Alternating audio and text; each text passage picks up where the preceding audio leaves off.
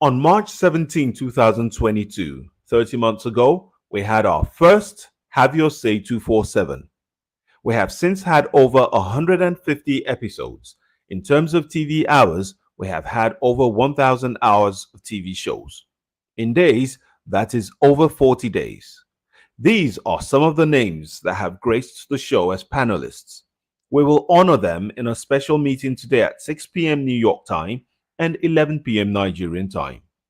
Our meeting hall has room for 1,000 people. Please join us. Please come with your own refreshments. If we missed your name on the list, please let us know. Paul, Judin, Dominic, Muhammad, Mr. James, Nne, Victor, Jude, Mutule, John Abba, Kulata, Mama H.O., Dr. Daniel Emezie, Kene Ngozika, Chilaka, Sacred Infinite Energy, Body, Ostino, Bob Chisco, KJ, Show, Okija, Man of Prestige, One Africa, Dexter, Maska, Bumi, Pastor Andrew, Eagles Air, Righteous Man, Pansat, The Flagship, OBE, Ovier, Femi, Mazi Prince, Jagun, Christian, Olumide, Sola, Ike, Alaba Ferreira, Forefathers, The Blackstone, CM, Eccentric Cast, Tone, AY, Loco P, If Not Now, Justine, African Queen, Ismiri, ED, Sydney, Tokwe, Adamma, Wale German historian, philosopher, Sixfield, Augustine Father, Augustine, Chinonyerem, Dan, Exero, Ifi, Igbo Basic, Ikolala, KSO, Maxi, Mazi Scribe, Nze, Ndubisi, Osita, Roman, Steph, Sid, Ui, White American Label Podcast, Sam O, ISDT I Speak the Truth, Victory, Austin Okeke, Dixon, Church Hill, Tokwe, Helen, Simonekpa, Igwe Nobi, Declan, Oswohia, Basil, Olisa Adigwe, Mohammed, Cyril Oji, Reverend Cosmos, Cornel Adeni, Chike Odunukwe, Chido Onuma, Brian Onyejeli, Big Steve, Joseph Onyocha, Ossi, Ayo Torton, Away, Remy Oyeyemi, Alex Kaba, Dr. Perry Bremer, Adewale, Naija Gobeta, Prince of Peace, Ovie Okpodu, Yusuf Abubakar, Kwesi, Prince Nick Ezenwa, Mo Ene, or Black Beauty, Ngbore, California, Mazi Ezioke, Dr. Chidi, Mr. Kennedy, Dr. Haruna, Dr. Wumi Akintide, Sunday Nwosu, Shegun O, Mike, Chim, One Man Went Mo, Nwachukwu, Biafra, Priest of Peace, Amadioha Uzo, Anwimbun, Kandu, Dr. Alexander Gomez, Justice, Emeka Eze, Henry, Omorui, May, T.A., Nathaniel, Ambassador RMD, Horsefall, Ebike, DMO, BQB, Aaron of Nigeria, Wayne Bassi, Sydney Odu, EJ Diaz, Ostino, Ifeoma, Rahman, CJ. Here is the link to use to join the meeting.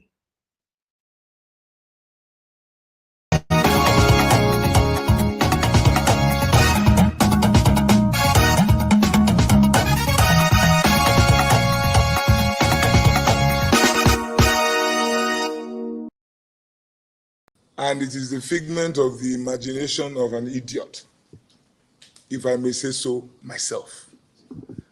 I am in this race. I remain in this race because that is what Edo people need today. Order you to bring that fuel back immediately. Order effect. Krubu me Rogediye at the Gogo Yamaka now.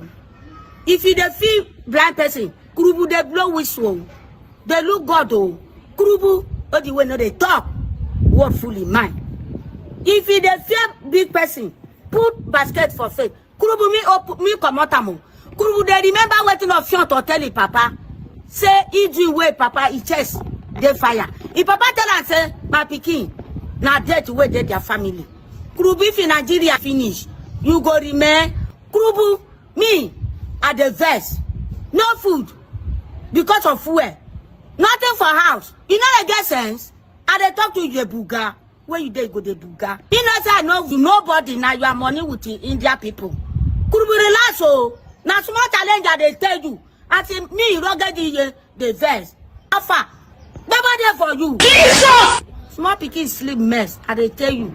I won't wake you. Then you hear the other. Could be they tell you. How far? I never eat. What thing they worry you? Person go to talk to you. You go to buga. See me. And the vet not be metal, not be side so they look for to all my eye on you. Order you to bring that food down. Immediately effect.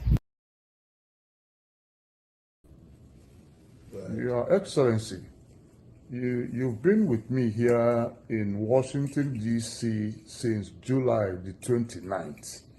And we've been hearing the rumors going around in circles back in Nigeria and around the world that you are no longer alive. What is happening? Can you tell us what is happening in your own words, Your Excellency? Nothing is happening. I'm alive. May God bless those who carry the rumor. I have been here. Since then, I have never gone to any hospital in the United States. I've been doing my parental care with my children. And God will bless them. God will bless my state. And God will bless all the states. And God will bless Federal Republic of Nigeria. And God will also bless people whom the president himself knows they are suffering. But working hard to make sure that the suffering stops, because the suffering is so much. God will bless all of us to be able to live and praise the name of the Lord when we get back to our footing, because we'll surely put back the economy to the footing. President Tinubu and his advisors will put back the economy to our footing. It's a very difficult period. I manage industries. And I know how difficult it is for people to go to work, people to earn salary, people to do anything.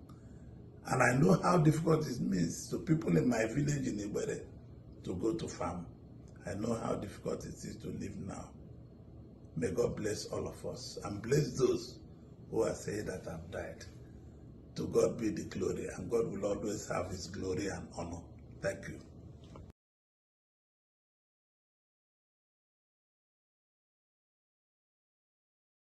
Launched this One Nigeria Unity Fabric at the State House on Monday. She said that this brilliant idea was inspired by her visit to Zimbabwe last year, December, where she saw them do something similar. And she said that this unity fabric will be worn across the country on October the 1st to celebrate Nigeria's Independence Day anniversary. Now, there have been several reactions to this, but the picture you're seeing is of the fabric that was printed for Zimbabwe that the First Lady has referenced. And then, of course, let's look at our own as well. Do we remember a couple of years ago when the worst we thought we could get was a woman who sat in the president's or the seat of the president's wife and said, "There is God, oh." At least that one was funny.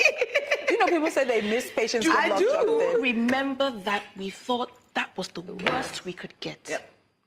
The first people are hearing from the mother of the nation is, "Oh, I planted a garden in my home. You should do that too, so that you won't starve." How many people can afford a home that has enough space to have a garden?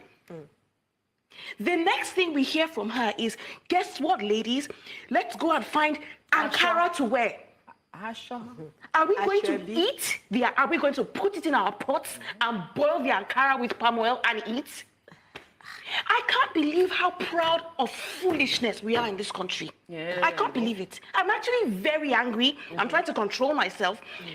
You tell people, please, my don't tablet. have food to eat. Yes. That the thing they should do on their independence of what? I don't know. Are we independent of foolishness, independent of mediocrity, independent of the slavery mentality that we have? What exactly are we independent of? And then you tell them, you know what the solution is? Take this probably fabric. ugly, horrible looking, cheap piece of fabric. This is what's going to make Nigeria better. We are a bunch of clowns. Billionaire Aliko Dangote led a number of Africa's wealthy people to a meeting in Rwanda's capital, Kigali, from September 6th to 8th. The meeting, dubbed the African Renaissance Retreat, was held at a prestigious resort, bringing together some 50 wealthy people from different parts of Africa, most of them in the industrial and financial sectors. According to Dangote, he had contemplated for long the idea of bringing together a group of top business leaders in Africa to identify challenges facing the continent, brainstorm on possible solutions, and market Africa as an attractive investment hub. Conflicts, energy, food security, public debt, and access to development funding were the leading talking points at the retreat. Dangote said Africa is home to 30% of the world's mineral reserves and has significant deposits of gold, diamonds, uranium, and cobalt, which have the potential of significantly boosting the continent's economy if well managed. He added that Africa has 65% of the world's remaining uncultivated arable land and 10% of the world's internal renewable freshwater resources, which, if well tapped, can boost food security. The Nigerian billionaire further said Africa should leverage on its youthful population to drive industries, embrace innovation, and roll out new technologies, including artificial intelligence. Africa has the youngest population in the world, with a median age of 19 years, and 70% of people in the sub-Saharan Africa are aged below 30. Dangote described the Kigali retreat as a small, private and high-level gathering where frank and honest dialogue would be held with the goal of transforming our continent. In his remarks at the retreat, Dangote emphasized nobody will transform Africa except us, especially us in this room. The participants resolved to support the Africa Continental Free Trade Area, champion internet access on the continent, and push for a reduction of logistic costs during intra-African trade. The New Times of Rwanda reports those who attended the high-level meeting are Deputy Secretary General of the United Nations, Amina Jane Mohammed, former Presidents Ellen Johnson Sirleaf of Liberia, Olusegun Obasanjo of Nigeria, and Jakaya Kikwete of Tanzania. The other attendees included Ethiopia's former Prime Minister Haile Mariam Desalegn, Egyptian billionaire Najib Sawiris, who is among Africa's 10 richest people, and Tanzanian billionaire Mohamed Dewji, who is among 15 wealthiest people on the continent. Nigerian billionaires Femi Otedola and Tony Elumelu were also in attendance, as well as South African mining tycoon Patrice Motsepe. Others were Senegal's Makhtar Diop, who is the managing director of the International Finance Corporation, and South Africa's Wamkele Mene, who is the Secretary General of the Africa Continental Free Trade Area. Also present were President of the African Development Bank, Akinwumi Adesina, and Benedict Orama, the President of the Afrexim Bank. Other executives who are in Kigali are Bani Mensah, the President of International for the Bank of America, and Kenya's James Mwangi, who is the Managing Director of Equity Group Holdings. Are you ready to connect with distinguished Nigerians around the world? The Diaspora Perspective is here to share the views of Nigerians in the diaspora on burning issues. From the street of New York, the royal cities of London, and the bustling cities of Europe, Voice of the People Television brings to you a roundtable and collage of interesting views from Nigerians in diaspora. Join the host of the show and some Nigerians in diaspora, Dr. Damages, the flagship, Show, and KJ, as they discuss the experiences, challenges, and triumphs of Nigerians living abroad. Discussing and analyzing everything from politics, culture, policies, career success, and how Nigerians are staying connected to their roots. Showing every Saturday by 2 p.m. West African Time and 9 a.m. Eastern Standard Time. The Diaspora Perspective, giving a voice to Nigerians abroad.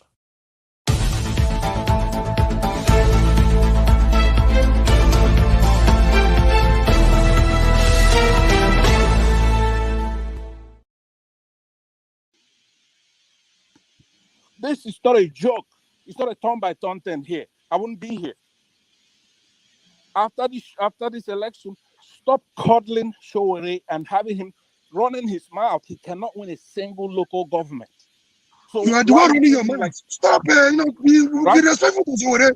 Are you mad? Are you alright? Mute that guy. Mute him. It's my turn. Are you mad? Mute that boy right now.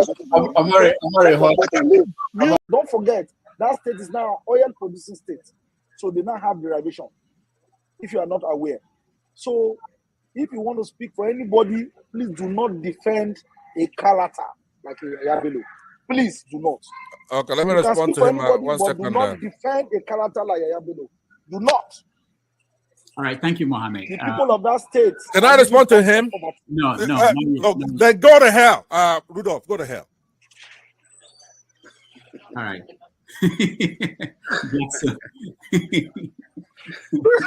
Rudolph, I've never seen this part of him before. My God. And I am ready to die defending Nigeria in whatever way. When it is God's time for us to go, it is. And you took my time to God. You are ready to defend Nigeria. I gave you my time. No, I'm coming. Alex, hold on. You already started. What I'm saying, defending Nigerians is this. I gave him my time and he's using it to defend my... No, sorry. I'm sorry. Tinubu is a criminal, yes, of course, a categorical grade 1 criminal. The only person more criminal than Tinubu in Nigeria is probably Babangida. But he's a criminal. And is he fit for purpose? Absolutely not. Should Tinubu be the president of Nigeria? Categorical no. Is there a better option than him? That is subjective. So show me who he is. I hope that Nigeria wins. I'm never going to wish any president evil so that I can say I told you so. No, I won't wish them evil. I hope. You see, I'm not praying. There's no point. I can't pray for Nigeria to be fine. I only hope that Nigeria wins and Nigerians win. Because if you choose a dodgy doctor who has a dodgy record, who has, all sort of accusations leveled against him, to say this doctor, we think he's done this, or this doctor, this surgeon, yes, he's a senior surgeon, he's the most whatever surgeon, but there are a lot of accusations leveled against him. If you choose him to operate on you, and you tell me to pray for you that it doesn't kill you surgery, what's the point? I can't pray. You might make it, you might not make it. My prayer won't change anything. So I hope Nigeria and Nigerians win during Tinubu's 4 years. Thank you. Thank you, Sure. Thank you so much.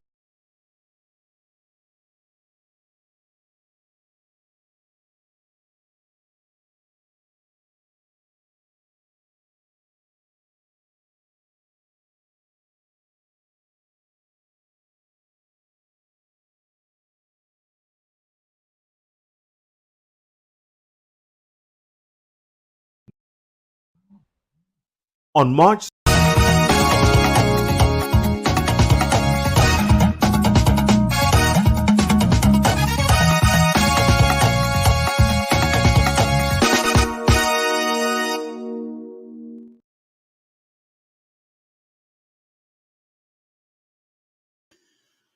Hello, everybody. Welcome to the show. My name is Rudolph Okonkwo. It's Saturday, September the 21st, 2024. Welcome to the show. It's a wonderful day here in New York City. I hope it's wonderful where in the world you're joining us. I appreciate all of you. We are going to start today's show. We have several topics to get to. In Edo State, they have an election going on as we speak. They are rounding up, and already there are issues in the election, normal issues, the type we are used to in Nigeria. So we're going to talk about the conduct of that election, the potential outcome, and what that means for Nigeria moving forward. The United Nations General Assembly, the 79th General Assembly, is ongoing. Started last week. This week they will have the high-level meetings with presidents, and we know that Nigeria's president Bola Tinubu will not be there. He's sending his VP Shetima to represent him. So we're going to talk about what they normally talk about at the United Nations.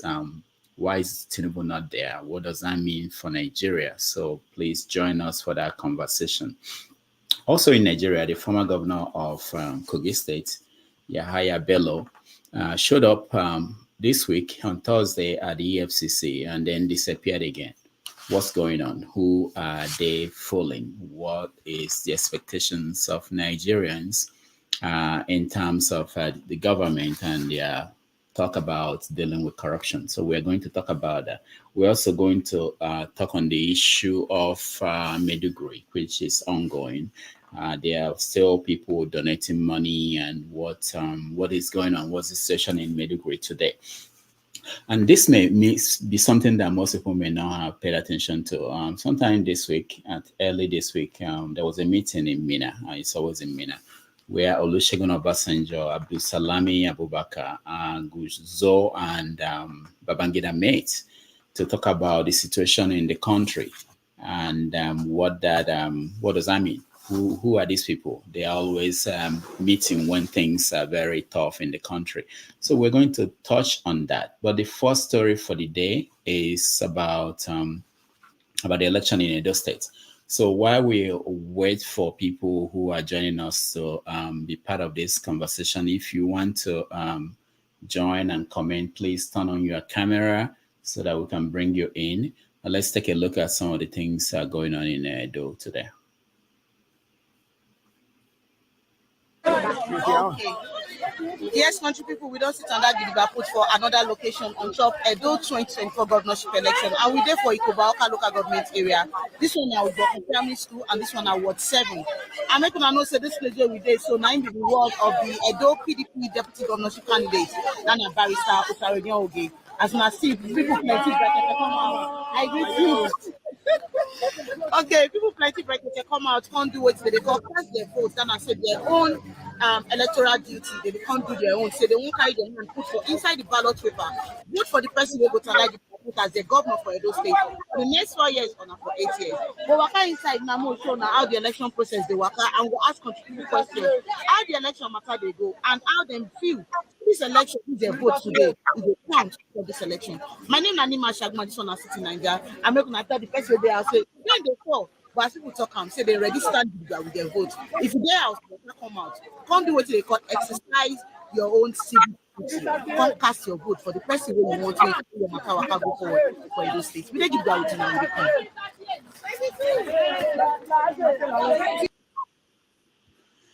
All right, we'll get back to some of the videos we're getting from Edo State and what is going on. Welcome to the show, Ken. Welcome to the show. Yeah, good morning, Dr. Damages. Good morning, Mr. Paul. How are you? Good to see you. Good morning. Thank you. Paul, welcome to the show. Thank you. Good morning. So I wanted to start by asking, are you guys hearing anything from people on ground in Edo State? Can Yeah, well, actually, on ground, no.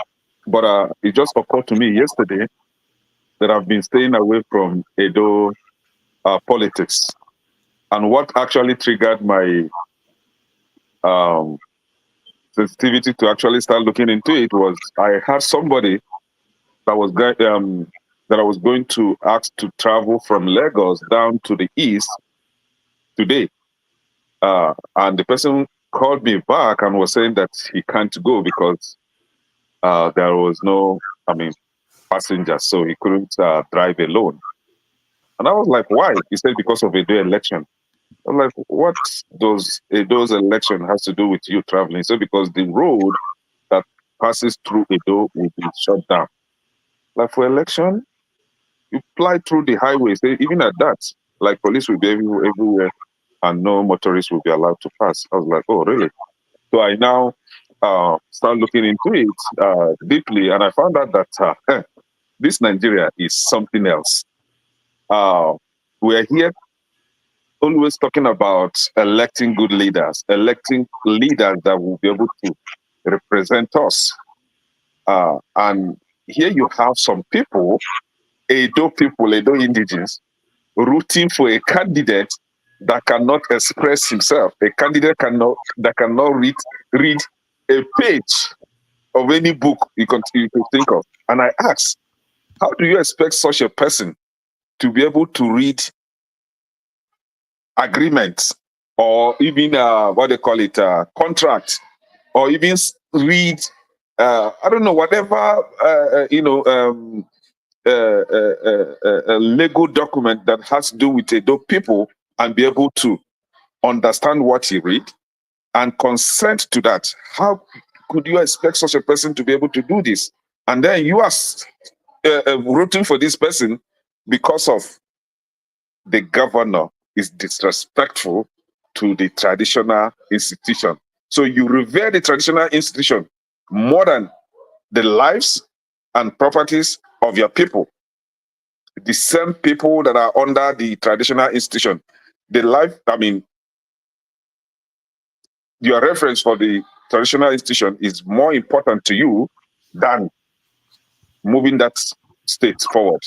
And then you're talking about not rooting for any candidate that has Godfather.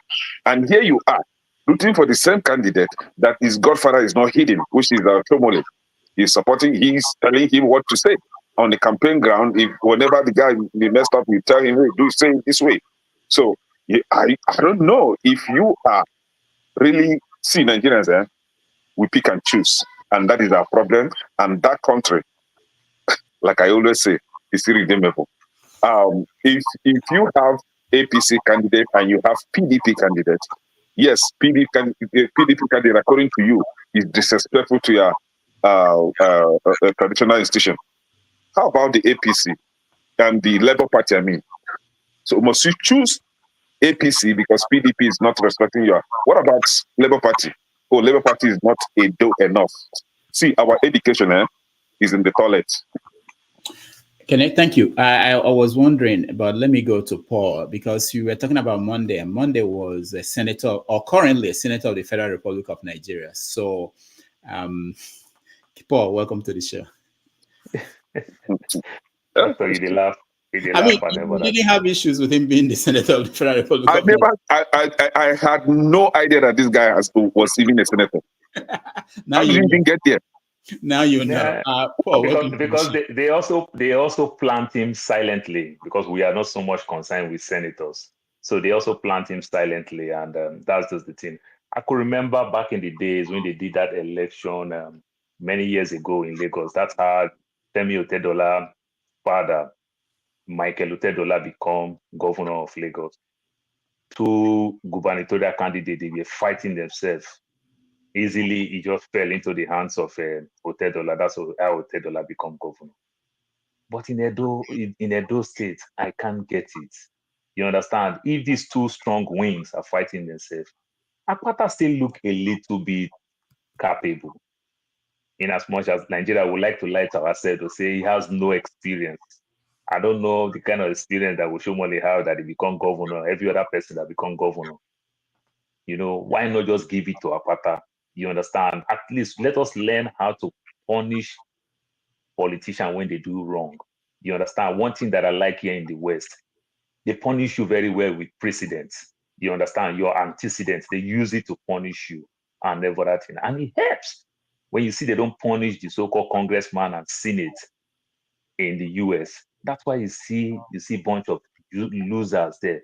They make nonsense things. But when you see people who are going for the executive position, they punish them a lot, and it helped their system to some extent, in as much as me and Ekene will argue Republican and Democrat. one thing that both of us will tell ourselves the truth. If you go to so many Democrat states, they're doing well. And you can still go to so many Republican states, they are doing well. At the end of the day, they still deliver. But in our own case, you can't even find anything to lay your hands on. It gets me tired with this godfatherism and the way we are doing this culture, religion, tribe, and everything. If the Edo people so much believe on their Oba so much, why won't 5 million Edo citizens go beg the Oba to be the governor and the Oba of that state? You understand? Just go beg him to be the Oba and the governor of that state. You understand? Maybe that will bring the growth that they are looking for. We have some other countries that have things like that. You understand? They can also vouch for that. And if it works for them. But these things that we are just talking where we just give traditional rulers money, they don't allocate this money, they don't do anything for their people. You understand? But we make them so much relevant. I am not saying that to the Oba because the Oba is well-respected man. He respects himself very well. But the way some of us vouch to some of those people, we just may not understand. Sometimes where we come from, we are so much scared when it comes to change. We hate change so much. That's why people will say, just forget now this person we want. Where I come from, my own town, from my father's side, they've been opposition for a very long time. And every time when they say this thing, they say, oh, now because of opposition, now because of opposition, that's why we don't get anything. The question that I ask, the people who are in the ruling party, where are the development in the next town, the next local government, and then for that thing? You know, I could remember when they make ROMD. ROMD is my distance brother. We're from the same village. And then for that thing, when they make ROMD commissioner, ROMD use all those things during the time of Uduaga to sway my people. Then they enter the ruling party. I don't see any development. I don't see anything where they promise. And continuously we keep doing the same thing. Oh, now my people. Oh, now my people. Where are some of my so-called Yoruba people who vouch for Tinubu strongly today? Where are they today? Or if they are today, where are the benefits that is coming to the so-called Southwest states that Yoruba is in power? Where are the benefits that is giving tremendously with the Muslims, since we have Muslim ticket?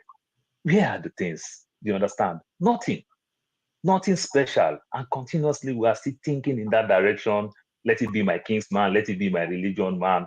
This is our turn and everything. I don't think we can go anywhere with this. All right. Thank you, Paul. There's something I don't understand. Why is it that Labour Party that I thought had a base in Edo is not making impact in this election? What is wrong with Olumide? Yeah. Why? Yeah, something they are not telling us. Yeah, Labour Party is one party that don't believe in godfatherism. And in addition to that, Olumide, I think, you see, this is the problem with traditional institutions. I don't want to be the one that will have to call out some of these traditional rulers, right?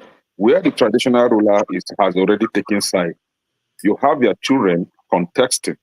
Your children, they are all your children, but you've already taken side, and you are not even hiding it. And our people, the way we worship some of these traditional rulers, they tend to, side, go with the traditional ruler against their own person as well. And see, Olumide is of the Labour Party, and Labour Party itself is struggling with their leadership, which everybody knows, right? But to me, that wouldn't stop you from taking your position in Edo State. However, when they come to Edo State, they are being faced with the issue of the Oba is on this side, and so the people will be with the Oba. You understand? And in my first comment, I made mention of revering Obas more than the economy, the lives and property of your people. So it is now up to Edo people to choose what they want for themselves. I'm not from Edo, but it bleeds my heart like that I see a state that has every potential to turn things around for itself is now misbehaving. because of the so-called whatever that I don't know that it was being. These things are man-made stuff. It's not like somebody was created to be a traditional ruler. It's not like somebody was created to be that too. It's a man-made thing. Now man made you to be there. So why will I see Labour Party? I've even heard that they don't even have what they call it agent that will mount the polling booth. And my thing is, how do you then expect to win, even if the people voted for you and you know you are dealing with crooks, criminals like APC and PDP? At the end of the day, your vote will be carried away. Your vote will be shared and divided between APC and PDP because you have no agent on ground to say this is the original result and stick with it. So Labour Party, I don't know, but the result will come out. Some of the polling units today that they were calling the result, I could see that PDP are on the lead because some Labour Party were like, oh, since Labour Party are not that formidable in Edo State, we'd rather join hand with PDP against APC. So, and we know some people were touting that Edo is not Lagos, but Edo is Abuja. I want to see that Abuja played out in Edo, and I want to see how Edo people are going to react to this. And I wouldn't want them to keep quiet if such a thing happened. Somebody like Oshomole should be given his seat. I mean, the seat he rightly deserves. He cannot come and mess the state up. You are not the owner of the state. All right, thank you, Kenny. Paul, we had reports coming, say things like violence, of course, talks disrupting voting, materials are arriving late at polling units. So those are traditional things we see in Nigeria, and beavers not working, people not being accredited. Were you surprised? Of course, I'm not surprised. Those ones it's not a new news. Like the African phrase, like they said, if dog bite person, they say quickly go give them a anti-rabies injection. But if a man bites dog, the man will make the news. So I'm not surprised. It's not a dog bite person. It's not the new news. It always happens. Well, here comes the question that you asked, Kenny. This is where I want to come. I want to come in. Remember, Edo State have very strong allied obedience. Now, these obedience, they are not obedient for labor. They are obedient for Peter Obi. You understand? And Peter Obi was supporting, had good relationship with the PDP candidate, Asue Igodalo. Do you get my point? So Obi have good relationship with Asue Igodalo, if you could remember, even manage their account, everything. That is one. Then Ekene branch, and those don't want to cause any wala. Branch towards the traditional ruler, where the traditional ruler lie. So Obi that hates to fight anybody. If Obi understand that the traditional rulers, they are standing on the side of APC, it's just to be wrong for Obi to go to that state. Obi don't really have anything to do.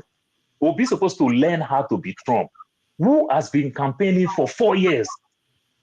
You understand? I want to see Obi in that state for 20 times. Because if Obi talk, the obedient listen in Edo State. How many times did you see Obi go campaign for Akpata? So this is say you understand the narrative. If Obi had campaign, what Tinubu is doing, using Oshomole to do that thing, it is the right thing. Tinubu is saying 2027 that I want to take Edo State. Oshomole, go and do that work. If we hold governorship, we're going to get the state. Just like as they work with Wike, say, give me River State. So Tinubu is planning himself, use Oshomole, you understand, as his machinery to take Edo State. Then if Obi also have this plan that I want to be a president, you understand, and you know one of your strongest states is Edo State and everything, you don't really have anything to do right now. Instead of it to be going to Beduguri, go to Edo State. Doctor, you see how many times that Trump have visited Arizona, how many times Trump have visited Milwaukee. How many times Trump has visited Michigan, Pennsylvania, all the swing states? He keep going back and forth. You see Kamala Harris, they're doing the same thing. They're coming to Arizona, they're going to Georgia. They're going to all those swing states. You understand? Continuously keep convincing the people. How many times did you see Obi go there? Obi would have made Akpata, you understand, stand tall with this election that is going on. But I don't see Obi. Probably Obi being Obi, that acts like my father people, the Jehovah Witness people, a perfect gentleman. You understand? Obi did not really campaign, and it's clear before the election. Aswell Igodalo was his right-hand man. He even trust him with his money. Even when Aswell Igodalo was a PDP man, you even trust him with your money and every other thing. So what do you expect? You understand? Then within the labor again, there's also an issue going on with the problem. And Akpata again, and also has relationship with the so-called chairman or no chairman again. It just makes everything worse for him. The guy know how to talk, he know how the Wari slang, the Bini slang, speaks English, have everything, but it's just not enough. You need somebody that will talk to the Edo people, and the Edo people will listen. All right, thank you, Paul. Man of Prestige, welcome to the show.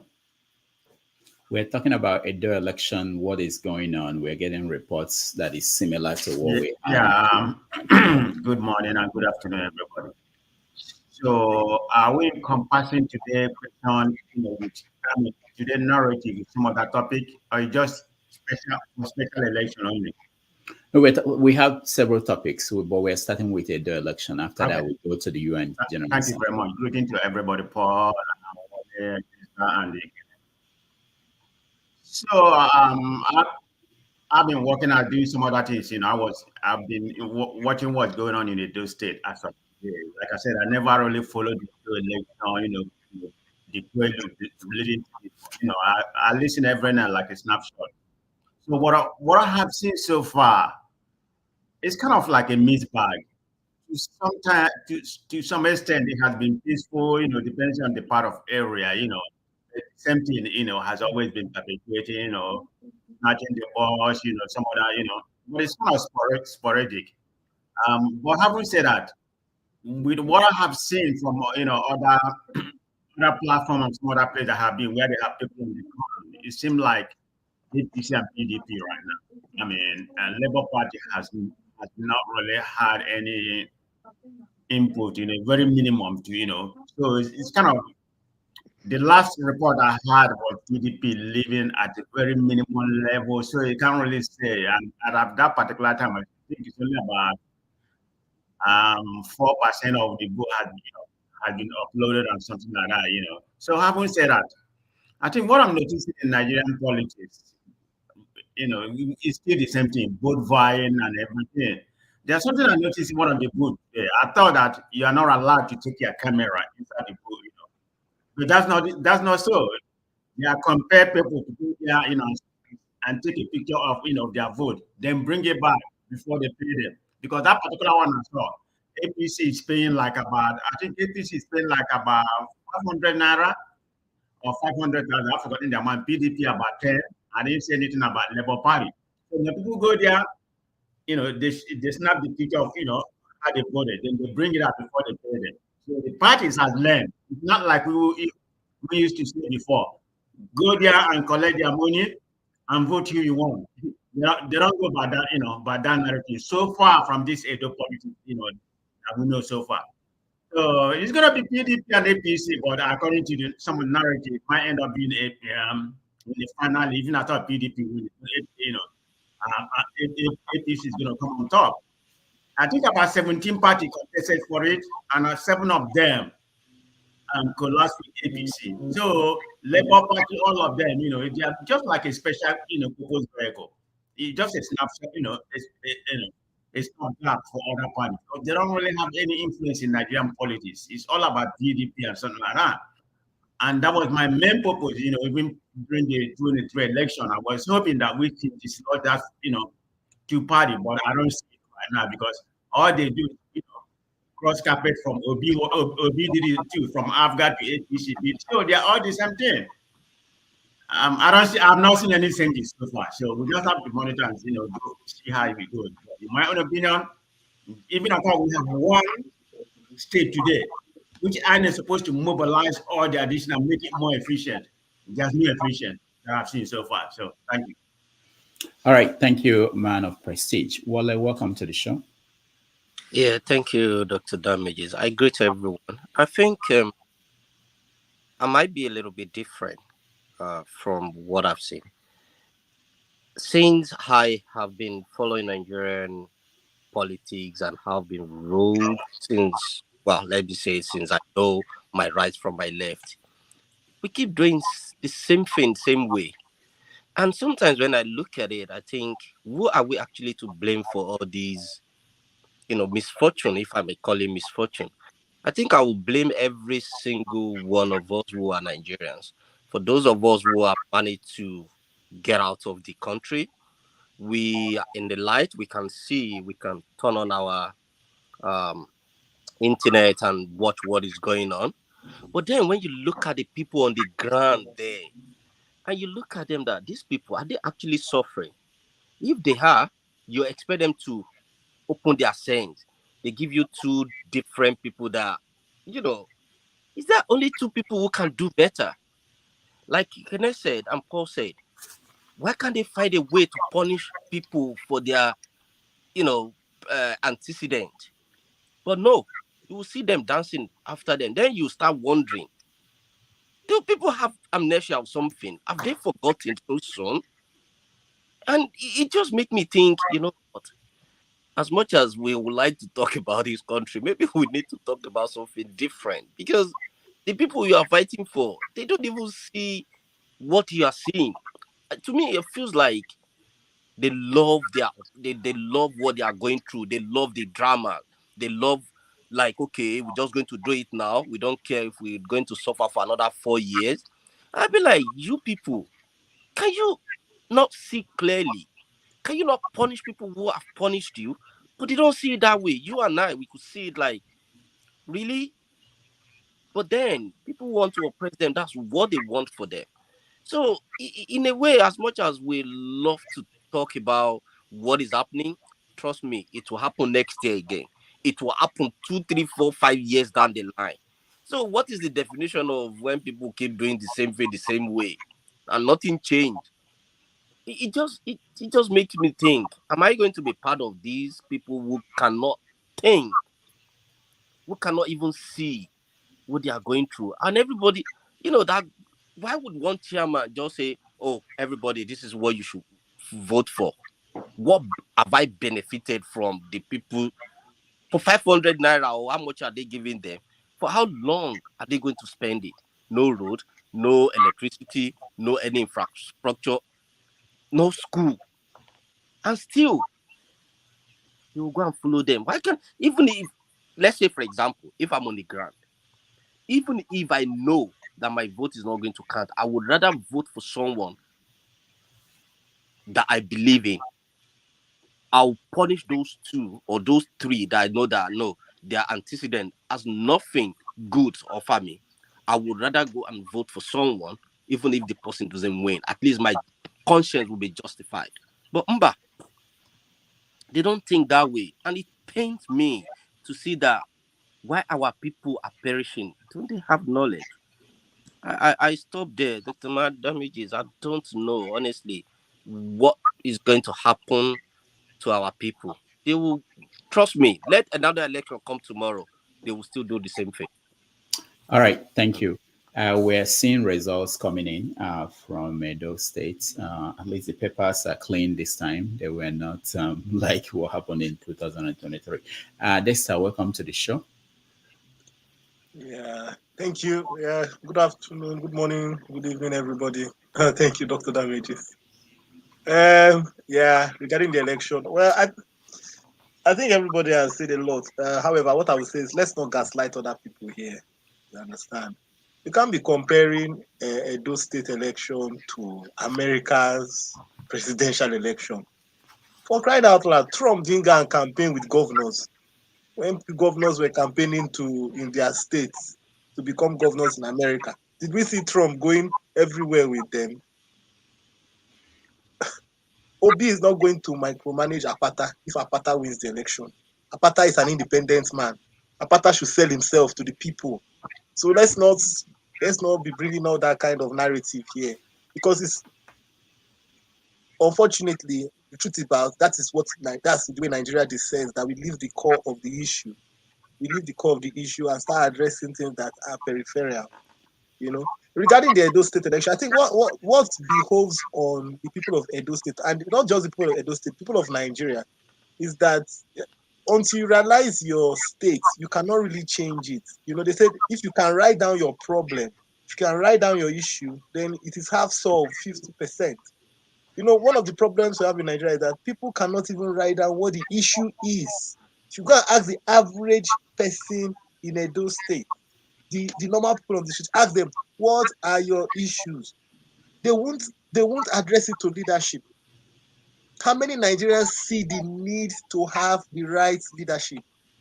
Many people don't see it that way. Many people rather see it as, let it be somebody of my ethnic stock being in power. Many people think of, as long as I can have food, I can take care, as long as I'm settled, I'm fine. But we don't look at it as, what is the leadership? Do you think you deserve a right and a just leadership? I don't think the people ask themselves those questions. No, as long as you don't ask yourself those questions, your society is going to drift the way the Nigerian society drifts. That's what you only give birth. You can't plant lemon and then expect to harvest oranges. It doesn't happen. So that's where we are until our consciousness, maybe we will be so beaten down, then we will now start addressing the purpose. What kind of leadership do we want for ourselves? And it's a very tough question, because when you talk about having the right leadership, then you will throw away all these medieval tactics that politicians use, that many of us even cling to.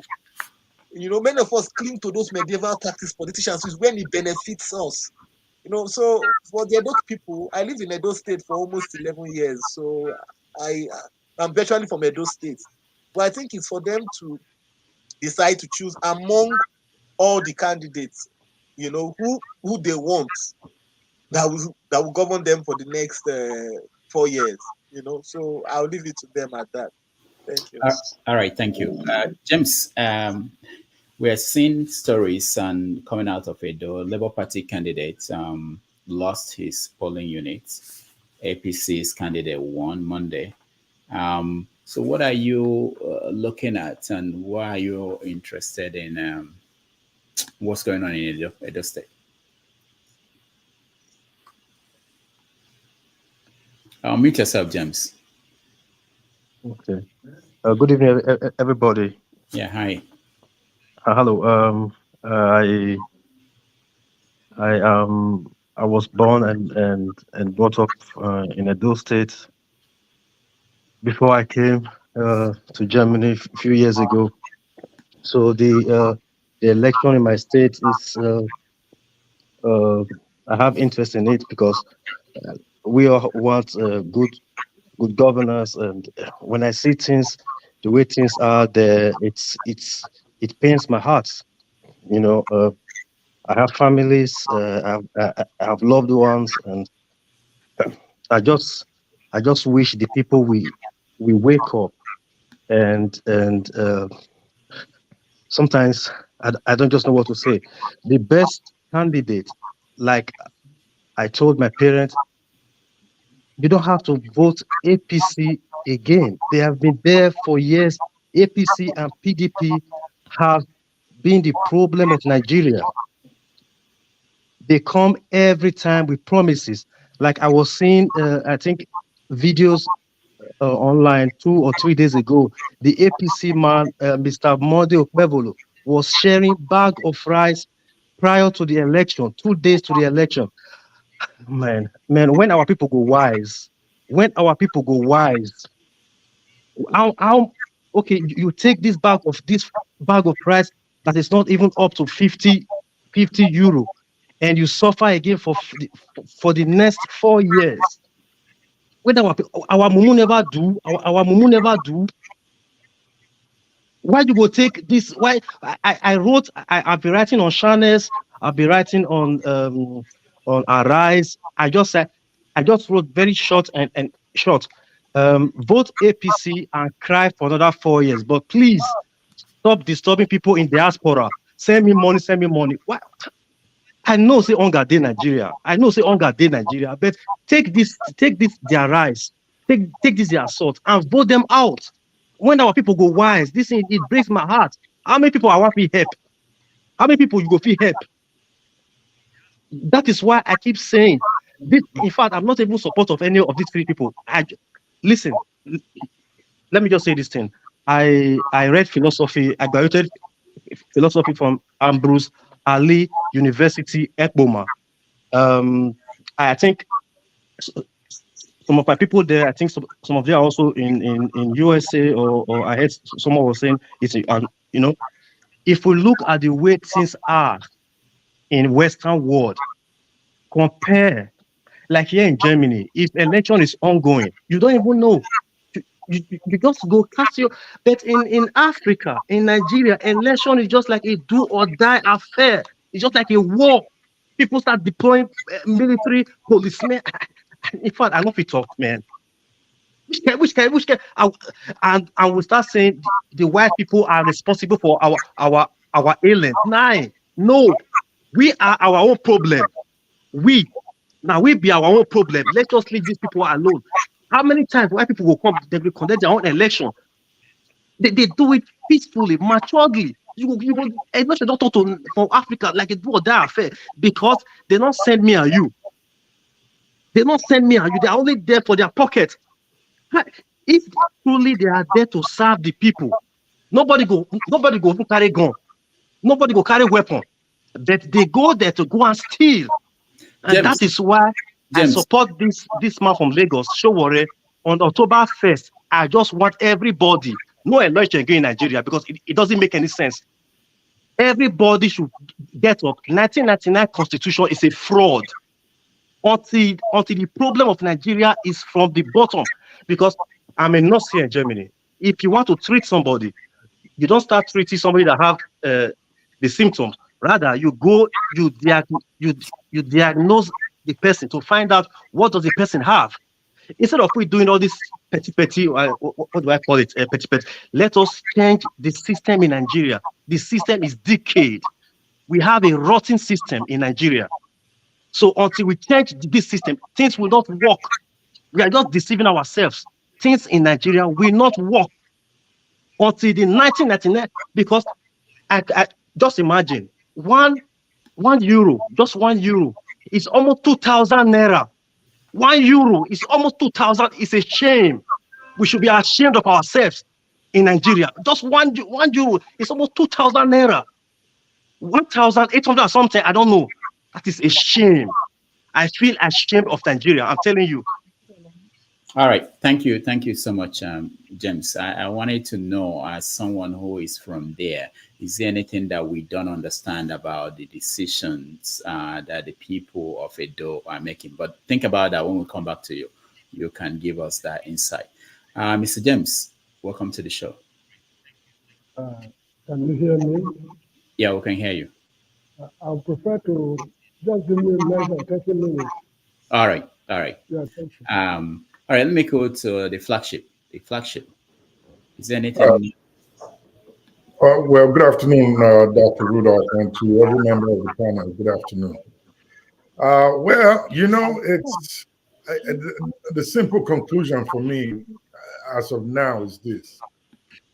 It's either the minds of our people have been so bastardized that they really cannot think anymore, their hands and everything about them has been tied, or there is a very strong machinery that these politicians have put together that regardless of what the people do, things will never work. The reports that I'm getting so far from those states, from friends that have spoken with, is saying that the counts or the votes, I think they're about 80% uploaded into the system. And in all of that, I think it's only one local government that Labour Party has won. And I'm not surprised that the Labour Party candidate lost his own ward or local government.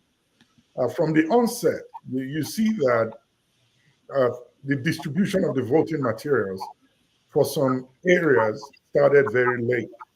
I mean, as of 10 a.m., they were still at the vehicle to transport them to the polling stations. But for some other areas, they were on, and voting started as early as 8:30 in the morning. And I watched, I think it was at about 4 a.m. Eastern Time. I was watching on Arise News, Igor Dallo, the PDP, and was complaining about his boys that were being arrested by uniformed policemen with guns around the various polling stations. And then, in addition to that, there was a report at not one of, but at what's his name, Olumide's ward or local government, that they had a.m. in the morning, and these people were not registered voters from that community.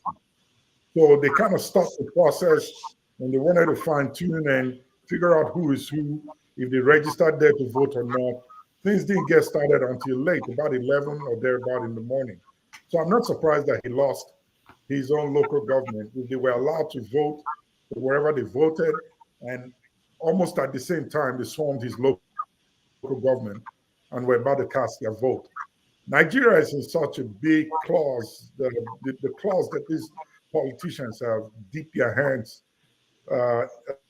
with which they've dipped their hands into Nigeria, is so deep that it will take a lot to get our people out of it. It will take a lot.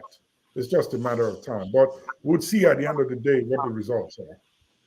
All right. Thank you, Flagship. KJ, weighing on what's going on in Edo State.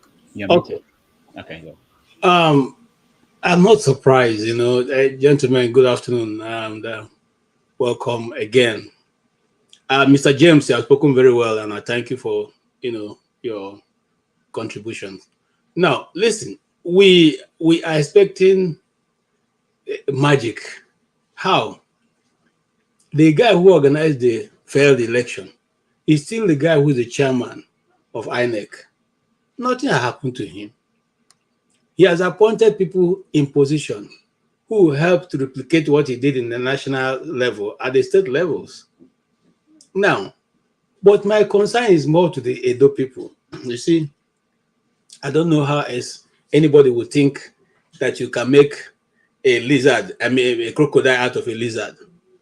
It doesn't happen, The lizard, the best it can become is to be a monitor lizard, but it can never be a crocodile. So if we are thinking that somebody is going to come and change the situation for our people who do not even see the reason that they are in such a bad situation. Listen, we have seen governments come and go. We have seen people come, and most of the time we always choose the ones who are not able to deliver. Yes, Edo will not be Lagos. Also, Edo will not be Abia. Yeah, Edo will not be Abia. Because the Abia people said we are determined to make a change, and they stood by it.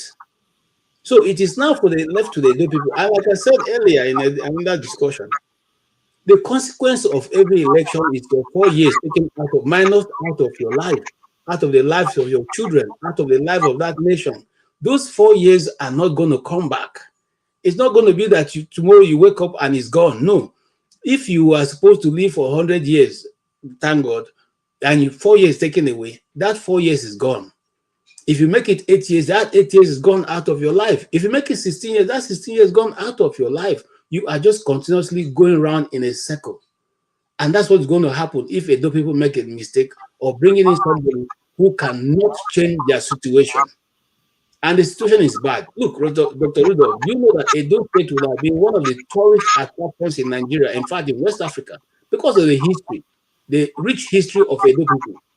But today, we don't even have a place where people can come and look at. And each time, this instead of we to elect people who understand how to change the situation we find ourselves, we will start playing on sentiments. I mean, what has the traditional ruler got to do with the governance in a state? because the traditional rulers don't even have any contribution based on the 1999 constitution which you're operating.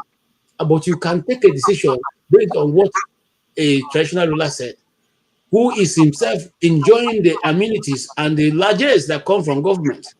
But you go back and be looking for what to eat and drink every other night, every other day. Okay? How then do we change the situation? That's why I have stopped. If you remember, there was a song written many years ago, say, "Don't cry for me, Argentina." I have come to the point of not crying for Nigeria any longer because the people themselves don't seem to want to bring the change to themselves.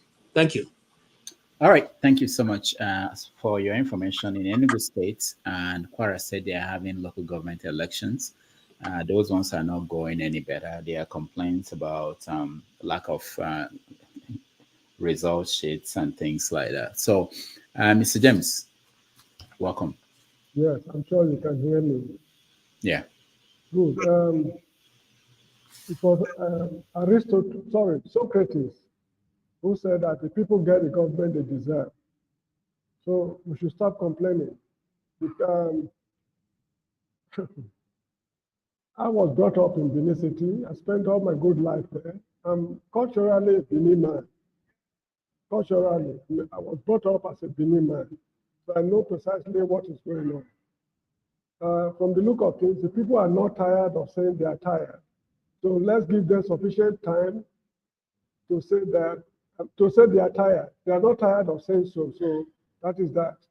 My only worry is the involvement of the palace in political matters. When I was growing up in Benin City in the early 60s, his grandfather, Akenzua II, distanced himself from government, in fact, he had no contact with, he had nothing to do with public life.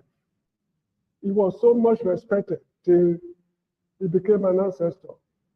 But when Akenzua II took over, because he was, I think, a federal permanent secretary under Yakubu Gowon's administration, he was used to parleying with people, getting along and things like that. And the indigenes were not comfortable. They complained, they murmured, so they could not come out openly to voice their displeasure. Till eventually he passed away. And this gentleman who is there right now, from the look of things, he is giving people the chance to drag his palace into political matters. You hear people coming on air,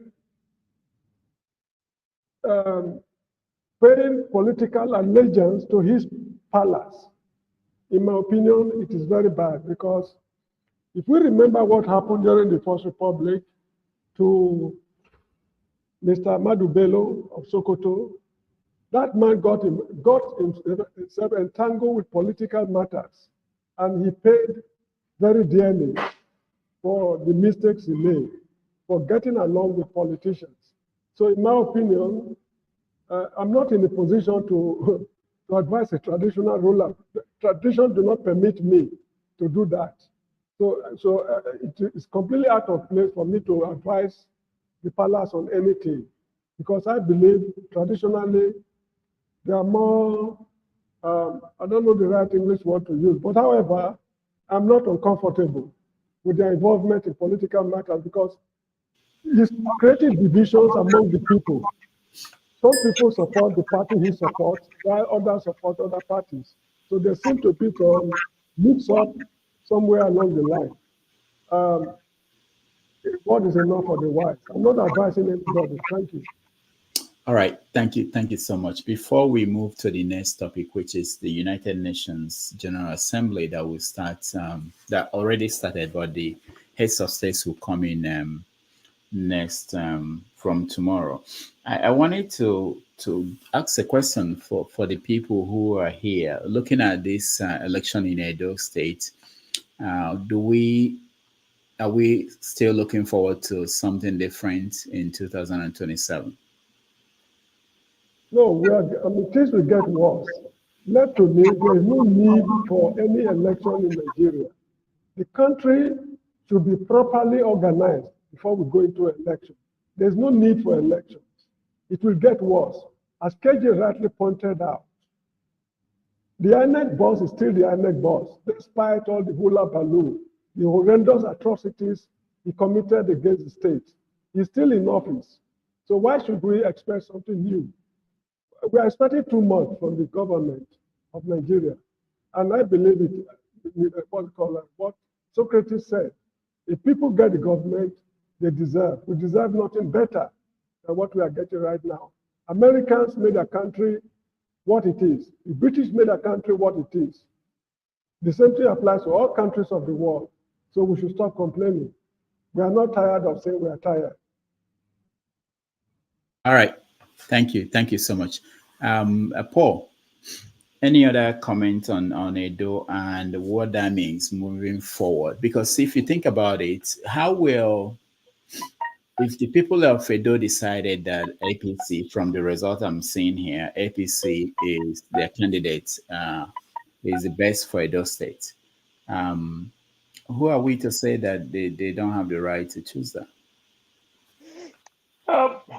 Well, I don't think sorry, Job, my phone is just buzzing. I don't know what to do. Like Oviewu say and every thing say the other one don't know how to speak the language. They need somebody who can speak the language.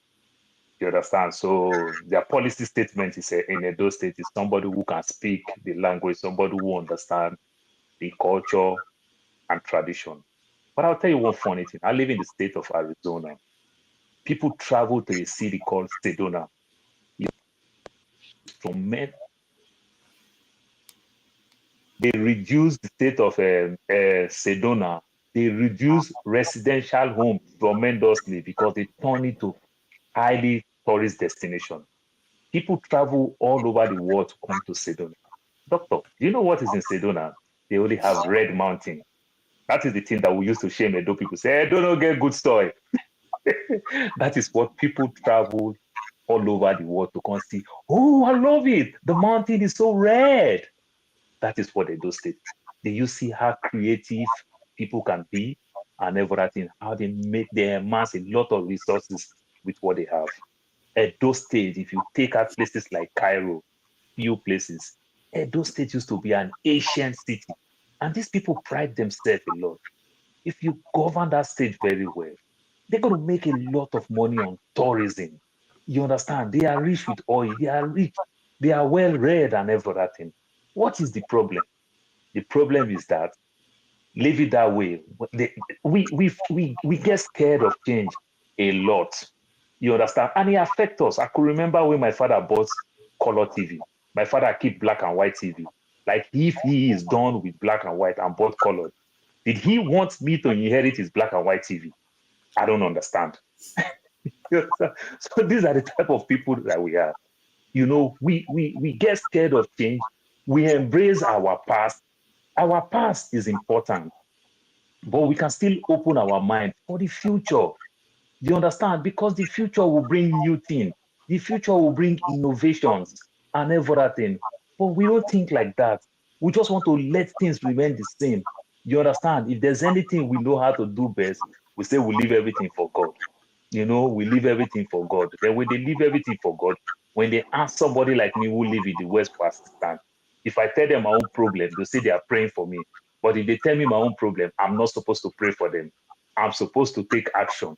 But they are not ready to take action. That is the problem we are facing virtually the whole of Africa. You know? All right. Thank you. And doctor, before I forgot, the Edo people want Monday Kwabolo because he said he's just going to give them pole, transformer, and the likes.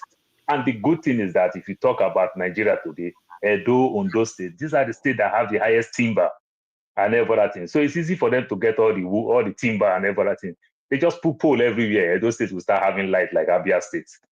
That's why they want the man who promised their transformer and pole that they will have 24 hours electricity.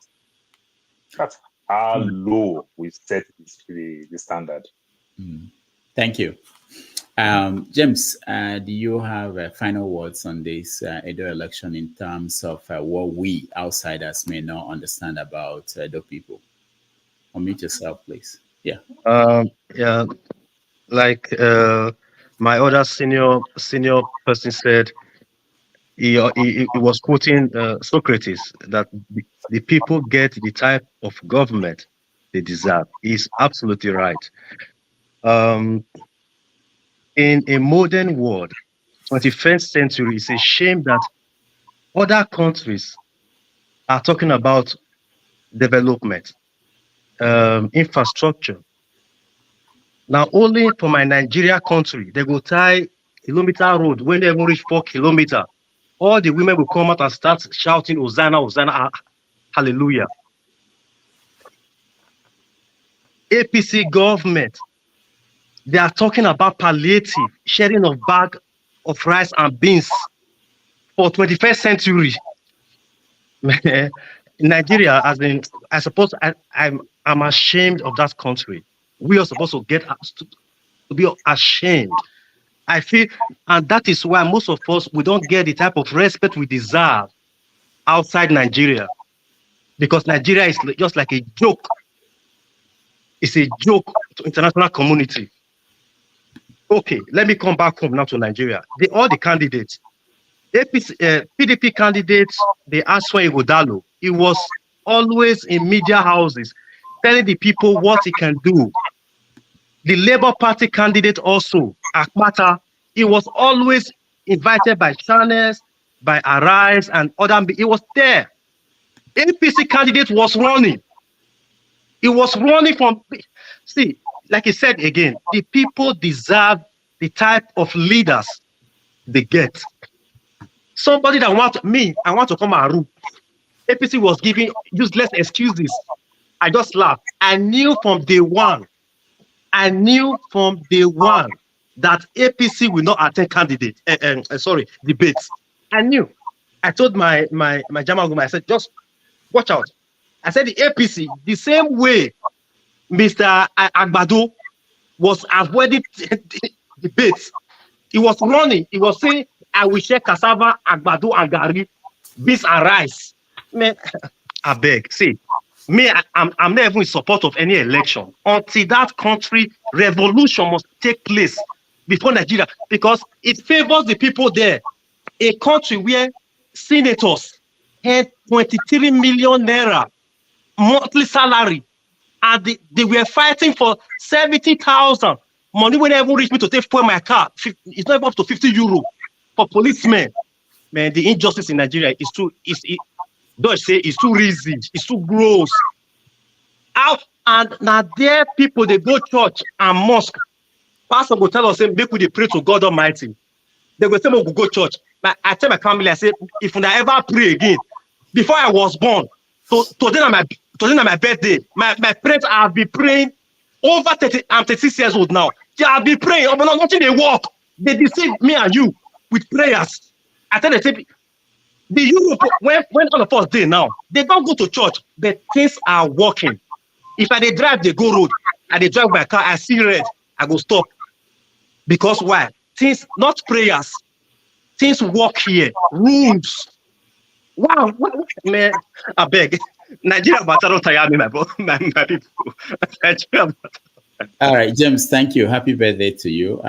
Thank you very much. Thank you. We'll pray for you. Thank you. Nigeria, my God. Mr. Rudo, let me quickly chip in something. Okay, go ahead. Yeah, you see, this habit of we brought up in Benin, customs and traditions, we should play down on it, because, yeah, we brought up in Benin, always boasting of our customs and traditions.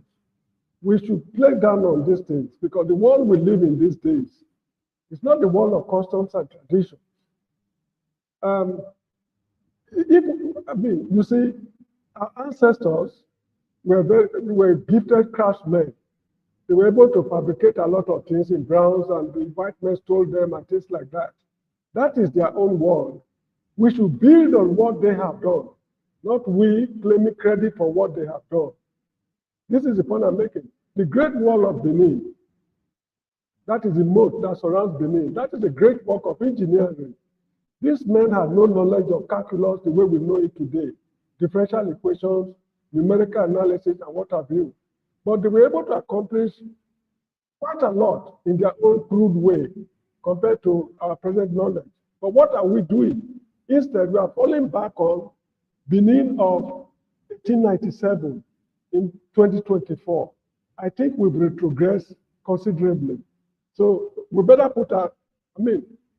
we better change our style. This issue of saying our customs and traditions are rich, we are not the people who invented these things.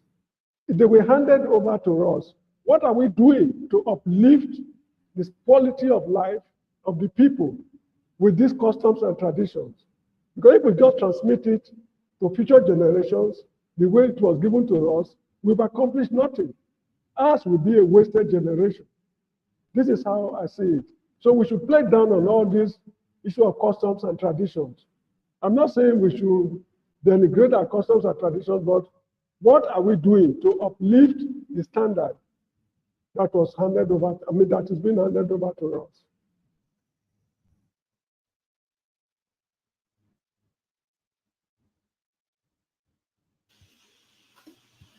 Thank you so much, James. We are going to move a little bit different. Man of Prestige. Unmute yourself. Yeah, I was just going to make a minute commentary. We were wrapping up this Edo election. So I guess just from my observation so far, from what I've seen, it seems like it's going to be APC. But having said that, I don't have a dog in that fight. But somehow I have a dog in it, because I'm a Nigerian. Because what happened in Edo State, it's the equivalent of what's happening in the whole country. I mean, the national election happened more than a year ago. I was hoping by now we could have had like a trajectory where things has improved to a marginal, level, but I've not seen it. So we are still in the same, we're seeing the same nonsense we have been so far. So I don't know how we're going to get out of where we are. All we can do here and talk or something like that. It doesn't seem we are heading in the right direction. It's just my observation so far. So I just have to make that statement. Thank you. All right. Thank you.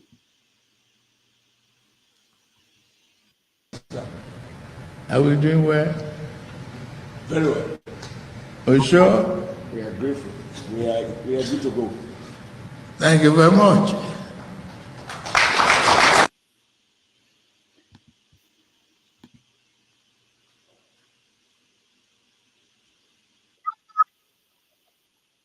To bring that fuel back, immediately order effect. Krubu, me, Rogediye, at the Gogo Yamata now. If you dey feel blind person, Krubu they blow whistle. They look God oh. Krubu, but the way no they talk, what fully mind. If you dey fear big person, put basket for faith. Krubu me come out amo. Krubu they remember waiting of you to tell it, Papa. Say easy way, Papa, he chest. They fire. If Papa tell and say, my pikin, now death way they their family. Krubu if in Nigeria finish, you go remain. Krubu, me, at the verse. No food. Because of fuel. Nothing for house. You know they get sense. And they talk to you the buga. Where you dey go the buga. You know say I know nobody now you are money with the India people. Krubu relax oh. Now small challenge that they tell you. I say me rugged the verse. Alpha. Never there for you. Jesus! Small pikin sleep mess. And they tell you, I won't wake you. Then you heard your door. Krubu me they tell you. How far? I never eat. What thing they worry you? Person go they talk to you. You go they buga. See me. And the verse not be met or not be sight so they look for to all my eye on you. Order you to bring that fuel down. Immediately effect. All right. The woman is obviously pissed off about what's going on in Nigeria, and she was addressing the president. President Bola Tinubu has decided not to come to New York. The initial plan was for him to come to New York from the UK, and people started making noise about what's going on in Maiduguri. He went back home and then decided that he won't come. He will send Shetima to come to represent him at the UN. What does that mean? Is that the real story, or are we seeing something else? Let me start with you, the flagship. Thank you, Rudolph. You know, I don't think whatever reason he gave is actually what is going on. There's something that we do not know about, and we're going to hear it in a matter of time. He was ready to go to New York. Maiduguri was just an excuse for him to come back to Nigeria. Whoever spoke with him, I don't think whatever happened in Borno is what drove him back home. I'm just waiting to hear the actual truth. Besides that, I don't see what he's going to go do there. To read a speech, sit down and sleep for most of the meeting, and then hang out somewhere in New York or wherever him at the moment. Many of those foreign trips that he's had is standing alone from many of the videos and pictures that we've seen. People walk past him, pretty much recognize him, but do not even want to stand and have a conversation with him. So I don't think he has anything to do there. Besides, if he's going there for Nigeria, there is nothing that he's gained from the last trip that he made. The only thing we heard about was the amount of money that he spent last year when they went to the last UNGA meeting. So as long as we've not had anything productive, I think there was no point for him to go. Let Shetima go there, read the speech, and come back home. Hopefully, in a matter of time, we'll hear what goes on, or rather what the reason was for him not going there. And again, I'll end with this. Until we start to begin to engage these Western nations as either African nation or as a continent together to lift the conversation beyond just coming there to mark register and read a speech for 20, 25, maybe 30 minutes. I don't think we should even be attending these meetings. It's high time that Africa talk to them and ask to be on the round table where matters that are globally concerning are discussed and our inputs take count, not just as receiving nations or continents, but also as contributors to the decisions and policies that are made globally, which affects all nations of the world. So I'm not surprised. It's not a big deal for me that he didn't go. I'm glad he did not go. We'll save ourselves some shame this time. All right, thank you. Man of Prestige. Thank you very much. I don't really, I mean, like every one of us, baffled why he's not going. It's not surprising why he's going to not go. I mean, there's nothing that he's going there to, that can bring Nigeria to the predicament we are, the stage that is going on in Nigeria right now, just going there to appearance. In which case, most of them go there to appear. There's nothing really. I don't really see the benefit. But having said that, there has been a lot of speculation that he probably wasn't going because there has been an arrangement in UN. I tried to see where that actually take place if I was going to be initially, but I don't see if it was gathering momentum. But as of last week when he was in China, there has been a gathering momentum that people are going there, to protest about, the kind of banana republic where we are participating. Apart from the apart from the hardship, just the censorship of Nigeria, it seems like we're in a military regime right now. So that's what's people in Biafra, speculating. So I don't have any fact about what I'm saying. The reason why he's not going. So to me, I don't see the benefit whether he goes or he doesn't go. Yeah. All right, Mr. James, do you have any insight into what's going on? I think I agree with Mr. Flagship and the prestigious man of prestige that there's no need going. Actually, what should have happened is the Nigerian ambassador to the United Nations, because we have an ambassador accredited to the United Nations, he should read the speech on behalf of Nigeria, because we have no role to play. If it were those days of Obasanjo and the past leaders, it would have been extremely important for Nigeria to be there. Not long ago, I was reading something about the Peers Commission of Southern Rhodesia during the days of Ian Smith, and the role Nigeria played in the what we call Rhodesian crisis before they gained their independence in 1980. In those good old days, it would be abnormal for Nigeria not to attend such conferences, be it the Anglo-American peace proposals for Zimbabwe, what's it called, United Nations, these international, meetings. It was absolutely necessary. In those days, whenever any Western country, in particular, want to do anything in Africa, the first question they ask is, what will be the opinion of Nigeria? What will Nigeria say? But those days are already gone. Because when we go to these meetings during the days of Joseph Gaba, people listen attentively to whatever Nigeria has got to say. And on the sideline meetings, there are a lot of things going on between Nigeria, Ghana, and other countries to see how they can stabilize the situations in Africa. But those days are already gone for good. I'm sure he canceled the meeting.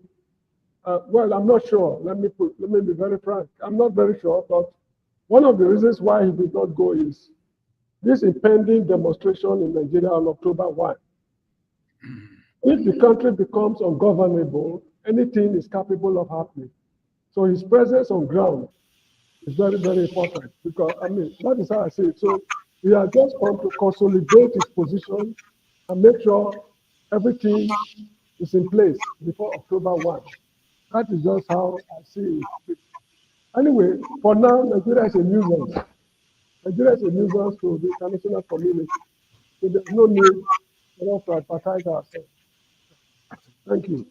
All right, thank you. Let's listen to a little bit to what he said the last time he was at the UN.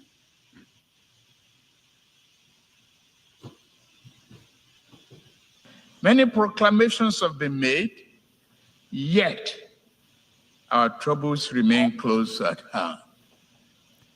Failures in good governance have hindered Africa, but broken promises, unfair treatment, and outright exploitation from abroad have also exerted a heavy toll on our ability to progress. Given this long history, if this year's theme is to mean anything at all, it must mean something special and particular to Africa. In the aftermath of the Second World War, nations gathered in an attempt to rebuild their war-torn societies. A new global system was born. And this great body, the United Nations, was established as a symbol and protector of the aspiration and the finest ideas of humankind. All right, that was Bola Tinubu speaking last year at the United Nations.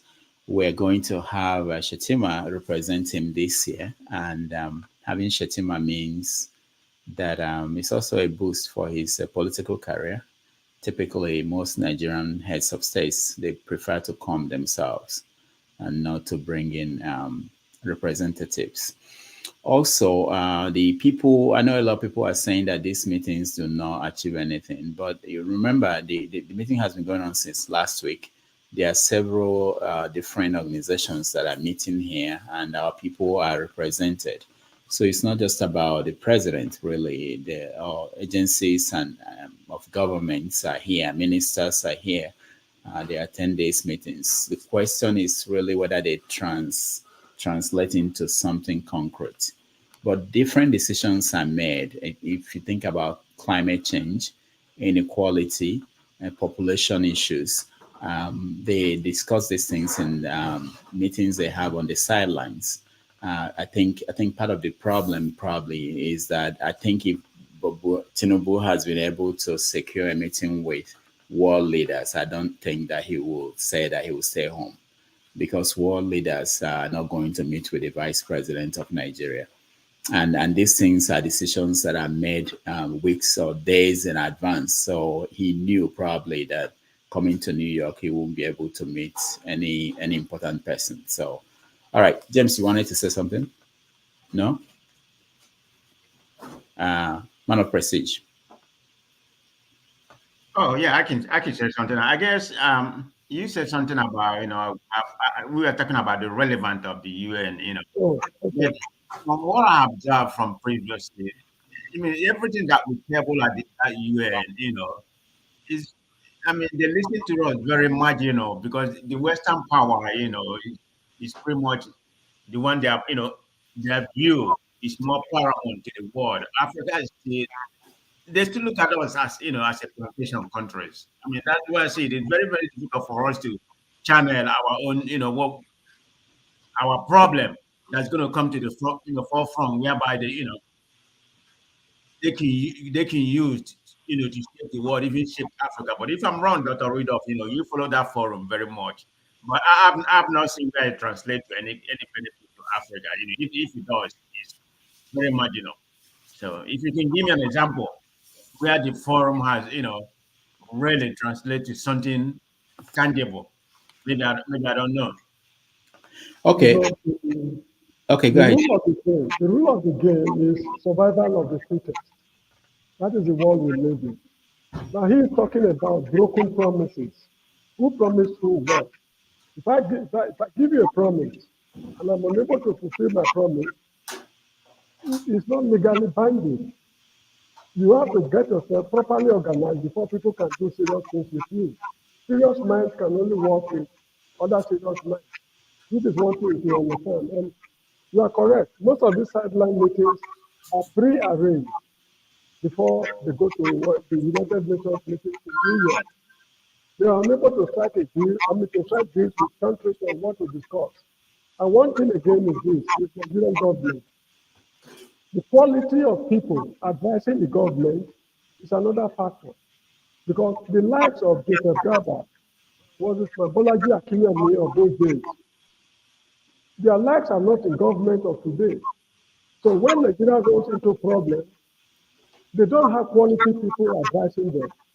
When they are setting up or when they are appointing people to offices to take political matters or political, affiliations into consideration, like advisor on political matters, advisor on social matters, African affairs, and things like that.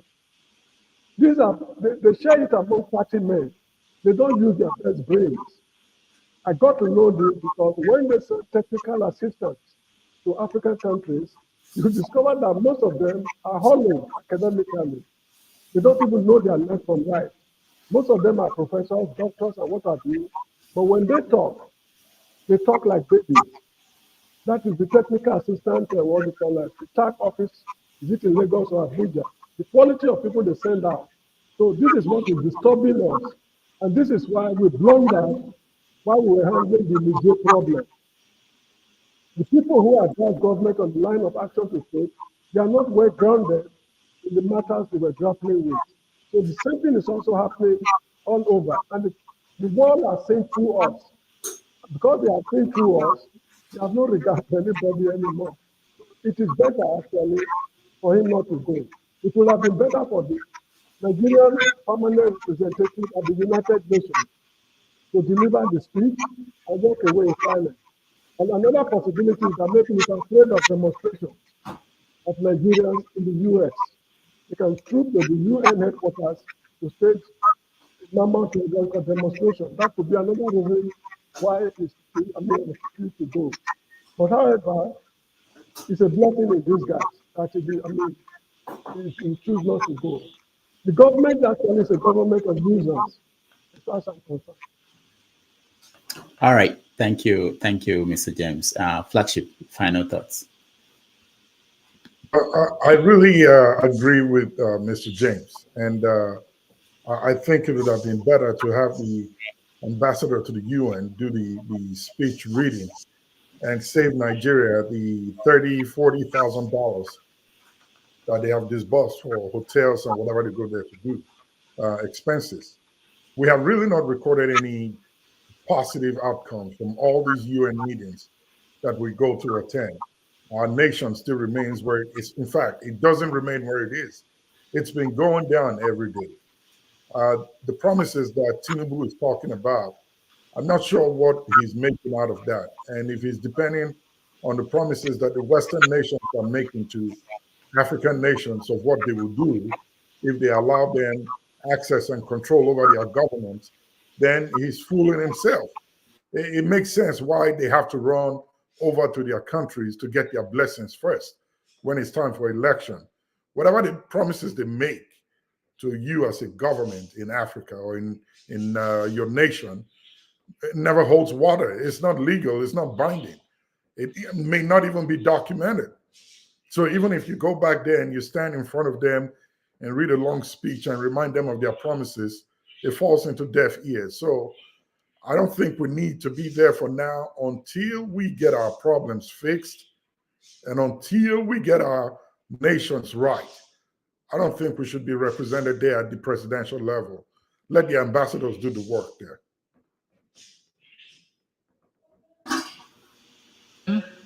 And All right, thank children you. are seen as chattel. Yet, thousands reach the Sahara, hot and sand, and the Mediterranean cold depths in search of a better life. At the same time, mercenaries and extremists with their lethal weapons and vile ideologies invade our region from the north. This harmful traffic undermines the peace and stability of the entire region. African nation will improve our economics so that our people do not risk their life to sweep the floors and streets of other nations. We also shall devote ourselves to disbanding extremist groups on our turf.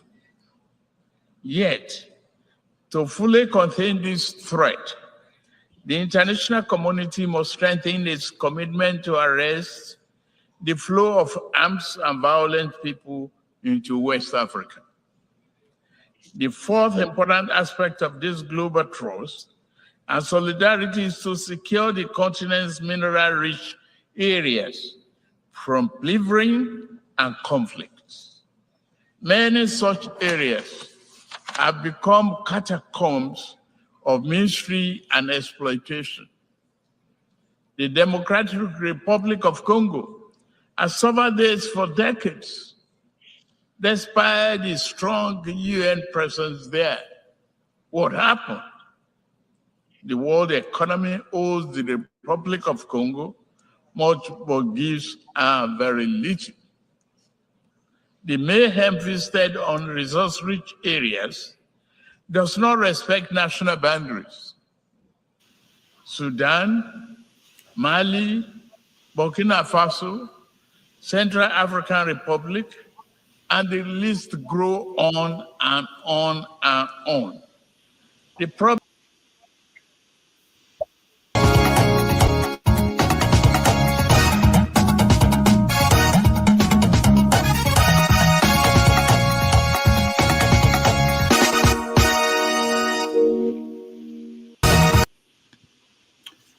All right, welcome back. Sometimes we look at Nigeria and we only look at Nigeria's role in Nigeria, but Nigeria has a big role to play in Africa. And sometimes when our leaders get to the United Nations, they speak not just on behalf of Nigeria, they also speak on behalf of Africa. So you can see part of that speech by Tinubu was addressing African issues to the world.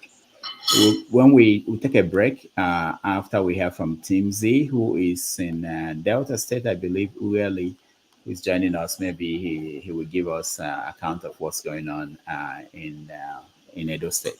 But when we come back after him, we will talk about Yahaya Bello and what happened, the drama that happened on Thursday. Tim. Timzi, welcome to the show. Yeah, thank you very much, Sir Rudolph. It's been a while. Yeah, no. How are you doing? I'm doing fine. I'm doing fine. Thank you for always hosting this show, our favorite show in Nigeria. Thank you. We were hoping to see you today, and you tell us what's. I don't know where you are. What are you hearing from Edo State on the election? The election is going on fine. The only thing, though we can't tell for now the outcome of the results. See, when they start counting the results from the INEC office, they have been up and down in terms of the present call of who is leading, because various parties feel they are leading. We cannot really know who is actually leading for now. But one thing for sure is that they have been. We have seen the private jets uh, all around. I'm very close to Edo State currently. I'm in Ogara. I'm currently in Ogara, and I'm very close. And we know from morning to 3 o'clock there was no vehicle coming from Edo State. Ogara is very close to Ologbo. The shy boundary after Ogara is Koko, then before Ologbo. So for the election, I can't tell, but I believe PDP is having a great day from the information we are hearing. But we can't tell. We can't tell. We just hope that at the end of the day, the INEC will be able to give us more details about the election, because for now, there is no specific results. Because for the North, APC is leading massively. And in Edo State, the North have large majority of voters. They have one of the majorities of voters in the North. But when you come to the South and the central part, you can't tell, especially the GRA aspect, you can't tell. But we hope to know what happens. But from the information I got from the North, the APC is leading massively. But for the other parts of the state, PDP is also leading. But the they are not. We can't tell until when they count the results. But one thing I know, that the election is very peaceful. There are a lot of people were arrested. Those who engage in vote buying, they arrest them. And there are some people who came, some thugs who came to perform some criminal activities. They were apprehended, and the security have been top notch. There was no other external security except the police and the armed forces, and the navy who has been on the water side. And um, the air force have been flying around since morning. There was a lot of jets moving around. Delta Ogara and Edo is very close. There's so many jets just driving around, just turning around the environment. So the security is well organized, but we know more when the result is called by the INEC officials. Because for now, there's no concrete direction. We are hearing PDP is leading. We are hearing APC is leading. It's two-way side, so we can only have proper details when we have the official results, which will be announced by INEC. So before you go, the situation there before the election, what was the line of division? Who had the support of the people from what you know, in that you are close to home? From what I know, APC is having a bad day because of Tinubu. Tinubu has made a lot of people like APC with passion. So I always go to Benin City, and most of the people are always criticizing APC, criticizing. The two candidates are from one particular tribe, and a lot of people are believing that PDP will have a good day. But you can't tell, because in the north, where Shomole come from, they hold everywhere to ransom, and they have a lot of loyalists. which if they can be able to pull about 90% of their votes, then add to the other parts of the state, then we don't know what will happen. But PDP has been having a good day because APC government, concerning the poor issue, has really crashed its opportunity. Even those that supported him are regretting why they support him. I will know it will affect APC a lot in 2027 election, but everybody will not in any way allow APC to survive the strike and the force of the day. Because Nigerians are waiting. The only way we can speak out is 2027, you know.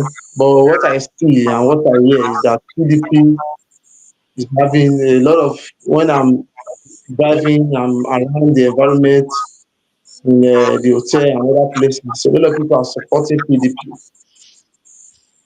A lot of people are supporting PDP. But APC problem is from Tinubu. A lot of, in the south this side, they dislike Tinubu a lot because the hardship is too much for the poor. People that are able to survive it are those who live that use dollars, that use pounds, that use other currency. But those who live by using naira, the naira is very bad.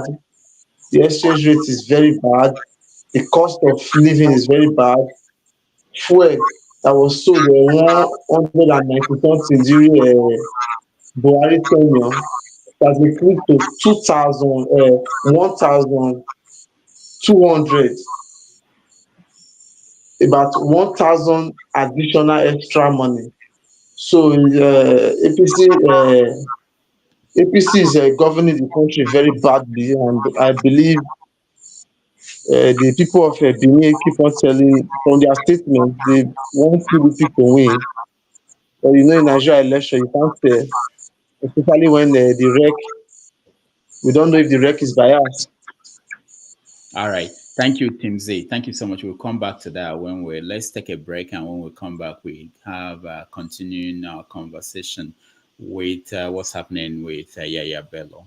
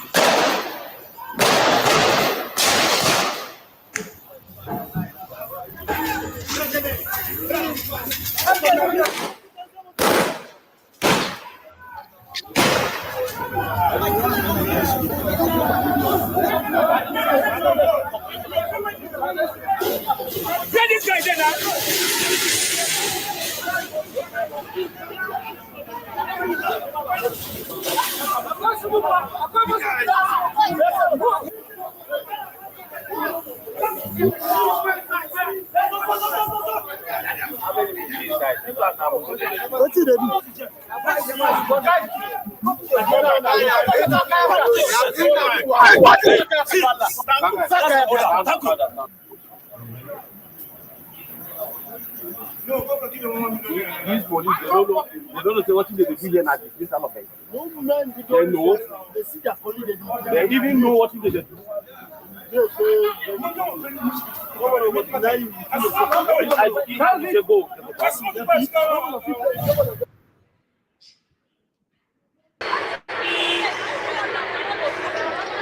I beg, did they buy water? Did they buy a motor? This is where you call this place? This is a junction. It's dilapidated, very bad. People have to buy waterproof and wear in their leg before they could cross. Before they could cross the mud. This is the state of Ezene. Very, very dilapidated. Very, very bad. And we have government. We have government. People are buying waterproof. They have to tie their leg. So children are making money out of it. They buy waterproof and they tie the leg before they cross. You can see the children, they tie this man's leg. See this one, they are tying this one leg. People have to tie their leg. Children are making money out of it at the Zane Junction. Very, very bad situation. And the government are watching. Children are making money. Don't fear. Children are making money out of it. See? The time waterproof, the time people's leg. You can see people crossing. See people crossing. With waterproof. Oh my God. People are tying their leg to cross the road. These governors are in Nigerian road. Nigerian road. And we have government. We have government. We have government. Governor of this Delta State don't give us job. Oh, now we be in charge of the jobs. Abi. Now we do. If you don't get job, come here, we will give you job. Okay, so people are making money out of it. Very bad situation. Very bad situation.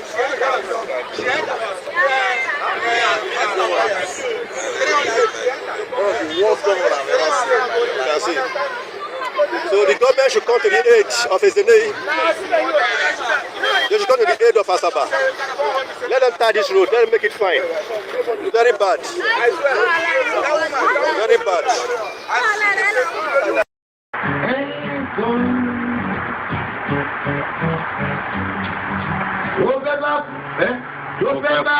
Tó fẹ́ kú torí ẹ̀.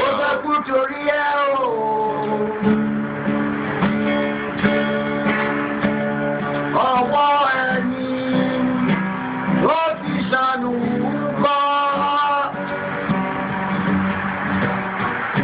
Ayé la bá, ayé la fi sílẹ̀ sí. Ọ̀nà èyí yóò.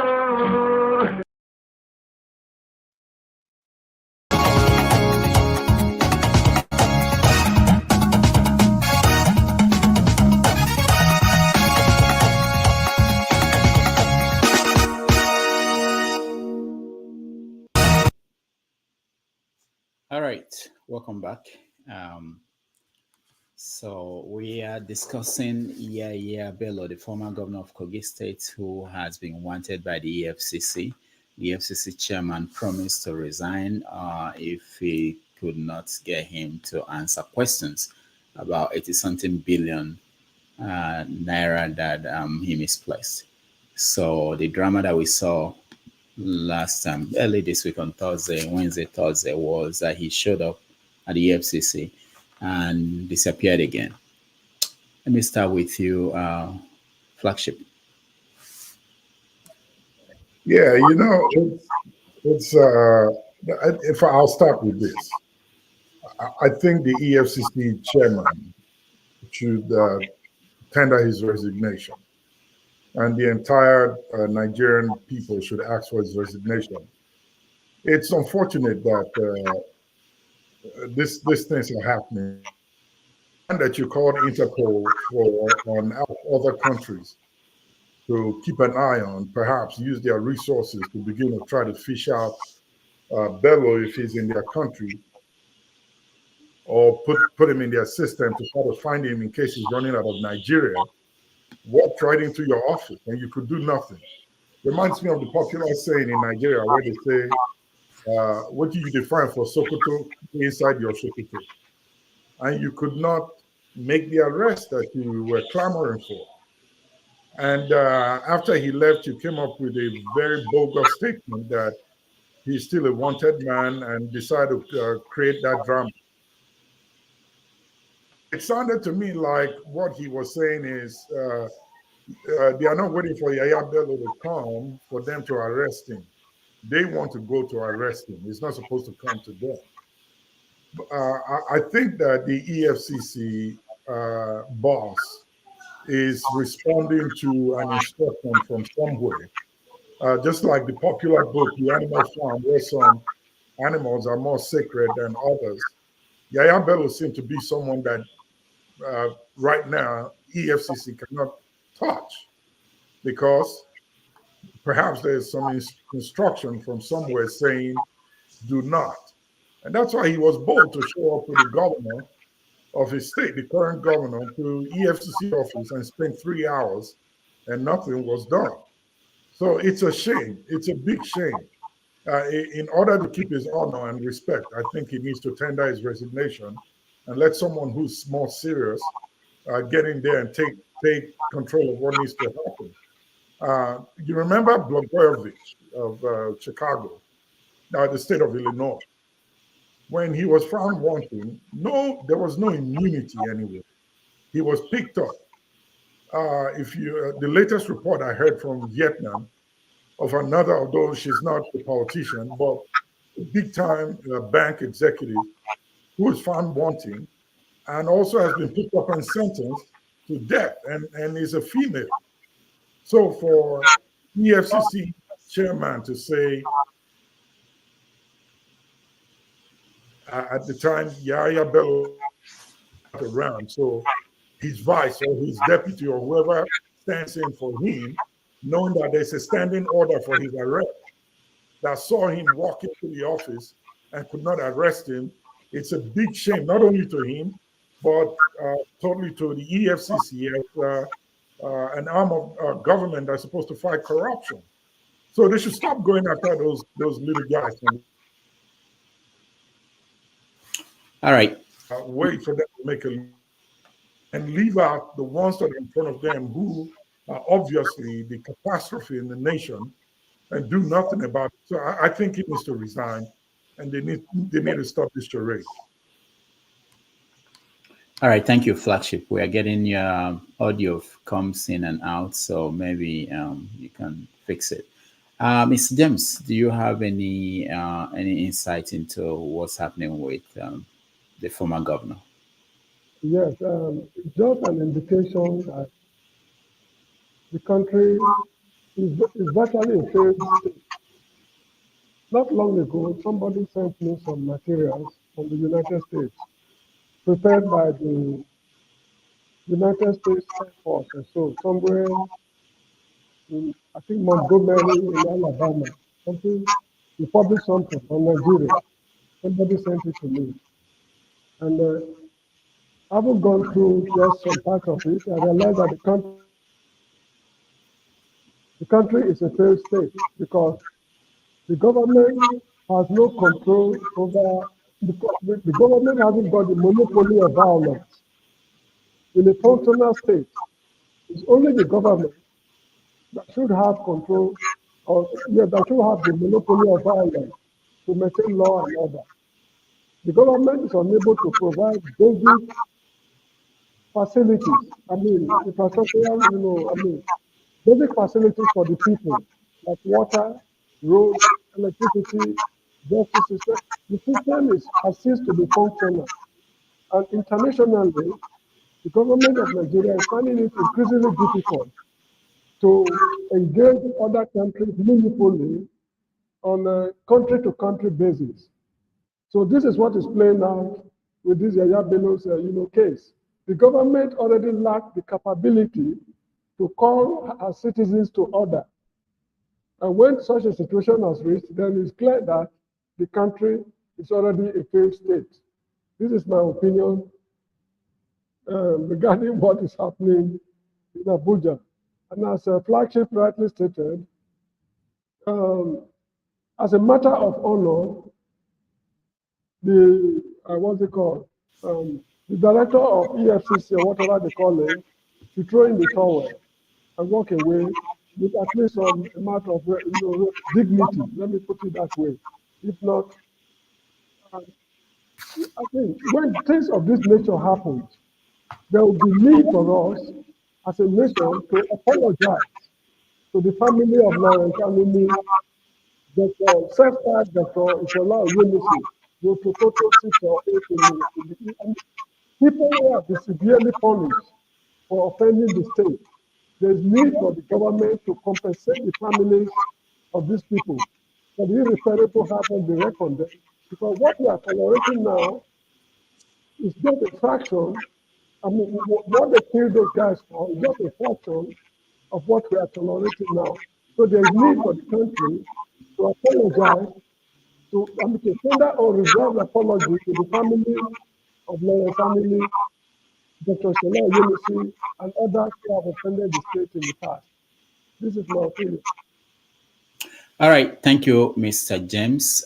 Before I go to Man of Prestige, I want to announce that tomorrow on 90 Minutes Africa, we're going to have the presidential candidate of the SDP in the 2023 presidential election. Prince Adewola Adebayo joining us. He will join us to talk about the upcoming UN General Assembly, what is at stake for Nigeria and Africa. That will be at 12:30 p.m. New York time, 5:30 p.m. in Lagos, Nigeria tomorrow. So please join us. All right, man of prestige. Sorry, I'm not sure why we are blank. What happened? Yeah, I'm not sure what happened, but You went blank. yeah, I can speak if you want me to. Go Okay. ahead. Go ahead. I just wonder what happened. Yeah, go ahead. Yeah, before I speak on this, something in retrospect, I didn't say what I was gonna say. I don't know if you all saw the news about Tony Blinken, warning the African countries about interference in African politics or something like that, So blame, I think it's kind of pretty much blaming it on the Russia, that Africa should be watching out about how China and this is trying to penetrate into Africa. I mean, I just thought that was very hypocritical of him. Are they not doing the same thing? America is probably the worst of all them.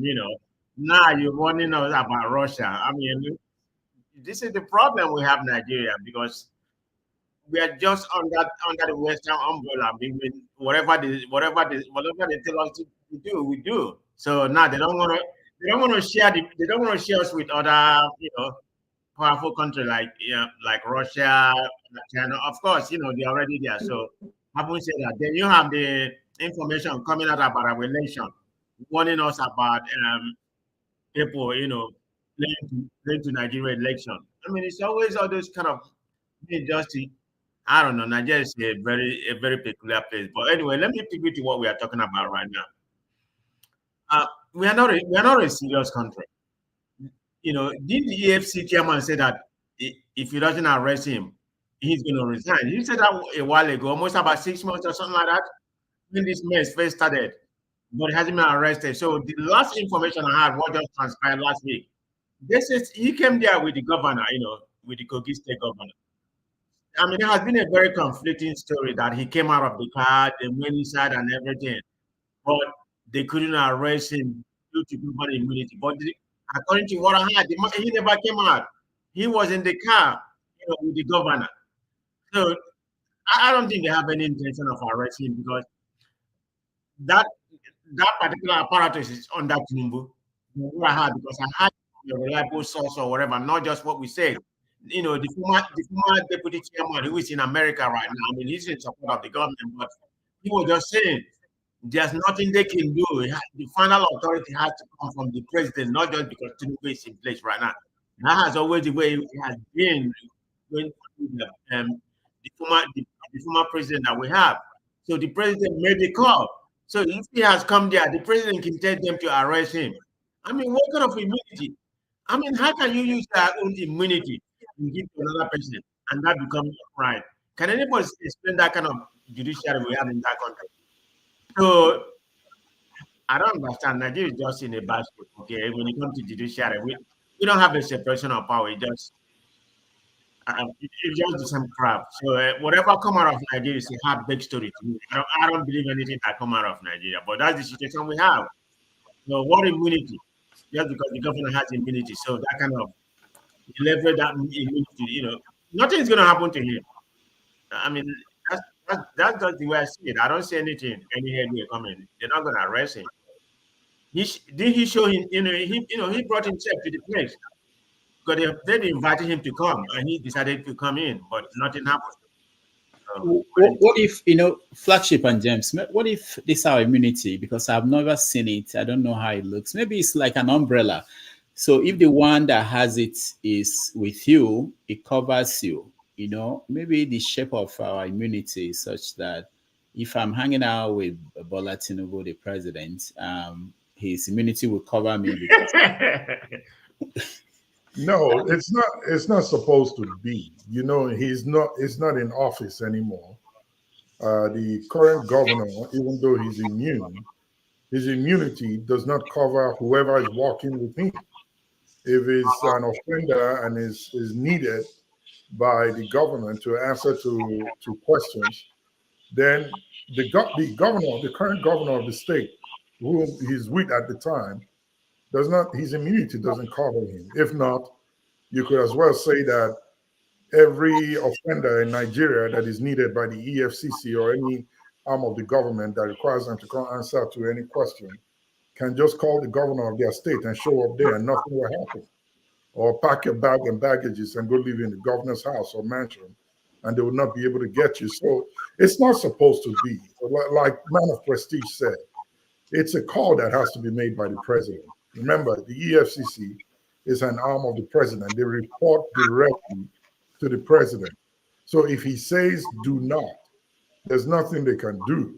I think that drama that they try to pull off when they went to the governor's mansion to try to get him was just to take out shame off their faces after Nigerians cried out. So no, the immunity doesn't cover him. It's not supposed to cover him. They should be able to go there to get him because he's an offender, and the state requires that he come to answer to questions. And mind you, before he went there, he released a press statement that he's on his way to the EFCC office. So they are aware of it. There's nothing that can be done to him until the president says get him. There's nothing that can be done. Also, it is possible that there is something that he has that if he opens his mouth to speak, if they arrest him and he chooses to speak, may affect the government. So in order to keep that away and at bay, just leave him. The only thing he cannot do is just roam around the streets freely so that it doesn't look too bad on them. But as it stands, Yahaya Bello came to taunt the EFCC right in their face, and they could do nothing about it. And I bet you, he may decide to show up at the office by himself tomorrow without the governor accompanying him, and they still may not be able to do anything. So the president has to give the call because EFCC reports to him and they take instructions from him. Until that is done, whatever effort they put is just a show of shame that they are putting out. Thank you, the flagship. Yes, James. I'm a little bit confused because let me try to explain two scenarios.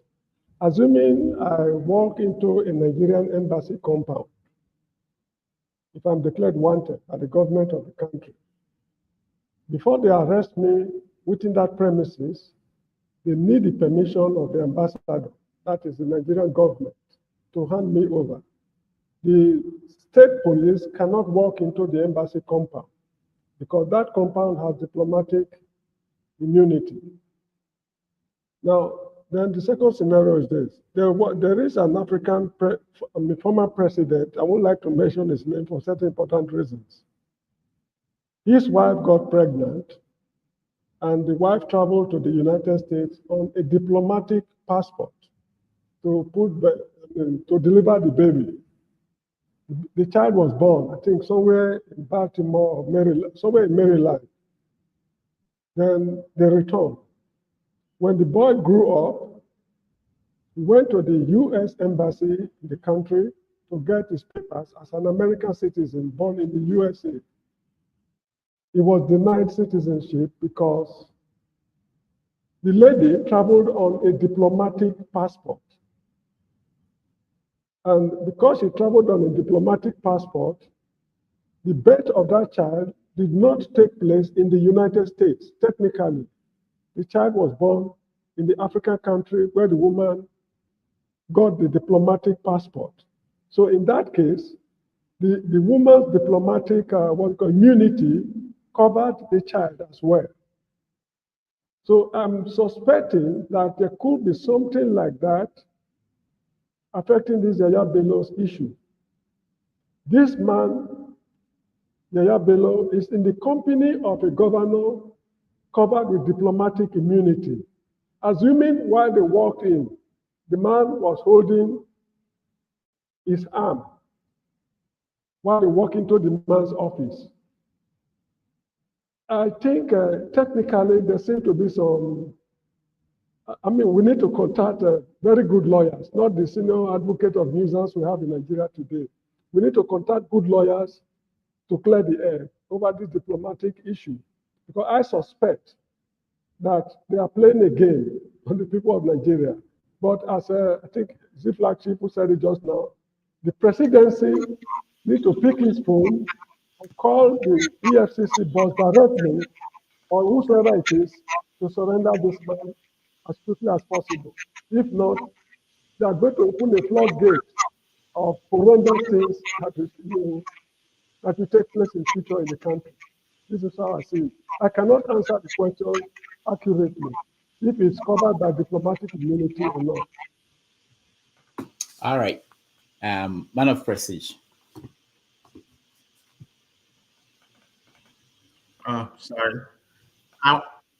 Are we still talking about the same subject? I'm sorry. Yeah. The final word from you on. Oh, okay.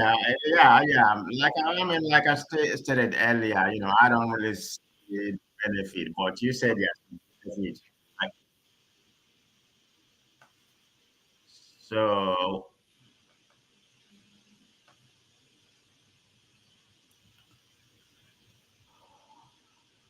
you want me to keep on talking? Yeah. I'm sorry. Go ahead. It's okay. I'm not. Yeah, I was saying I don't really see the benefit, whether he goes, he doesn't go, particularly in the Nigerian space, it doesn't really matter. So we're not really giving the reason. It's not that I want to know. Maybe some Nigerians want to know why he didn't go. To me, I never see the relevance of that in Africa. I'm not saying they shouldn't go, but it hasn't benefited the Western countries. It's for it hasn't benefited the African countries. We they regard as, plantation countries. So that's just the best. It doesn't bother me where you go. I mean, what's he gonna go there to? I mean, all this frequent mile while he has been flying, like maybe fly more than flagship flying. What's the benefit? There's no benefit to Nigeria. Just daily right. So I don't have that. All right. So while I wait for forefathers to come and take over, there is another story playing out here in the United States, more of a New York story, but I think its implication is wider, which is the story of PDD Combs. For those who do not know the story, let me play a little bit of the indictment.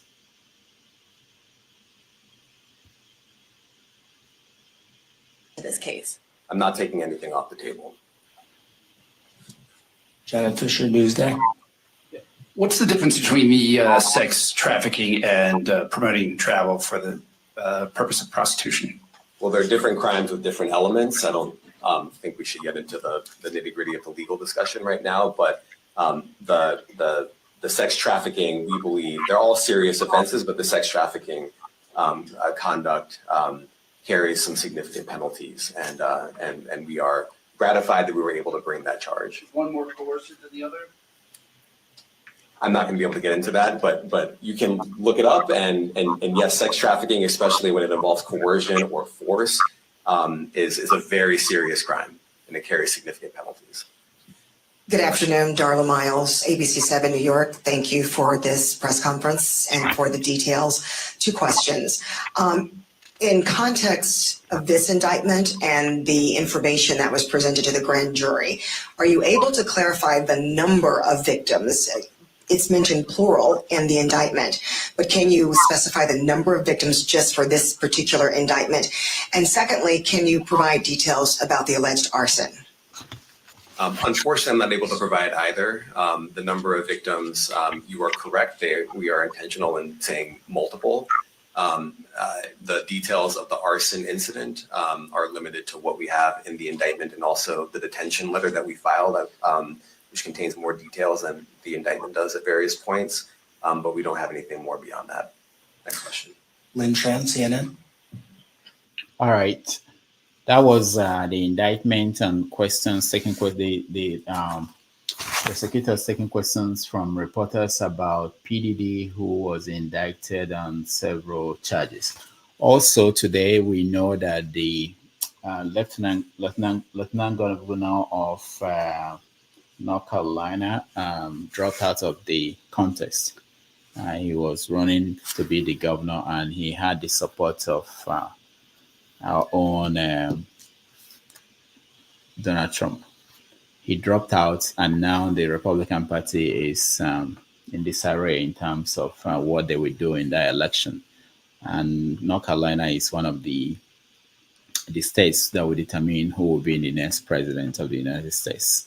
So, how do we look at this and try to not compare that to Nigeria, because we are far from where the people here are, but at least to see how different these things are handled. Let me start with you, Flagship.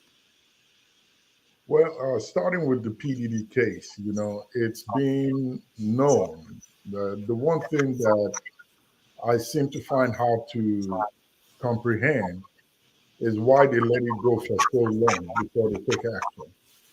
It is known that this kind of racketeering and other activities that he's been indicted for today has been going on, that he has been doing it. And the fact that it lasted this long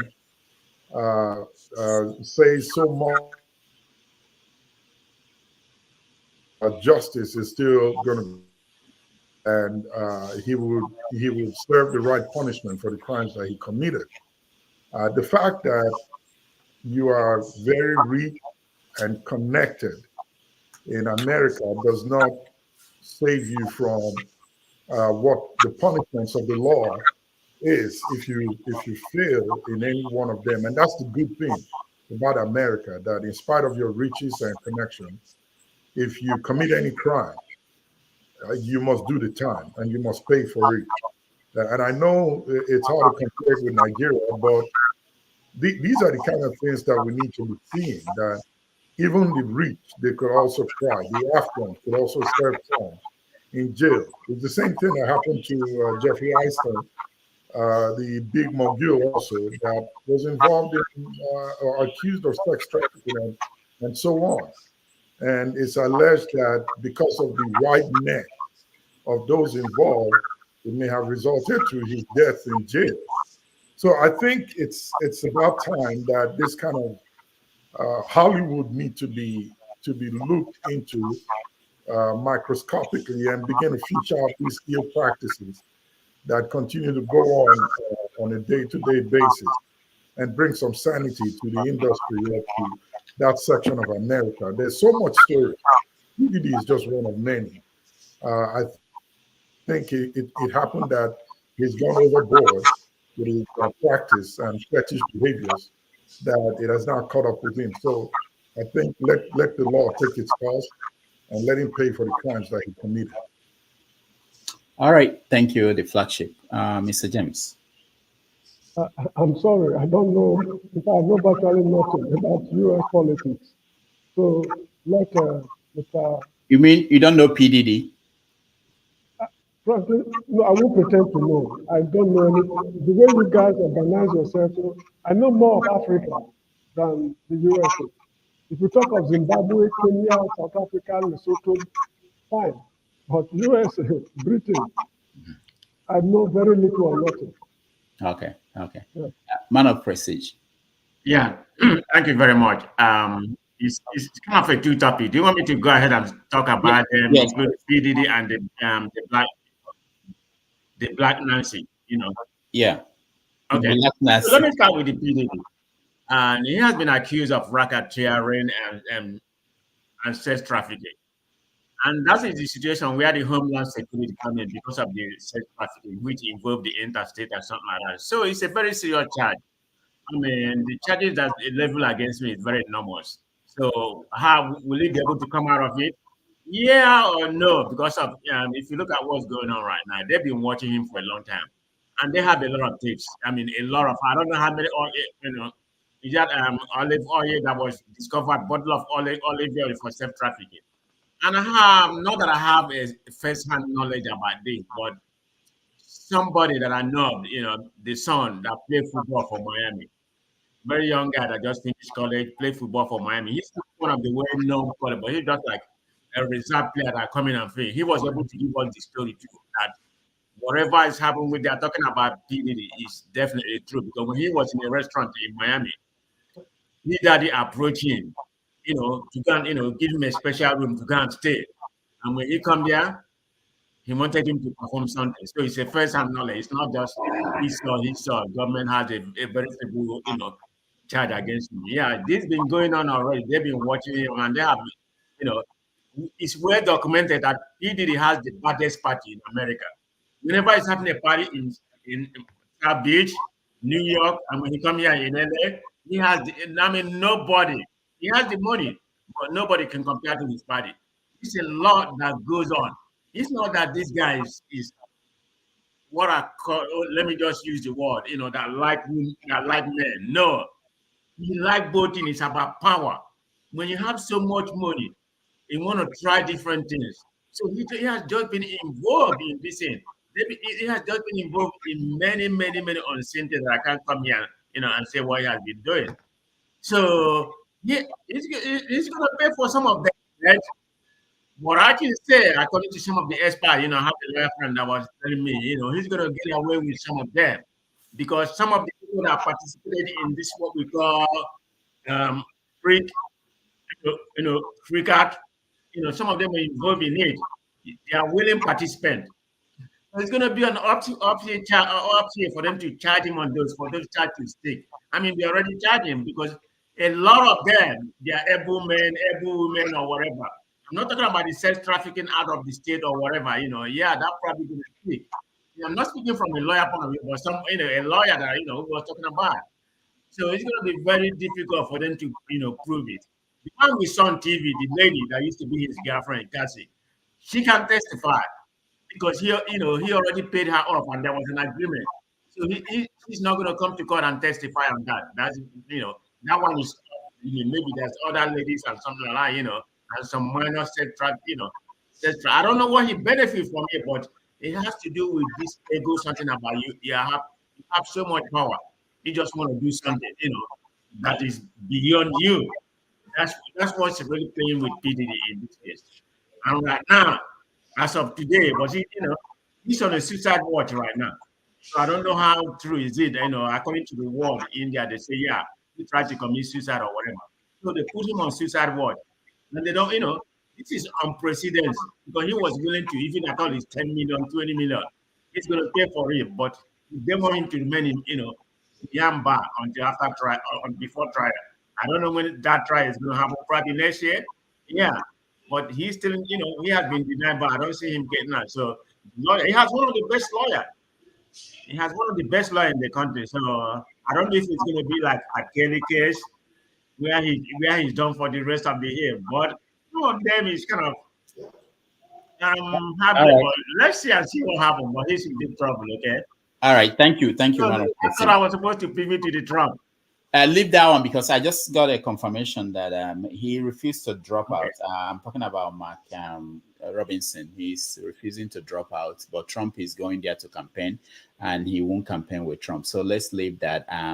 I just want to, on this note, say thank you to everybody that joined me. I have to step out. I will hand it over to Forefathers. Forefathers, welcome to the show. You're muted. Yeah, thank you for having me, Dr. Rudolph, and greetings to all the panelists and the chat and the viewers. Am I to say something about the? Yeah. Go ahead. Before you start, could you put me backstage for a minute? I'll be back in 5. Okay. All right. There was this article I saw that said something about Puff Daddy, that how is it that somebody is getting charged for doing something that most rich people do, like carry people, go to parties, and do all this crazy stuff that they do? So there's the one that I think is more serious is the one that, his girlfriend or something, he was punching her. That one, that's very, very serious. But it turns out that it looks like he settled that one out of court. And but this other one where they are saying sex trafficking, racketeering, I don't know what they mean by sex trafficking. Is he carrying a prostitute from one state to another? Is that the trafficking? Because from what I gather, at least from what I read, that these are grown-ups, you know, involved in the industry, and they take them to go and party, and you know, so it's going to be hard to stick anything on him based on that, except he broke some kind of law where prostitutes are not allowed to move from one state to another. Who knows whether there is any rule like that? And or he is doing it with underage. That's the one that will finish him. If they find out, because that's the one that did Aro Kelly. If I'm not mistaken, Jeffrey Epstein too. That's the one. If he's underage, if there's any underage person involved, then he's toast.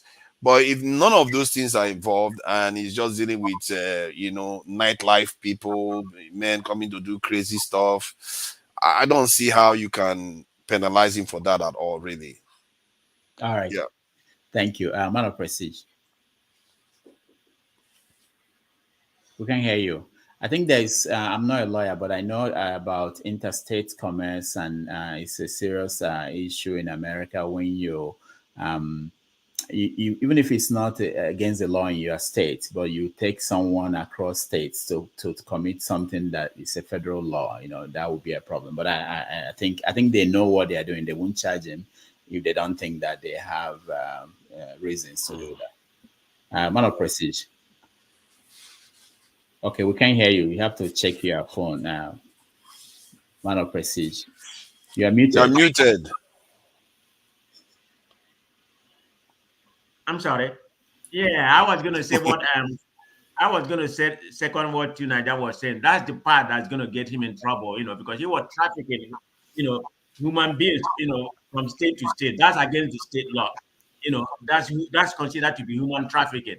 He forced people, then traffic them to different part of the country, maybe from New York to Miami, in order to, you know, for the pleasure of this, for people to watch and some other thing that he was doing. So that part of it, because they say they have evidence, you know, people is going to be testify that, you know them, you know, to their own, not to their own willingness to participate in that regard. So it's a lot of information. But how can they prove that he they have took to have them like grown men and grown women? How is that possible? I have no idea, but he has been charged. But hey, there's one more thing now that may come out of Nigerian space. Okay, they have a lot of video. I'm not making. You know, I'm just saying. I don't have a fact that Burna Boy. Remember, he's the one. He's the brain behind Burna Boy winning the award. I'm not saying he doesn't merit it, but Burna Boy didn't win it the first time. But the second time, he was hanging with Burna Boy, and Burna Boy, you know, he said he's the reason why, you know, because he played very big role for him to win it. So people are speculating. Was Burna Boy some of those ones in the video that they have? So we have to see. Wow. All right. Yeah. Thank you so much. Thank you, Man of Prestige. You'll be our entertainment reporter now.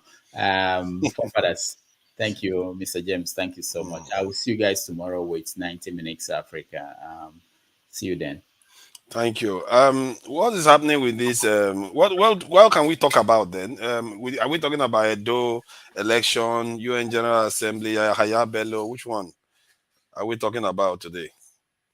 What do you guys want to talk about? Well, let me say something before I leave. I think, you know, we already talked about that, but, you know, I know people are going to be coming in. We can talk about it. But the second subject, he brought up, you know, Tadama brought out, you know, but he wasn't here because he has to go, was about the American election. We're just going to wrap into that briefly about what just happened last week. There's a guy that Trump is supporting, he's a lieutenant governor that's running for governor in North Carolina, right? And he's, you know, he may take Trump down in that particular state because that state, Republican or Democrat, I mean, Republican has won it in the last 11 years.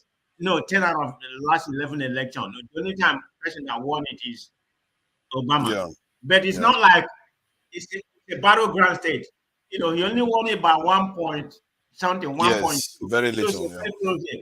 But there's a damaging information coming about a Trump pro today in that particular state. His name is Mark Robinson. And he considers himself to be a black Nazi. You know, that's what he considered himself. So there has been a lot of things coming out, you know. He's saying like Trump said he's like Martin Luther 2.0. You know, I mean, you need to go see what he wrote, you know, that's coming out. It's a lot of scandal. I can't go in detail. So it's a big thing that's happening in Nigeria election now. That's confusing. It's not Nigerian election. Are you saying No, in American election, sorry. a black man is posing as Nazi, or a black man is No, he accusing? called himself a black Nazi. It's not that he posed it.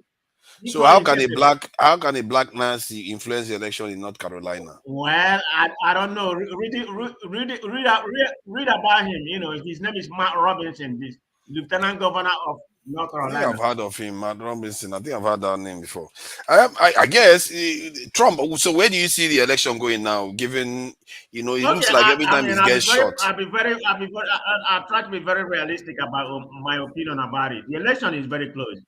I think it's not up. It can go anywhere. That's just the way it is right now. So everybody's playing to politics. The reason why I brought this North Carolina something. I mean, we have what we call before the election is already begin. You know, we do our election by electoral college. It's not by popular vote. So you're going to give Harris already 226 electoral college. You give Trump 219. So right now we have 7 battleground states: Pennsylvania, Wisconsin, Michigan, Arizona, Nevada, and Georgia, and of course North Carolina. So all of them is good. So I'm not going to come here and say Harris is leading. Of course, I'm a Harris supporter. I want her to win. You can give her 1 point within the margin of error, you know. But where it's down right now, all Democrats need to win is just 3 of those 7 states: Pennsylvania, Wisconsin, and Michigan. They call them to be blue wall, but you know, most of them are purple states. So it's kind of I feel like the polls may be indicating Harris is neck and neck or a little bit ahead of Trump, but I feel like the undercurrent, that undercurrent, not only in America, in Europe too, and everything, seem to nudge it towards Trump. Anybody come here and tell you they believe in that poll, they don't believe it. I mean, it's just a snapshot. It doesn't mean nothing. So in my own opinion, you know, I mean, it kind of 50-50. We know where some of the states, where the electoral college stand as of today, before they start casting vote.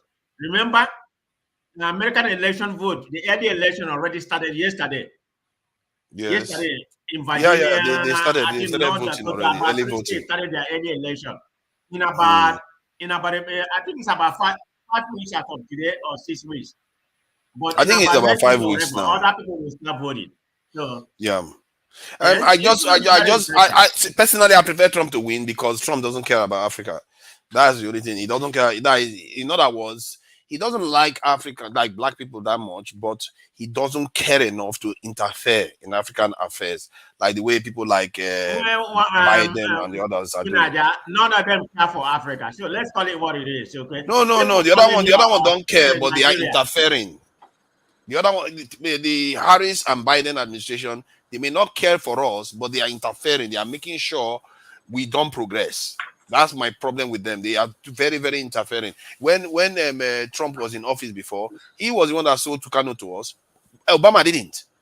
You see how Democrats behave. They are very, very interfering. And if I'm not mistaken, it wasn't not Goodluck Jonathan that complained that Obama really interfered in his election.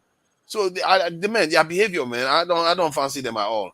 I feel like they are better. Trump is better for Africa. American foreign policy is about geopolitical interest. So it doesn't matter. What you just said about Obama, you know, this sell a weapon for us. Trump definitely doesn't care for us.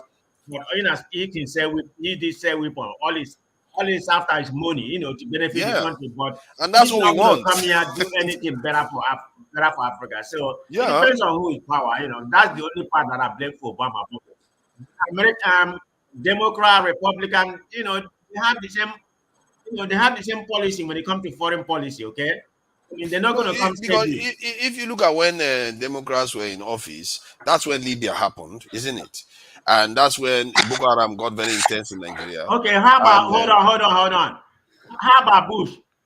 What is happening to the Blackstone? What is happening to the Blackstone? When Reagan was in power, so it kind of depends. I'm not going to come here. On the whole blame on Africa, whatever happened to you, blame yourself. So you better stop blaming blame all this for him. Yeah. I'm not okay. I have to call out when they do something that is negatively affecting us. You see what I mean? So it's not like I put all the blame on them. It's up to Nigeria to make sure things don't get bad for Nigeria. But they are doing things that will negatively affect us, and I don't appreciate that.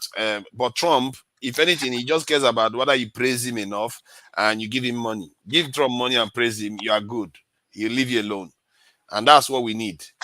So that's my take anyway. So are you gonna stop borrowing money for, when are you gonna stop borrowing free money to enslave yourself when Trump come over? I mean, Trump may not borrow you money. That's the thing about Trump. Okay. Trump will take your money, but he may not borrow you money. That's the thing. I don't know. You see, I just look at them as all the same.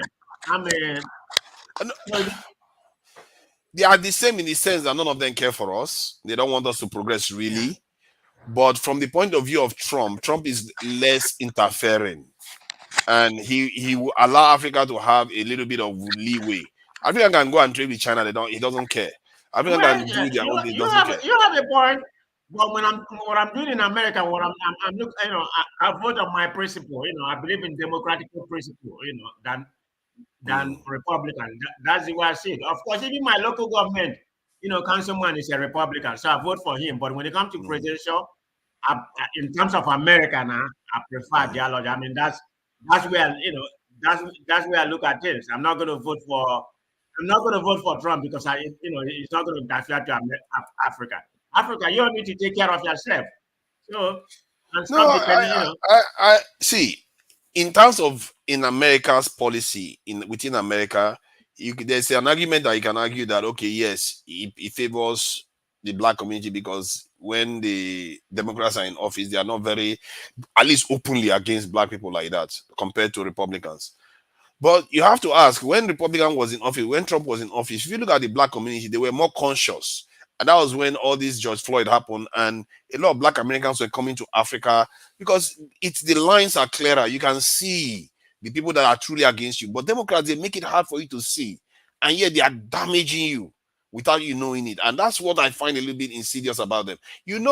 Democrats were in office when the First World War occurred, Second World War occurred, Korean War occurred, Vietnam War occurred. These guys, they seem like they are peaceful, but they are. No, come on now. They're not as peaceful. What are you talking about? I'm telling you, they're not as peaceful as they are. Yeah. Wait a minute. Do you know who's in charge during the Vietnam War?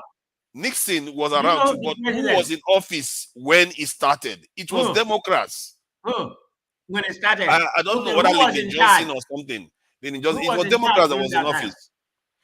Democrats. I checked it. It was Democrats. Oh, I'm telling you, you would be surprised. That shocked me because I was like, I thought these guys were the peacemakers. They just triggered First World War, Second World War, Korean War, Vietnam War, the Ukraine War, everywhere. Are you getting all this information from your dad or just your... I don't know. I didn't make it up. I saw it myself. Okay, I was like, let me see it. You need to check it now. Let me see Vietnam War. Because, Okay. Let me see. Let me find out Vietnam War, which U.S. president was in office. Let me search. I will show you. Is that not Nixon? Wasn't when Nixon? No, Vietnam War. I think Nixon inherited the Vietnam War started. I think he inherited it. I think, but yeah, JF Kennedy was in office when it started. Okay, let me be careful. I'm just reading what I saw. I don't think that's actually correct. It says Vietnam War. You see how you know is you go to Vietnam War, you look at when it started, then you go and take the president that was in office at that time. So what I'm going to do, in 1963, President JFK Kennedy sent 16,000 military advisors to help he started it, JFK. You see, the peacemakers, they are the ones. Oh, are you shocked now? Are you beginning to get shocked? You see why I'm beginning to worry about these guys? I'm not going to make it Democrat war or whatever. How about Iraq war? Come on now. Okay, the Iraq war was this in the Republicans. Yes, it was a Republican that was both of them. Yeah, those are the two big wars they got involved in. To be fair, But the Bosnian War, Libya, all of them, if the numbers, the Democrats start, I don't know whether you compare it to that of Republicans. Democrats start a lot of wars. Actually, the Bush war was an attack on America, and that's why they retaliated now. Yeah, the second one. Yeah, it's still a war. War is a war. No, it's a war, but it was an attack on America. But most of that was we weren't attack on America. You know, I'm watching a Man of Procedure, and it looks like a gear is moving in his head. Like, I can't believe what I'm hearing. The people are supporting at the war. The war like I said, you are correct. Almost all Democrats, almost all. I'm more focused about what's going to benefit me here. So I'm Africa to shape their own narrative. So none of them has come to Africa, and take over any Africa, apart from the Libya, which is against what Obama did that time. But having said that, so it's not like Democrat are warmonger. If you look at America, if you look at the history, the Republican Party are known as the war hawk. Party. No, the foreign policy, the reality is Democrats. Maybe the Republicans are in the war, but Democrats are the ones that start the wars. In war than the Republicans. It's really strange, Everybody thinks it's the Republicans, but if you look at the numbers, it's astounding how many wars this will start. Look at the Ukraine, what is going on now in Israel, Ukraine. The Ukraine one is very clear. You see, you are losing me. What got you do? But they are the ones funding it. They are funding the war. Let's stop there. How did America start Palestinian and the Israel war? Tell me about that. Okay, they may not have started it. Hold on now. Was in power, the Palestinians wouldn't have attacked what they did. Is that what you're telling me? I agree that they probably would have attacked. I mean, they would have wiped out Palestine right now because they would have supported it. I'm not in favor of them supporting it, but I don't know. I think they would have probably attacked already, but normally Democrats are known as peacemakers. You would think they would have ended the war, but what they are doing is they are overseeing the war. Like, hey, if you try to attack Israel, we are going to come, but let's keep talking peace while Israel kills everybody. That's their policy. It's like, what is that? And then Ukraine, you don't even have to. Ukraine, what didn't need to happen at all. All you have to say is Ukraine is not going to join NATO. That's all. No war will happen, and you are muted. So I just thought I should let you know that because you are supporting Democrats. Personally, I don't support any of them. It's okay. Put me at the back. I'll be back. All right. Welcome, the Blackstone and Mr. James. So, what is happening in Gambia and in Nigeria? Is there anything you want to share with us about what's going on in Gambia, so that the viewers can catch up? I want to ask you, when did you come back from Hellfire? I know they also sent you to Hellfire now. When did you come back? I think you can say I came back today, but I've been around for a bit. I was just chilling out. So what did you bring? Not much, other than my boring self. That's all I brought back. And you are too selfish anyway. Let us hear from Mr. James because he hasn't had a chance to say much. And I'm quite curious about Gambia because we don't hear a lot about Gambia. So I thought I should ask him, what he, give us update on Gambia and whatever you want to talk about really, and in Nigeria too. No, nothing much is happening over here. The population of the country is less than 2 million. And they are completely surrounded by non-English speaking countries. Senegal, Mauritania, Guinea-Bissau, Guinea-Conakry, Mali. They are all French or Arabic speaking countries. The nearest English speaking country, Sierra Leone, is miles away. So we live in a world of our own. We are completely cut off from the surrounding environment. So this is the main reason why not much is happening here. We live in a world of our own. We set our own standards and we go at our own pace. We don't imitate anybody. That is how they live in the country. So do you like when you're in Gambia, do you feel like people are interfering with the economy, or do you feel like everything just seems to work? It's not like Nigeria where you feel like there's too many interference. The government is messing with things. The government here is more humane than the Nigerian government because at my place of work, you know, I can go to a bank and ask for a loan. At my place of work will guarantee me, even as a non-indigent, and I secure the loan without bribing anybody. Whenever when I need foreign currency to send home, I go to a bank, Eco Bank or Guarantee Trust Bank, you know, without seeing anybody. I just fill the forms. If they have foreign currency to sell, I just collect. I mean, it's as simple like that. And if I want to save money outside the banking system, I just change it to US dollars or British pounds and keep it at home. It's not like Nigeria where things are. I mean, not also the economic policies of the country. They take a lot of things into consideration, particularly the exchange rate. It's about less than 70 Gambian dollars to $1 US, and 22 Nigerian naira is equal to $1 Gambian dollar. So they do all they can to keep it, to make the exchange rate reasonable. So that is how the country is. The government is more humane. Although people are crying of corruption and what have you, and the Senegalese too, they are taking, what, in my opinion, undue advantage of the situation of the country to pursue some petty policies here and there that favor their businessmen. So that is how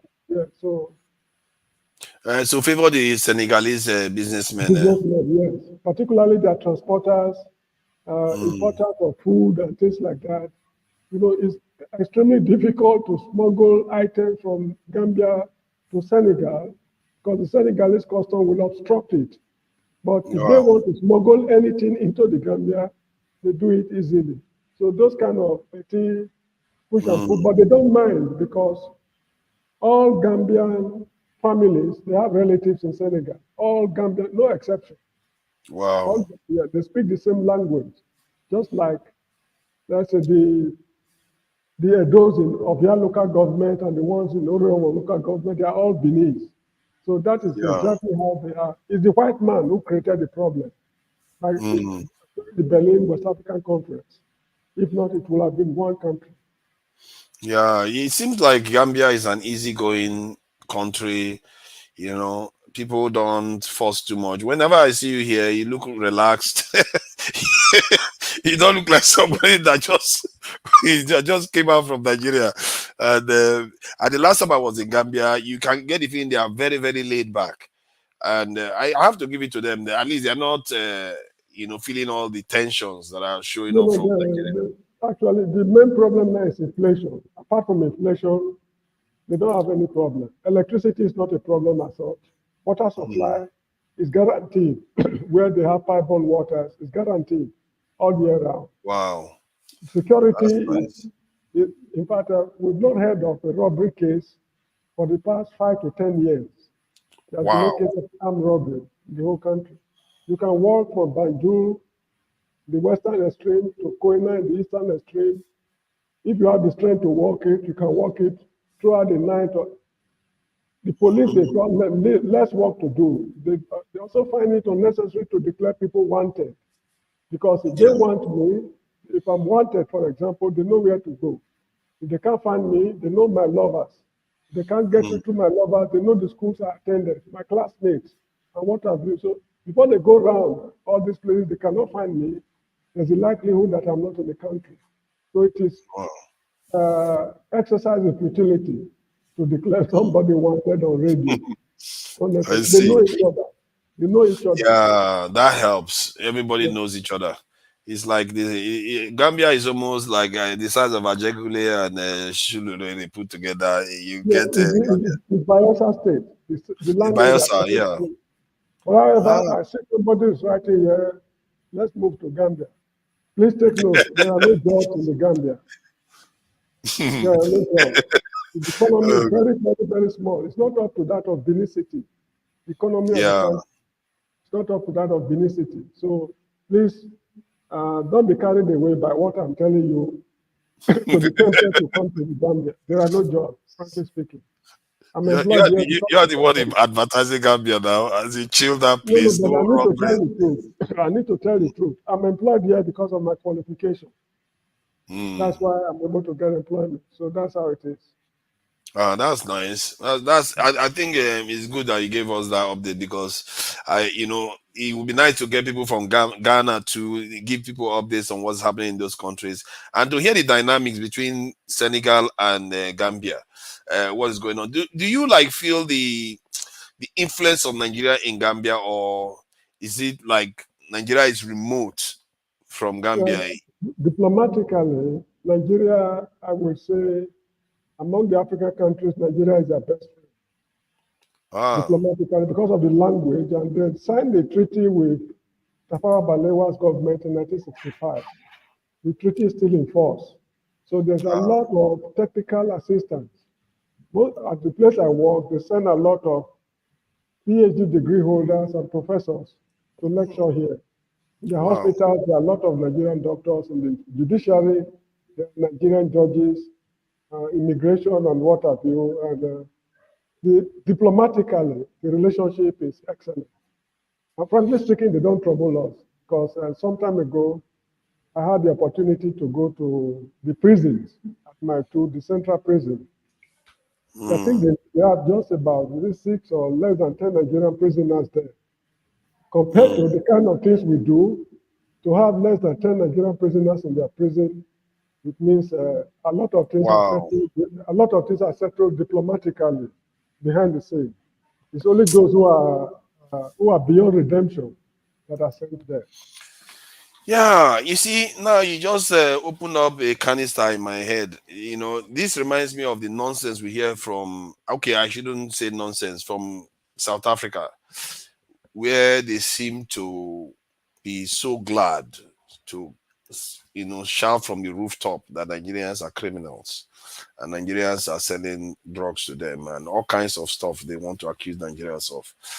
And for the life of me, I can't understand how a country that we and most Africans, to be fair, put a lot of effort to assist can forget so quickly and take pride in targeting Africans the way they are doing right now. But and while Gambia, we didn't even help Gambia with anything. I don't know whether we ever helped Gambia with anything. Gambia is the one doing, having good arrangements with Nigeria, and we don't have a lot of Nigerians in their prisons. It's really interesting, and because when many Africans believe these things about Nigerians, I really feel bad about it that Nigerians have to suffer that reputation all the time. Yeah, I lived in South Africa for 10 consecutive years. I was in the city of Johannesburg. Wow. In a neighborhood called Hillbrow. It's true, Nigerians are involved in drug trafficking in South Africa. It's not a lie. But the drug barons are not Nigerians. The drug what? The barons, those who import the drug. Nigeria just do the street, trafficking, moving from Edenville to Santin to Rosettenville, Hebrew. All this petty distribution, that's what Nigerians are involved in. And this is what people see. That is why they are associated with Nigeria. But the main importers, Nigerians don't go near them at all. So that is just one opportunity. And as for what we did for them during the apartheid era, majority of them are not aware. Because during apartheid, they were cut off from the rest of Africa.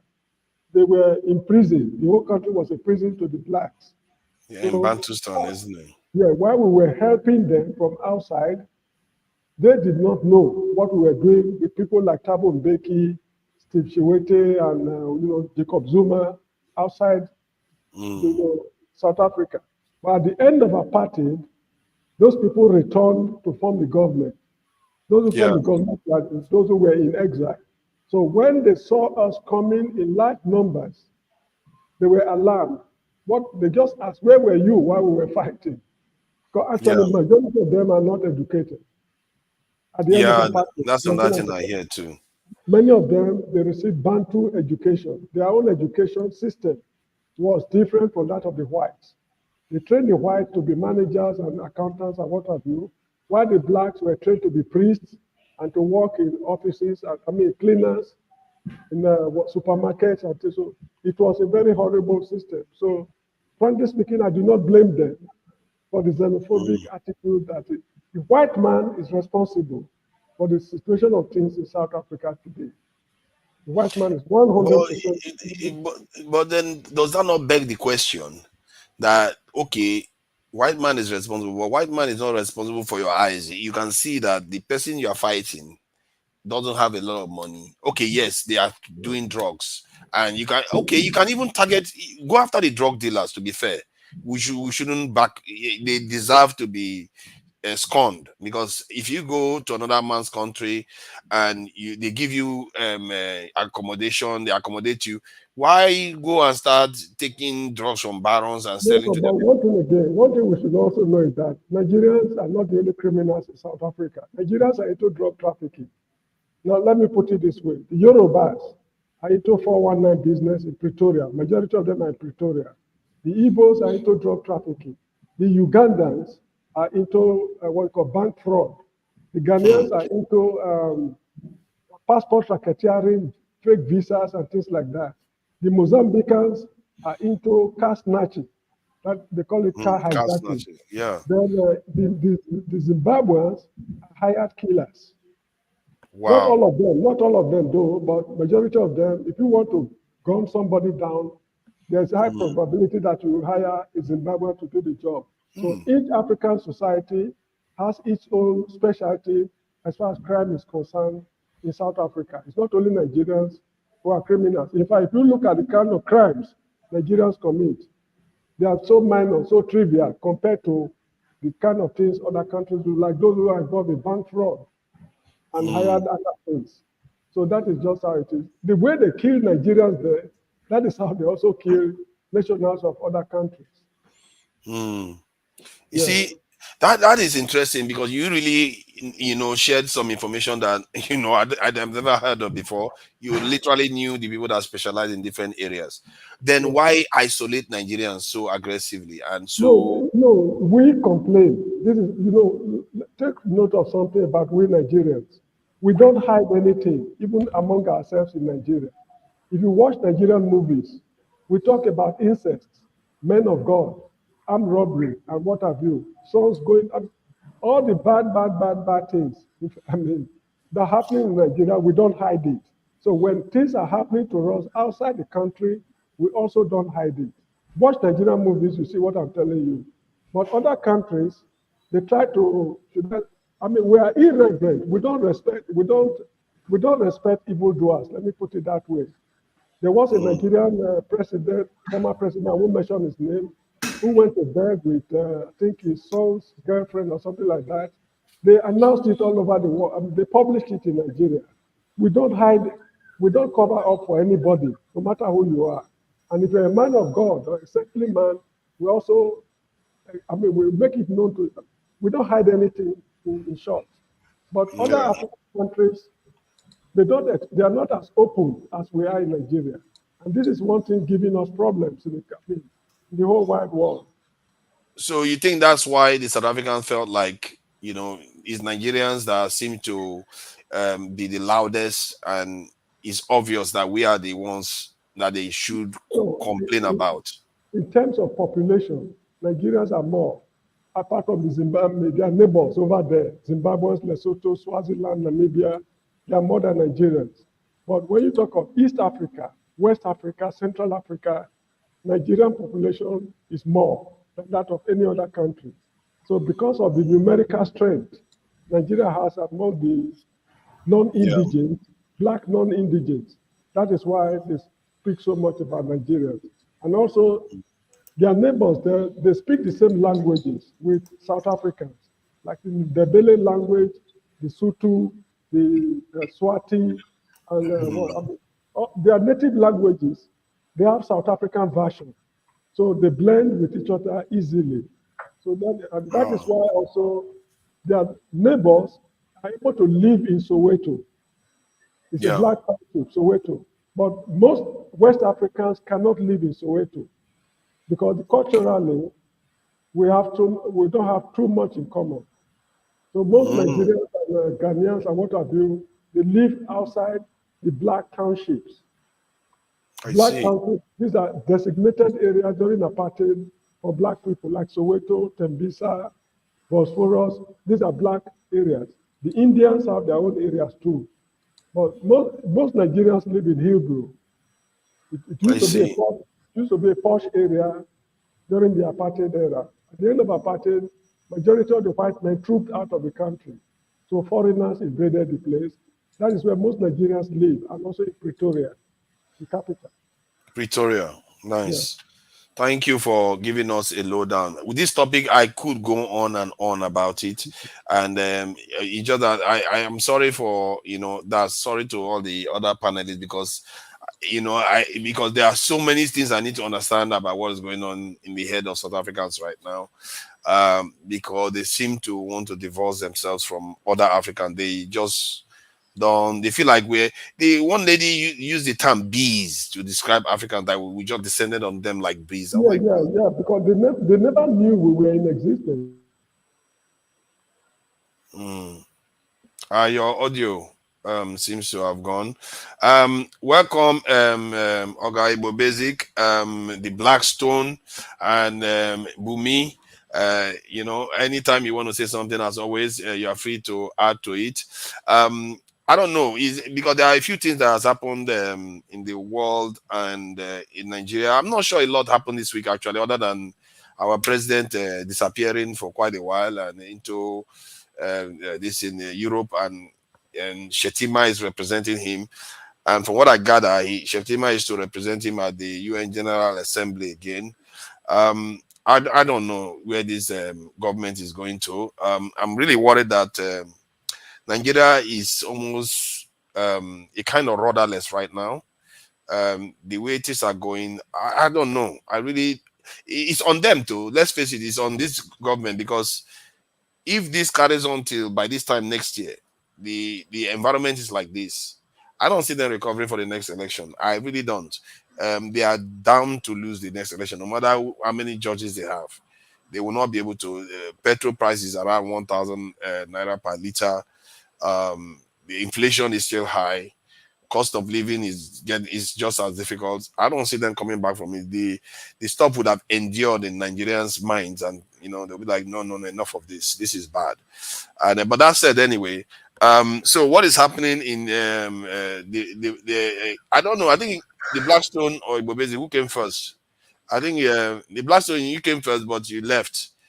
So I think Ibobezi takes the space. No, I was not checking the upload into the IRF of Edo Election, about the Edo Election. So who are you for in the Edo Election? In fact, I don't know. I just like you're not for Labour candidate. But I was for Labour candidate, but from the rest I'm saying, it's very funny. Is it Agadolo? I've forgotten his name. Akpata for Labour. No, Akpata is Labour. The other one for PDP is for PDP. And APC one. I can't remember the name. So who do you see winning then? I guess it'll be APC from the. They have loaded about 92, about 98% of the votes into the RF, and the ones I just check, like you just forget the Labour Party actually. Labour Party is nowhere to be found. Can't imagine you are getting 5 votes, 2 votes, 1 vote in different polling units. So APC, if APC takes Edo, that is quite interesting. So when the judge said that if they continue like this, you don't think they will win the next election, let me tell you that you might be very wrong. Nigerians are people that you can't trust, you can't depend upon. I hear what you are saying, but I feel like there are certain things you have to do because you are going to campaign. I guess this governorship election in Nigeria, governorship election is very hard to read properly, and the person in office tends to have a lot of power to influence the results. However, though, presidential election is different. The figures I just seen, APC is having almost all the votes. So I don't think What? Almost all the votes? How is that possible? From the figures I just checked from different local government anyway. So APC is leading actually. They're having an upper hand. Wow. Okay, good for them.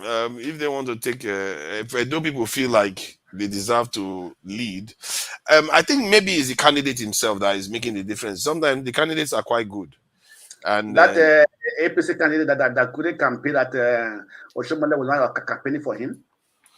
Yeah, it doesn't matter. That said that he was going to bring insecurity to Edo State.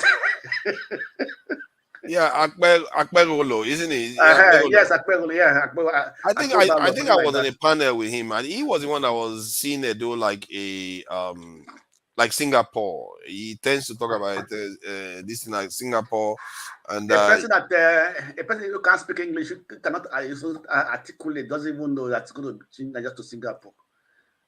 It was not even speaking. It was Oshomole that was speaking for him now all throughout. Oh. Yeah, it was Oshomole that was campaigning for him. Oshomole was his mouthpiece. Well, people are voting for him now. And that's why I told you that you cannot actually rely on Nigerians. At the moment whereby you think you can just lay your head on the shoulders of Nigerians, they will disappoint you badly. I tell you. No. And I can tell you what's going to happen between now, let me say 1 year before 2027. The economy, they are going to try to improve the economy to win the heart of Nigerians. You understand me? Yeah. I know say Nigerians are very gullible people. They are moved by the wind, you know. So they easily forget things like what they are being through. They easily forget many things when it comes to politics, and also and it's also money politics. Once you have money, you'll be able to buy the people, you know. So because if you look at the campaign, Labour Party campaign at those states, it was one of the most feed campaign. So have the highest when Obi was there, Obi was there. Edo was closed down, you know. I think people look at Obi differently from the candidates from the party, because if you look at the presidential election too, the votes that the downs ballot candidates won was not a lot compared to what Peter Obi himself won. So I think they separate Peter Obi from the other Labour Party members, and I don't know whether I should blame them. Really. But if you look at the candidates, Akbata is well educated, and the PDP man is also well educated, coming from the public sector, the business corporate sector. Akbata was formerly the MBA chairman, so on and so forth. So these people are, for me, who have been one of the best candidates. But if the one that just come from nowhere come and they win the election and everything, so what's Edo going to be? See, it's hard. It's easy to blame the people, but if they feel, I like to think that the people vote for where they are in their consciousness, and they probably like the guy. That's why they are voting for him, for the reason. And Edo people are not necessarily silly. They know what they are doing. They voted for Peter Obi. You see what I mean? Against Atiku and this in Tinubu. Of course, now, because at the end of the day, it was Edo people that determined the Peter Obi vote at the. It was only then, right? So this is now a state election. So this from the state election. Then you can now read where the Edo people, what is their mindset when it comes to development, choosing the right candidates, and so on and so forth. You know, so that's what it is. So I don't know from what I have here. I don't know if there was actually population, the number of voters. You know, what they have here is 4,202. You know, total submitted results 4,202 results. You know. I think It's okay. In If a they state, win, they win. in a state of about 5 million people or 6 million people. See, the point is that if PDP didn't perform very well, don't blame them for going to APC. But okay, the forefathers, look at the number of turnout. If they have only loaded 4,202 results. Then why are you saying APC is winning just because of 4,200 and something results? Well, no. I'm not saying, okay, if you check, for example, now, right? If I put this is not even and this New Benin area, New Benin 2, this result.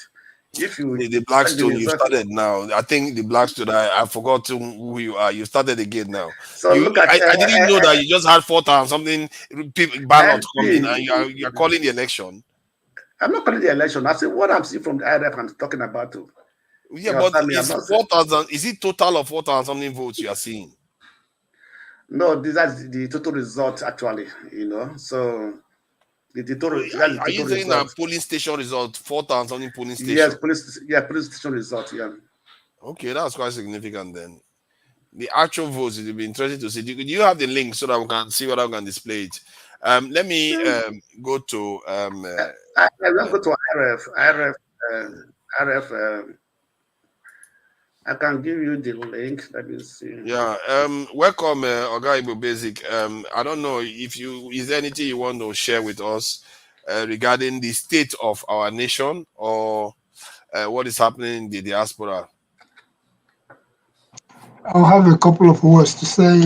First of all, as far as let me first piggyback on Brother James and Flagship, who had left for now. Yeah. And when they were having conversations about. I've shared the link to IRF. Thank you. All right. I agree to salute you, sir. Yes, Blackstone, well done, and forefathers. It's good to see you here and the rest of the people on the panel. For Dr. Damages, I just want to give a shout out and congratulations for this channel to continue to progress. It's like in real estate. If you think the job of a broker in real estate is easy, go ahead and try being a broker. It is not easy in the sense that you must keep the light on. That is one of the number one rules of being a broker. You cannot turn off the light because clients must at all times, particularly during the business hours, they must come to your office and they must see that the office is open. So that's the congratulations, Dr. Damages, for the channel continuing to be open, and for all the panelists and the participants, and to you, the forefathers, well done. I said I was going to piggyback on Brother James and the Flagship on their previous conversation. Brother James had made mention of particularly coming to Nigeria when the last time that Nigeria actually made some significant contributions at the United Nations. And I had him mention Joe Garba during the times of Joe Garba, and how Nigeria, at some point, I think Nigeria was almost being touted to be the Secretary General of at the United Nations. They even vying for that. Having said all that, and bearing in mind that Nigeria's independent anniversary is just around the corner, which is October 1, I would go on to say on what Brother James was talking about Nigerians and their participation in other countries and what they do. I will bring it back to the place where I stay, which is the United States. In the United States, Palestinians, Pakistanis, these people hold what we call the corner store. At every corner, you find what we might call a provision store in Nigeria. You find them all over the place. These are the people who hold the fort in these places. Indians, in some places, you find it. But go to the gas stations. These are the fabrics of every economy. People use gasoline to gas up their cars. You find either Indians, again, you find some Palestinians, you find some other kind of people from Pakistan and stuff like that. These are the people who hold forth in the gas stations. Nigerians, it was only lately, particularly in the state of New Jersey, that I started observing some Nigerians holding down in some gas stations, such as BP stations. You could go there and you find a Nigerian pumping gas there. So that's when it comes to real economy. I'm not going to go into the issue of who commits what crime and why the satellite is beamed on Nigeria each time Nigeria shows up on the scene for anything. When you talk about 419, I call it 4110. And when you talk about other bank fraud and all the rest of it, even the Russians, they do have their own roles that they are playing in every economy. Having said that, I would just like to speak on the issue of Edo State very briefly. And I'm not going to go into details on that because since my friend, I use this opportunity once again, since my friend Dr. Seli Okogu, who was the CEO of Novel Porter Communications in Nigeria, since he died in May, I kind of like left Edo State politics alone because he was deep and involved into Edo State politics. He was my ears and eyes on the ground. He even participated at some point through the PDP. He vied for office, and his motto was "Count me out of evil." That's what he went with. These are some of the clean upbringing candidates that we are looking forward that will take up the leadership in Nigeria. But on their day of elections for their local government, guess what? There was gunshots all over, so people scattered. We all know how that one went. I'm glad that I have not heard about gunshots being fired here and there as far as the local politics is concerned. So to that note, I say only those who are in Edo State actually participating actively that will tell us what they are seeing. Because in the end, what are they going to tell us? I hear APC, and some people say don't be Lagos, but I hear APC vow that they must take Edo. In that case, I will just conclude as far as that Edo thing is concerned, I say go to court. Because that's what they will say if you protest. They will ask you to go to court. So I'll bring this subject back to the place where I stay, which is the USA, and the presidential election, which is upcoming in the US. All the polls are saying what they're saying, and we who have followed the politics are seeing the efforts that each candidate is making towards being victorious in November. Because I worked the elections in the US as a poll worker, I can assure you that it is extremely difficult for anybody to actually cheat in the elections here. As far as the places where I have participated, you can't even come there and make nonsense. You'll be guided out. The fear of even trying to try anything, whether you are aware or not aware, that is to the extent that the United States have been able to sanitize their elections. Would anything go underneath? Of course, things will go underneath, but it's not something that you're going to see on the surface. I'll take it up to something like a football analogy, soccer. And in most games, it is the person who is losing or who is losing momentum. That is the person who goes to start devising other means in order to be able to achieve the same objective, which is to win. If you observe very carefully, even in the Nigerian election, the last election, where APC saw they were losing, they pulled the plug. And that's why they told us that the thing was down, the system was down, because they pulled the plug. If they allowed it to go through, we would most likely have had a different result, which would actually be to the wills of the people, would have been the result of the last election. So that being history, look very carefully on what is happening in the United States election. You see In Georgia, for instance, where the electoral commissioners have just voted that they want a hand count.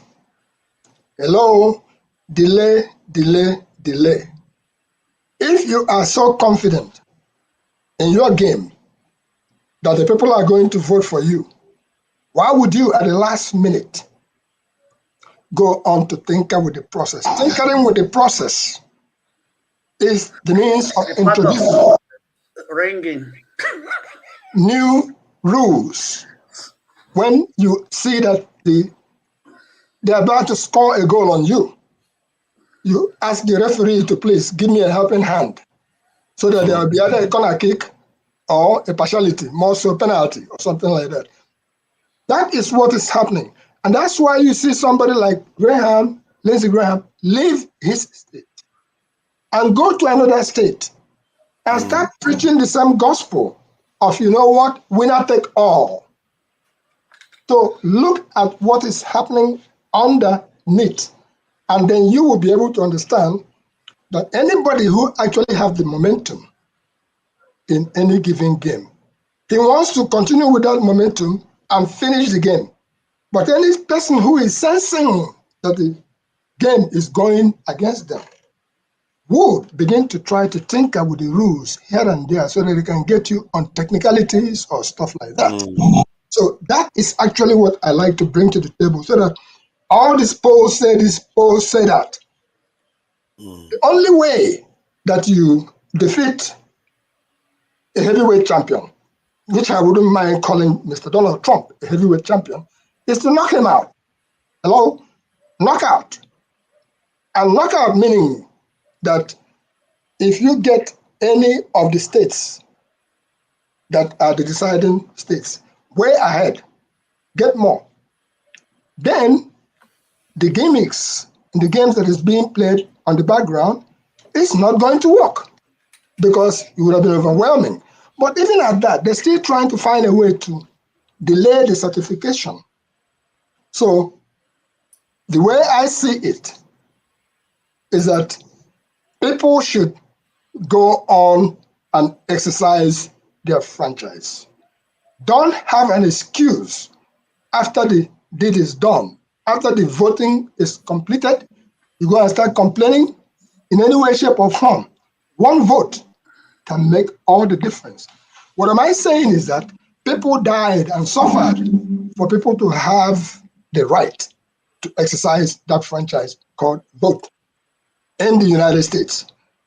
If not for anything else, based on the spirit of those people who sacrifice for women to be able to vote, for Black people, for other immigrants to be able to vote, go out on the day of election, which is around the corner, and make sure you cast your vote.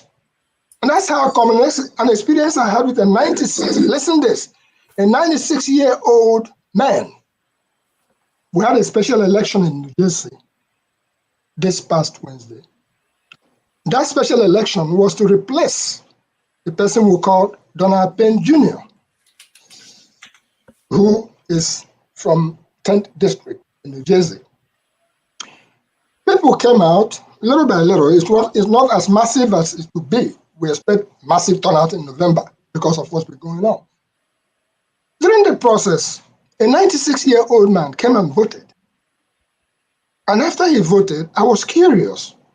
I spoke a word or two to him on the outside, and he said to me that, listen, that everything he's seeing, that he has to come and cast his vote.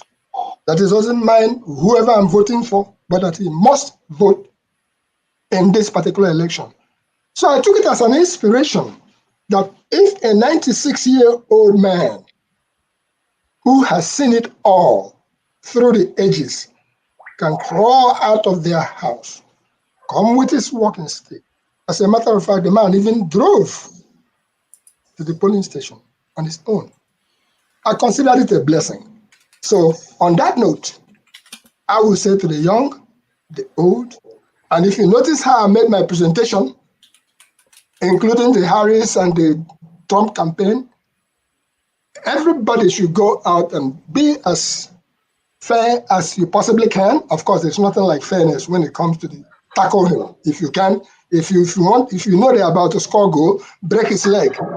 We are not advocating for anybody to break anybody's leg, but I'm saying to you that this is what is going on underpinned. So Lindsey Graham should call himself to order, not at this last minute, to go to some state, to go and start asking the electors there. What they were trying to do is to change the rules. When you are now facing, you're already in the field of play. It's trying to change the rules to say that instead of dividing according to, if you get say 10,000 votes in the area, you will get at least one electoral college vote. But he's preaching for them to have it winner takes all. But let him be careful, because winner takes all, it swings both ways. It might turn out to be that in the state where you think that you do well, the Harris campaign will come out and win. So that game that you're trying to play should not work. But let us keep an eye on Georgia State. I think Blackstone and not Blackstone, Flagship is in Georgia. I wanted to add something to the idea of democracies. I think sometimes when we say democracies, is a little bit overblown to an extent, because in reality, if you are running a democratic system and a capitalist system, the people that have more money tends to get more, their voice is heard more. And in a way, you don't even have to rig at the ballot. Your money has already rigged it in your favor. So, and that's one of the things our politicians are a little bit silly about when they go and start rigging in ballots, like thugs that don't know how to sophisticated in it. They don't know how to use sophisticated method to convince people. Because if you have more money, this is why when they are going for election, they look for money.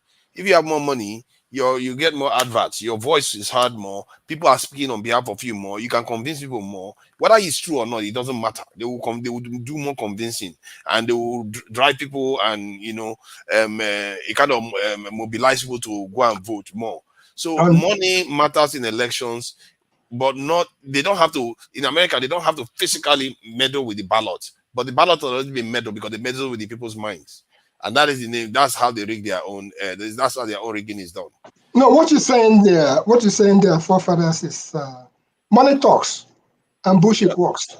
Okay, money talks in the sense that on the day of election, on the day of voting, those who have money would massively do the best they can to turn out the vote. Even if you are sleeping, somebody will knock on your door and say, "There's transportation outside." Yeah. So that there'll be no excuse why you did not go to vote. But there are also the generality of the people who actually are waiting, and this is the real voters. Those they've been living to wait for this day to come, because they feel that you don't need to drive them. Instead, they'll find somebody else and say, "Do you want to go vote? Just let me know." We will remind people, those are the ones that you can count on to say that they are going to come out and vote, because they are voting not because anybody encouraged them. They are voting because they believe it is their right. And your right, your power is your voice. Your vote is your voice, and your voice is your power. A lot of people don't understand that here, even in the United States. So money talks, as you put it, because for now, visibility of the candidates as they travel all around the state, it makes a lot of difference. If you don't have the money, then you can count on genuinely for people who truly, and then you go back to the policies that are being advocated. I was looking at the first presidential debate that I just had. Can anybody tell me that you heard anything about Africa on that particular day? No. I listened through the debate. No. Unless if I blinked and they talked about Africa. They never did. Okay, so I made that note. Africa was in their map. Okay, so I made that note. But also bear in mind that during the Nigerian presidential election, that those who were hoping to get their resources for their electric powers, electric cars, and stuff like that, They were playing their own game in the background. Mr. Musk, for instance, going after the lithium, what it takes to make batteries. That's the game that you can't even hear about. Don't forget about the misinformation that is going on currently in the presidential campaign. Massive misinformation that is going on.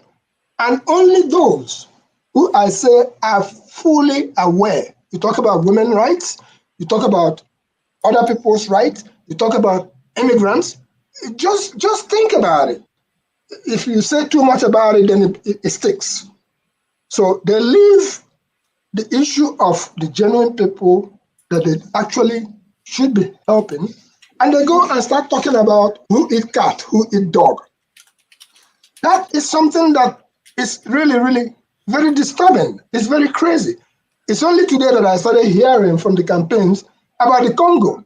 They started talking about the Congo, and they are not talking about the Congo as to what good things that the Congolese are doing. As a matter of fact, I have not seen many Congo people in the place where I live. I have not seen many Congo people. Who is talking about Congo people? Mr. Trump was talking about Congo in his campaign today. I just heard that. Okay, he was talking about the Congo, and talking about the Congo, he's talking about that the Congolese are sending out their criminals, that they are emptying their prisons. To come on now, realize that anybody who is coming from Africa is going through so much to get to the United States. First of all, you don't swim to the United States. You must have some kind of passport. In other words, you're not having criminals coming out of the Congo prisons to come to the United States. That's misinformation right there.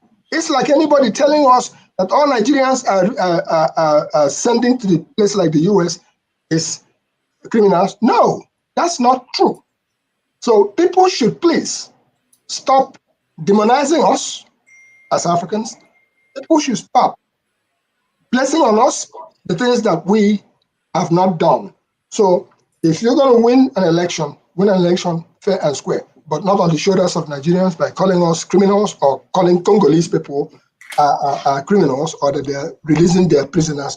The prisoners haven't even found a way to feed enough. In Nigeria, we have the Nigerian Independent Anniversary coming up, October 1.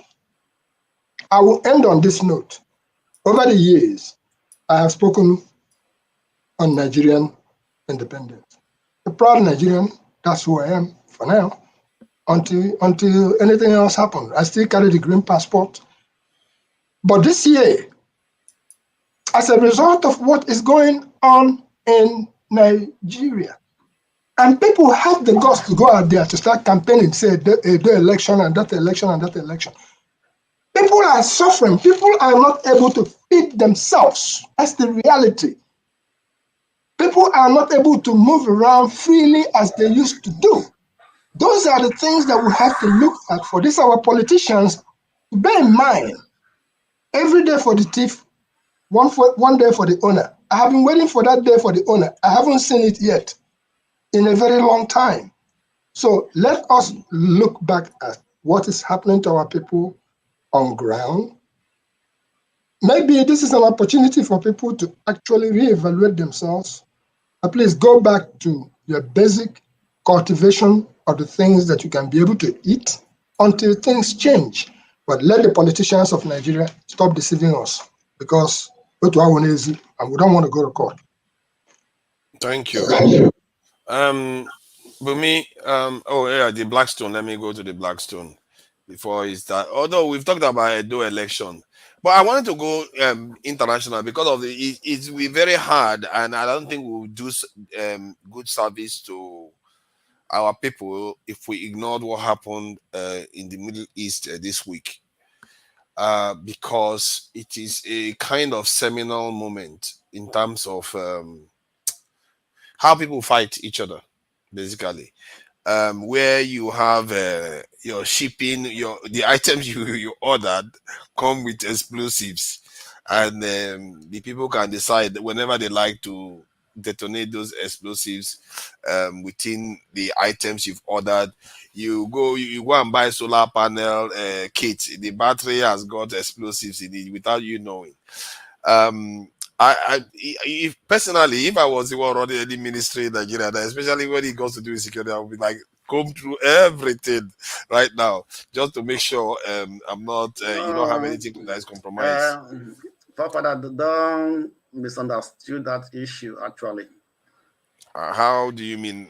Okay, let me just feel what I mean. See, my point is that we should a kind of do a sweep, at least in the critical areas. You know how China helped African Union build their headquarters or something, but it turns out that they were bugging them. They were listening to everything they had. They were saying the same thing. This one is even worse. This one is not just listening to their statement or gathering intelligence. This is warfare. They put things in their the things that they ordered, and anytime they like, they can fire it up, and then everybody is confused. This is what happened. The Israelis secret agent, they intercepted that delivery, that containers, and they opened it and put in some explosive, it's a special explosive, right, on those items, because I think they had an information that they are ordering these things from.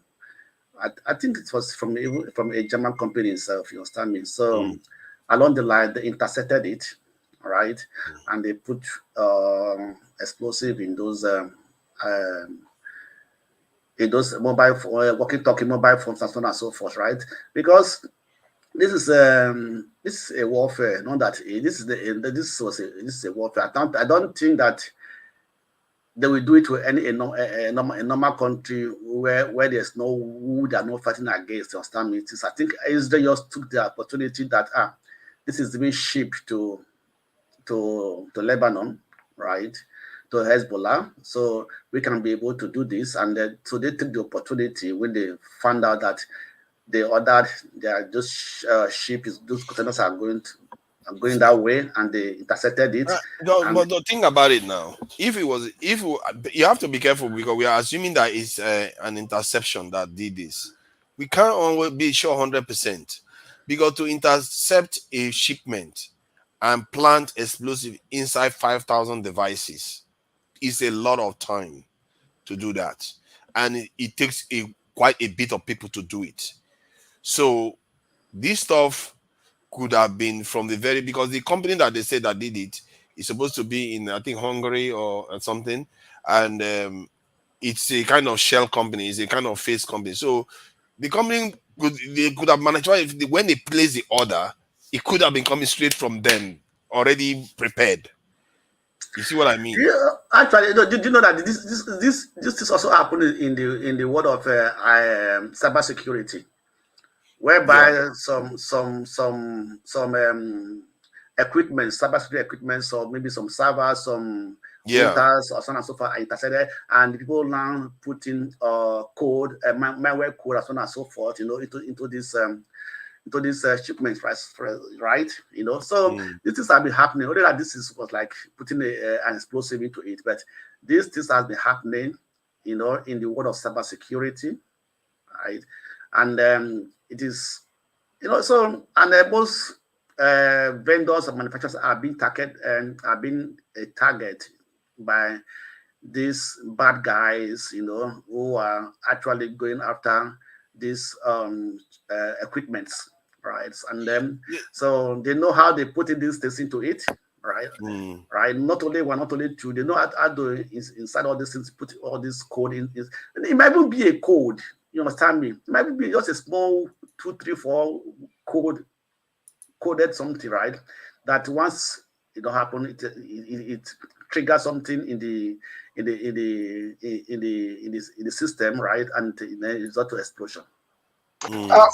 Blackstone, that what's going on is actually some very serious warfare underneath. Guerrilla warfare, not be only the one where you come hide in the bush or something like that. But one thing I will advise us is this: if you are not involved, if you do not have first-hand knowledge, if you did not participate, or if you have no person that is your person that you directly know that was either involved in the interception or in the production or in anything, stay out of it, because that's really very high stake. I'm not going to talk about it and say somebody intercepted. I would even lean more towards maybe it was directly from production. Yeah. Maybe, but as of to put my mouth for the thing why I don't know, that one passed it passed my salary scale. I know that, but just bear in mind, anything that you receive, including this phone that you are holding in your hand, just bear in mind that FOC, now about for, as we put it, free of charge. And watch it. Anytime they give you FOC for street owners, there are people who are trying to get, particularly the low income people, to say, oh, just sign your name here, put your this and that. Here is a phone for you. It's free. I dare warn people that nothing is free. There's no free lunch in America. Anything that anybody gives you, you may think is free. But if you look behind it, you'll come to find out that it's not free. All they want is your information. And that's how come they will even tell you where you go. The phone will now tell me, oh, this is your morning summary. Come on now, I'm not looking for my morning summary. The phone will now tell me this happened and that happened. But you know what? Once you keep your hands clean and your nose clean, they can whatever they want. And that's about it. You know how many times I've said this type of statement here? I told them WhatsApp, Google, Facebook, all these things that you think you're not paying for. There you you go. are right in the hands of American government. They know more about your family than you know about your family. Yeah. Because they are surveying everybody's information. This is why Hezbollah in the first place said they were not going to use phones, because they knew that they had access to their phones anyway. So they wanted to go and start using pagers, not knowing that even pagers they go to pagers. So they got the pagers and they got, oh my God, man, that is so devastating. It's like now they've taken the warfare on a totally different. And if you think about it, people should know these things already. But people in the back of their head, even if they think, who do you think is manufacturing your stuff? You think it's an angel from heaven? Who do you think is manufacturing it? It could be anybody. It could be your enemy. They can put anything inside. This is why I keep saying to our people, if you don't open your eyes, you think this world owes you a living. They don't. No, okay. Let me take something, right? Anything that have internet connection, internet access, just forget it. You can be tracked, and you can put any. It might even be surprised that that those things were not even bombs. It was just some. No, they were explosive. There's nothing inside a phone that can do that much damage. There's nothing. They were explosives. There are codes you can use that can change the performance, the working component, can even overheat the system and everything. That's code There are some explosive things in those. Black Stone. Have you forgotten Delegewa? Of course, I've not forgotten. I rest my case.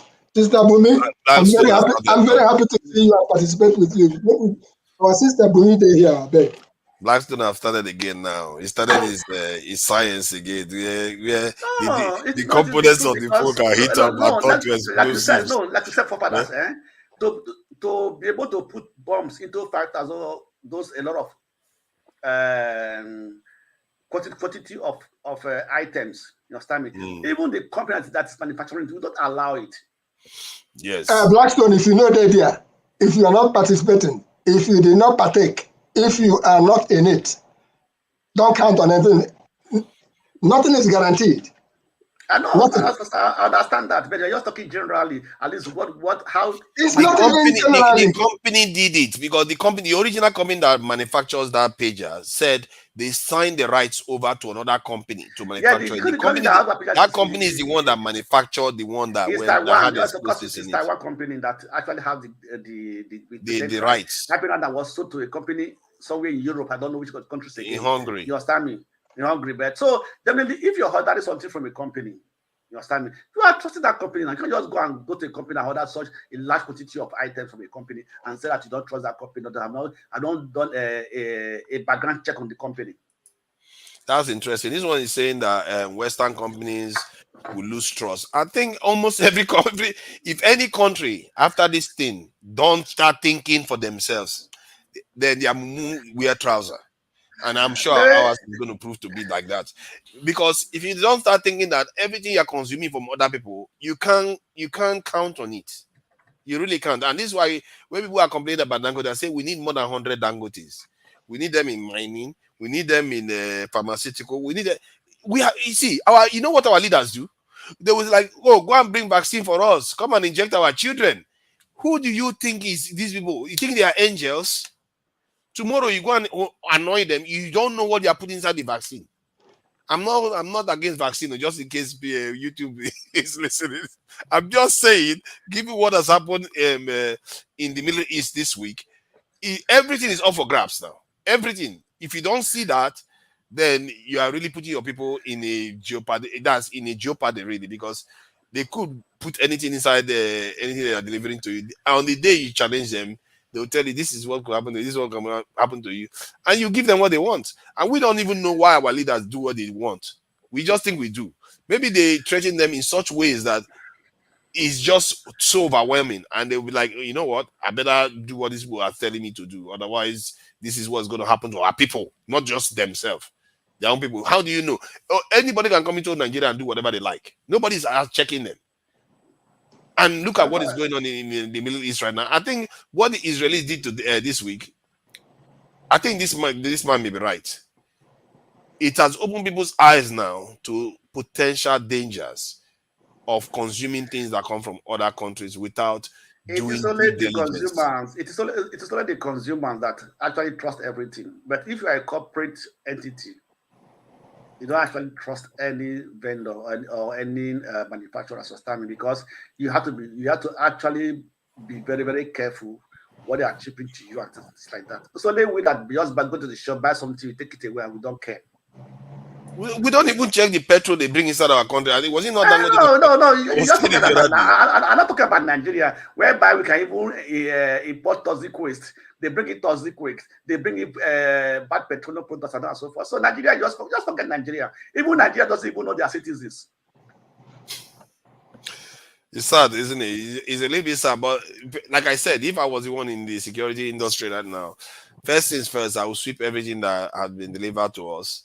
And anything you do, you have to go original now. You have to go original. You want to be sure, especially if you really want to be sure of what you are doing. You have to be original, because there are so many ways now that technology can be undermined.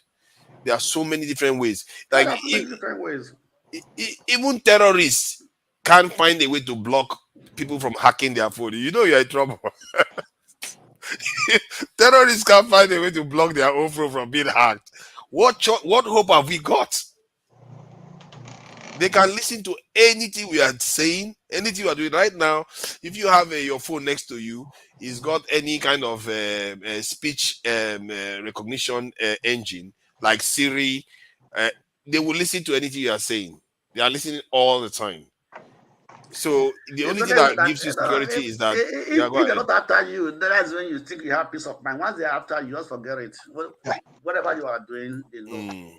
They have so much on you already.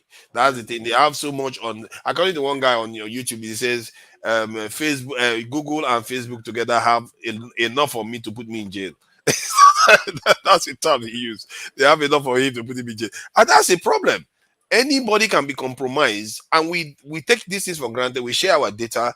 We don't seem to understand the gravity of what we are doing, because the people at the top have so much power over the people beneath now, because one way or another, they have your information. They will find something that will embarrass you. They will find something that may even show that you are breaking the law one way or another. They throw the law at you. No, forefathers, is there anything you apply for in online that they don't ask you for your details? They don't ask you for registration. Yeah, they always. So that's what it is. So all your data are with them. So there's nothing to hide. There's no secret. You understand me? So you don't have to go after you. They go after you, right? No, they don't go after you when you don't That I'm saying, they don't got time when you are not on their radar. You're not a problem. Yeah, it's when you want to do something that they don't like, and then you are done.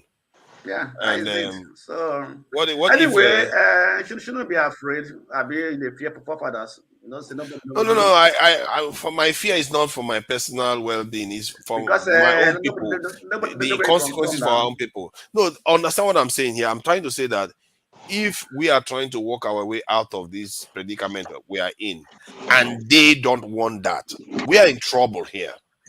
It's going to get worse too. What I'm saying, it's going to get worse in the future. You understand me? It will get worse. The IT world, where the AI world, where they are going, you understand me? It's going to get worse. You understand me? Nobody is going to be safe or have any secret. That's what it is. You can't even trust what you read now, because with AI out there, what you've read before can go. They can change it. It's the power these people have is out of control. And I hope in the West they too start sensing the danger this thing is, because you can read one thing today, AI can go and change it tomorrow. Then you go and read it like, no, it's not. I saw something different the other day. What proof do you have? You don't have any proof. They control it all. Papa, let me tell you one word now. Just take this. Anything that will bring money to the corporate entity, they will go for it with full force. Because they're making money from it. So that's why the speed of AI is beyond your thinking. Because I guess that since AI came into limelight, it's less than 10 years, right? Yeah. And that's taking over almost everything. It does. And so because there's a big profit these big corporations are making from it. So they're investing. So it's money that controls everything. So they're investing on it, and they're also lobbying the government, the politicians, that not to restrict it, not to put heavy restriction on it. Yeah, they are trying their best to not put. It doesn't even matter, because the government is made up of the same people that control these things. They are all working hand in hand, and this is another area that I think maybe our people should be aware of. When they see capitalist companies like Google, Facebook, they are an arm of the American state. I don't know why because it's a capitalist, they tell you that it's private owned. It's still part of the arm of the state, especially when they are that big. The same thing, Dangote, it may be an individual, but who is he serving the most? Nigeria. That's why Nigerians are feeling it a lot more. Whatever he's doing. When he sells cement, it's Nigeria that is strategically important to Nigeria. Whenever a company becomes strategically important to a nation, they are an arm of the government. Make no mistake. Because the government can just say, you know what, you are doing too much. We'll take over. You know, American government they have the power to take over any company in America if they want to. They can seize it. So if they're not sponsoring them, if they're not sponsoring them during election year time. No, I think they don't do those. You see, that's the thing about them. They don't politicize business that much. They have their different arguments, but they don't penalize businesses for supporting the other side. Sponsoring most political parties, most candidates. You know, they spend a lot of money. True. They spend a lot of money to lobbying. The Blackstone, the difference between them and for business is ideological. It's not because they hate the business inherently. All of them are pro-business. All of them are pro-business. It's not like they hate the business inherently. Like if Democrats don't like fracking, it's because they care about climate change, but Republicans don't care. So they are not going to support the companies that do fracking. It's not because they hate the companies. And that's the difference between them and us. Ours we want to destroy them because that guy supported the opponent the last time. You want to destroy them just because he supported the opponent. Whether the company is good for Nigeria or not, they don't care. They just want to destroy the company. So, but it's a shame. I really hope that we begin to learn a little bit lesson on how other people conduct themselves. We have to kind of remove politics from business. We have to remove politics from governance. Politics is actually different from governance. It's not, because governance is how you manage the people, make sure you deliver a certain amount for the people at all times, no matter who is in office. Then the political aspect is tweaking, just changing the nature of governance a little bit here and there. But fundamentally, it should remain the same. So, but in Nigeria, it's like winner takes it all. You win 25%, you take everything. If you win 55%, you take everything. So that's how it works in Nigeria anyway. Welcome, this thing, Bumi. I don't know if you have anything to talk about. Is there any Welcome, topic Mama you would like? Esho. You see, the Blackstone. Don't start now. Don't I'm start. trying to help you to moderate. Don't start now. How can you? Our forefathers is guiding us. Mama Echo is here. We know she's here. That might do. Let's do it in order. Bumi is in darkness now. No, she's not in darkness. I beg. Leave Bumi alone. Bumi would. I want to hear from Bumi. If you go there, please. She's using candle. Bumi may not say anything even. Why don't you give her a chance, the Blackstone? So I'm asking a question now. I'm getting ready to go to work. Mm-hmm. So yeah, Bumi, thank you for joining us. You have anything to say about events, anything you want to talk about, maybe in Nigeria, because there are so many things that is going on that I can't even keep up with things that are going on in the world, from Trump assassination attempt, Chidinma and South Africans want to kill us with the snobbery. You have this thing, Israel going crazy in the Middle East with attacking people with their smartphone, their pagers, this radio devices and solar panel batteries. They are attacking them with those too. You have the president disappearing for days. Nobody knows where he is. He's not even going to the UN General Assembly next week. And you have the Edo Election. So I don't know. Anything you want to talk about? Good evening, everyone. It's nice to see you back again, Mr. Forefathers. I think one thing I wanted to talk about, and I think it might actually interest you. Can you hear me, by the way? Loud and clear. Okay. Is the Sahel Alliance, about them, I think it was 5 days ago, about them bringing out their own passports. So they're creating their own like Sahel Union, just like the EU. And obviously, I think last year early this year, they pulled out of ECOWAS. So they're not part of ECOWAS anymore. So now they're creating their own alliance, and now they're creating their own passports. So I don't know. I think it's an interesting conversation because if you look at where Nigeria is located, Niger is literally up there. And if they should create that passport, so the commuting from Niger to Nigeria was obviously okay due to the ECOWAS agreement. But now, if they're pulling out and if they're creating their own their own passports, then we are going to actually have a real border between those people. And I wonder how that's going to reflect between Niger and Nigeria, and also ECOWAS and the Sahel region, their relationship and that. But I wanted to get your perspective and other people's perspective on that. For me, I think it's even better. Let them create it and let them be real border point, because the desirants in Nigeria it's more than 2 million or 3 million in Nigeria, because they don't even know where they are coming, because they just walk through the border, and then once they get to Nigeria, they become Nigerians, because they not blend with the northern people, and they call them our brother. You understand me? And coming to that passport issue, even the ECOWAS passport, what effect does it have on the citizens of ECOWAS citizens? You understand me? You have ECOWAS passport. If you are applying to Ghana, you went through control and everything. You go through rigorous check and everything. So it has not actually benefited anybody. That passport, ECOWAS passport, just a name, ECOWAS passport.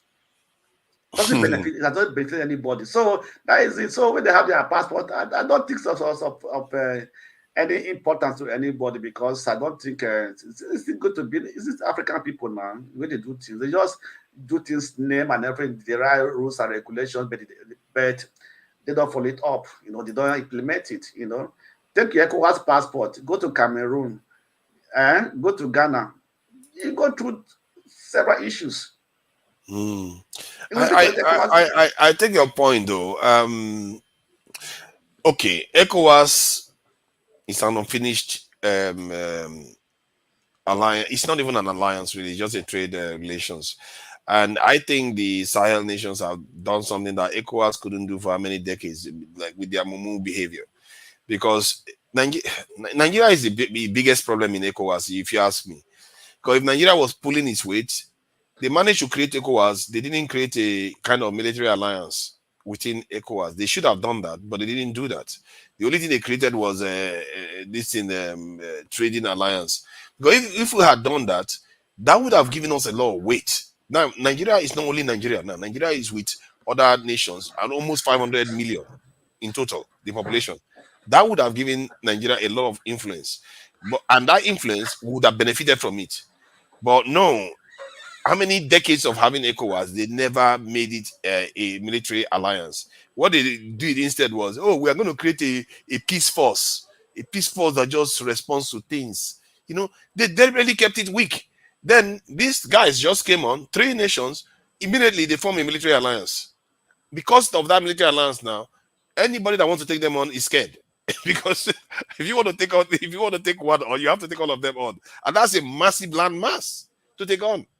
So they have strengthened themselves, and now they've gone and gotten themselves a passport. Personally, I find that really remarkable because it's something. What they are signaling to ECOWAS is that if you are not going to change, forget us. Don't bother. We don't. Can you imagine what the kind of guts it takes? They are landlocked. They are willing to remain like that. They are willing to remain landlocked and just stay there. They don't care what ECOWAS thinks about them. That should tell us how spiteful they are towards ECOWAS. Because ECOWAS, the way they behave, anybody can see it now. They are not serious people. How can you not be able to be responsible for your own security in your area? Whenever anything happens now, they said the other day, Ivory Coast, which is Cote d'Ivoire, the French ships came there to show dominance. Like they have soldiers in Ivory Coast, in Benin Republic. All these countries, they are undermining Nigeria's security. They keep having foreign militaries in their countries as military bases and all those things. And you expect ECOWAS to prosper. Look at ECOWAS. They are robbing us left, right, back, side, everywhere. They are robbing us dry.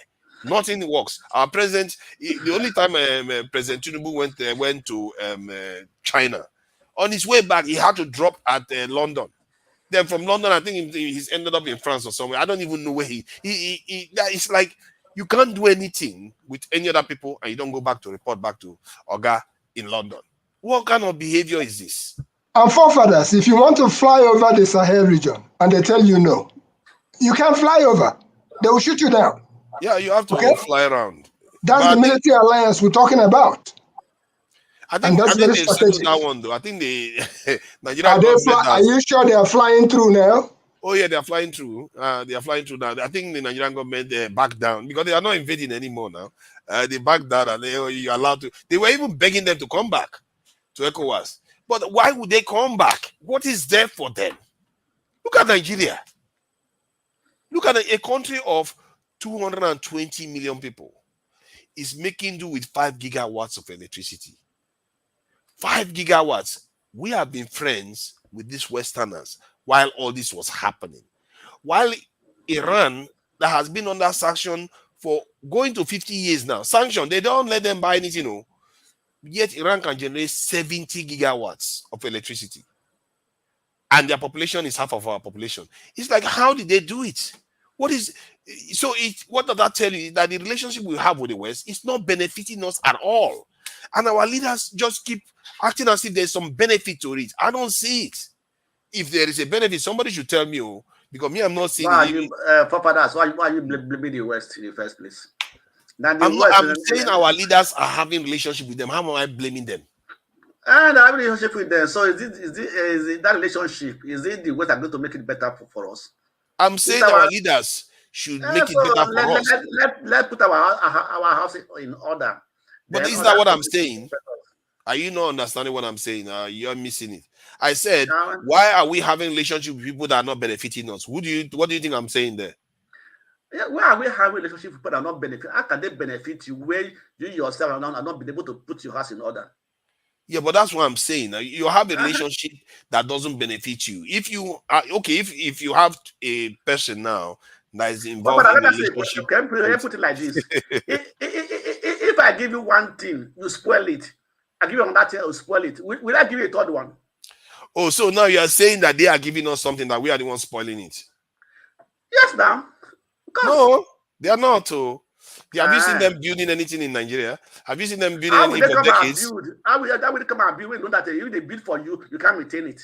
You can't keep it running. Hold on now, hold on. See, the reason why those things get damaged is because our Mumu leaders again go and report to them and get IMF loans. And when they get the IMF loan, they tell them, don't sack your civil servants so that you don't have to spend so much money on the state.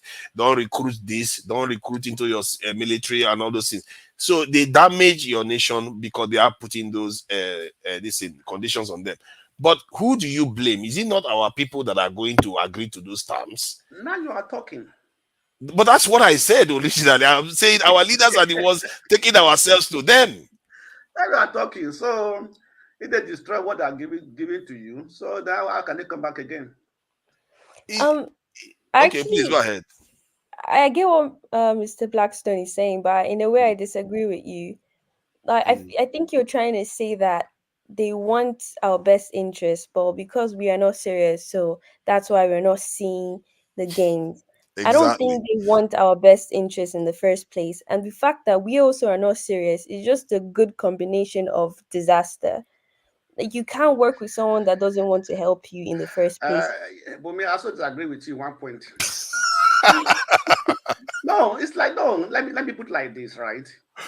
Oh, you know what? We are going to Relations, recommend excuse Jemmy me. sends this guy back to Yeah. Nigeria. Jemmy has to bring him back to Nigeria.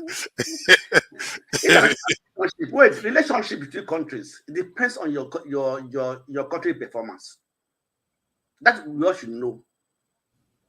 So it depends on your country performance. Let's go back to the 60s, 70s, 80s when Nigeria was doing well. What was our relationship with the Western world? It was a cordial relationship. But you're not mentioning that the fact that because people keep on mentioning Nigerian back then. Nigerian back then was making sense because we were under them and they had control. They were directly profiting from it. It was the creation of Nigeria is their business. Of course, we're going to succeed. Okay, but let me ask you a question. Sorry, let me ask this question. You are a woman, right? If you get married now, or you have a friend, a male friend that is putting you under control you up and down, will you continue the relationship? Will you continue to listen to him? No. Yeah, so everything this was today. I always use one term that if it has not been discovered, it is difficult. Once it has been discovered, it is easy to improve. But what you are saying, you are using a kind of reverse argument because that's the argument she is making. She is saying that hold on, that man you are talking about is the one that is not giving her something good. Then you are saying she should reject the man. That's exactly what she's saying. Yes, of course. It's time we should reject what they are giving to us and then build on what we have. Exactly. But you were saying that it's our fault, that it's like they are giving us something good, but we are the ones ruining it. Yes. Just before I go, Blackstone, because I gotta go. Before I go, it is us, and I'm talking about Nigerians, that are holding ourselves on the ground in one way, besides our leaders. The gains, and I say the gains that we made from the Civil War, we have squandered that gain so massively. It's the same Nigeria that some section was so self-sufficient. In terms of self-sufficient, they say condition make crayfish bend. And they say necessity is the mother of invention. That we started inventing how to even use the crudest thing you can think about to make fuel, to drive, to do all that. We were landlocked and we were trying to get ourselves to survive. What I'm trying to say is that look at the quality of human beings who are in Nigeria. Look at the gifts that God has given to Nigerians. Ingenuity. They can do anything. They can be Taiwan. They can do better than Taiwan. Just back to places like Aba. Just look at Nigerians striving every day. All Nigerians are trying to ask the leaders, the political leaders, give us a fair shot. Because when the war ended, we realized that we had people who were that's engineers. We realized that people could do so much, but then Nigeria on its own decided, you know what, we would rather get imported, not made in Nigeria. If we went back to make made in Nigeria and use people like Radium Bise, who was able to manufacture create so much on his own. I just used that Damian Ayong to the extent that when he came to the United States, George Bush era even have invited him to the White House to show them how to make certain things that he went and displayed. So what I'm saying is this: for Nigeria to move forward, let us for a moment, instead of this IMF loan, and every other loan that we're taking from around the world, let us try to encourage our young men who are technologically gifted, who are intelligently gifted. Let us try to see what we can do to support them so that let's use the look from innocent motors, not be sold from Motor Park. Must we go and get keke from India? Or must we go and get anything from anywhere else? Challenge Nigerians accordingly on Nigerians. Invest on Nigerians.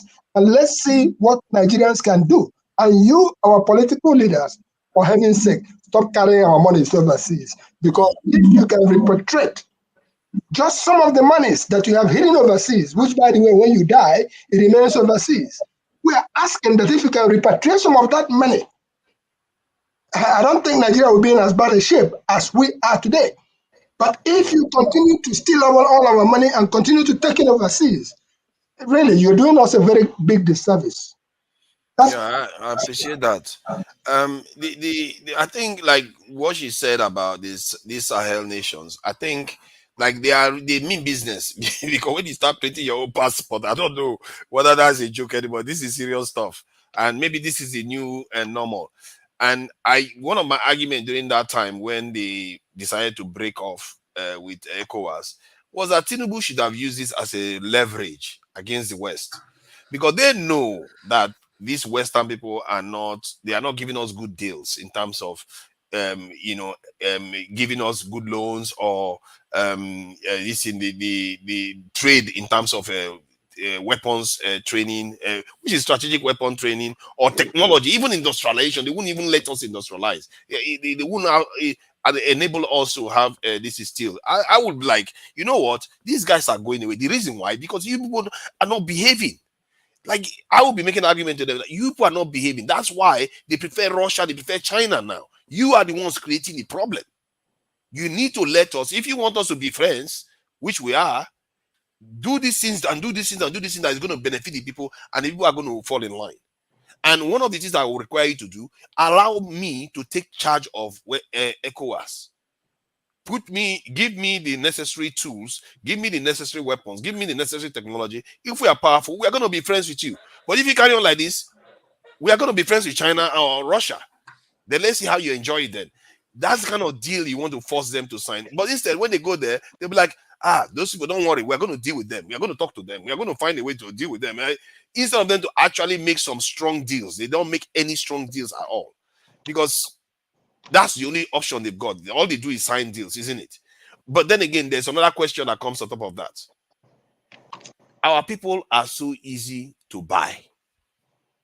If you give them, can you imagine any Nigerian politician, you give him $1 million? It's not going to sell out. The Nigerian politician that you see today, you tell them, I have $1 million for you. What I need you to do is so and so and so.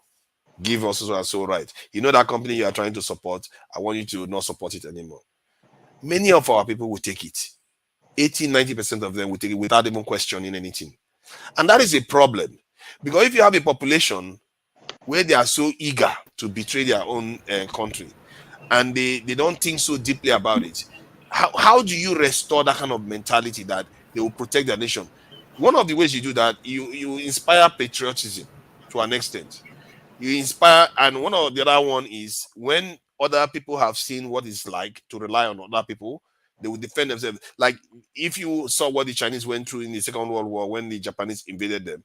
Tomorrow, if a Japanese man wants to come and bribe them, you think they will listen? They know what it's like. No matter what you offer them, they will know. They know what it's like if they undermine their own country. They know the consequences. But our people, we don't know that. We don't know that. So that's why we are so easy to bribe. And they say it all the time. So, and that is a big problem for us. That's why if Tinubu goes there now, he will give them everything they want.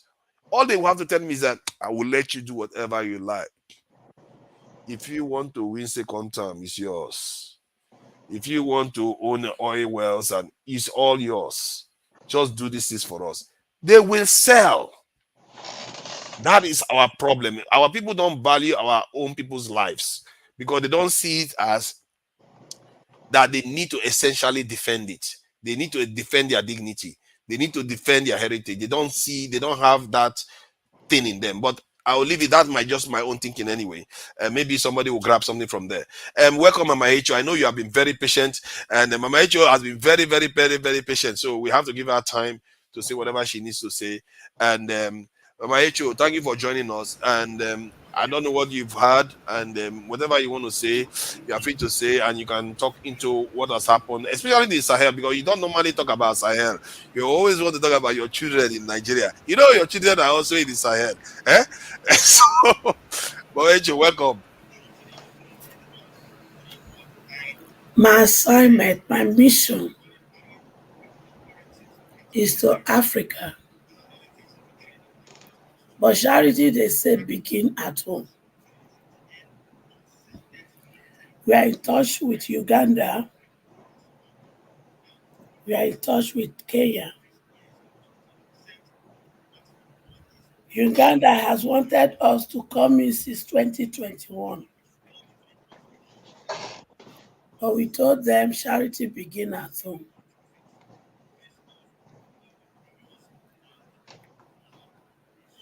Ibrahim Traore has proven to us that military rules is even better than the civilian rules.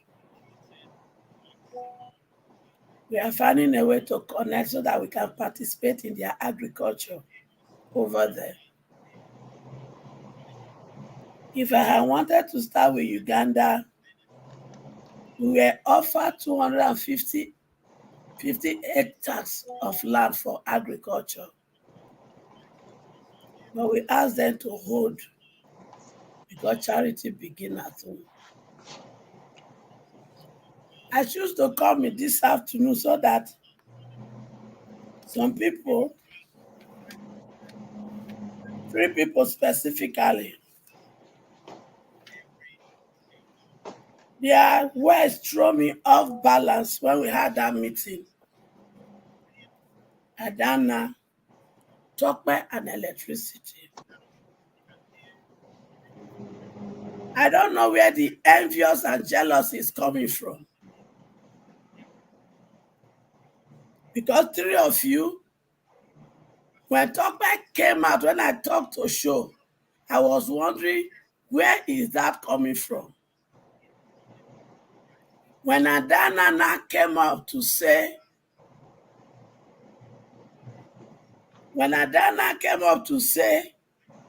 Mama Esho talked in the panel, none of you may talk. I'm like, if it is Adana now, you people will be talking. I'm like, Then electricity came on board to say, I caused his children during election. I read causes in his family. But the same is sent him credit when he was in Nigeria. So since he chose to be petty, I decided to be petty with him that day. And all this action and every other action that has happened has made me to wake up, to do what my children have been asking me to do long ago. To make my channel, which I have opened already, to be active. So by the grace of God, on Monday, the channel will come alive. I'll try as much as possible not to schedule my time into all the favorite channels I have been going to be part of them. Because my dream, my goal is to also use my voice to help other channels to grow. For those of you who want to be envious of me, you aren't seen anything yet. I am sent to Africa. So Dr. Damage's channel is not where I am sent to. So those who want to do competition, Dr. Damage's channel, congratulations. I am not taking your spot. I am not shining your shine. So allow me to shine my shine and let peace reign.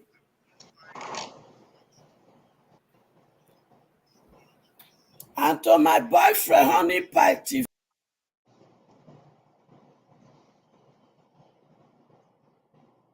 What happened? Where's Mama Icho? Oh, sorry. Sorry about that. I think I misunderstood and got you backstage. Sorry about that. I apologize. To my wonderful sweetheart, Chief Tunubu. You know I don't like you, but I don't have a choice. I have to force myself to love you so that I can rescue my children from your hand. So if I'm telling you, sweetheart, read in between the line.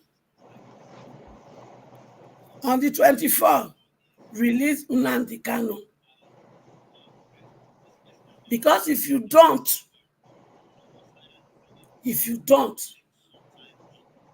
me and my children will play what they call last card of checkmate for you.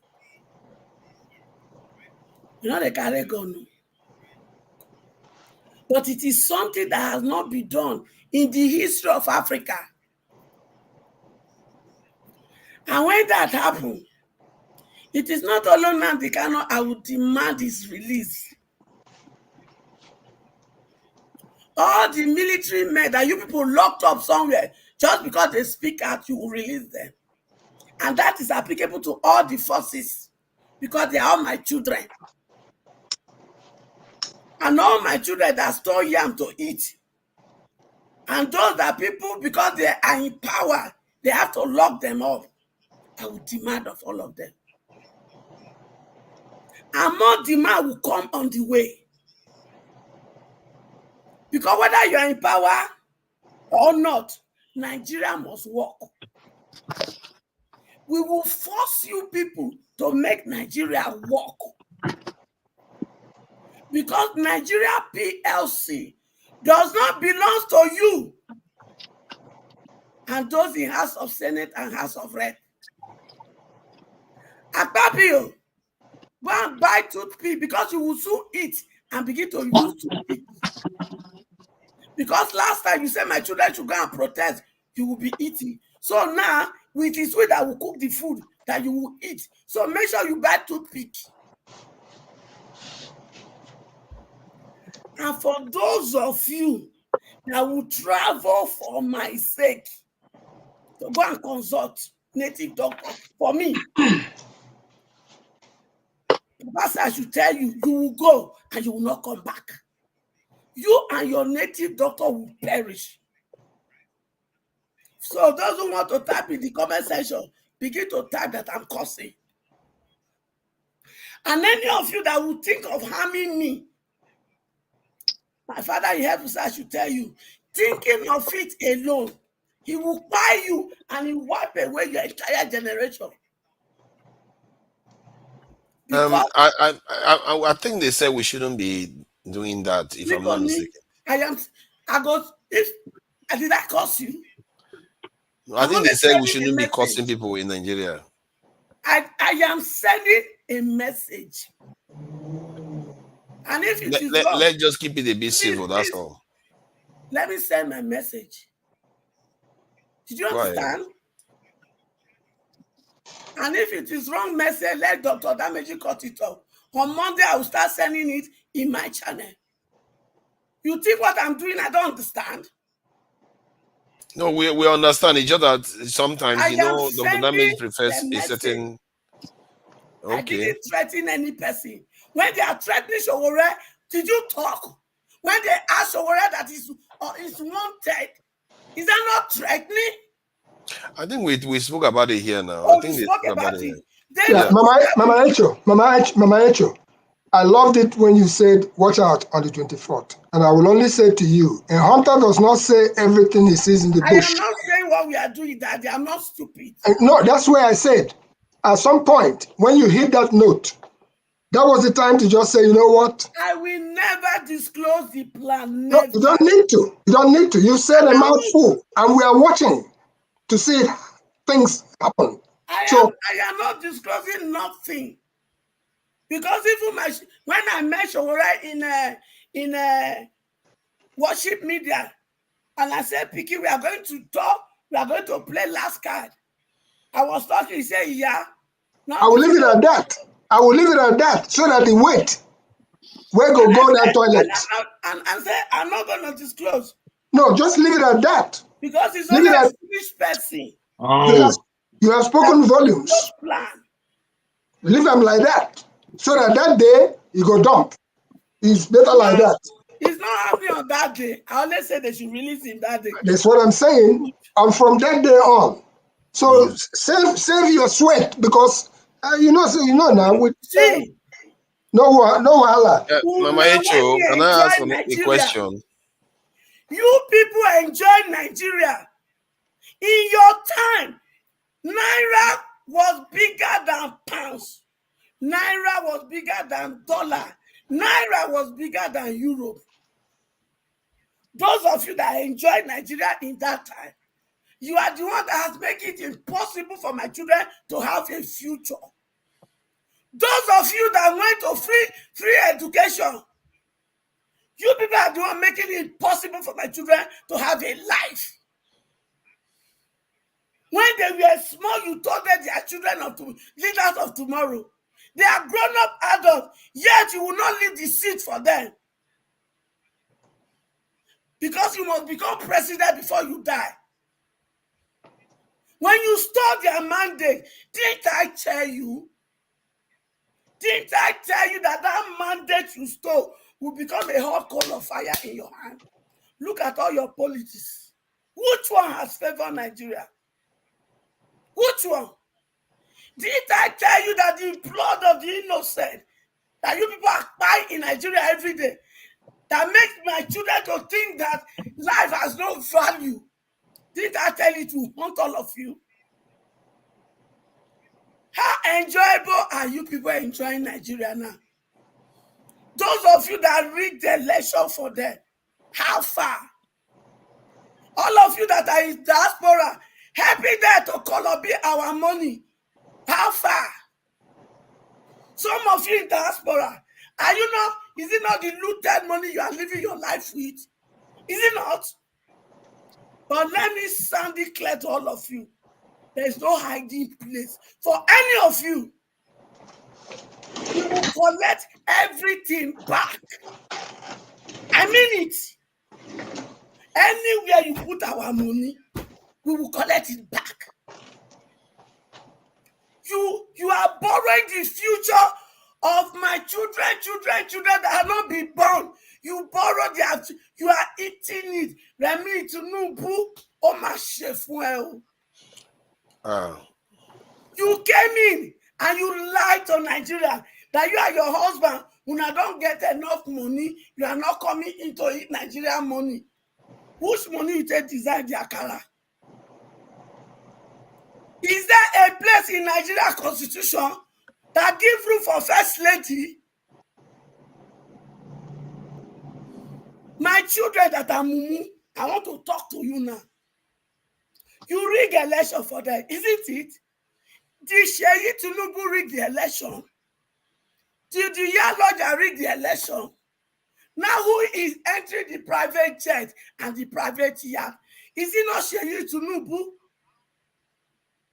They use you as orange and they trash you. That is all you belong. And the useless children in Edo State, You've collected again and vote nonsense. All the one they asked to go and match LP, poly booth. When I reach them, I throw an eye for corner. Congratulations to the choice you just made in Edo State today. They said they go start with, they go continue from where APC, Buhari stop. That they give out Buhari promise in the national level. Buhari promise is coming to Edo State for your wrong choice. The main candidate you are supposed to vote for is not even among these three. It's not. The younger in YPP has all it takes to help you people. But because you not get money, you not dump pan. Bad way Edo State where we're in, now go enjoy them. Men, Father, you people have disappointed us a lot. Every time you sit in the air and you campaign to us how helpless our situation is, how hopeless the situation is, and yet you do not have single solution. Years upon years, months upon months, we are looking up to you to come and deliver us from our calamity. But no, you won't do that. So me and my children have reason to deliver ourselves. As far as we are concerned, we are orphans. No papa, no mama. So that me and my children, now we could deliver ourselves from una grip. Look at Nigeria Senate. Look at Nigeria House of Rep. Look at the House of Assembly. Look at the governors. Look at the presidency. Look at the judiciary. How many women are given opportunity?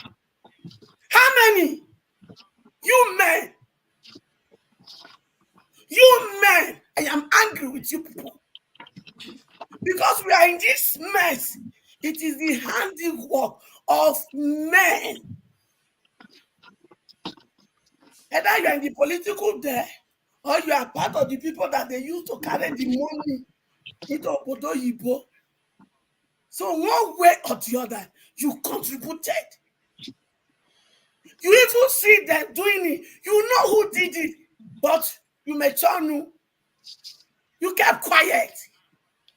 So me and my children, from this moment on, they say, Papa and Mama, when don't want me and my children get tomorrow for free destiny, we too go make life miserable for them. Because no Nigeria is more Nigeria than another. I rest my case. Thank you. I have one question. I just wanted an answer to, because I'm a bit curious to your reasoning behind it. You know, when you said that Nnamdi Kanu should be released in the protest, what is your reasoning behind it? Because some of the things I've seen Nnamdi Kanu say. Wait, my reason? Yeah. Good. Forefather, if people buy people, drive them, go IDT camp, can be rehabilitated, treated like kings, and ranked them with uniform, and even put them for Nigerian military, then Nnamdi Kanu deserve to be released. And ranked them with uniform. Did you understand? If people like Akpabio that looted the NDCC and looted Akwa Ibom dry can become a Senate president, then Nnamdi Kanu is a saint. If Tinubu can bring together all the people that have questionable character into his governor to continue to loot us, then Nnamdi Kanu is a saint.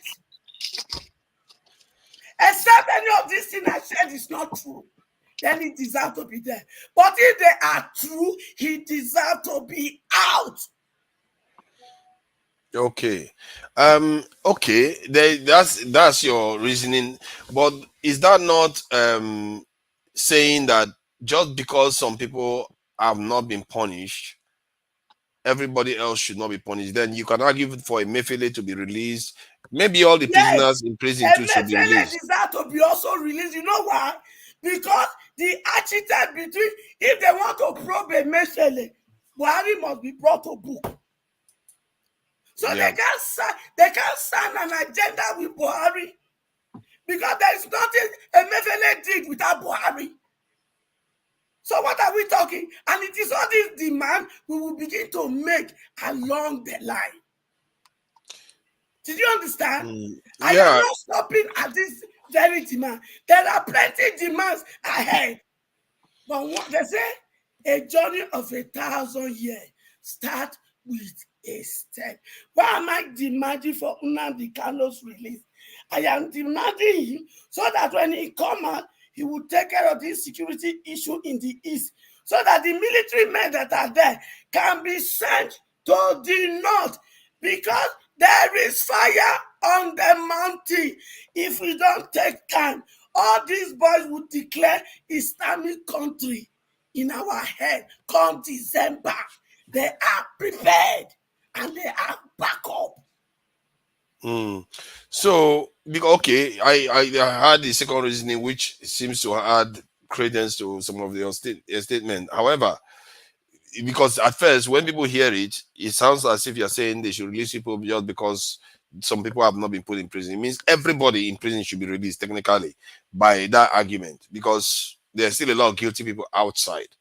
And for me, that is a problem. But if you believe that if Nnamdi Kanu is released, there will be security will improve in the southeast, that's something not all prisoners can provide. So one can say, okay, Because maybe when that's he the valid come out, argument. he's not just come out, we'll leave him alone, we'll sit him down, we will talk heart to heart.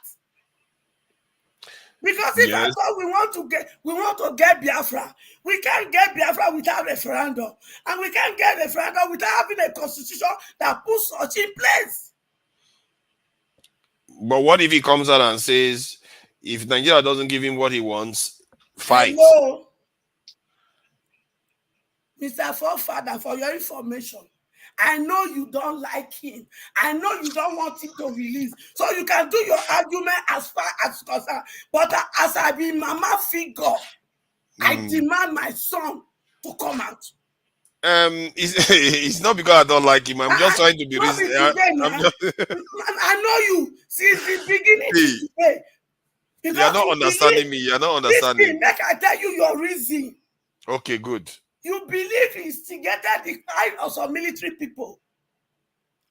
But I want to tell you, I can't disagree with that fact, okay? But the thing is this. The military people that were back in Okwama, it wasn't Okwama community people that buy there.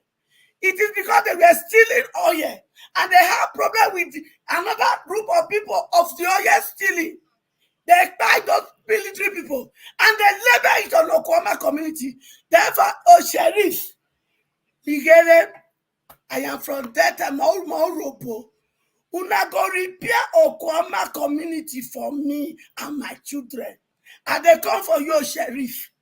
Hey, you see Okwama community when I destroy, una go build that.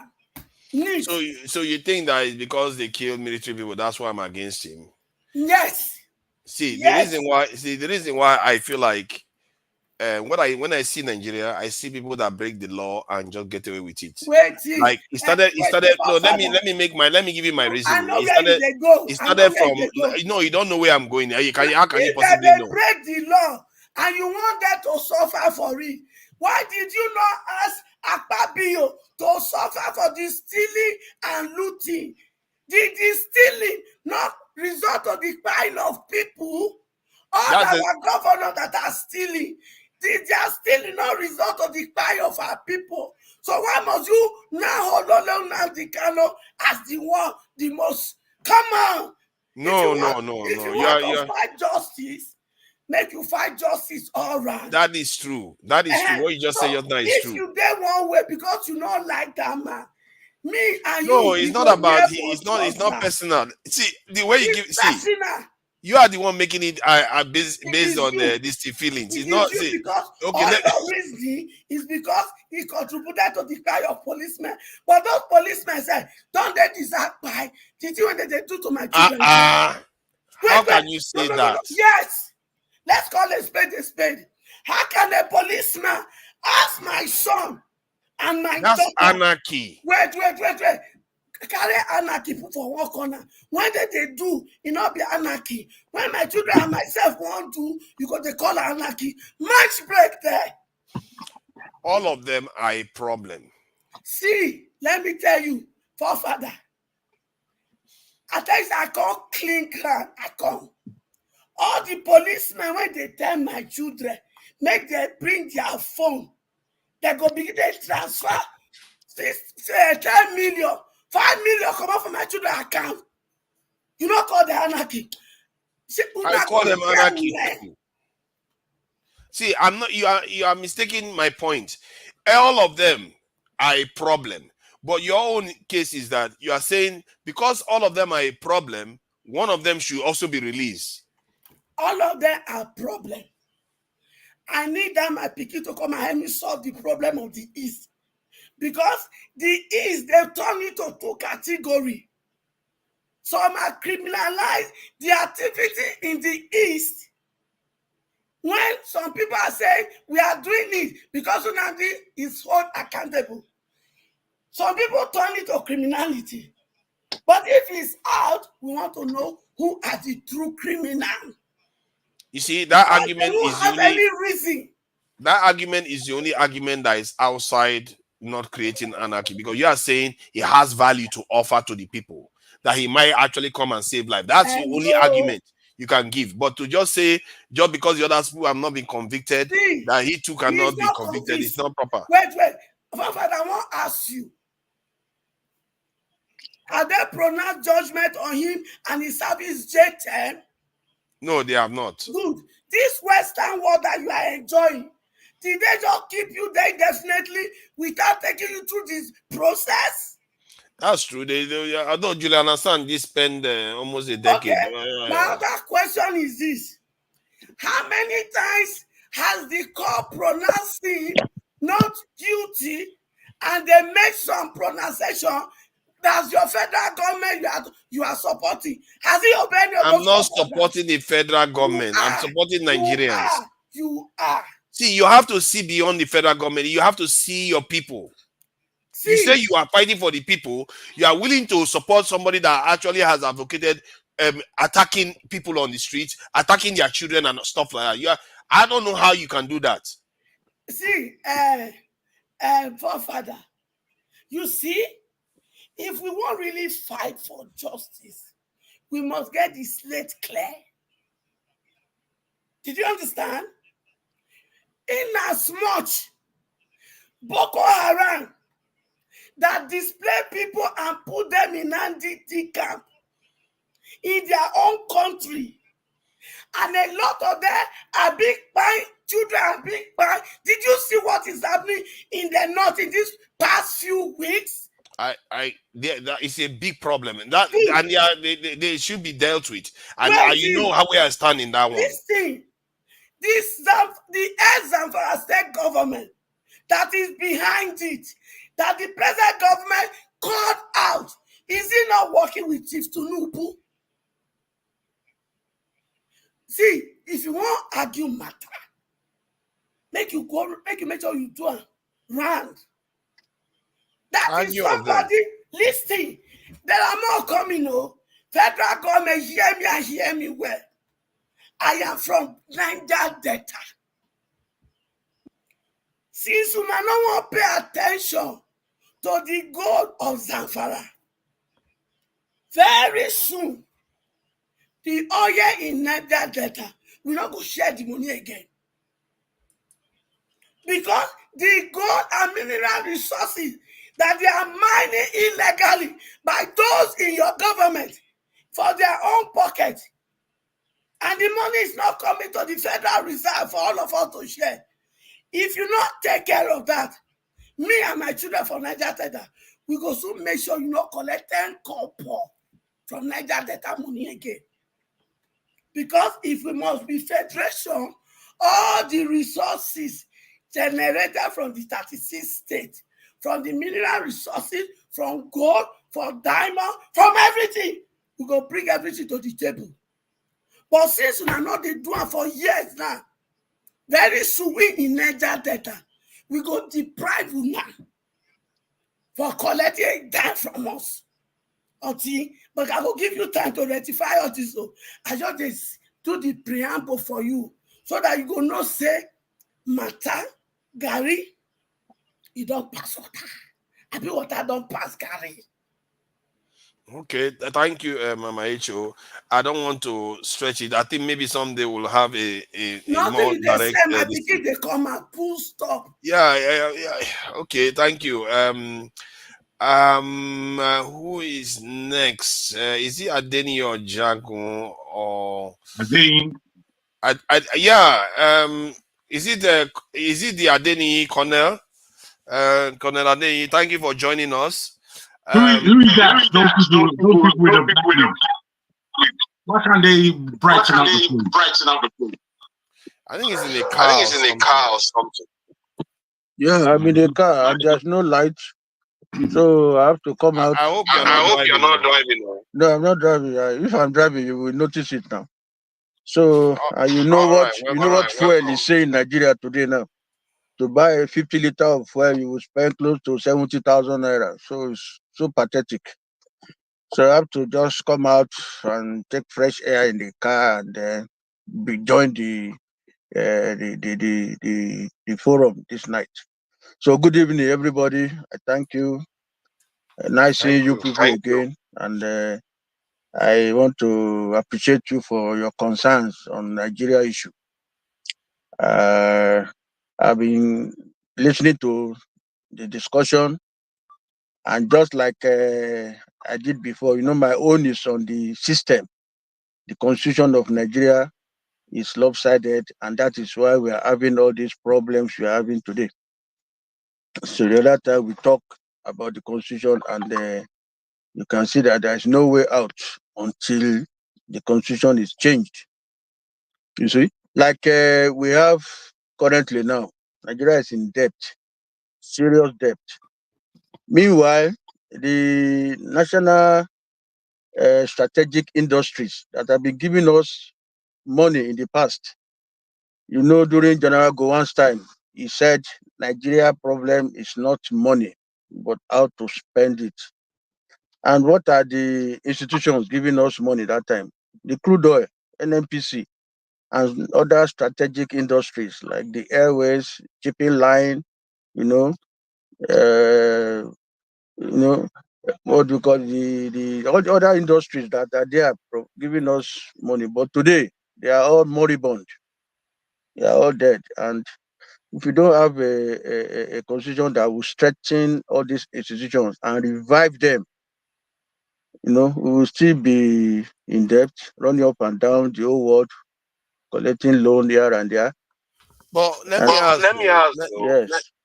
Yeah, there are about 192 constitutions written in sub-Saharan Africa already.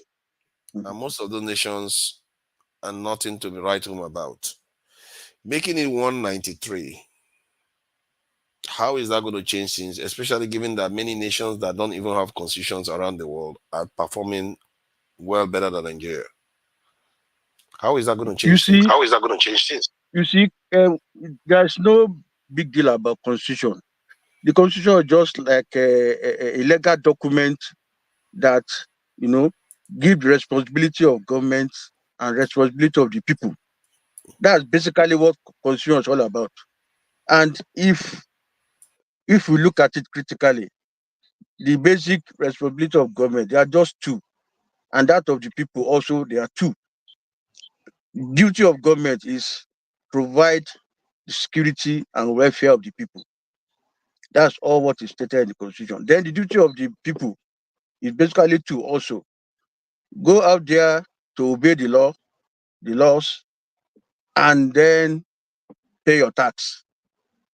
So it is this responsibilities that are now spread out in the constitution and how to go about it. So if we don't sit down and, analyze it properly and take into consideration our diversities, we will be making mistakes.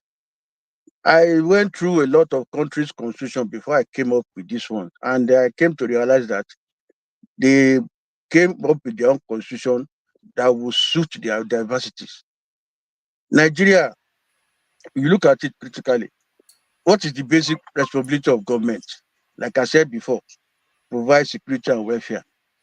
And the institutions to provide these things are already established.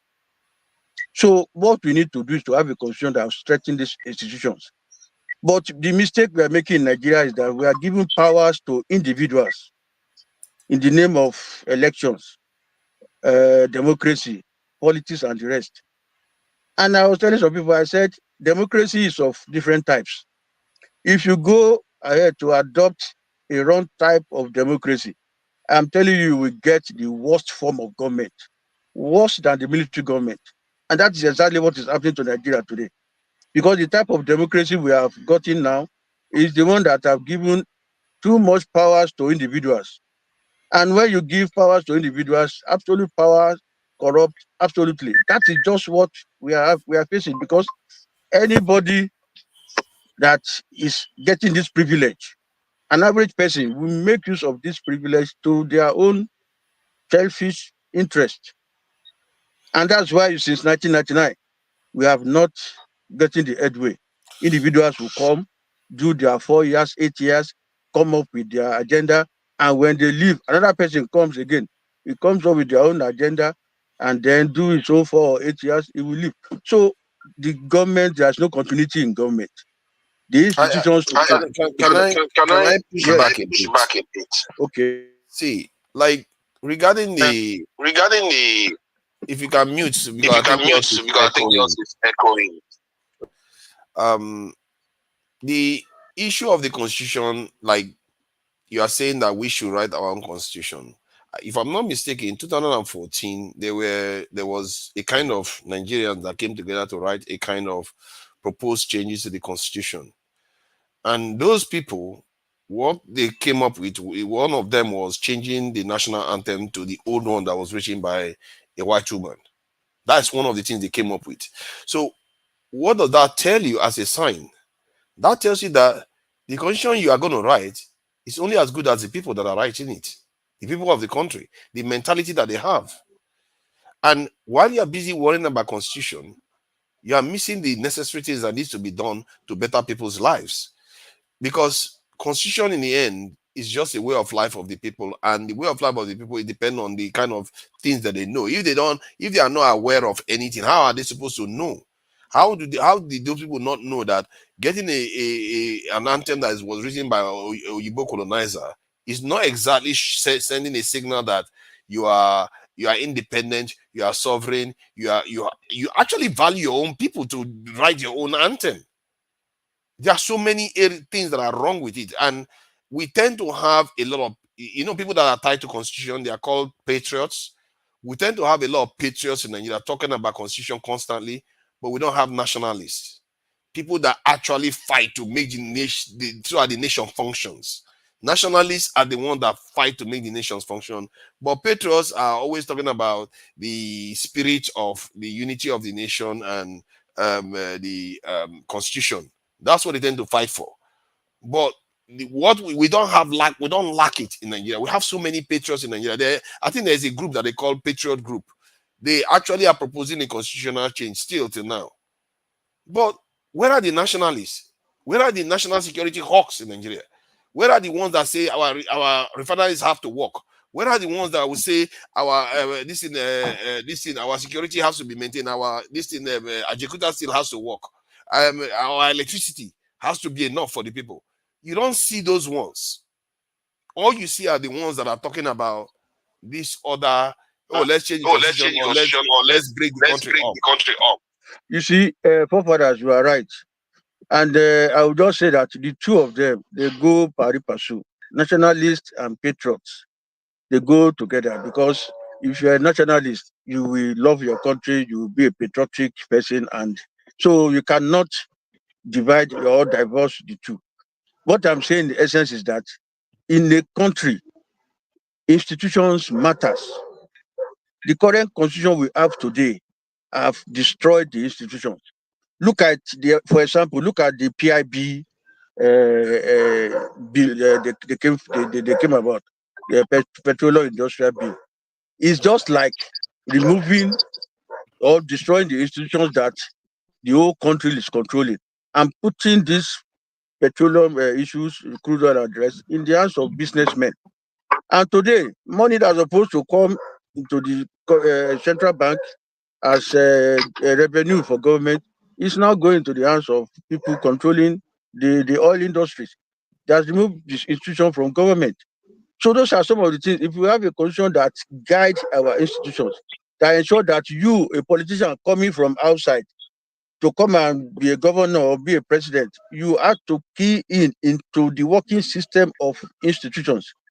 Then the country will survive. I'll give you an example. China was able to transform within 20 years, within 10, 20 years, and then took more than 500, 700 million people out of poverty because they sustained their institutions. They used their institutions to provide basic services the people need.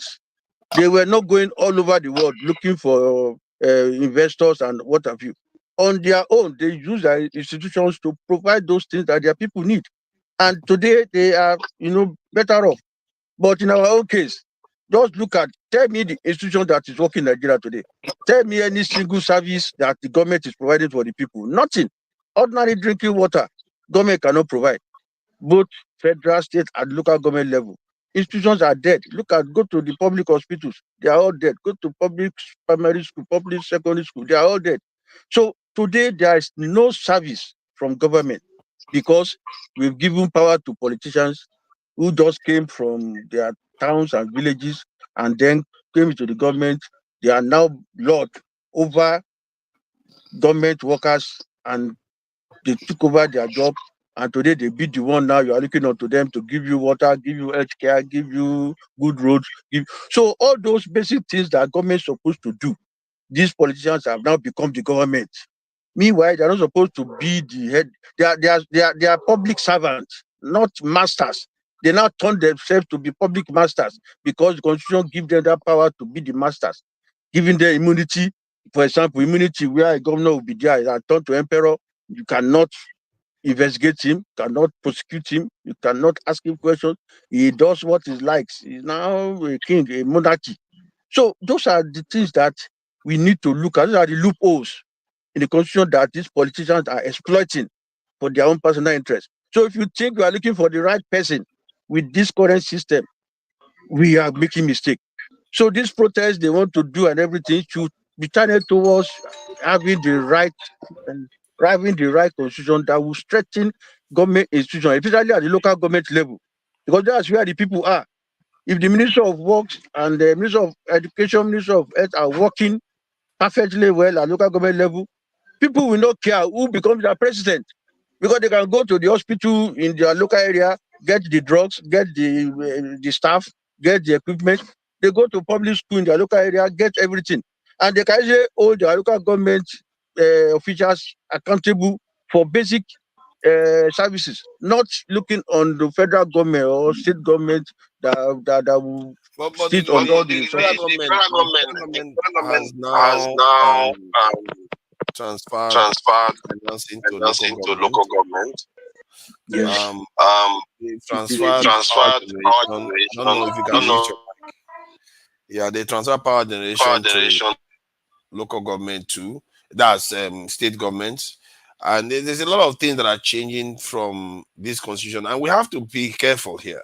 Because if you look at all the systems of government we've had in Nigeria, I'm not a fan of this government and what is going on, but it's the most long-lasting one. This is the most, if you want to call it stable, it's the most long-lasting one. So where are she taking us to? Sorry, forefather. It's long-lasting, but today it has ruined the country. In 1999, what was the state of our economy? What was the state of Naira? What was the state of everything they met on ground? Today now is worthless. So if you say it is long lasting, people are just respecting that is democracy, but it is a wrong type of democracy. That's what I'm saying. If you adopt a wrong type of democracy, you will destroy your country. That's exactly what is happening. I'm not sure the democracy is a problem. No, see, I'm saying the type of democracy is the problem. I'm not sure the type is the problem. Okay, let me explain why the type is the problem, and the constitution that provides the type of democracy we have. Now we're having a presidential system of government. Now, let us be factual. Presidential system of government across board, all over the world, is dictatorial in nature. You see, when somebody pays a lot of money to get to office, you are expecting it is just human that when that person gets to office, you want to recoup the money he has spent to get to the office. So those are some of the fundamental problems that have to be addressed in the constitution. That we want you to come and contest for office, but you will not spend money. So we have to design a way of achieving that. So that when you get to office, you don't spend money, then you don't have any moral justification to steal money in order to recoup what you have spent. You get my point? In all these Scandinavian countries, you see their prime minister go to office with a bicycle. They go to office with a public transport. All this siren, a lot of vehicles follow your convoy. You can't find it in all this Norway, all this Denmark and they are so.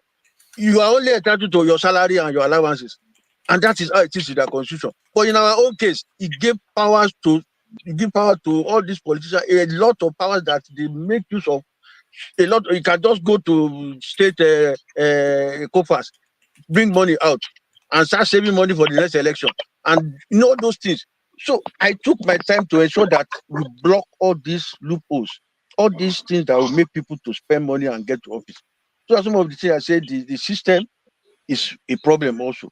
Then when you look at political parties, because that's one of the problems that we had in First Republic. Because when I said we should go and practice parliamentary system, someone told me that it's parliamentary system, was it not the one we did that collapsed in the First Republic? And I said yes, it was because we are having party politics. I did a study and I realized that politics can be practiced in two ways: partisan politics and non-partisan politics. What we've been doing now in the past has been partisan politics, and it has failed us because political parties ended up fighting themselves, destroying the life. In fact, it's even worse than a religious issue or ethnic issue, because party politics now, two brothers or fathers and son, we have different parties, and at the end of the day, they will destroy their building, destroy their house, destroy their towns and everything. So we have to really sit down and know our problems and address it.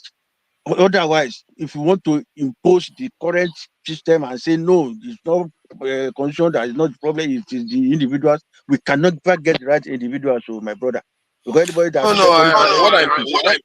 when I say individual, I mean the people.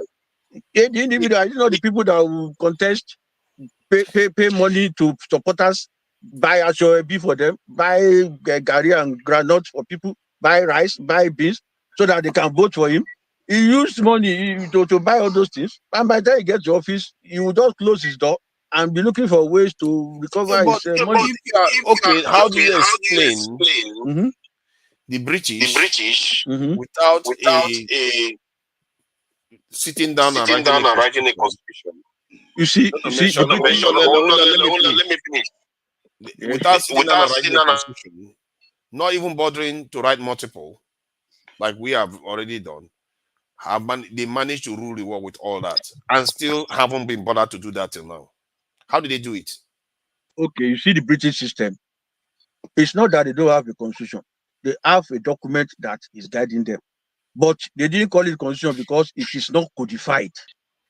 It's not codified in the sense that when, like in our own, say section 1 say this, section 2 say this, section 3. In their own No. I think you are dodging the question. They never came together to write any constitution ever. And I want to say why they never came together, and they believe that it should be like that. Now, British United Kingdom has different about 3-4 countries that came together to form UK. What will happen in the northern UK, for example, like in Scotland, what they will meet on ground might be different from what will happen in London, for instance.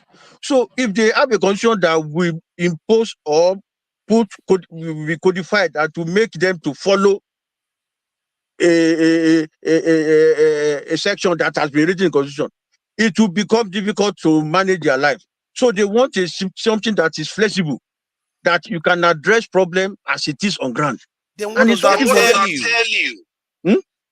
What does that tell you? One of the greatest nations in the world of all time, till today still haven't even written a proper constitution. Good, because they want to address situation as it is on ground. And it is working for them. That is not the constitution that is the reason for the greatness and function of a nation. It doesn't necessarily govern it. It's the people themselves and what they put as priority. But they still have a document that they are still following, that it is still directing them. Like they do election now. They have the MP, member of parliament. They have the different political parties. They still have House of Lords that the Queen can decide to appoint anybody to be a member, a knight, and all those stuff. So they still have a document that there's only that they are not so rigid with that document, and they are flexible with it. Yes, but in our own case, we have come with a rigid document that has given room, that are given some loopholes for some people to exploit. And that is why they are exploiting it to their personal benefit, to their interest. Our Everything constitution in Nigeria, I don't know how you see it, but what I saw, like there was a report on the news, or I don't know where I saw it yesterday, sometime this week. Police institutions across the country, we're talking about how many of them actually get more resources from the states than the federal government. Like Lagos gets more resources from the state than the federal government. The police there.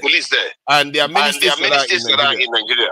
So if it was rigid, that wouldn't be happening. No. See, forefathers, why they are getting some money from the states and the rest is that every month states get their own security vote. And the only way they can use it is just to give police some money so that they can help, to get in logistics and in training and in other things also. But that's not what it was meant for. They cannot just keep the money in their pocket, and that's why some states decide. It's not meant. They are not meant to fund the police. They are not meant to fund the police. No, they are not really funding the police. They are just supporting. They are just supporting the police because they have these security funds that they just have to spend, and that's why they spend it the way they like. So they decide to buy vehicles. You said it was rigid now. No, that's the rigidity I'm talking about. I'm talking of all these sections, like the way a governor will do what he likes because he has Section 301 that has given immunity to do what he likes with people's money, and nobody can investigate him. So there are some of the rigid things I'm talking about. Issue of police, okay. Like I said, the job of constitution is to highlight the job of government and the jobs of the people.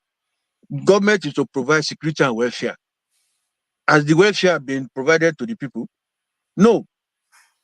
Basic. How is changing constitution going to do that? Changing constitution now is to ensure that the institutions to provide the welfare do their work. For example, the constitution is not going to make them do their work. No. Why would they not do their work? Okay, let me tell you something now. In the government, security and welfare, like I said, institutions to provide security are there. The armed forces and the police have been established before even these politicians were born. They don't need politicians to tell an average soldier or also the armed forces or the police how to protect the countries.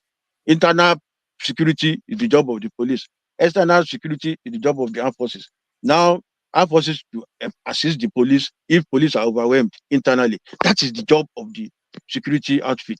You don't need politicians to come and tell them how to do it. That is one. Then when you talk of welfare service to the people, the constitution have established the institutions to provide the welfare, and welfare is all encompassing.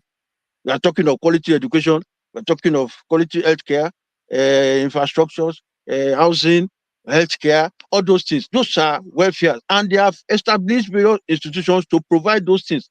And the institutions have employed Nigerians who are trained in that field to come and serve the government and provide those services to the people. So without these politicians, this institution should be working. It's on autopilot. So a job of politicians is just to come and oversee these institutions and ensure that they are doing their job. So, but today now the constitution have turned everything all around and given all the powers to governors and the president and to interfere into the working system of these institutions, take it over from them and give them to their contractors. And this is where corruption starts. Because when you start awarding contract, you know that you are spending money, you are going to get your own money back from the contract you are awarded. So that is where we say, let these institutions that have been established do their primary responsibility, provide the services to the people. Without the politicians, why don't we see interfering.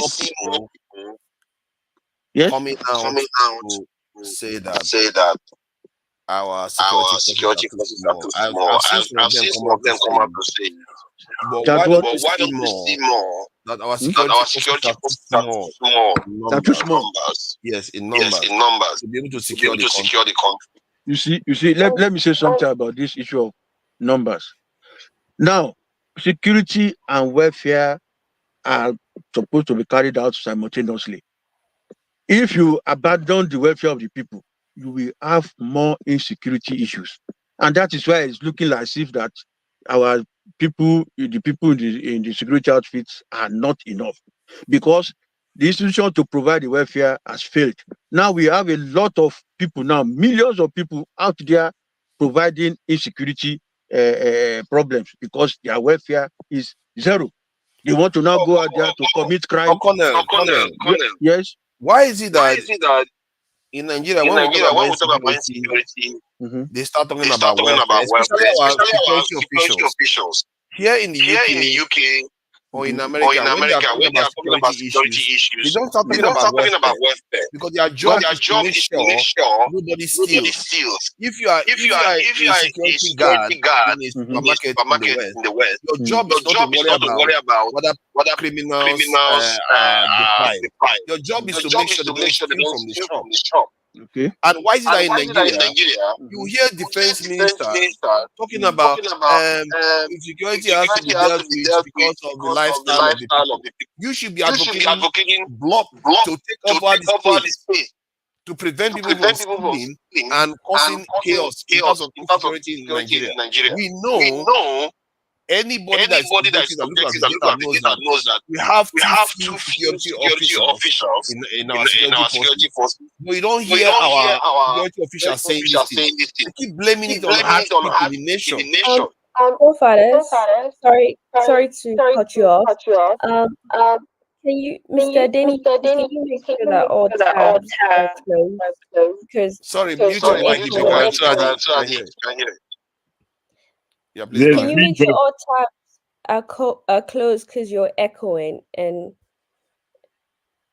yeah, I think it was Adeni. So sorry.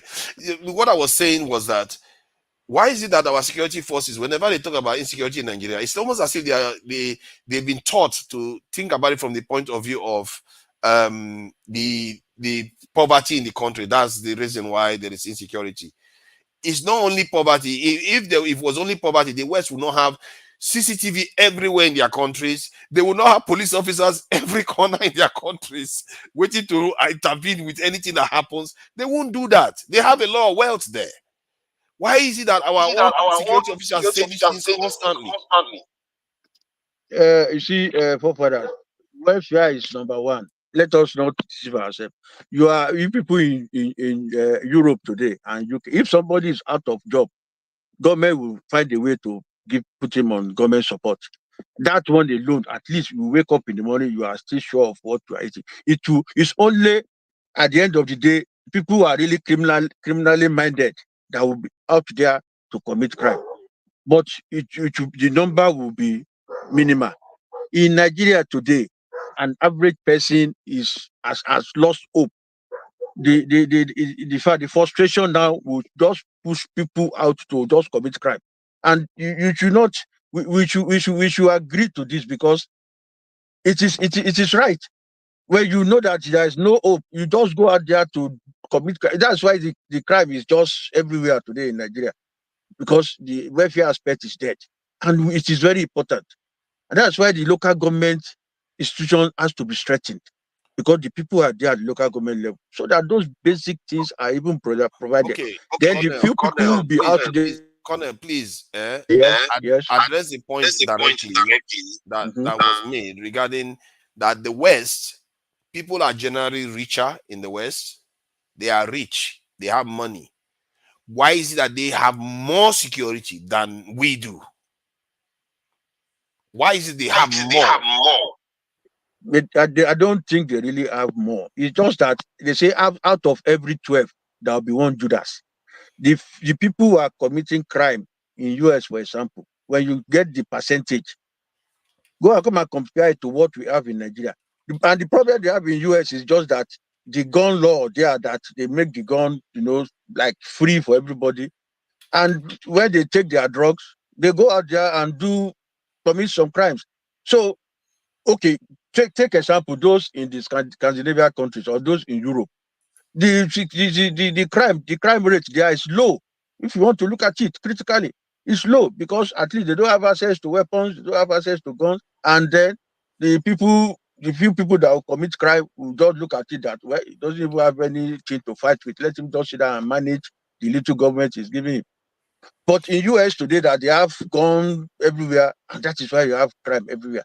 You come to Nigeria today, virtually 95% and above are not having means of survival, and they are just out there to get something to eat and to survive.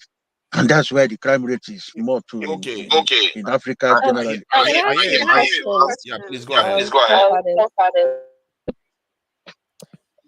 Please go ahead. question is, for example, because you were mentioning why, like, the lawmakers and Nigerians keep on mentioning welfare.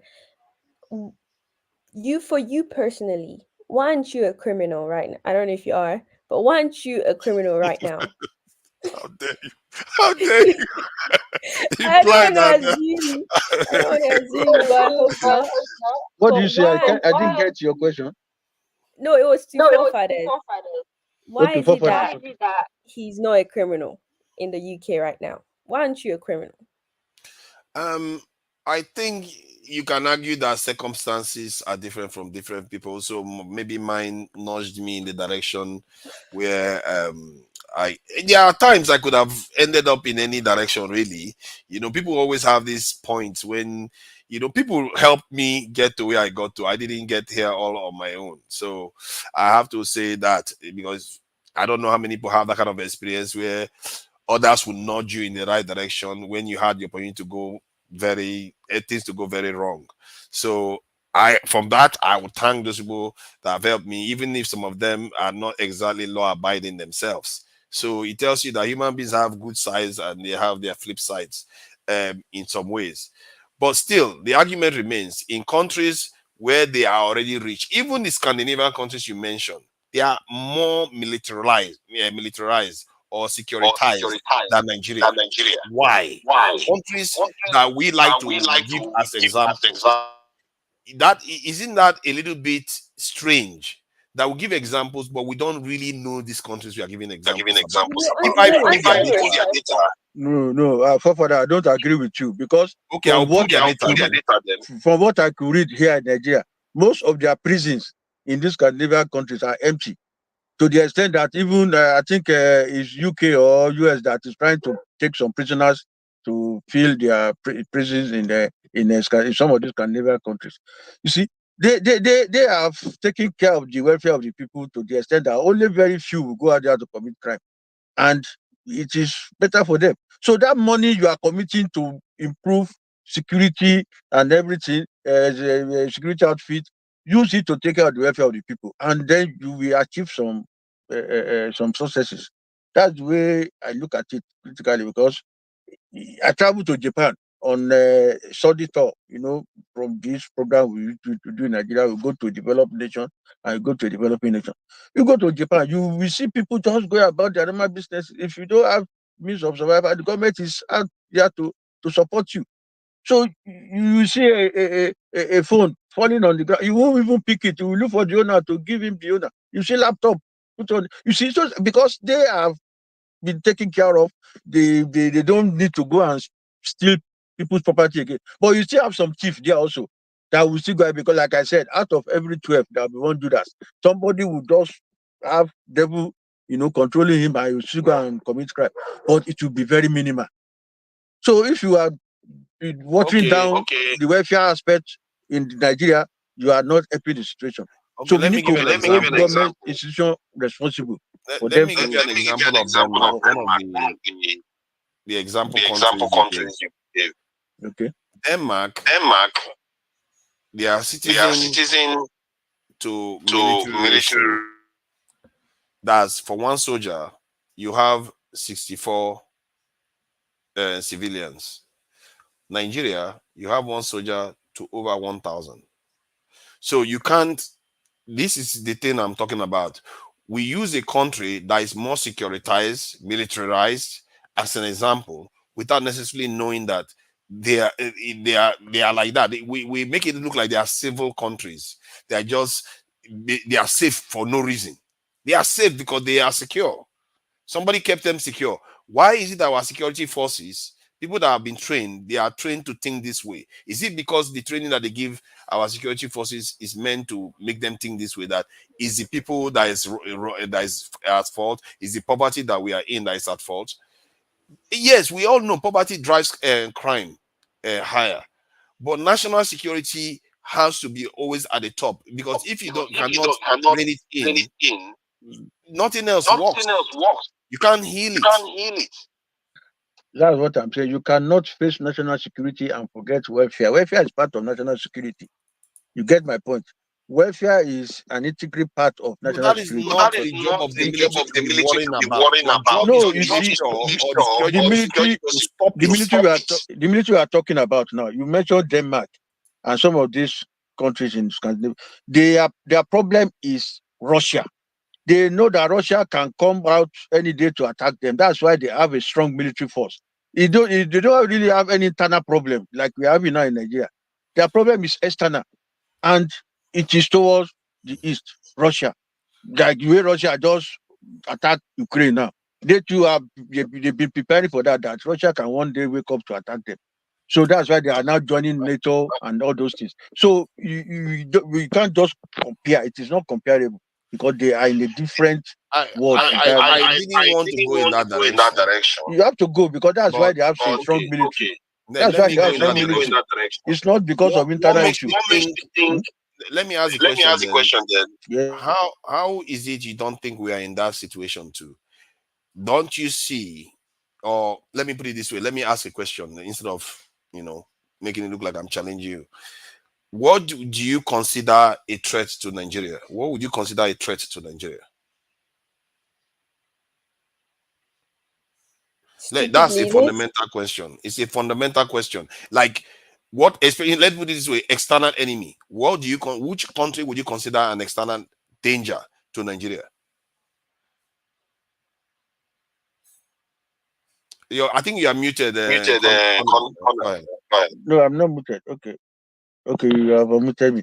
We don't really have much external threat apart from this Tuareg, this Fulani moving here and there that are straight to Nigeria, and they are looking for how to make living, not to steal, and how we don't really have external threat from established country. You get my point? Is it Cameroon that is threatening us, or Niger, or Benin Republic? But from those nomads that are moving here and there, this Fulani herdsmen entering the country because of porous borders and everything, that's where our threat is. And because of the fact that internally we are not really, secured, we don't have people who are really patriotic, committed to Nigeria. They have not got anything from Nigeria per se. I say, okay, Nigeria is providing for them. Education is not free. Healthcare is not free. They just wake up, they are on the street. Look at the Almajiri people walking on the street, begging for arms. These are the people that can easily be used by these Fulani men that are sent to the country and recruit them and then the crime continue. So, and all over the country, it's like that. It's poverty. I served in all the part of the country. And when we are doing military exercise and we are in the bush, when we have a break like this, maybe to have lunch or all these things, when we are in the bush, you will see villagers from the communities inside the bush coming to come and be looking at us when we are eating. They are waiting for this the crumbs that will fall from our food, and they are rushing it to pick, to tell you the level of poverty in the country. And people like us are not happy with it. Because, and that place belongs to a local government, and local government institutions are supposed to function there. Minister of Agri, Minister of Healthcare, Minister of Education, they're supposed to cater for people in the rural community. But they are all dead. That's what I'm saying. Institutions in the country are dead. But Colonel, let me explain something about the first In question. UK, for example, before you explain, in UK today, is it the prime minister that is providing those basic needs that people are using? It's not the local government, council houses, council, this hospital, and all these things that are providing. But in Nigeria today, local government are dead. That's why we need a constitution that will strengthen our local government across board. Like what is happening in the East now, that they don't get anything from Nigeria. If local governments are allowed to control substantial amount of their resources, and then let the federal government just oversee them, monitor them, that the money they are getting from the resources in their area are used judiciously to cater for the welfare of the people, the insecurity will reduce by 95%. I am telling you this. I'm a soldier man. But we are not. You mean state government are not paying people salaries? Okay. State government are too far from people. I'm not reckoning with state. I want local government in all the communities to be working. If local government A is working today in Nigeria, local government B is working, local government C is working, the whole country will work. But the state, you see, they put an emperor as governors in the state. He's sitting with the money, he's collecting all the taxes of the people, he's doing what he likes with it. He has his contractor that will wake up one day, okay, you go and do this road. Okay, no, this is a road to people that not vote for me. Don't do their road. Do the road to people that voted for me. That is what is killing Nigeria. The politicians are just after their own interest. Let me decide. add. So there's no continuity in government institutions, in government work. It's not working. It can't Let work me that add way. so that we'll bring others into the conversation. Okay. Like on the question of what country is considered a threat, any nation that is technologically, militarily stronger than you is a potential threat. That's where you start from.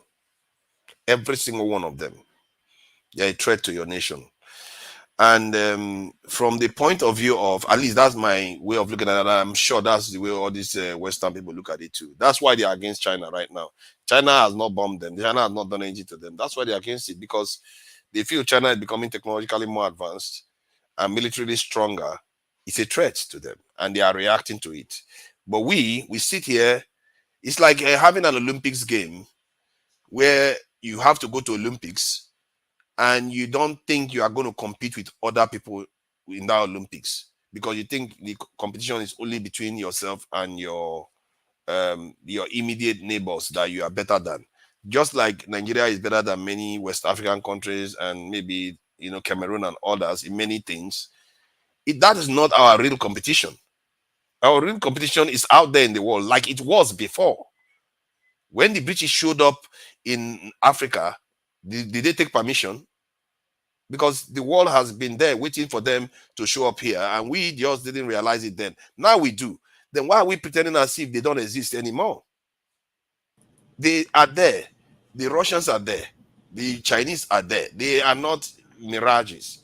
They are a threat. Every single one of them. Anybody that is stronger, militarily stronger than you, economically stronger than you, technologically more advanced than you, they are a threat. History has proven that that is true. They colonized us. They enslaved a lot of our people. They didn't have to be next door to us for us to see that happen. You see what I mean? I'm not disputing that. But why are we going to just perceive that another country is a threat to us when we don't have any issue with them? If we are taking, it is true. But if we are just about taking care of our internal affairs and we allow other countries to do what they want to do, will anybody just come and attack us just like that? where we don't have any attack you if bilateral they don't want you to progress. They will attack you if they don't want you to progress to a certain level where they cannot control you. See, this excuse that another country don't want us to progress is just because these leaders want to steal money. They will go and collect loan. Let me tell you this. They will go and collect loan from IMF and the rest. And the next thing, they will come bring the money to their country and whack the money, divert the money for their personal interest. They will not take care of the project that they collected the loan for. And then at the end of the day, to pay back the money, it will become an issue. And then when the IMF now say, okay, before you can get another loan, this is what you should do. We will start blaming the IMF for it. But we went there to collect loan for a purpose, and we failed to use it. Look at our steel industry, for example. The Nigerian officials will be the one conniving with foreign companies to divert money meant for this project for their own personal gains. And then when the thing don't work now, the foreign country now will say, okay, what do you want them to do now? Then we will all say, it's now a debt on Nigeria. Let's find a way to pay it.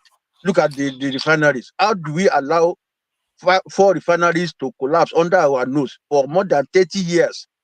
We couldn't fix it. You see, what has that one got to do with foreigners? These refineries have been built and our people have been trained to manage it, but because of the fact that we wanted to cut corners, we wanted to continue to import because some people are benefiting from importation, they didn't allow the refineries to work. And all these leaders are supposed to come and make this thing work. They too are benefiting from importation. And that's why they have been lying down for more than 30 years. The only part that I agree with that is, at least I don't know what other people disagree with me, is when you said we are the ones causing the problem. Yes. However, it is still true that IMF loan that they are taking is a form of bribe. We don't need the money. Nigeria doesn't need most of this money that we are borrowing. It's a form of bribe to our leaders to keep us where we are. That is a form of bribe for them. That is how they incentivize them to do what they are doing. Many of our leaders have their children overseas. They actually think they are part of the British Empire. They are not even seeing themselves as Nigerians, really. So that's the way they think. And it's a wrong way to think, because we have 200 million people that we have to cater for here. And personally, I just feel like if you want to do something like that, like let's say you want to take a loan, it has to be for a specific reason. You can even get it from private people. You don't even need it from IMF. We don't need to borrow money from anybody. If you tell Nigerians that are overseas, if you are serious as a government, you tell Nigerians that are overseas, put money together, let's put money together and build this thing. If they trust you, Nigerians will give you the money. Nigerians have the money. Do you know how many Nigerians that are overseas? We have going to 10 to 15 million Nigerians overseas. If you have a leader that is serious, Nigerians will give them the money. I agree with you. That's why I say that if you adopt a wrong type of democracy, you will get the worst. You see, since 1999, this constitution has given these politicians that are coming so much powers to do and undo. Like I said before, the same resources that we had in this country, crude oil and all those other strategic industries, were the ones that were giving Gowan government money. That Gowan said our problem was not money, but how to spend it. All these resources are still there with us. But what happened?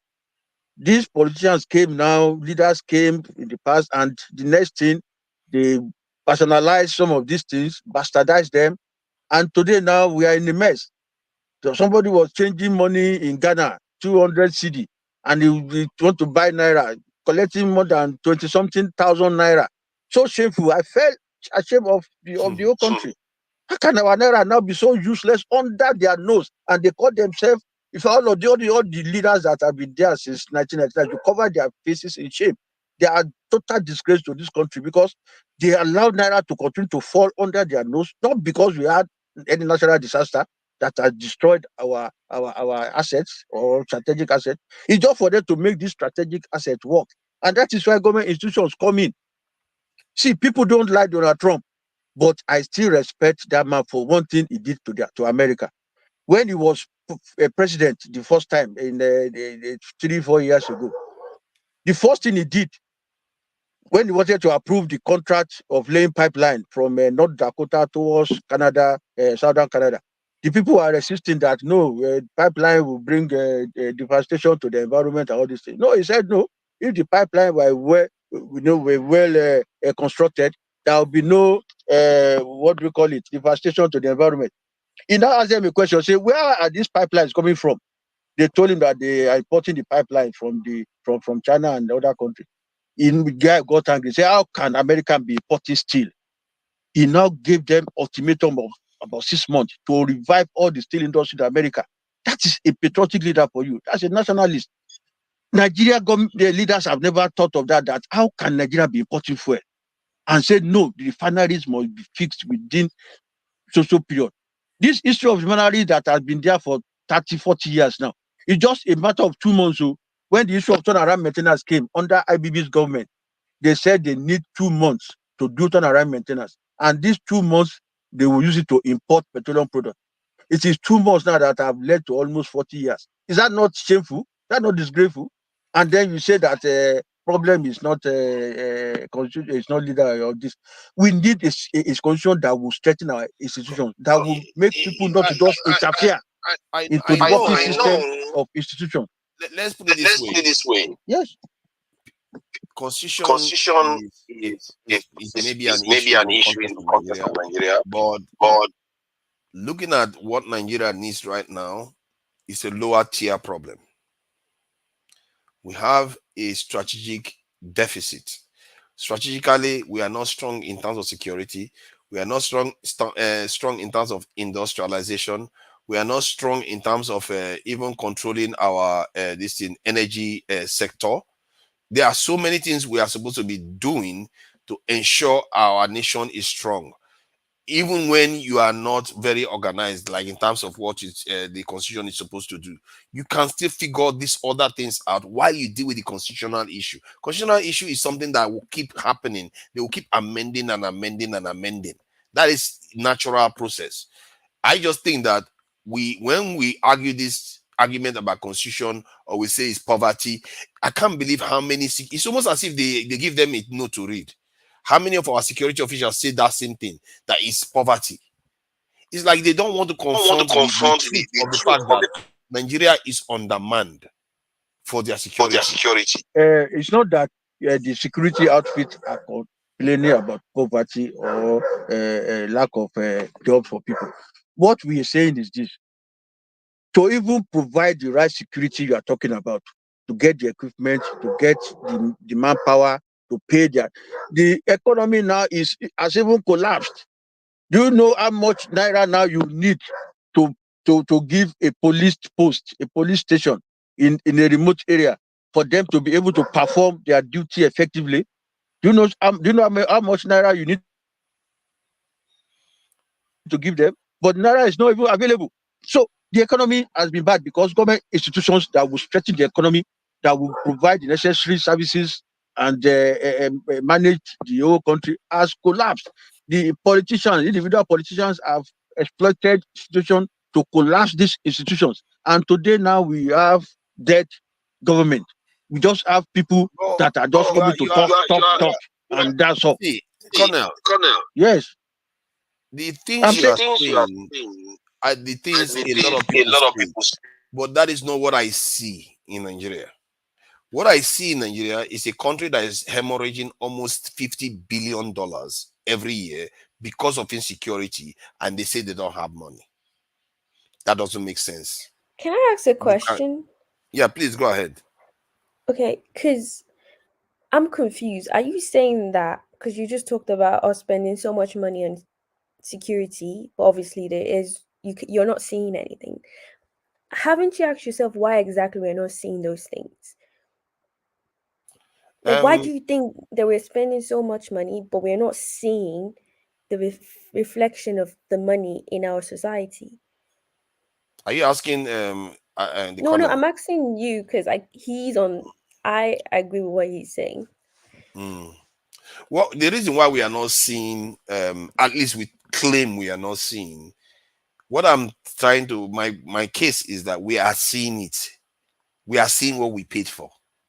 The idea that we don't have security in Nigeria is because people don't understand the nature of the problem. You don't come out of international airport in Lagos and you get Hello. sorry, Yes. let me just finish the point. Sorry. You don't come out from international airport in Lagos and get robbed. There's a reason why that is. Because somebody is doing their job. You don't travel along most of Nigeria and get robbed because somebody is securing it. As a matter of fact, they are overperforming. You see, people don't see that. What they see is the deficit. And they don't understand that the deficit is as a result of not funding in, not having manpower there, not having the right people, that the right amount of people to do the job. You can't ask one. Can you imagine ShopRite alone? Just imagine ShopRite in Nigeria. When I went to ShopRite recently, they had more than 50 security guards. Can you imagine saying 5 people go and secure that ShopRite? They will steal the whole place dry. But that's what Nigerians expect our security forces to do. When in Western countries, when you call, you make a phone call. Somebody is about to attack me and all the rest. 15 minutes they will show up. Where do you think they are coming from? From heaven or from some teleporting device? Because they are around. They are everywhere. They are everywhere. But in Nigeria, we pretend as if, we can have less so that police will travel 2 kilometers, travel for 1 hour to travel to a location to confront a police, these criminals, and you expect to be secure. Sometimes these criminals will operate for 4 hours, nobody will be there because the police officer, Okay, even now the roads quick are bad. question. Now, quick question. Why is it that we're spending less? Who is spending less? We are spending less because somewhere along the line, our leaders have a kind of, how do I put it, outsourced our survival to other people.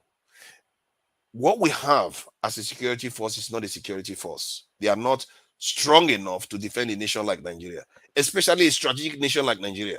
They are not strong enough. So are you saying that You see, Yeah, go are you ahead. then saying that the problem is this? Because we have the money, but they're just spending less. Who is spending less? The government. So you're technically saying the problem of Nigeria is bad leadership. The government are the problem. It's all true. You see, that's the thing. The government are the Thank problem, you. and the people are the problem too. The people don't even know any different. You see, Do you expect? Sorry, continue. and Bumi. You see, we are blaming the leadership now, and what I've been saying, we are back to it again.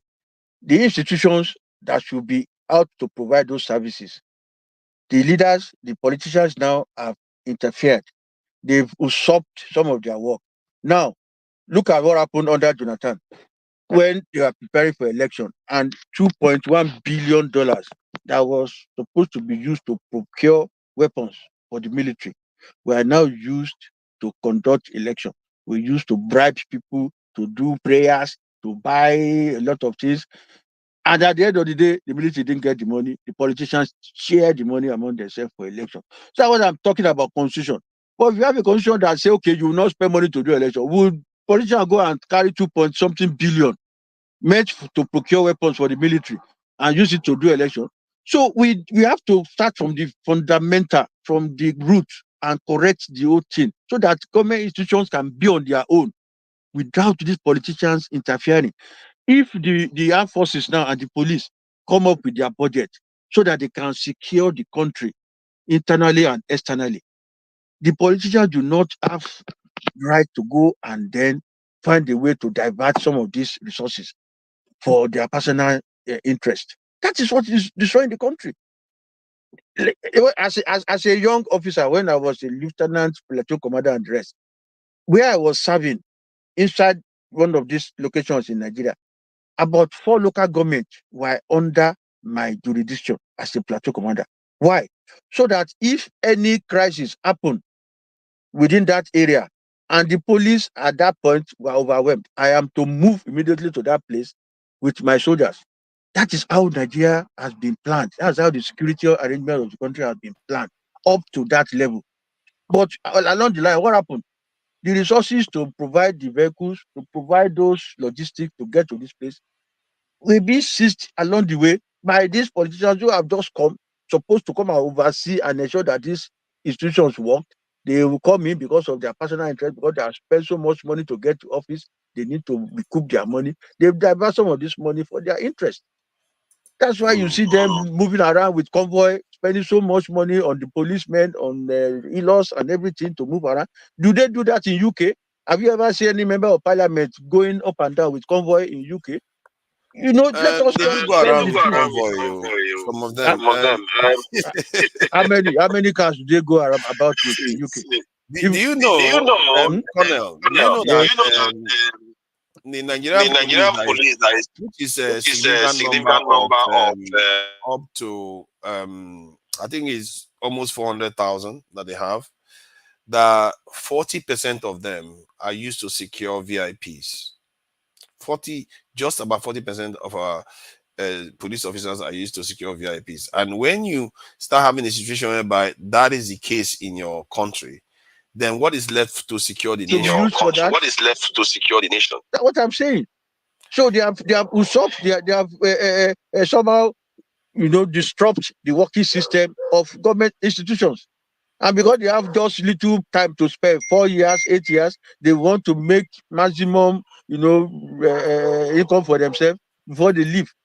And that's why we need a constitution that will stop them, that will limit their powers, so that it stretches the power of existing institutions for them to do their job. But okay, I will just say this and pass it on to Jide, so that I think you must have some things to say about this. Welcome, Jide. So what I'm going to say before I pass it on is that these systems have failed because the security forces, in terms of the military intelligence services and all that, they protect the police. It's like a different layers of security in nations.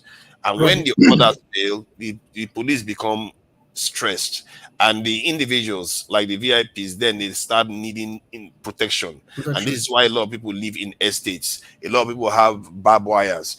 Everybody is stressed in the system because the top layers have failed, and they are still very tiny. So I'll leave it at that.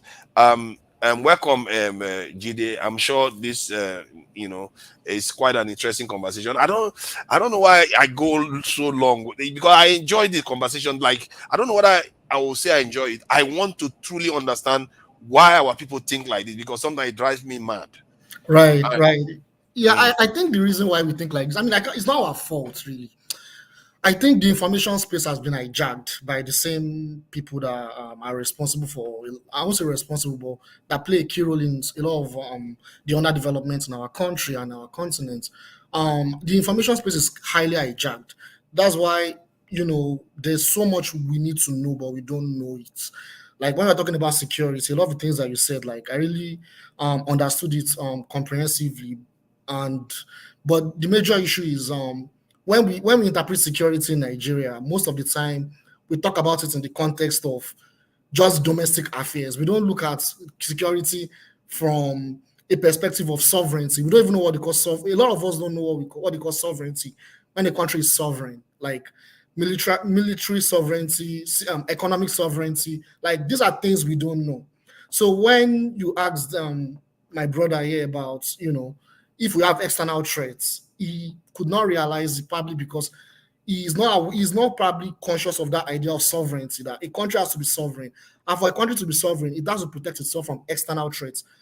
Security is not just about the criminal activities within the country. That plays a role in security, but also you also need to protect yourself from external threats, particularly countries that, like you mentioned, technologically, militarily, economically superior.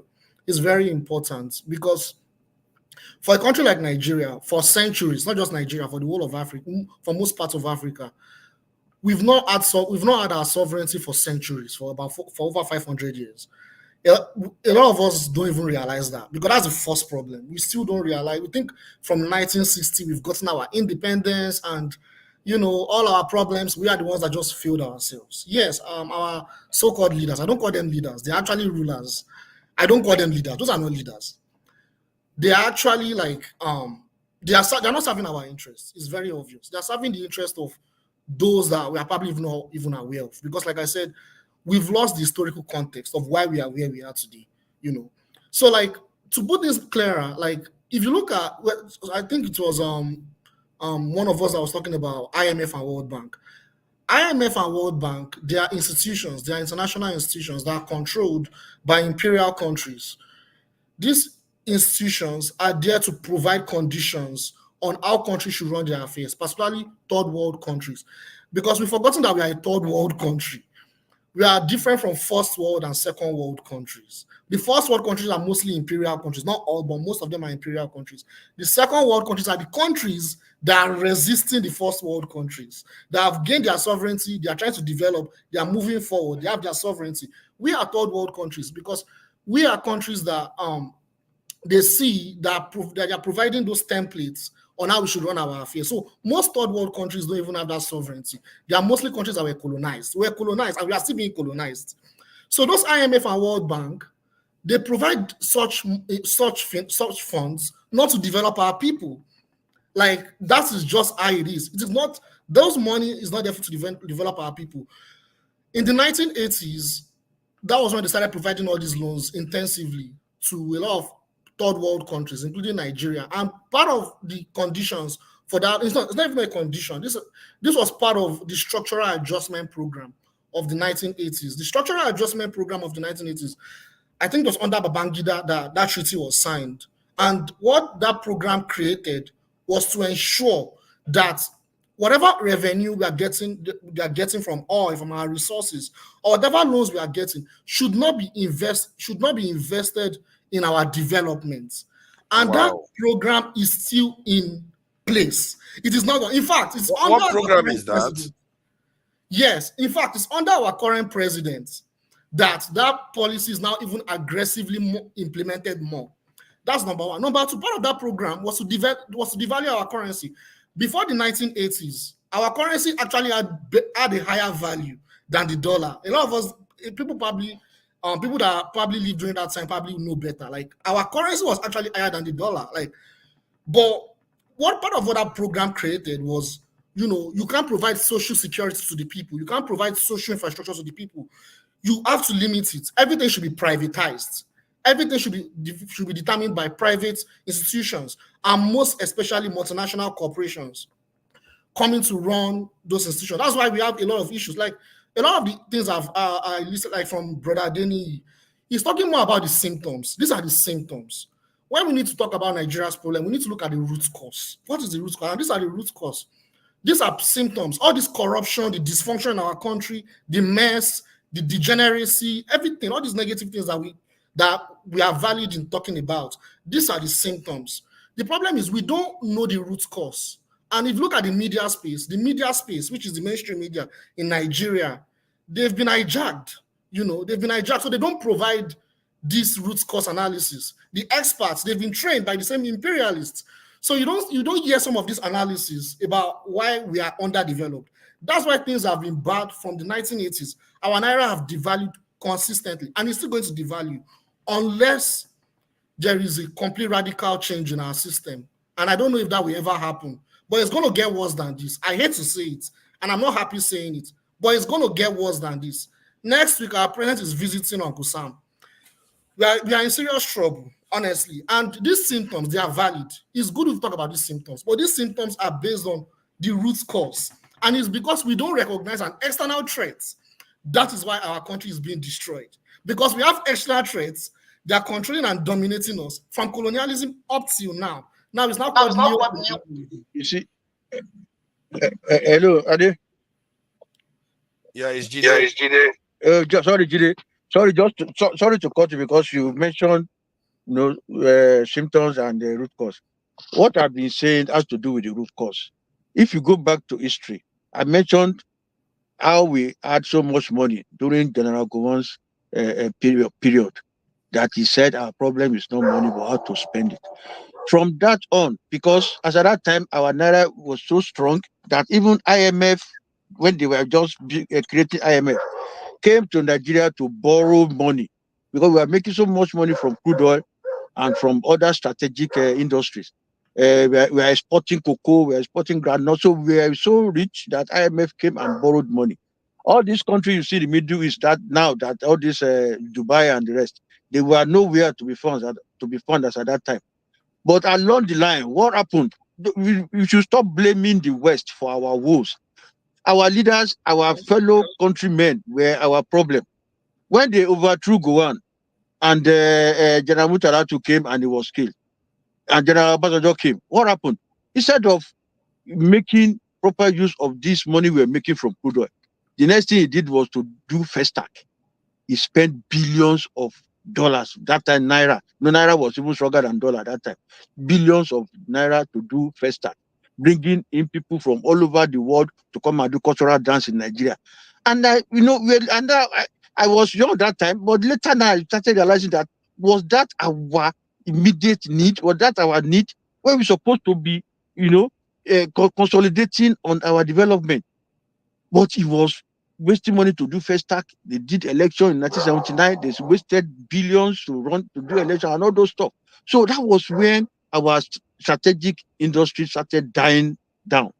When we have our national air carrier, Nigerian Airways was dying because they were not focusing on that.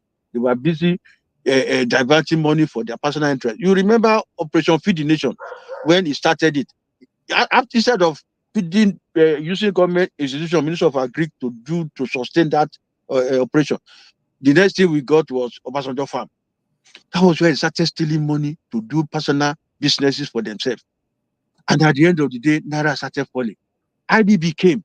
This issue started. Now the IMF said, okay, we are wasting money on so many things. They brought issue of structural adjustment program. There was nothing wrong with that. It's just a way of disciplining our leader to spend money in the right way. But all the gains we made from SAP, structural adjustment program, what did they do with it? IBB was using it to settle some passive oppositions. Because he had a lot of opposition at that time. People wanted him to hand over to democracy and everything. He was using the money to close their mouth. And the next thing, he started operation in what do you have it? Liberia, ECOMOG, where we wasted about $15 billion to execute one useless military operation that has nothing to do with us. If Liberia had issues, had problems, internal crisis, it's the job of United Nations to interfere. If United Nations wanted us to contribute troops to go and make peace in Liberia, everything will be under United Nations expenses, not Nigeria. Nigeria will don't need to spend kobo because all the equipment that we use will come under United Nations. But because he had so much money, Gulf War started. Nigeria were making billions of dollars from Gulf War. The next thing of 1990 Gulf War. The next thing now, it diverted money made from SAP, money made from Gulf War to come and start operation in Liberia in the name of ECOMOG. Those are some of the things I think our mistake is different. Those are some of the things that were killing our economy from that time. They were not. Yes. Yeah, you made some very good points, but it's still, that's the thing. We are still taking things out of context. These points are good, but we're still not understanding the problem. We think because in 1960, Nigeria was a wonderful country, like our economy was doing very, very well. In fact, our economy, like I said, we had even a higher GDP than even Iran. Now, Iran is even now a powerful country. It's not a superpower now, that's by the way. Like in the 1970s, Nigeria was, when you talk about our GDP, it was very high. Like Nigeria's economy was booming. To even add to the points you made, you are very right. So we need to put things into context because Nigeria is not an isolation of what was going on around the world at that time. So when Nigeria got its so-called independence, because it was not even independence, but when we got our so-called independence in 1960, around that time was the peak of the Cold War between the Soviet Union and the US. These are two superpowers at that time. And during that time, it was very important that the colonies that were so-called independent, they needed their sphere of interest to the US and the so-called colonialists to be retained. So they made a compromise. It was part of the Keynesian economic model, which was these countries can have a little bit of sovereignty. They can use their currency, they can use it to invest in their people, whatever they have. But at the same time, our interest is not going to be affected. That was why that's why the political upheaval in Nigeria up until the 1980s, the military coups and everything, it did not have so much devastating effects because why didn't it have, we had our industry, we had our refinery. That was because the neoliberal era had not yet begun. The neoliberal era was in the 1980s. They allowed us to have our sovereignty to some extent. Why? Because they saw that if things were very difficult, there could be a radical revolution and we could go to the Soviets. And they cannot afford a lot of their colonies to go to the Soviets. And to put this more into context, that was a period in which a lot of Western European countries were weak, industrially and economically. So US had to make a compromise to ensure that a lot of countries that within their sphere of interest could resuscitate themselves economically. Part of that plan was the Marshall Plan in Western Europe, in Japan, in what are they calling it? In South Korea, and even those so-called colonies like Nigeria and other countries that were not trying to follow the influence of the Soviet Union. They made them to have a little bit of sovereignty, to invest in their people, to, to have their own, like we had our refinery, a Jakarta steel mill. I think they were even considering it to even be vitalized. Then this issue of structural adjustment program that I'm talking about, it started in the late 1970s. They focused on Latin America first, on Chile. They destroyed a lot of countries that were trying to nationalize and develop their economy away from the West, right? Nigeria had not yet started having that effect until the 1980s, when the neoliberal era came. During the neoliberal era, it was very important that they keep the so-called third world countries, the so-called their former colonies, which is still their colonies, in actual fact, to keep those colonies under their realm. So they needed us to be underdeveloped. So it was a new era. It was a neoliberal era. It was in the 1980s. And they needed that those funds they are providing will ensure that whatever revenue we are having, this is not being used to invest in the people. And to also add more to what you said about Obasanjo, Gowon, that was during that era, during that time, there was a lot of mismanagement. That's mismanagement. That's a different thing. It played a role in our mess. That's mismanagement. They could have done better to make things better. Like they could have done better to improve our country. However, they chose not to. So who stopped them? So don't blame the West if they failed to do the right thing at that time. That's what I'm saying.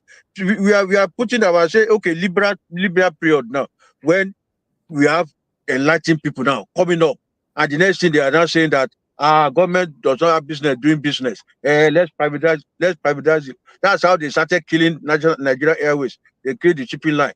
Now the what do you call it? Our refineries now, they are planning how to sell it. Electricity, privatize it. So instead of this thing that government institutions supposed to, hold in high esteem and ensure that people are getting services, they brought this liberal idea up and started privatizing. Nobody forced it. It was personal aggrandizement, personal interest that Colonel, I think what he's talking about is on a slightly higher level than where you are coming from it. You are coming from it from the point of view of individual people that are making bad decisions, and you're saying they are responsible. Things that happen on a higher level, on a macro level, is far more consequential. We may not like it. It tends to be more consequential to everything that flows beneath. It's like having an economy. You are doing your best for economy, but what if the president decides to tweak the foreign exchange rate? No matter how well you run your business, it could completely destroy it, because things that are on a macro level affect things that are below it. So hence why the structure, the geopolitical weather matters a lot. To ignore it is pretending as if you have. It's that same thing where the way you said that we didn't have enemies. You are ignoring the fact that there are a lot of powerful entities out there that have taken advantage of us before, that can come again, and maybe they are already here. You completely ignore them, that they are still part of the chessboard. So that's what GD is trying to let you understand. I got what affected us. You see, I'm saying that we, our own, contributed to the disasters we are having in Nigeria today. We, not the West. Okay, I'll give you an example now. You mentioned South Korea. These were countries that were destroyed during the war. You mentioned the Marshall Plan. You mentioned Japan. They were under the influence of the West after the war. Yes. But when their own leaders now started developing their countries economically. The West gave them the necessary support. So why do you think that in our own case they didn't give us support? It's because we on our own decided to go the other way. And we've failed. Instead of developing the institutions, we are developing individuals. I talk about Obasanjo Farm. Obasanjo Farm, he used government money to create that farm for himself. It's supposed to be a national farm that's supposed to be strategic for the survival of the country. But he has the farm all over the country. I'm talking about so many things that I'm aware. Let me question some of your because if you look at many of these nations that have gone on to do great things, they even when they are trying to do the right thing by their people, they did some crazy stuff to force their people to do those things. But tell me one of our leader in Nigeria that has done anything remotely close to forcing Nigerians to be this terrible at choosing leaders or creating brilliant leaders to lead them. What has our leaders done to us? So it tells you that it's not only these individual leaders you are pointing at, it's our awareness that is missing. It's just that we lost General Mohammed early. He will have turned a lot of things around. He will have made sure that institutions were sustained. He wouldn't have allowed individuals. You say? Do you think we were the ones that just messed? You think it was our leaders that went to Mohammed? It was actually an external threat. That was how Murtala was assassinated. That's what I'm saying. You see, we should not put all our woes on the external issues. It's just that on our own, because of our personal interest, we fail to sustain national growth and national pride. See, when we got independence, they gave us all the free hand to operate. Don't let us fool ourselves.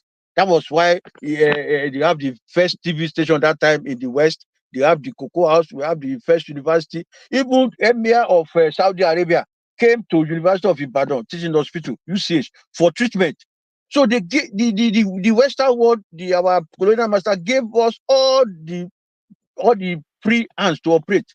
But along the line, we allow personal interest to come in, and we were pursuing personal interest instead of national interest and the people's interest. So let us not continue to blame the West, because I look at the countries that have been when you call people masters, it tells you what I'm talking about. When I call people masters, man, what? Don't you see that? When you call people masters, another people like us, you call them masters. Does that not tell you something about when your child hears you calling Oyibo man master? Tomorrow, is he going to walk into the same room with that Oyibo man and think that they are equal? No, that's just semantic now. Colonial masters. See, it's just something that has been in the book like that.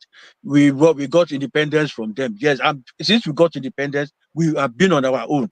They only wanted us to succeed, but along the line, our fellow Nigerians, fellow Africans messed up the whole thing because of personal interest. You see, okay, look at Congo Brazzaville, for example, of the Congo Kinshasa under Mobutu. Mobutu built a house of that's worth more than $100 million. Was it the West that said he should do that? If he wanted to fix his country, he would have worked along with the West to fix his country. But it was he was why would they do that? Don't you see, Colonel, if I was them, I would do exactly what they are doing to Africa. Why would I allow Africa to develop? Why? What have you got to offer me? Our people don't have anything to offer them.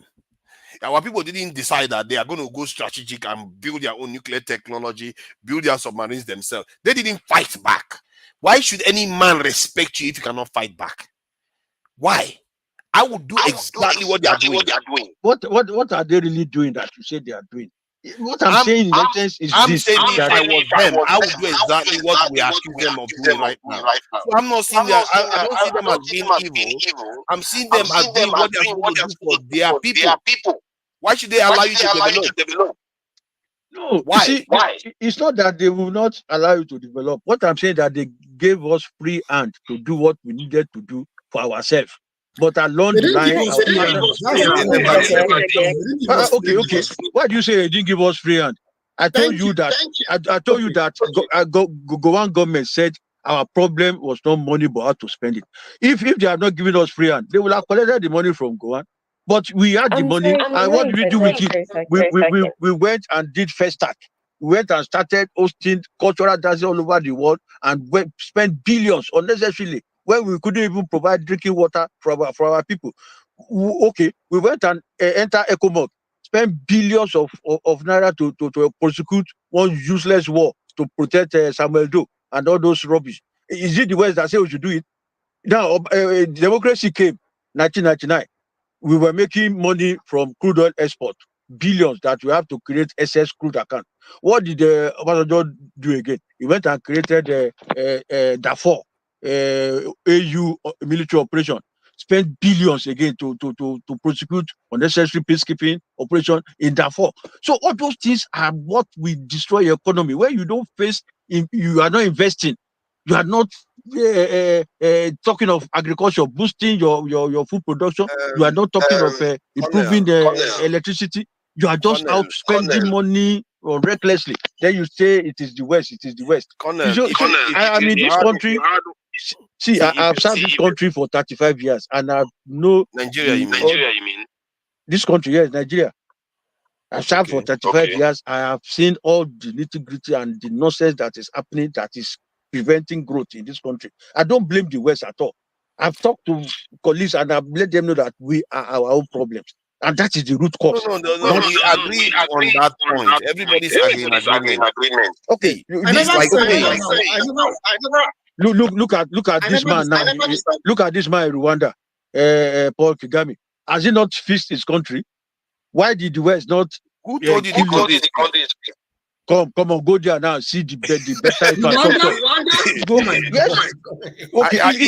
We don't pay attention to things enough. See, if it's not fixed, why will your prime minister, former prime minister, wanted to take some refugee to Rwanda? It's because they have seen the basic services, basic services that the man have been able to provide in that place, and some of stable economic activity. But that's what I'm saying. The guy was able to look inward and fix the basic services in his country. Rwanda is one of the most compliant countries in Africa. Compliance to what? Compliance to what? Most compliant. In fact, their current leader, this guy, I can't remember his name now. I think it's Kagame. The guy is most compliant. And in fact, you can't even be comparing Rwanda with Nigeria. It's just, do you know that Rwanda GDP per capita is half of that of Nigeria? And after Nigeria economy halved, like the current president did, is still higher than that of Rwanda. When we say Rwanda, I don't know why we. Oh, no. Please, let us say facts here now. When you are talking of GDP in Nigeria, are you considering 200 million people that are poor, that have nothing to survive with? I'm talking about GDP per capita, not GDP. So in other words, it takes the population into account. So if you are Nigeria is still higher than Rwanda. No. If you are talking of GDP per capita, and you are comparing that to Rwanda, I can show it to you. Because Nigeria is a big country with some. What are we even producing in Nigeria that are talking of GDP per capita? What is it that we are exporting in Nigeria today? Let us the crude that it's in the hands of businessmen, that the country is no more making money out of crude oil. That's why we are borrowing money every day. Okay. What you said just contradicted. What you said is right. And it's contradicted your points. That was why I was explaining that the reason why we don't have Jide, let me just show him. This is Nigeria GDP per capita, and I think it has halved further now since this government came into office. But look at Rwanda's 966. That is the miracle we are talking about in Nigeria. And let me show you the GDP per capita of Switzerland. So you see the difference in magnitude that we are dealing with here. You see the magnitude difference? So let's not, we are all in a mess. And the kind of narrative we paint of our societies, it doesn't, the numbers don't show it. It's a totally different reality that is out there, and my eye has, like, I try to see it as clearly as possible, because many of our people are not seeing this reality. We think what we hear on the news, most of us don't know the real truth. We don't even check, and the information is there now. There is even ChatGPT, there is Google. They are not hiding it. It's all there to see. Just take your time, check it, then marry it to what is happening in your country and say, yeah. So why are they saying this then? Why are they saying is poverty is the reason why Nigeria is so many reasons. Why are we the poverty capital of the world now? I be that one too. See, Is it not international figure too that brings I like what they said, Mm-hmm. because I don't think there are very few people that have seen it, this issue, to the point where they saw it, to the point where they knew that our power and our sovereignty we lost it a long time ago. No, I will not agree with you. We have not lost our sovereignty. See, we've not. If you are looking at it, see, if you are looking at it from the point of let's security, allow the lady to speak, please. Please, Colonel, sorry about from that. security aspect of view and all those stuff. Sorry about that. We normally allow the ladies to speak when they want to speak. So when she probably has a question, whether for you or one of us. Please go ahead, Bumi. I don't have a question. I just wanted to contribute to the conversation. In regards to, because I feel like we're all kind of saying the same thing, but the difference is just like, okay, where did Nigerian problem actually start from? And I think just like what Mr. Jide said, it actually started, like, if you have to go down to the root cause and even talk about the creation of Nigeria, that's where the problem even started. When you talk about, when Mr. Adeniyi says that, oh, we're giving the free will, we're never giving the free will. When you even look at, for example, Francophone countries, like, of course, they got independent, but we are understanding what that independence actually means. When you talk about their, what do you call it, their money going to France, so it's like they are a sovereignty, they're a country, but everything they do has to go to France for approval. How are you a country? So I think we as people, we think we are independent, but so many things about how things are run and structured in our society is so messed up. And I think that also dies down to what Mr. Adeni is saying in terms of like our government. It's messed up. That's why we have bad leaders. And it connects, if we're created, we talk about our history in terms of slavery, colonization, and that. Why is it that they will do all those things to you and then just wake up one day and just walk away and say, you know what, we have repented. You go and have it. It doesn't make any sense. So freedom was never given to us. We still don't have that freedom. And that's why you can see that reflect in our leadership. We're not getting anything. When you talk about Obasanjo, you talk about other leaders before him. That's why, even though they had money, they never used that money wisely, because that was never the aim. The aim was never for us to progress. The aim was for us to stay the way we are and keep on making money for the big guys, whether it's the West or whoever. So we have to see our history in terms of how was Nigeria created, what were we doing before, and why are we the way we are right now. And I think they kind of lie together. For us to change our government, we need better constitution. That is true, because we need to find ways to checkmate our leaders. We also need to know how we should roll as a people. So that is true, but we also need to know why is it that we have bad leaders, so we can also checkmate that. So we, even if we change our constitution, we don't go back to having bad leaders that will find loopholes. So they're all connected into interlocked, whatever you want to describe it. You see, yeah, you are very correct, Bumi. The only place I will not totally agree with you is that we were not given the free hand when we got independence. Of course, we were given free hand. That's why, like I said, a lot of institutions grew up in Nigeria at that time.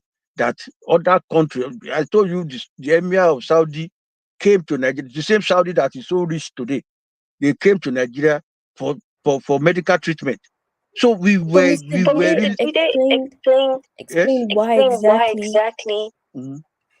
Mr. Jide explained why exactly we had those things was because the West didn't want us going in line with the Soviet Union.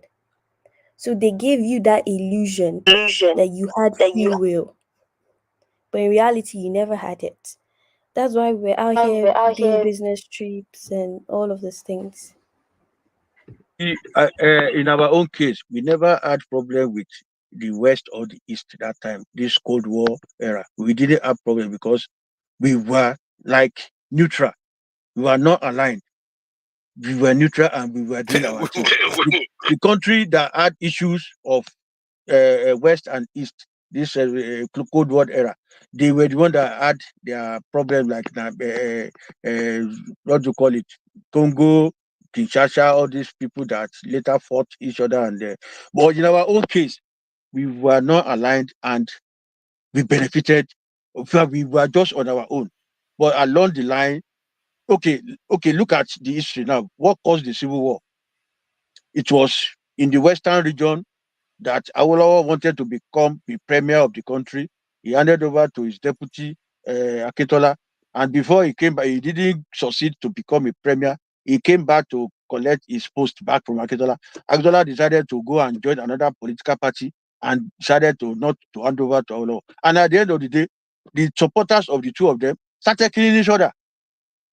Was that the problem of the Western powers? So let us look at ourselves and blame ourselves for our problems because of personal interest. That problem in the Western region that time, Operation Wet here, when they were killing each other, the election caused disaster, destruction of property, destruction of lives, now prompted the military, those majors that time, to decide to kick out those civilians, politicians at that time, and kick them out. Say these guys were just messing up the country. Was that the problem of the Western countries? You see, I have studied the history of this country from the beginning. Issue of us getting our independence, there was no problem about that. Our problem was with us that we were not united in the right direction to fix the country. We were just after each other. Yes. Colonel, Yes. being united to the level that you need to do what needed to be done may have always been too much of a tall order, given how we attained our so-called independence. So I wanted to ask you though, is it like, do you think that, on average, your colleagues in the forces when you were serving, would you say 10-20% share your opinion, or 50-60% share similar views that, like, it's us that are causing the problem, that the colonizers try to help but we ruined everything, things like that? Do you think a lot of people share that opinion with you, or you are quite relatively an outlier? I am telling you, those that took, have the time to listen to my analysis from the beginning to the end ended up agreeing with me. Because we cannot run away from the fact that our fellow men are our problems because of their personal interest. You talk about people building houses now, putting fences, and they are putting the higher security high fence with electric barbed wire and rest. Why are they doing that? Because they have created a lot, millions of poor people out there, and they believe that these poor people will come and attack them. That's why they will build mansion and hide them. Do you see all those things in UK where people will just go and build mansion and be putting high fences here and there? You see, because along the line, politicians came in and killed government institutions that will provide those basic services.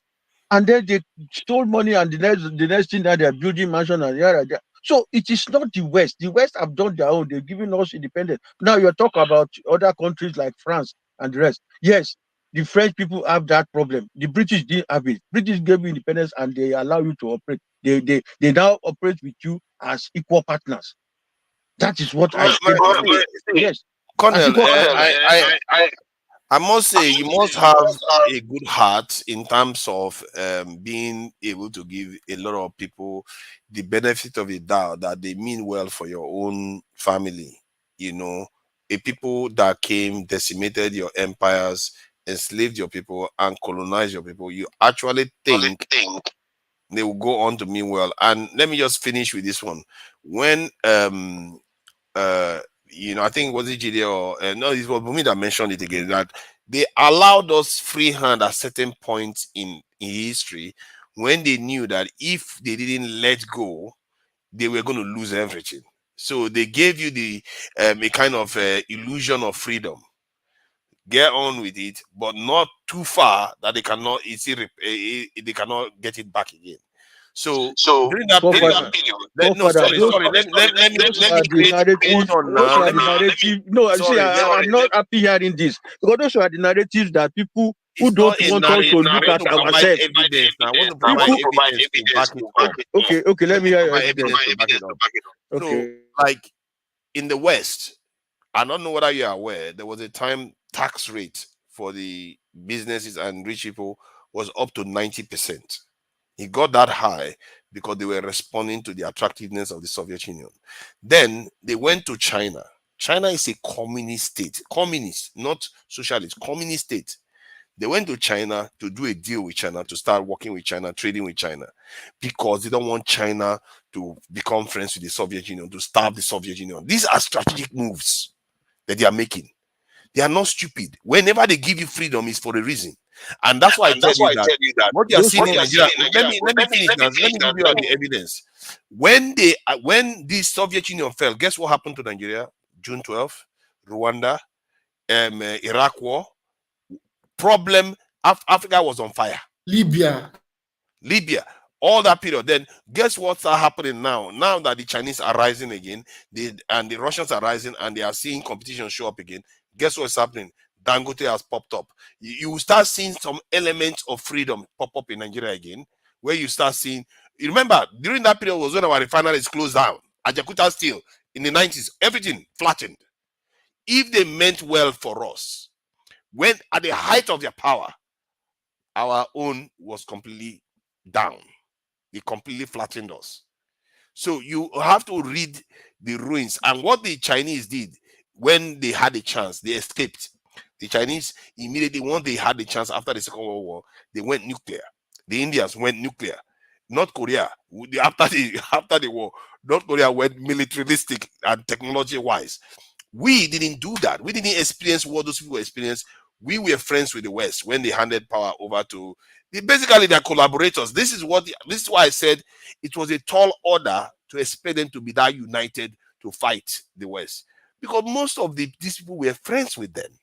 They were their collaborators. They were working with them every day. Why would they suddenly turn on and start fighting them?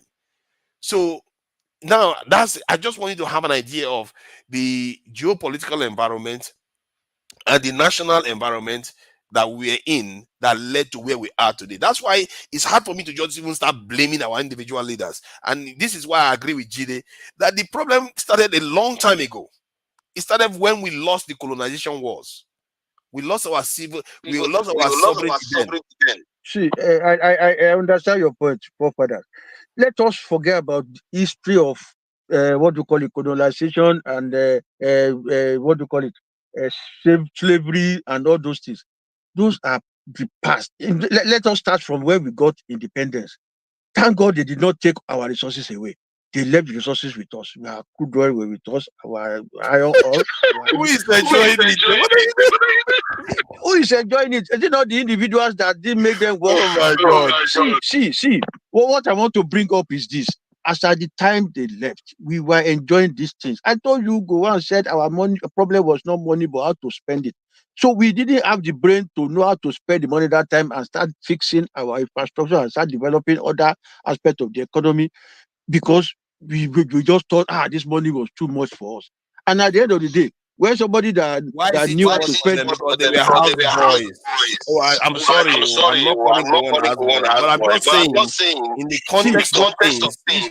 they were looking at those people as, we have all these things at our disposal. What do we do with it? Because they didn't have the urgency. They didn't even know what is required to be done. I understand. The go and still use the why. money to fix Lagos now. All those bridges you see in Lagos, but Lagos by the expressway and all those things were used with the money. The money were used to do it that time. They were, but money was busy coming. And at the end of the day, Obasanjo came and used them to do first tax. Those are some of the things that we should be addressing. That why would a leader go and be carrying dancers from all over the world to come and dance in Nigeria and spend billions on them when he's supposed to have used the money to do a modern railway line, build houses for people, build structures that will be beneficial to the country. You didn't address that. You are still blaming the West that they were the one that were blocking. But they're the one that say Obasanjo go and do first tax. Those are some of the things I'm saying. Now, after first tax again, you say? I said, if you have a house, somebody comes and burns your house. Even if you are responsible for that house, like you are ultimately to be blamed, let's face it. But in your mind, when I talked about somebody burning your house, who did you blame first? You first blame the arsonist.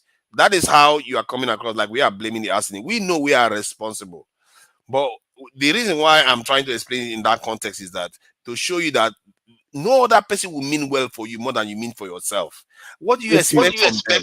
I would like to give an example of that point because I think he's not looking at the big picture. I understand what he's saying, but he's still not looking at the big picture. I'll give an example of Iran. Iran was just like Nigeria in the 1970s. Iran was just like Nigeria. The way Nigeria is now, Iran was like that. In fact, they even had a monarch. That monarch had a strong alliance with Western Europe, North America, and all that. They were heavily corrupt. Their oil, just like in Nigeria, were controlled by multinationals. Just the same thing. Then they had an ideology, even though that ideology is disputable, but they had a revolutionary consciousness to take their country back. They had a revolution in 1979 against their monarch, not against the West, though. Against their monarch. Their monarch is horrible, is an oppressor. They took power from their monarch. Guess what happened? The West imposed sanctions on Iran immediately. And not just that, they didn't stop that. They didn't stop there. They used their proxy. That time, Saddam Hussein was the leader of Iraq. They used Iraq to fight Iran in the 1980s. About 5 years, they destroyed that country. They wrecked that country up because Iran was against their interests because they kicked out their monarch in a revolution. So let's look at Iran in 1970. Let's look at Iran today. Iran has been under economic sanctions, global economic sanctions for over 40 years. And guess what? Iran today is one of the most powerful countries in the world. Iran today is one of the most powerful countries in the world. That's the context of how you should see what I'm talking about. Look at Cuba. Cuba is the same thing. Cuba has been under sanctions because they had a revolution like Iran in the 1950s. They took their country back from their leader, Baptista, in the 1950s, just like Nigeria. They were just like Nigeria too. The Baptista of that time is our Tinubu today. Baptista of that time is our Tinubu today. They took power from that man, and up till now, Cuba is still under sanction for over 70 years. And guess what? They have one of the best public healthcare and education in the world. That's it. And see, if Nigeria is under economic sanctions as I'm talking today, Nigeria will collapse. Nigeria will just collapse. That's the context of what we are talking about. We're not blaming the West. Like, we need to look at this problem from a deeper context. And that's what we're trying to make you understand. Like, what you're saying is valid, but what we are saying is we're looking at this from a bigger picture. If Nigeria today carries out a revolution, I'm even afraid that once they just put their economic sanctions, Nigeria will just collapse.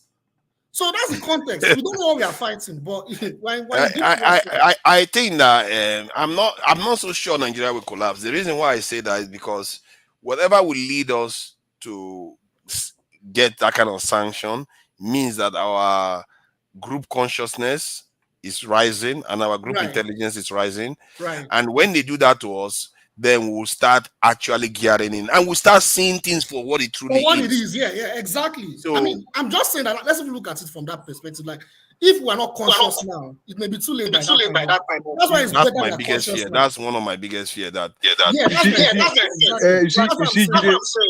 my brother, relating our own situation to a country like Iran is not fair. Iran, after their revolution, came out with the adage that debt to America. Debt to Americans. Yes.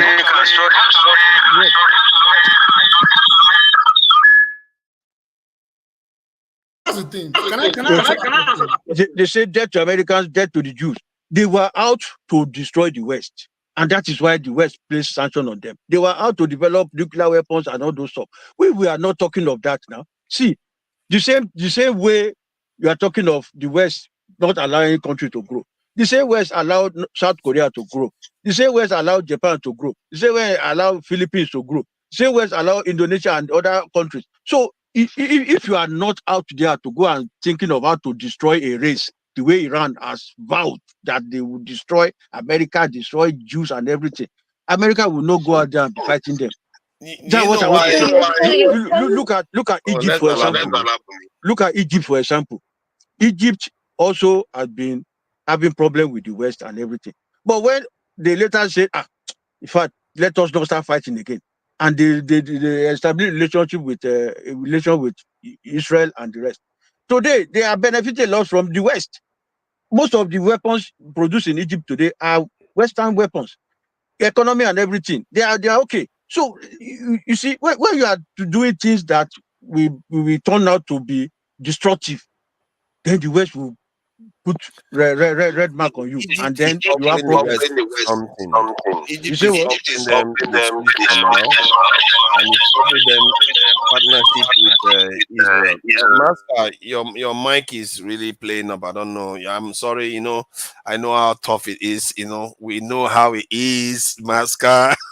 We know how it is on the ground. I didn't even come online at all. That was in Nigeria. That was tough, man. When you're in Nigeria to go online is the tough. I respect Master for even coming online now. So regarding in the case of Iran itself, I think they are making these points to let you understand that it's actually obvious for why people would do these things. It's not like surprising. Every nation in history has always been like that. Even in the Nigerian space, where you have Ife and Modakeke and Bini and this one fighting, they're all fighting for their own survival, for resources and dominance. That is correct. why, You are correct, and that's why I'm saying that we were not aligned. We are not aligning with the West or with the Russians. Yes. Why is it that you seem to give the West the benefit of the doubt that they don't have that instinct to dominate us too? Why do you give them that? Because I realized that, number one, the West, they're already there. They have the economy, they have the resources, they have the technology, they have the military, they have the manpower. So why would they be feeling as if we are threats to them? Where are those things coming from? Because those things are coming from us. Well, what from is it Nigeria? Most of their wealth Are you saying that they are using is coming from us? What I'm saying now that we are partner, we are doing business as equals. Let us understand this thing. They were buying our oil. They were not coming to steal the oil. They were buying it. That's why Gowan said our problem was not money, but how to spend it. They were paying for it. It is us that misuse the money we are getting from this oil. The West, they are already rich. They have the resources. They have everything already. So if they are doing business with us, they are paying for it. They are not shortchanging us. See, rich people want more money. No nation. Are you trying to tell me that they are like one where they have too much resources? We have too much, we don't need anymore. No, that's not how it is. Every nation wants more, and any nation that is sane anyway. In terms of the Asian continent, the reason why Japan is doing well because they needed Japan to do well to counter China. Forefathers, is my mic still acting up? No, your mic is a lot better now. No issues at all. So okay, no problem. I beg, guys, my body is itching for me to respond to the Right Honorable Colonel. Is it Colonel, Mr. Adeni? Yeah, it's Colonel. Okay. Yes. I I will appreciate you for serving the country as a military person. But I must say that I think you need to really go back and look at things from a different perspective. For you to say that, even take, say, UK, for instance, for you to say that UK is rich, has resources, for instance, what resources? I am talking of US, for example. I'm not talking No, of no, UK. US. See, No, what we're I'm talking saying is about that the West. technologically, they are advanced country. They are there already. We are just growing as issue of technology, economic wise, and the rest. The resources UK don't have, but they have the technology to turn around resources and make it workable for them. That's what I'm trying to bring out. What I'm now saying is that our own leaders, instead of learning from there and do the Okay, same thing so for Nigeria, Mr. they Ademi, failed. They what failed I'm woefully. saying, no, Yes. just forgive me. Yeah, I know I've been listening to you I said my body is itching so that I can respond to a couple of the points you made. One of them is the assumption that, oh, because people are rich, they don't want anybody's money.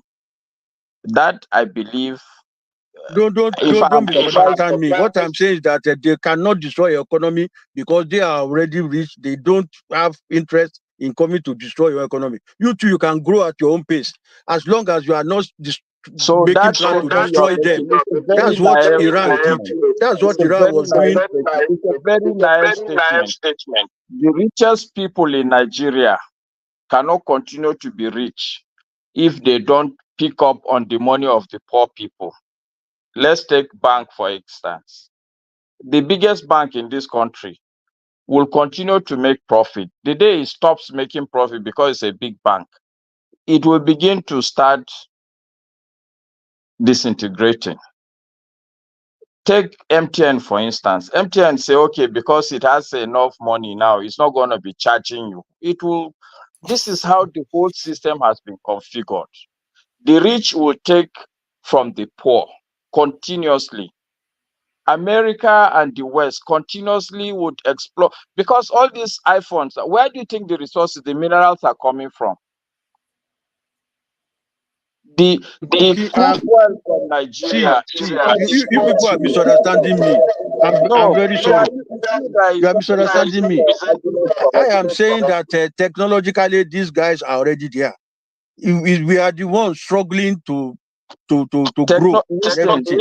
And the resources, sorry, let me just finish my point. Resources that will have made us grow. You have not, because you are telling me things that I did not say. You are trying to say that I'm saying the West don't need money or the West don't do. Yes, they are to protect. Yes, I said they are rich. They cannot because of their position. They can't. We are not a threat to them. That's what I'm just saying. I'm telling Because you they are that, already there. and I'm We are telling you not why what? Ask me why we're a threat. Why are we a threat to them? Very good. Because we are doing business with them now. So, and they are doing business with us. You ask the question now, you want to answer. Please, I'm after our growth. All these questions that you are even throwing out to me. What I'm saying that our leaders, we should look. I say we should look inward. So that we can grow. You see, I don't want to even relate with the West and all this thing because I've said that our problem is our own problem. But it's not We about what created you it. like. Reality is always going to be there, whether you like it or not. Okay, it's better we face reality. I'm just talking it's echoing. Is it from my side? No, So it was what I'm saying, Cornell's Mr. Ademi, phone, but I agree with you that our politicians are not doing well. But like Mr. Jide said, that is symptom. What is the root cause? Why consistently are our leaders acting up? Why? Why are they always bad?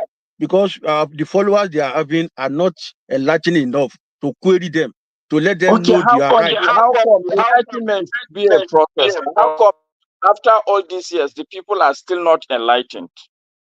These are the questions we should be asking ourselves. That's what I'm saying. That our no, basic. That's not what you are saying. See, how did I say about constitution? I say constitution job of government is provide basic, that's welfare services and security to the people. Then the people's duty is to pay their tax and obey the law. So if the people know that the job of the government is to give them their basic services, they will put the government on their toes. So the people too are not enlightened to even know their entitlement, their rights. Yes. Why are the people not being enlightened? The people are going to school and they're not enlightened. Why? Because the leaders want them to be in darkness like that so that they can continue to steal money and amass wealth for themselves. That is it. But the It's not the question you job, it's should not the ask problem of the West. I agree with you. Don't think that I'm saying that leaders are not stealing money because they want to amass that wealth. I agree with you. But I'm saying that that is a symptom. Like Mr. Jide said, okay, these are not leaders, they are rulers. If you remember, during the colonial rule, these white people, especially from where I come from in the north, when they came, they just maintained the rulers that are there as long as they would fit into their own interests. They left all the emirs as they were because that serves their interests. As long as they can continue to extract the resources, they are okay with the kind of rulers that we have. A good example, if you want to really dig deep and if you want the progress of the country, you need to look around. Take Libya, for instance. This leader you are talking about, Gaddafi, by all ramifications, was a good leader for his country. Yes or no? See, I just talk about having strong institutions, not individuals. Gaddafi was a strong individual, and he abused his power to some extent that he was challenging the West. He want to wipe out the West. He was developing nuclear weapons and all that stuff. So that is why he had problem with the West. You see, let us talk about. What do you say? I have a question. I say you are doing too focused in the argument. I've been doing what? Just a question, please. Moderator, can you permit me? Please go ahead. Okay. Good evening, everyone, and a special greetings to Colonel Adeni. Thank you for your service. Your likes in the US will always have their respect wherever they go. I'm not sure if you're in abroad or you're in Nigeria, but I think if you're not in Nigeria, wherever you are, especially the Western world, your respect will be given to you wherever you go. But this is I'm in Nigeria. Oh, you see, it's unfortunate anyway because they don't respect. Here they call them. They don't respect patriotic people in Nigeria because not really patriotic people. They respect people who are just after their own interest. Those that have served the country in your own capacity. So my question to you is, you have a written constitution, right, that you want to propose for Nigeria. Is that true? In fact, I have submitted it to the National Assembly. Very soon there will be public hearing, and I will be invited to come and defend it and explain it in detail. So I'm just waiting for them now to give the date.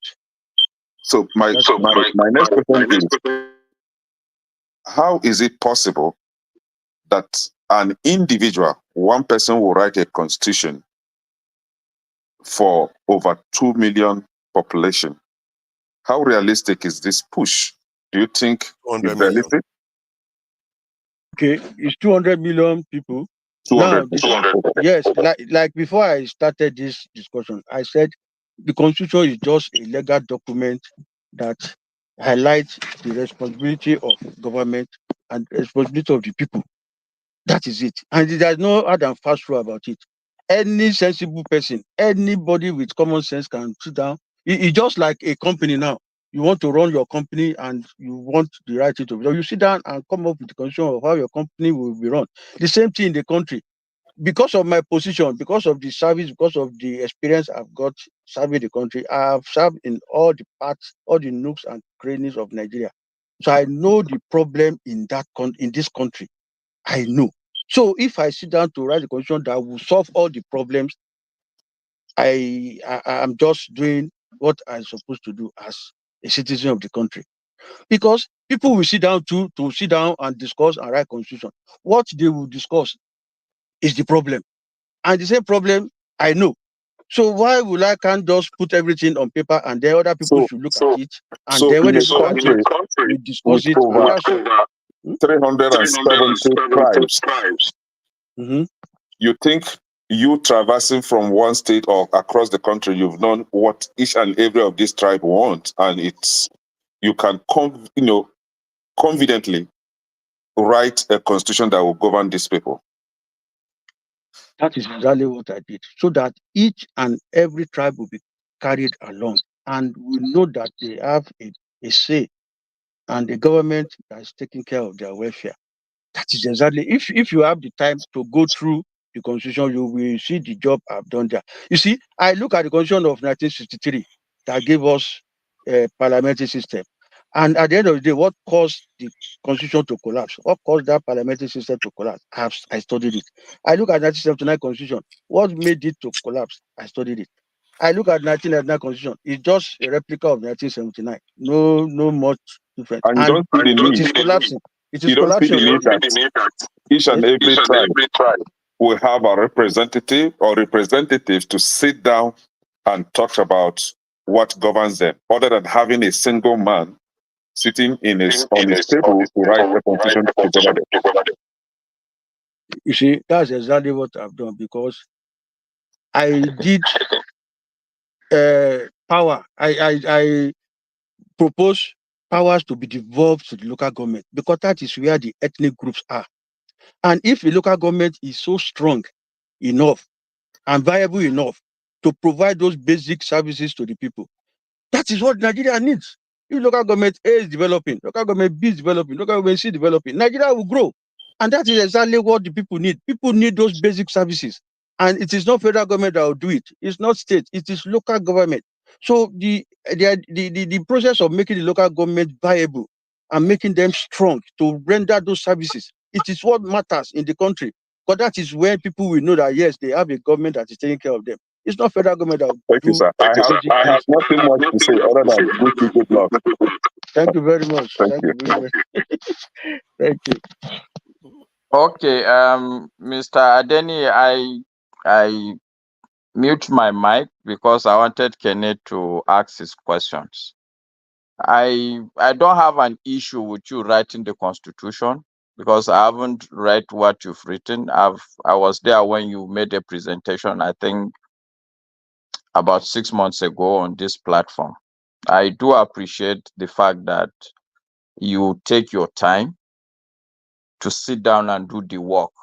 I appreciate that. But the only issue I'm having with you, it's where I think you need to enlighten or broaden your perspective from what forefathers is saying and what Mr. Chide is saying, that there's a geopolitical angle to our problem. Yes, it is not the only problem or only cause of our problem, but it's a very significant part of the problem. In development, there is what is called path dependency. The path you are on is difficult for you to jump immediately one night and move to another path. We are already being set on a path of underdevelopment. We are still on that path. We have to dig deep. We have responsibility not just to change the constitution. When I'm listening to your response to Kenny, one of the things that also occurred to me, you mentioned like 4 or 5 constitutions. They've all collapsed. Isn't that also an issue that one would ponder and ask like, what is going on here? Is it really a constitutional issue? If all these 5 constitutions are failed, what is the problem? And you said something also, that any man with a common sense can sit in his room and write a constitution. And I'm asking myself, okay, you are the only person that wrote the constitution, and I truly believe it will be a good constitution. So how fundamentally different will it be from all the other constitutions in terms of solving the problem? Because If you take, for instance, the fact that the present constitution that we have, for example, one of the things you said is that because it gives governors immunity. And I'm asking myself, okay, all these governors that have governed for 8 years have come down. How many of them have we arrested and jailed after the immunity time have elapsed?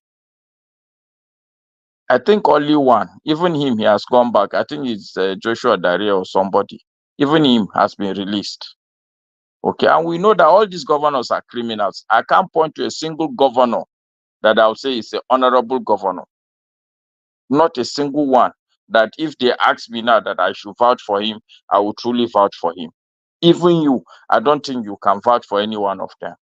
We are not saying that we know what they have done, but we cannot vouch for them. So I'm saying that you need to open your eyes, open your perspective to that geopolitical angle. Because like forefathers said, look, people came one day, they just appeared from nowhere and colonized us. If they are not coming today, what I believe is that because they have their stooges who are doing their bidding. And Jide said it also. In the 80s, I was a student. We were doing this SAP, Structural Adjustment Program demonstration. If you look at the whole program, it was all sent down to us. And it's not just only Nigeria. It was sent across third world countries. These things are realities that are facing us. There are videos. I sent one of the video to forefathers. It's a recent video, this 2024. I don't know if you know Jeffrey Sachs. He's a senior person in the US. Yes. He is not happy with what the US is doing. He is telling them that the way you people are going about trying to bring down everybody is not good. It's not good. You are saying that wait, don't worry, Mr. Adeni. In 2 minutes, I will just finish and wrap up. Because like you, I'm also in Nigeria, and this is almost 12 midnight. Okay, so the point I'm making is that yes, maybe I will agree with you. Iran is saying something to the US, therefore US is attacking Iran. What exactly did China say to the US that the US is doing by force, that they must bring down China? What did they say? I'm asking you now. It's not a rhetorical question. I want to share that perspective. Okay. What All right. China said to the US, that they are doing everything to bring China down. You see, US is not bringing China down. They are only, trying to curb this idea of nuclear weapons being escalated That's and not all true. this. That's Okay. not true. Okay, That's the not US, true. That means you are not United even States and enlightened. China today, Because they are the greatest when you are talking of business partners and everything. The US and China, they are the greatest in the world as per business transaction. Now, they are like the I said, best friends. Is Trump that what you're saying came. on a global TV? Are you saying that China and the US, they are the best of friends? They might not be the best No, of no, no, friends, no. but This they are is not not. No, no, no. they Let's might be not be the very best of emphatic. friends. Are they friends or are they not? They are not. After all, they are not fighting. It's just interest. They are They are not fighting. fighting, but No. they have interest. They have interest that they are trying to protect. You get my point. They are still doing What business is with that each other. interest? That's the question I'm asking. What is the interest? Okay, you talk of issue of Taiwan now. Taiwan is pro-West, and the US is ready to defend Taiwan from China. China is ready to overrun Taiwan and make them part of mainland China, and the US is against it. Korea, Japan, these are enemies of China before that have become US allies. So, but China and US, they still have their, one or two things they are still interest they are still fighting against, but they are not real enemy going to war. The other time, the vice president or one of these top officials still went to China. The president, they still visit each other. But we should not look at them and say our own growth, we should not face it internally and solve it. No, don't mix two things up. We're talking China and the US. Nigeria for That's what I'm saying. Okay, China now, people call them communist country. China is not full 100% communist. You go there now, a lot of business interests are there. That from individuals, who have set up businesses in China, and they are really, surviving, and they are making it. So the way we look at China at times, Okay, China is no, trying to let me protect. enlighten you, Mr. Adeni. I will say a couple of things. You should go and check it. Okay. Well, the first thing I will tell you, like forefathers said, as far as US is concerned, it understands clearly if you allow any other country to be more powerful than you, that country automatically is a threat to your sovereignty. That is full stop. Any country that is stronger than you economically, militarily, and technologically, that country is automatically a threat, unless if you are a naive country like Nigeria. That country can wake up tomorrow and decide they want to invade you. History is there.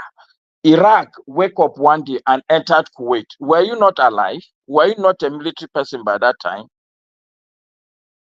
See, I'm not disputing all those things now. So I'm saying that all those things should not stop our growth. See, all those things should not stop our economic growth. We should be able to talk to everything. No, Mr. Adeni, the reality is that everything is inside one basket. You can't pick up growth and leave geopolitics out. You can't take security out of that basket. You can't take law and order out of that basket. You can't take your history away from that basket. Everything is inside. Unless if you're doing a naive analysis. See, nobody is doing any naive analysis. What I'm saying is that if we design our path to a growth now, the United States will key into it. They will not come and bomb us because we are planning to improve agriculture, we are planning to improve healthcare, we are planning to strengthen our local government institutions. We are planning. They won't come and bomb us for that now. Since we are not a threat to them, I don't know why people are bringing up issue of threat. So this is where you are making a mistake. Look, we will improve all these things for now. It will not be a problem for them, okay? Because there are bigger problems. China is there for the US to worry. Russia is there for the US. You are talking now. So what is Nigeria to US for God's sake? So that like I said at the beginning, I appreciate the effort you put in because a lot of us just talk. We don't do anything. I appreciate that you have taken an action step. I respect that. But I'm only trying to help all of us that when we are moving, it's like when you want to travel, okay? You should pack everything that you need on that journey. It's not when you leave the house that you remember that, oh, you left your wallet in the house where the money is inside. You just carry the car key and start. This is all I'm trying to do, Mr. Adeni. There is a lot of things that you said I totally agree with, but you need to understand that a major component of all these things, number one, is security. Whether you are living next door to the person or not, you are going to be a threat. Nigeria, for instance, you may not understand, but we are a strategically very important country in the world. We may not know that, but the people that are smart, they know that. We are the largest country on the biggest continent in the world. We are central. How can we not be strategic? People are looking at us every day. Somebody sent me a document, somebody from this panel, a document that the US military, Air Force, they did a 30-year analysis about Nigeria. And you tell me we are not important, we are not a threat? We are. So when we are going to begin to do all the things to move forward, we need to have that understanding. That's all that I'm saying. I agree with you at this point. US is not going to be looking at us. We are not going to be their problem for the next 10 years. Yeah, thank you very much for that. The way you have ended it up, that we are not threat. If we are window, we can take to make movement. But what I would want to also leave you with is that we need to be suspicious of our leaders. They are stooges, in my own opinion. That is what I'm saying. And you are saying the same thing, that our leaders are our problem. No, we are not saying the same thing. It means that there's somebody somewhere who is controlling them. So if they are stood and then they come to us and we are not buying into their proposal, into their idea, like I said, let's strengthen our institutions. If any leader is coming with his own agenda, no, tell him, no, this is the agenda of the institution. Let the institution work. They would not have any choice than to allow us to work. You see, I don't want to institutions, but the institution you're talking about, Mr. Adeni, I am a big student of institution. What I've come to realize is that this institution, we talk about it anyhow, but a significant part of this institution is our norms and values. They call it informal constraints. They are more important than the formal constraints, which is the constitution you're talking about. A third angle to all this institution you're talking about is enforcement. Even if you have the constitution and there's nothing to enforce it, whether formally or informally, it's just going to be a piece of paper. But anyway, I wish you good luck. I would, inshallah, try. I don't know if I can get your contact. If I know when the public hearing will hold, I would want to go there and participate. It's a worthy thing. I believe if we keep saying that constitution is a problem, so let's deal with it. It can never be a perfect document, but it's a good start what you presented on the table. And I've heard some of your arguments and I agree with it totally, that from an economic perspective, the way the country is configured, there's no way that the governor of Zamfara should be living the same life with the governor of, say, Port Harcourt, what's the name of this, River State, because the resources are different. So every state should cut its court according to its size of its muscles. I believe some of these things are important. I totally agree with you that the presidential system is not fit for us. There are a lot of issues that we can talk about, but I agree with forefathers that we will end up understanding that the constitution is not really the problem. There are deeper problems. But I wish you good luck, and I really appreciate the work you've done. But please try and open your eyes to the geopolitics also. Thank you. Good night, everybody. Thank you. Yeah, I really wish the constitution was the problem. It would have been easy, isn't it? Just to go and write and discuss and entire hall, and we finish it, and all the Nigeria problem will be solved. I really wish that was the case. The thing about constitution is that the moment you finish writing it, you come out of that hall, you will see people that disagree with it. that they will start from that day to want to change that very constitution you just wrote. They will like, you just robbed us. I can't believe we just agreed to this. They will start arguing over the constitution. Constitutions are always like that. Even in America today, there are people that hate the constitution. They disagree with it. They feel like it needs to change. They don't like it. Why do you think Biden, Trump went and removed Roe v. Wade and all those things? Because people are not happy with the constitution as it is, to the point whereby even Republicans, if you ask most Republicans whether they want to break up the country, they will say yes. Most agree that they want to break up that country. That is how disheartened some people are. Even in a rich country like America, people are thinking like that. That shows you that if constitution was the issue, it would have been fixed a long time now. Our problem is deeper than that. I'm really happy to see Jide here today, because something like it's almost like a lonely journey. Nobody seems to understand. You see, forefathers. Yes, you see, constitution is just the foundation to start solving our problem. Yes, implementation matters too. You have a good constitution that you know that you are a politician now. You are only going there to key into the establishment, into the working system of an institution. That you don't have the right to just dip into state coffers or go to central bank and call central bank governor, give me 20 billion naira cash. All those things, those are the loopholes that is killing the country. But if you have a constitution that stretching this institution, that know that you have a limited power as a politician going to serve in that place, then you realize that it's only patriotic people, those who are really ready to be servants, that will go in there. Not rich people. Not rich people that already. I mentioned to Nigerians that actually believe. As a matter of fact, a lot of Nigerians like that 2014 constitution that they wrote. I think whether it's a full constitution or an amendment or something. Most Nigerians love it. But yet, those same people in their wisdom decided that Nigeria should go back to an anthem that was written by an Igbo woman. You see, forefathers, I went through that constitution they did in 2014. And now I told you I have to do a lot of research before I came. And there were some of Nigerian problems that they did not address. For example, one of their terms of reference were to determine the revenue sharing formula. You get my point? Instead of these people that Jonathan government spent more than 7 billion naira to constitute, and the people are there collecting money and everything, to come up with figures that this is the way you share the revenue. This is what you go to federal, this is what you go to state, this is what you go to local. For them to come up with figures, you know what they did? They were even writing there that government should set up another committee to determine the revenue sharing formula. I say, which kind of rubbish is this? So they were not even coming up with cogent decisions that the country can now take and say, okay, these are the decisions that people across the country, came up with.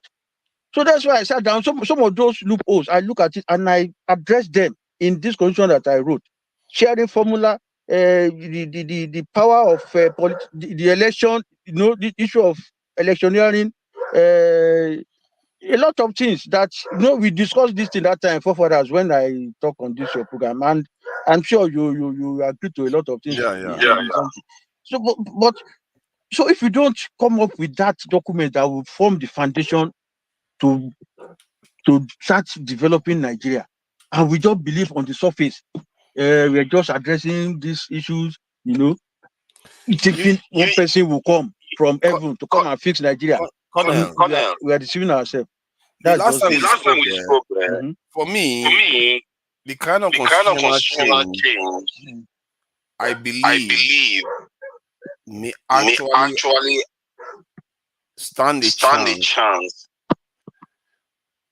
to, on its own, help transform the country is a direct democracy kind of constitution that's similar to the type you see in like Switzerland, where the citizens have a right to pass laws, the citizens have a right to revoke laws, and the citizens have a right to ensure the citizens are sovereign. They can do and undo in that country. They can overrule what the legislators have done.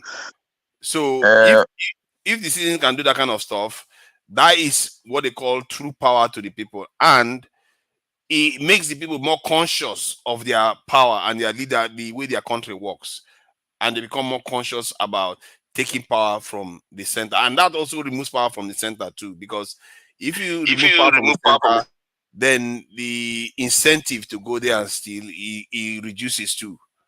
That's the only thing. Yes, it's just similar to what I did.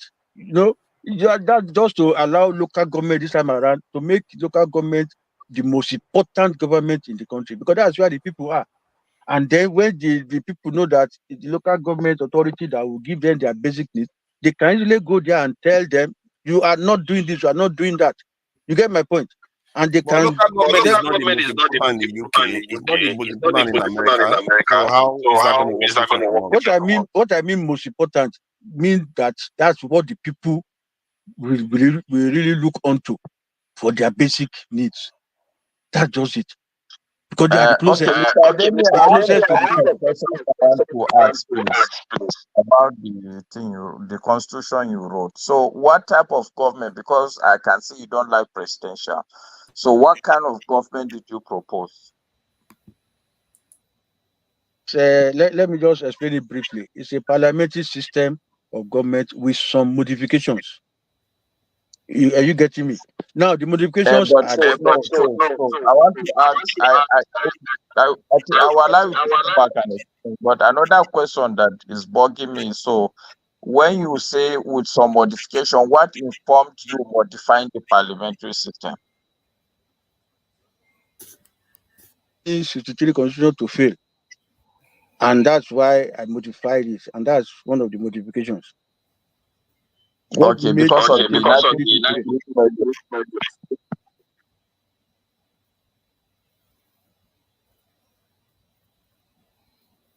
Hello, Mr. Adeni. Yeah, I said 1963 failed. It failed us along the way, and I look at the reason why it failed, and that's why I have to modify the one I'm proposing now to the government. to the people of the Okay, country. so what are the modifications that you made to the parliamentary? Okay, good. During my studies, my research, I came to know that politics can be practiced in two ways, partisan and non-partisan. So why the 1963 failed? Because it was a partisan politics, partisan democracy. And people, instead of being loyal to their country, they were loyal to their party. And at the end of the day, caused that crisis that made them to start killing each other, destroying properties and the rest. Even this 1999, we all saw what happened the last election when, what do you call him, former Vice President Atiku came up and said he want to be president, they should vote for him. And people ask, the last person that was president was from the north. President Buhari is from the north. You now, you're from the north, you want to be president again. He said no. He said his own political party. The last person from there was from the south. That's Jonathan. So he's the next person from the north. He should be the next president. And people now say, are you not considering the interest of the country? Why are you considering the interest of your party? So you could see how party politics is dividing the country along some personal interest line and all those things.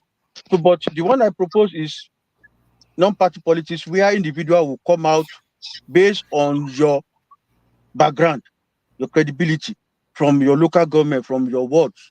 It is from there the people will recognize you. If you are a criminal before, they will know. During screening, they will screen you out. So you don't need to be responsible or to any party or to any godfather. You don't need to go and register.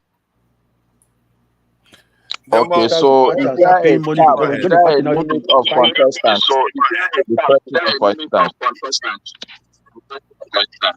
Look at the ward level, local government level. There's No. When the election, when presidential election, okay, you're right. So it's not presidential. So who is the head of government? Is the prime minister now? You see, what So I how propose will is he rotational. emerge? Okay, it's a rotational presidency, rotational prime ministership this time around. It's not presidency. If representative, because I put it among the 6 geopolitical regions. If representative from Northwest will come, all of them assemble at Abuja, from the Northeast, from Southwest, from everywhere. So they will decide which region is starting first. So there will be 6 premiers. You are suggesting that there will be 6 premiers. There will be what? 6 premiers. No. What I'm let me finish. Let me finish. I think we're having. I don't know. Do I have permission to speak? Okay, let me just finish that explanation before you ask your question. Okay. What I'm saying is this: the representative from each region, when they assemble in Abuja, they will decide the region that will start first. So if a region has been choosing to start first, if it is Northwest, for example, so those representatives from Northwest, they will pick the prime minister from there. After 5 years, it's 5 years rotational presidency, will go to the south. If it is turn of the Southwest, they pick from the representative from the Southwest. After 5 years, they go to the north again. If it is North Central, they pick. So that at the end of the day, each region is well represented. Each region will know the time to be their own, and this idea of marginalization will be history. And if along the way, maybe the turn of Northwest now, maybe the prime minister died, also, they will not go to the south to pick another prime minister. They will still pick among the representatives from the Northwest until they finish their turn, their tenure, before you now go to another region to pick from the representative there. So like that, it rotates among these regions and nobody will start abusing each other. I think this is why the question Kene asked was quite pertinent. If you can mute your mic, please. Because when he said one person wrote the constitution, because like what you are saying, like rotational system, I can see a situation whereby like the kind of government that this direct democracy that they have in the Swiss, where they have 7 presidents at the same time and they rotate amongst themselves. So if you did that because Nigeria, we have almost 300 and something tribes or so. If you rotate, if you have is a certain number of leaders that form councils. So you don't have one person overarching ruling everybody. They have 7 people. One, they are more intelligent because they have 7 heads instead of 1. And then they are able to make decisions among themselves. They have just one person representing them, which is their mouthpiece. So it's like you have a set of brain boxes from the national level to the local level. This is why if you want to change a constitution like Nigeria's, you better change it to something very, very significantly different, not trying to replicate what was happening in the 60s, because you are saying it's not going to be partisan. I don't see any democratic system that is not partisan. It's almost like that is the whole point.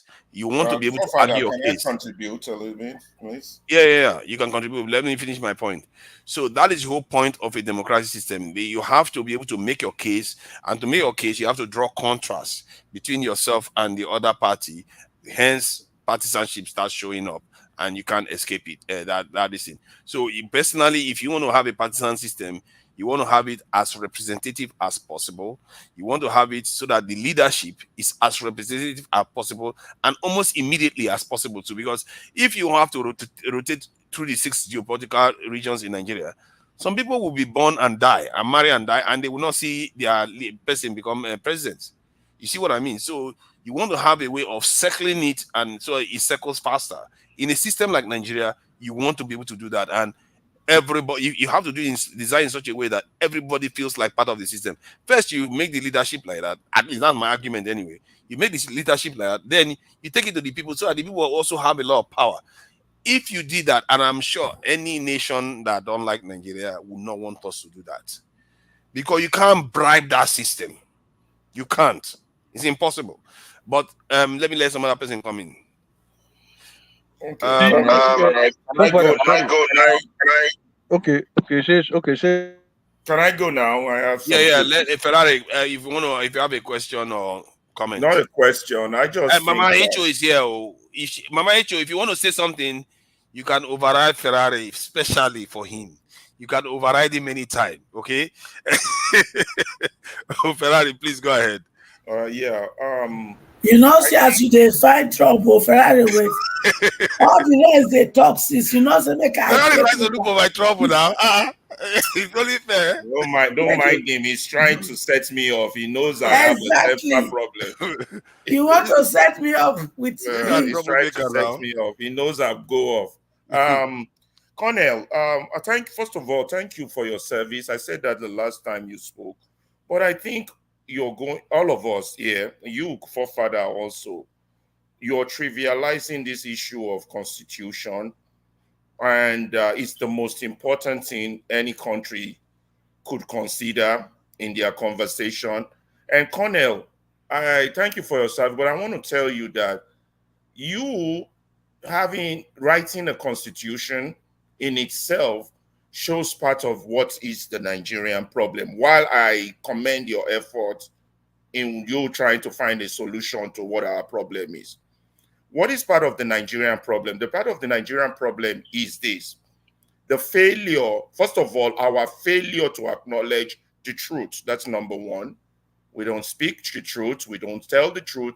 Our country has been built on a lie, and year after year, we increase the foundation of those lies.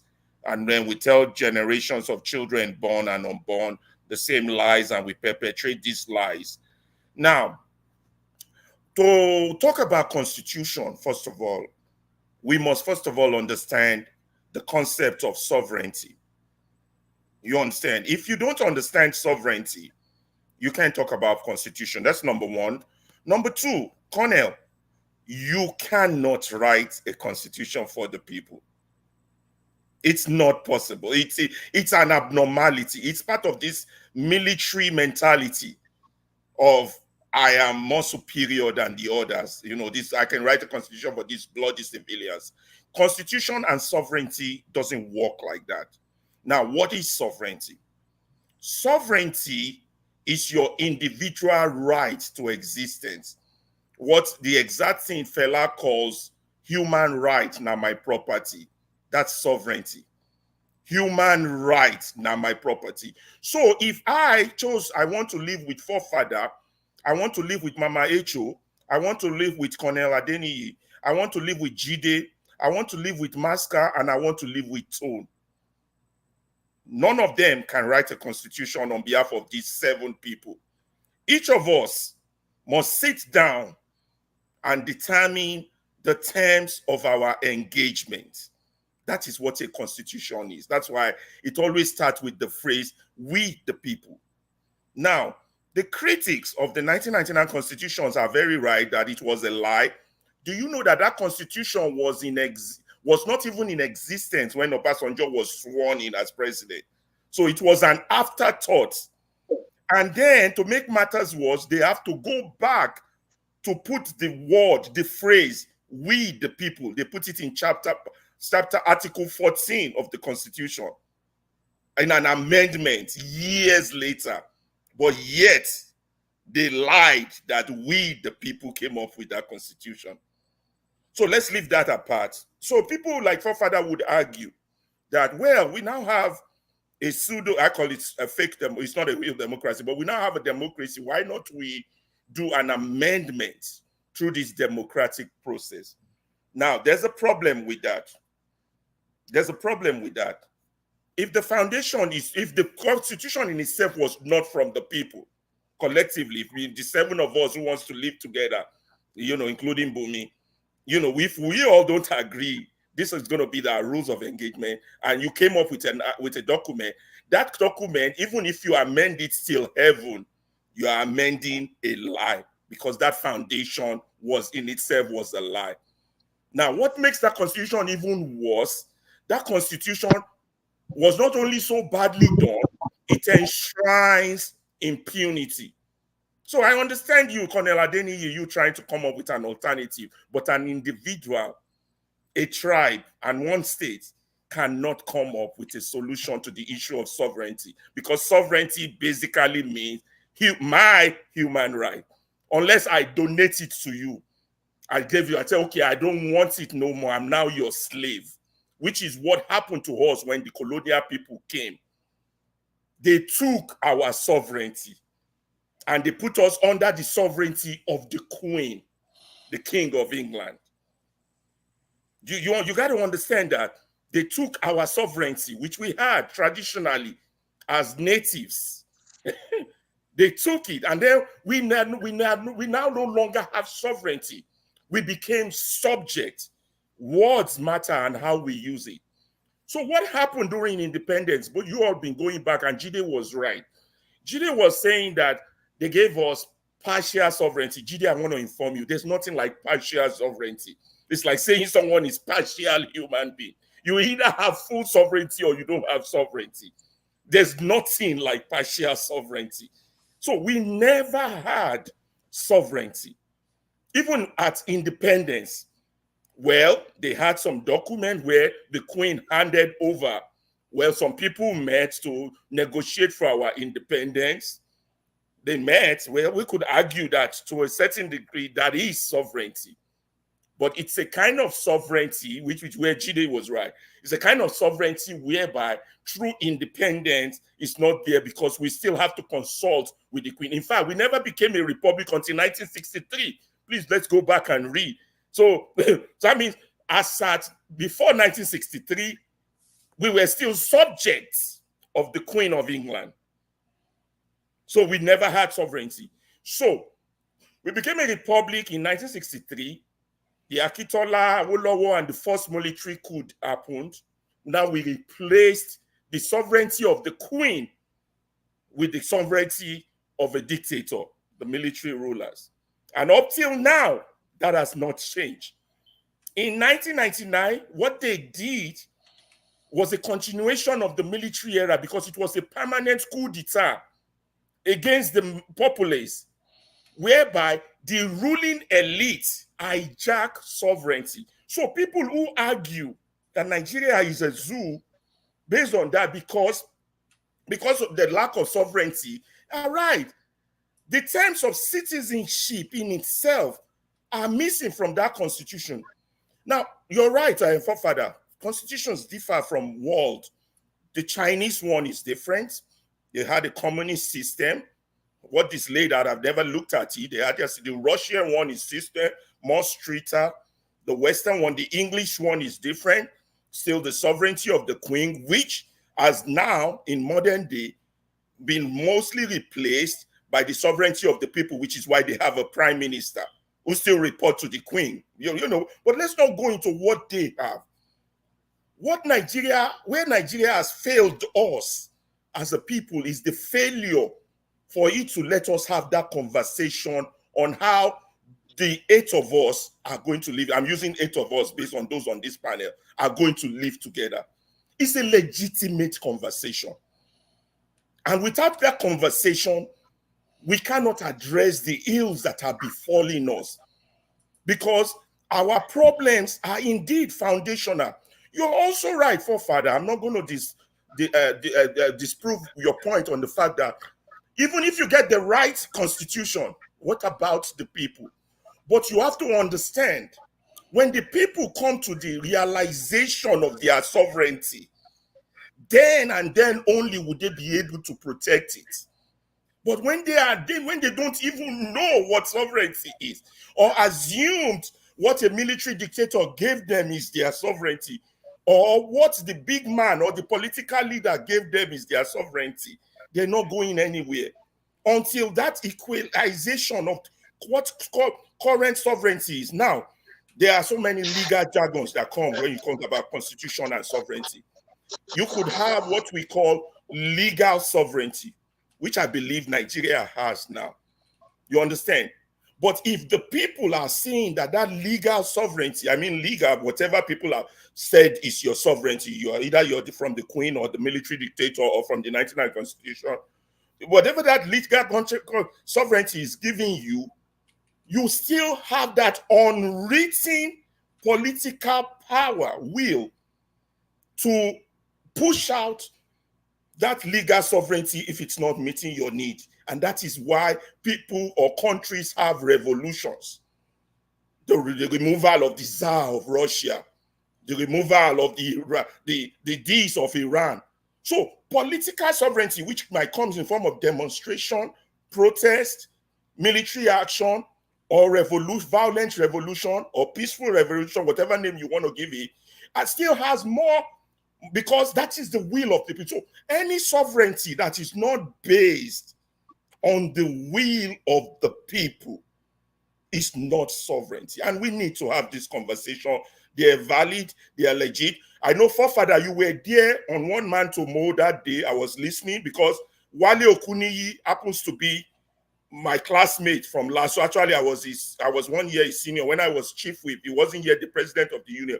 When he came to One Man to Mow show, you know, and I tried to warn him not to go to that show because of their bigotry. I tried, but I couldn't reach him on time.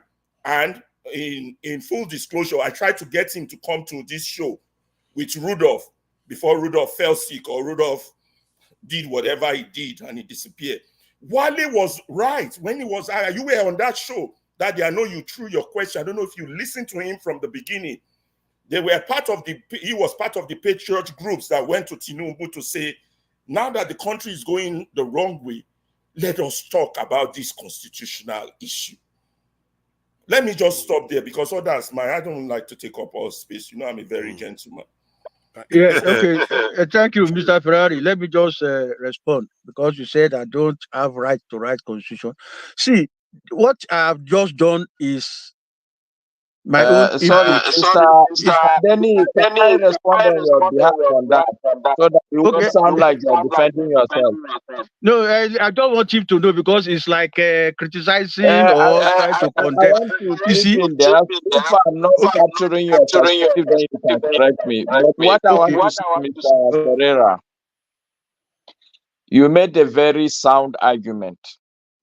But where I will disagree with you, I think we need to also understand that, yes, in life, ideals are always there,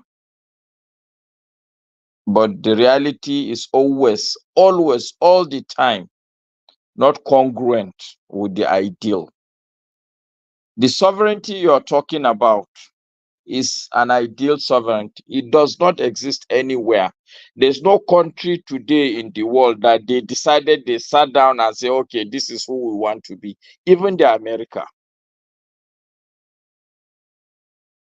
that we all talk about. If you come back to even the Nigeria we're talking Disagree with about, you there, Master, but go on. I disagree with you there. America had I disagree, but go on. So when we come back to Nigeria, even the component parts of Nigeria, let's take, say, the north, which I would like to talk about so that you won't be I'm insulting anybody. I'm from Kano, for instance. I don't think Kano decided that, okay, people in Kano and people in Zaria and people in Sokoto are okay. They want to, we sat down at any point and decided that we're common people. It had never happened. Somehow through history, somebody had decided that these places, I want to merge it. But Kruko Bahuk, somehow he has merged that area. Even the Southwest, for instance, that looks a little bit uniform, we all know. It's not that some people sat down together and decided, oh, we're all Yoruba, we want to live together. It is not like that. It was through some sort of fighting and all that. And somehow people have to live with what they have. What I'm saying is that is the ideal. Sovereignty is the ideal. But for me, why I am going to support Mr. Adeni's effort is because in my head, there is a fine difference between the ideal, what I would love all my people to sit down and say, hey, we want to be in Nigeria. It's an ideal situation. But for me, the reality is that, yes, the country as it is today is not configured on sound footing.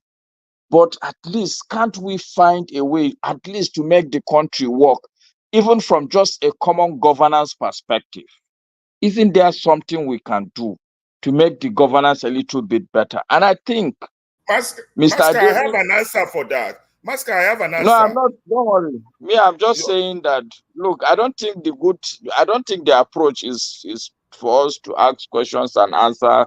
I'm just going to make a submission, a suggestion that yes, before that time when all of us will sit down and write our own constitution, I think Mr. Adeni's effort is a good step in the right direction, because what he has done is not to ascribe sovereignty upon himself, but to look at the governance issues that are disturbing us today. For instance, like the political party, I agree with him totally. It's just a mess. The man will be in this political party, tomorrow he will be in another. So why don't we just do away with the political bullshit, if it's possible? Secondly, the issue also is north and south. Why don't we organize it? Because some party will say, no, this is this. Another party will say, this is that. He is trying to address all these practical issues, not the ideal issues of independence, of sovereignty. And somebody like me, I know that no country, even America itself, if you ask me, is not an independent country, because their own foreign policy, when you look at it, why are they always going after the interests of Israel? Because in life also, I have seen situations where the tail sometimes wags the dog.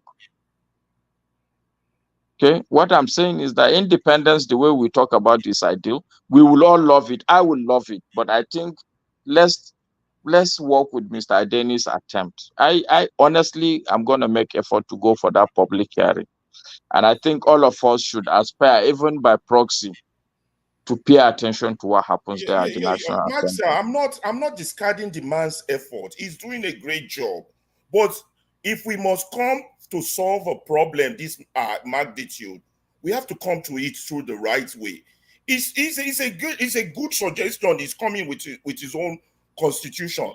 But you don't write a constitution for the people, Master. That's why we have this problem. And some people don't want this to change.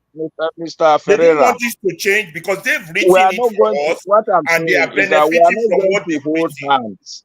This thing we are saying, who are we on? You are going to be in America, no matter what happens when Constitution is written. Are you going to come? If there's the need for me to come, if there's a There constitutional won't be conference need to for you. determine the There fate will of never be Lagos, to need for determine the all fate of Nigerians. Lagos in the Listen, union, the point and I'm I know making, this Mr. much, Pereira, it is my duty to come. I know you will come. I know you are a patriotic and a nationalist Nigerian. But what I'm saying is that the idea that all Nigerians will have to sit down and write the constitution is not going to happen. What Mr. Adeni, he has written it, but he's presenting it back to Nigerians. Let all Nigerians look at it. Can I add something? I think I understand where you're coming from, and because at first I was more sympathetic to people that are saying he cannot write a constitution, but in reality, he's writing. What he is writing will represent a kind of contribution to the eventual constitution. In other words, because it's an idea, Yes. isn't it? As it stands right now, it's not an official constitution. So it's an idea that will be inputted, and then others will come. We will like, add. can you imagine if I was there? I would say remove that one, put that one. So that's how it's going to come across. I appreciate your defense because you know 1999 when we started this democracy, I was in the officers' press with some officers, and I said this government, this constitution will not work because at that time I have seen a lot of loopholes there. And today I'm vindicated because it has ruined this country. You see, what I've just done is after checking the problems, the fundamental problem in this country, I said, okay, let me address it holistically. So that people, because, okay, they're asking for memoranda from people so that they will amend the 1999 constitution. And what I've done is has even addressed all the memoranda people are going to bring. Because people will be talking of want to be carried along in government, inclusiveness. And that's exactly what I've done. So that all the parts of the country, all the news, all the tribes, there's no how you will not take part in government, especially at local government level. And that is where I say it should be made the most important to the people. So don't criticize I've just made my own what do you call it? No, Mr. Adeni, that's and then people can look at it and then when you do work, you should open it for criticism. That is it. I know you said don't criticize. I think you should encourage criticism. No. What I mean by that is condemnation. Maybe I use the word criticism wrongly. Okay. Condemnation, but that's what Mr. Pereira has just done. I don't have Mr. Pereira, it's just a contribution that people can look at as support for what Mr. Adeni has done. The perspective that we should all take is that, you see, he is not doing what the National Assembly is attempting to do, what even Nigerians are attempting to do. Because most of the people are attempting to say, let's amend the constitution. I don't like it. I believe in what this thing I call part dependence. Anything to do with that 1999 constitution is going to head us into a wrong direction. What the country will need is something like what Mr. Adeni has done, to take something completely different. Okay, maybe not completely different, but something fundamentally different. Yes. Hold on, sorry. Yeah, let's not get things completely. The only area that seems to be fundamentally different from what is being discussed at the moment in terms of amendment to this constitution is the rotational part. As a matter of fact, no, it's already you are happening. not listening for fathers. No. There are many things, fundamental things he has said. He talked about local government, this in governance. To an extent, that's one. That's very fundamental. Yeah, today the federal government is the most important. He is now reversing it to make it local government. That's number one. He is saying that it's an illusion. No party, it's not party. True. Pardon? What is not true? No, it's not. It's an illusion that because local governments are functional, they are the most important. They are not still the most important. No, that's what the state government is still going to be the most important. And this is why I like this is what I'm saying, that he has done something different. The reason why at least the reason he gave anyway, why he said the local government is the most important is because they will be governing their local areas like normal some Western countries do. My point is that at the state level and the national level, those areas will still have higher gravity, and most of the resources is going to still be in their control. Hence, the pool will still be there to go to those places. So no, you are getting me wrong. Sorry, forefather. Let me just stop. You are getting me wrong. From what I said, local government should be the most important is that this time around, local government will be the one collecting taxes of industries that are in their area. Then take 70%. You know, that's why holistically, I want to make local government very viable so that they will be there to give the people the basic services that they need. Local government will control 70% of the resources they are collecting on the surface, economic activity on the surface. Send the 20% to regional government, send 10% to federal. The job of the regional government will just to oversee and ensure that the resources at local government level are not mismanaged. The nation is going to collapse. It can't collapse. Okay, we have not finished because there are a lot of money coming to the federal from other places. From customs now, there are still federal government that is controlling export of issues and everything. The other things still coming to the federal. Natural resources, federal government still control it and pay 30% to the local government. So you are talking about only tax from local government. The tax of economic activities going on the surface, not underneath. You know, we have industries set up in different areas in the country. So local government collect because this issue of double taxation. But in a way, it's happening now already. Yeah. That's state government collects tax. I'm not talking of state. State is too far from the people. I'm talking of local. Because that is where the job is. That's why I'm saying that should be the most important. They are the ones to give you water, give you health care, give you education, give you all those basic things that we need to grow. Not state will just, there will be no state from the what I'm proposing. We're going to have region. The regional government will just be the one to oversee and ensure that local government are not left behind. Then federal will come up with policies that will be carried out at local government level. For example, federal government will say the standard of primary school now. It will be implemented by local government standard of primary school, public primary school. This is how the federal But state. so you agree with me now, that you are not listening to the man. I'm listening. I'm listening. No, it's not. It's, to be fair, the more I listen, the more I'm worried that we are not paying attention to what is actually on the ground now. Like if you go to Lagos now, you hear that like in Surulere, you see some of these agberos and area people that I don't know what they are called. They collect tax. The tax they collect there goes to that's the local government area. They collect tax, it goes to the local government chairman, and then they will collect tax from different other areas. The tax are different everywhere.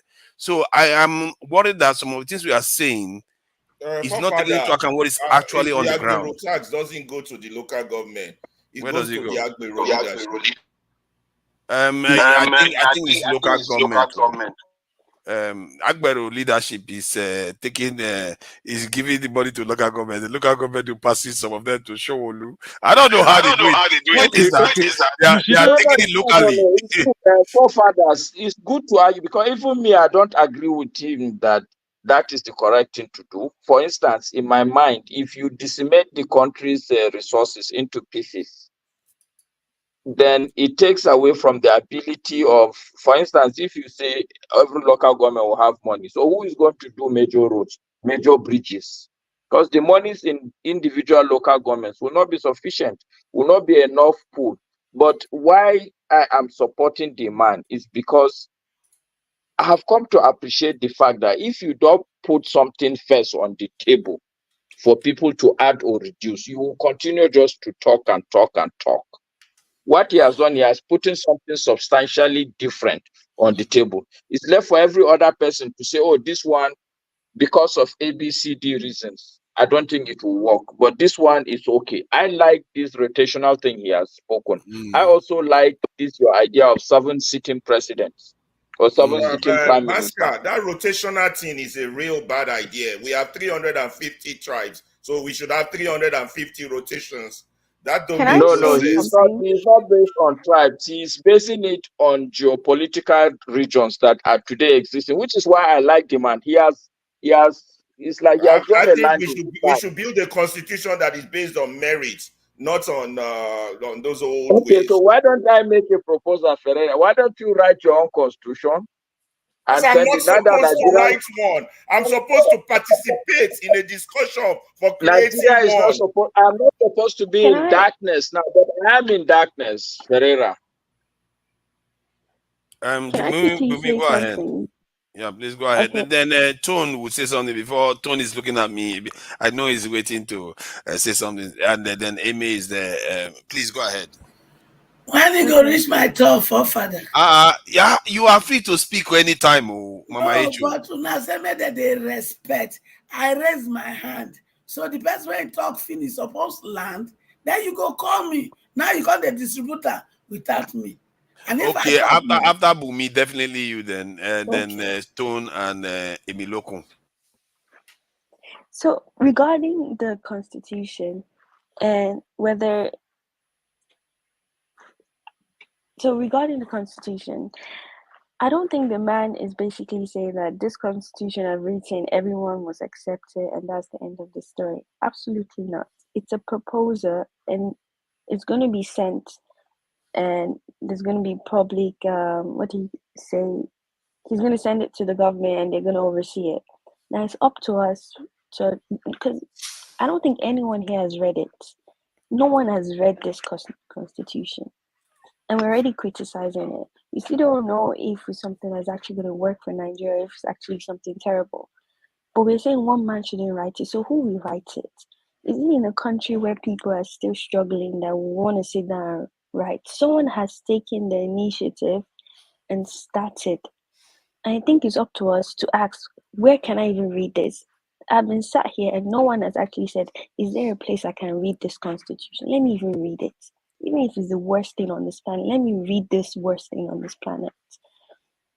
I think, you asking questions, it's good to ask questions, but there's also, because he can also be lying to us. What if he's saying something and he's going to submit something different? So I do think that we should also be part of the discussion, not just only like saying, "Oh, you don't do it until we all sit down." That's never going to happen. Someone has sat down and written it, which is fine. I think us as people should ask to read it, and then we can start highlighting certain things that we don't like. When it comes to the rotational one, there is no way in a country like Nigeria with over 300 that each and every tribe will have a president. Whatever that you want to write the constitution, there is no way. Let's not lie to ourselves. There will still be someone a tribe that would not have the presidency or parliamentary or whatever we want to call it. So if we think that each and every person will be fine, and that's why he also said that he's making it very sure that the local government has a lot of power. Once your local government is providing healthcare, education, all the basic amenities, the presidency would not look so attractive. But why the presidency is so attractive in our Nigerian society today? Because nothing is functioning. That's why everybody wants to go there and have their national cake. That's it. Let's not lie to ourselves. And that's why I said, if our local government is working, I have a governor in my state. I don't want to be governor because he does everything. There's nothing forcing me to run for any government position because all the things I need is here. Only if I woke up and I was like, you know what, actually I can do a better job, that I'll be eager to. But we're not realizing that the reason why Nigeria is not functioning because nothing is working. That's why everyone wants to be local governors. Everyone wants to be governors. Everyone wants to be Senate, House of this, presidents. Once we fix those and make all those positions not attractive, basic amenities are being provided to every single person, then you realize that we start having sensible people in government. The ones that actually want to be there. Not the ones that are going there because they want to find breakfast, lunch, and dinner. So I do think. But let me ask though. You see, the thing that makes a local government powerful will make the governor less powerful and will make the central government less powerful. That is the danger. if those higher level governing structures weaken, the whole center could fall apart. We had a weakened center in the 1960s, and we know where it ended up.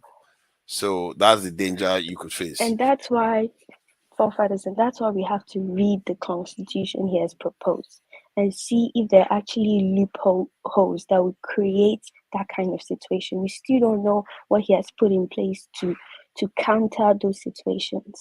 Making local government very strong, that means you can personally go and find your local government.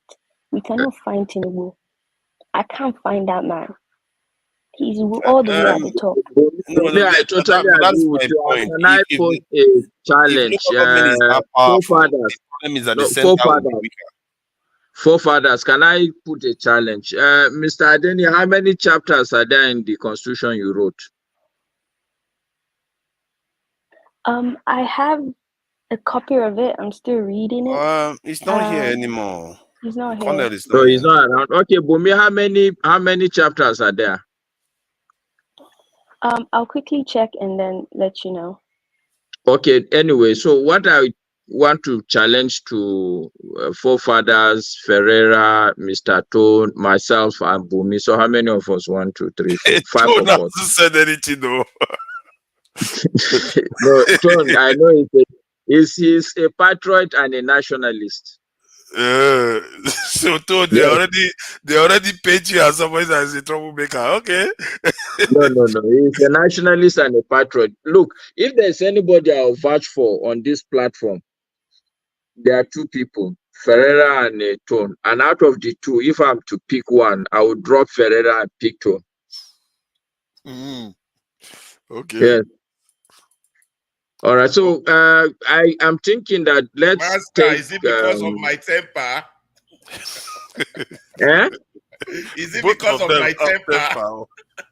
No. No, it's not because of your temper. It's I'm not too sure whether look, I've not heard you speak on tribal issues, but I've heard Tone speak on tribalism, so I know where he stands. Yeah. I'm assuming I know where you stand, Pereira. I'm making a positive assumption on your behalf, but Tone, it's practical, it's been proven. Anyway, the thing I'm saying is that can we divide that thing into 10 and all of us take two swipes at reading the Constitution? Because half of the time we Nigerians, we like to talk, but we hardly do any practical action step. Reading is a beginning, it's a small beginning. So that even if the country doesn't do it, at least there are some people who have gone through. I know I cannot go through a whole constitution. I cannot. I don't have the time. I would not have the patience, as much as I claim I love the country, but I know what are my limits. So, but if we divide it into 10 or 20 places and begin to take responsibility, let 10 or 20 people read through. I think that's the. It's 173 pages. Oh, if we divide it into 20 pages, all of us should be able to read 20 pages and then compare notes. Like from the way I look at these things is that if you look at all the systems that they have in the world, it doesn't even matter really. They have so many variations. It's ridiculous. It's not even funny. They have so many variations, and all of them, most of them work for the people that are doing it. Let me allow my HO, because she will just no. But why do you say forefather on?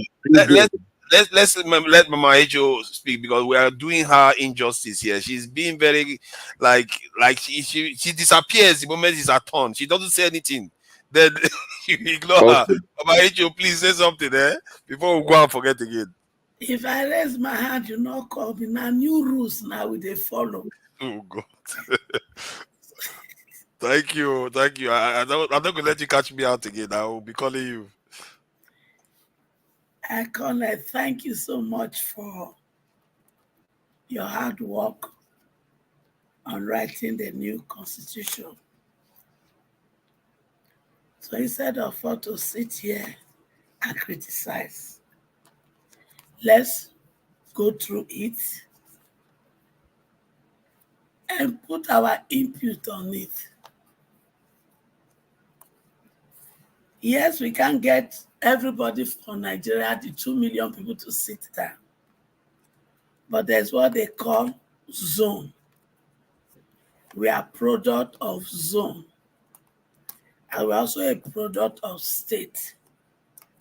So if a state governor can govern all the tribe in a state, we should be able to get a honest, people-oriented individual from the 36 states that will sit down and look into this constitution together.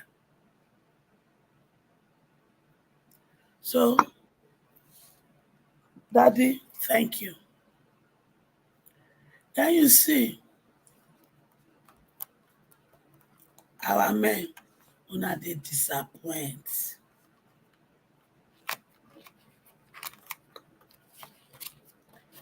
Nigeria bad today, na caution. Nigeria know they go forward today, na caution, whether directly or indirectly. Recently, I was trying to look at the House of Senate, the House of Rep, and I began to look for how many women are there. And I discovered that the percentage of the men there is almost 90% or 95%. And the only thing you people do is yeah. When my children enter into power, we'll change that. Because we want to see you vote, so that we'll know those who are voting against any bill or for any bill. Because with your yeah, we don't even know which one. The problem we are suffering today, now Nigerian men now go hold responsible any day, any time. Because for all the offices now plenty pass. The looting that is taking place, now they looter, now they aid the looting, now they celebrate the looting. Now they say, hey, Baba.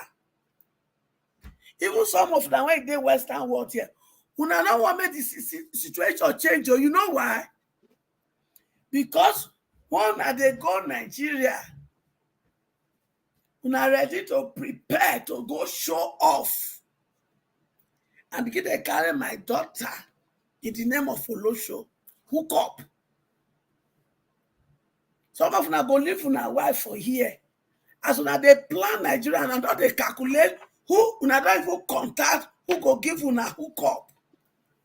So as such, Nigeria must not be good. Hey, chairman, una like him. Instead of teaching them how to fish, give them hook to fish. No, una prefer to give them fish so that they can respect and honor you. So if you people were God, what would have happened?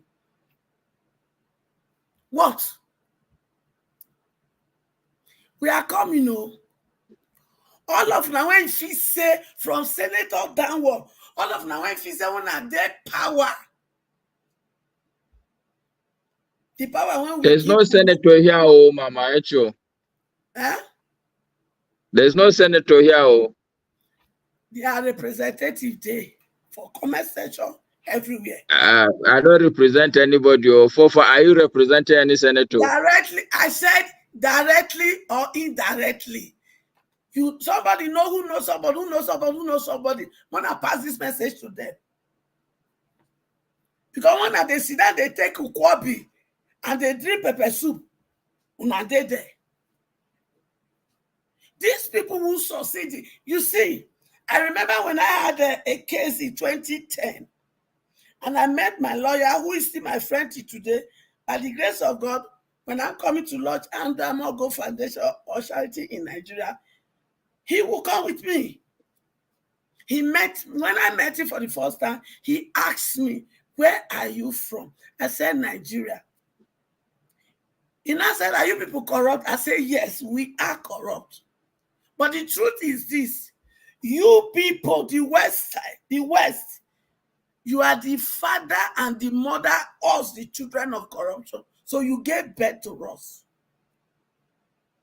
Because when our leader looted this money and they were bringing it forth, you open your border wide, you allow them to bring it in here. They bought property cash, whereas your people will buy property in mortgage, loan, 30 years. They open bank account, no nest of kin. When they buy, it becomes you people copy it. And when they want to take out of this money to home, you will say it is money laundering. They cannot take more than this. So when they were bringing it, if you had stopped them, there won't be a corruption in Nigeria today. Then the second one, I suffered to get my degree in Nigeria. I bring it there. You look at it as a glorified secondary school. We know how we suffer. But the same leaders steal our money and use it to bring their children here. Because they pay 3 times the amount your people pay, and your people does not pay cash. It is either federal government give their grant or they collect student loan. But my people will steal our money and use it to pay 3 times your school fees. If when they brought their children here, you drove them back. So let me ask you though. Let me Let ask me you finish which now. type of constitution? Because we are talking about this. I hate when I'm talking. No, see, this is why we quarrel here. It's not fair. No, I asked everybody questions. Wait, now. I was talking. Let my line of thought flow through. You ask your question. You don't like to be interrupted. I mean, so that it goes towards the okay. topic. I'm not talking again. Please. It doesn't have to be like that. I just wanted to ask you about what you would like to see as the kind of government you want to see. Forefather. Yes. Have I ever interrupted you when you are flowing your line of thought? No. Then respect mine too. When I'm done, ask your question. Okay, go ahead. I believe in one thing. Do unto others what you want others to do unto you. Period. I want people to ask me questions though. Did I ask you not to ask me questions? I only told you, let me learn. Don't interrupt me because I didn't script what I'm saying. So as he comes here, I speak out. So when you interrupt like that, you break the line of flow, and I don't like it. Okay, understood. So I told Richard, if your people has asked them to take their children back, go and build the Nigerian educational system to a standard, all this would have stopped. He looked at me and he asked me, what are you studying? I said, social work. He said, no, go and study law. Till today, it's still troubling me to study law. And at the end of the day, we became friends. My case that I took there, he said, you have won your case. As such, I will take care of the case. I was supposed to charge you $1,200, but I'm going to do it free because you've already won the case. So they know. Now we won't be mumu. Now I don't know. How can we borrow money from them? And we package, we steal that money and we bring it back. Does it make sense? How can we borrow money from them? We left Innocent Motor. We now come to their Toyota and use it to buy. Does it make sense? Even to my Yahoo children. Because I don't mention that part to you. In as much as I try to overlook, because I know say now the nonsense when they do to that they make una do am. Una they talk say the reason why that they do am because una money when they take that they got them back. Una not come mumu, una come be the highest mumu. Una get and finish. Instead make una take up bam Innocent Motor, na go still come take and buy their car. Na not be your there. Instead make una take a open company, put them into agriculture so that there will be food una buy. Export. No. Una go they take out they do gelly, they show up.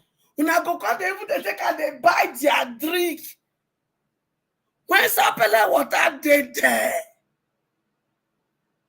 Now they buy Azu. All of them made here. Make una get sense. Everything when they take made this expensive drink. e dey una compound o. Una no fit do company make una do am there. All una sense na to just dey show off because all this stupid celebrity dey make una dey mumu. Na go wake up by force o. Na me and una. Na one trouser I come wear with una. Una original destiny na by fire, by thunder. Not be this one una dey live so. I rest my case. Yeah, the question was about what kind of, because I've not really heard you speak about the nature of the government you would like to see in Nigeria. Because, like, for me, I didn't see the type of government we are practicing as our problem. I just see that we are not doing what we are supposed to be doing. If we did it, we'll be in a better place. Even with this current government, if the government had But what is it that we were supposed to be doing, forefathers, if I may ask? Okay, good.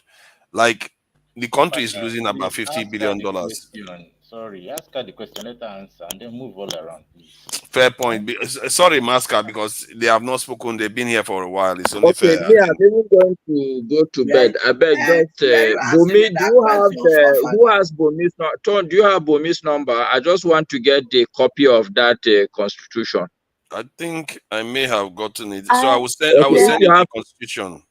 I can send it to you, Masca. Father, were you asking me that question? All right. Good night, everybody. Yeah.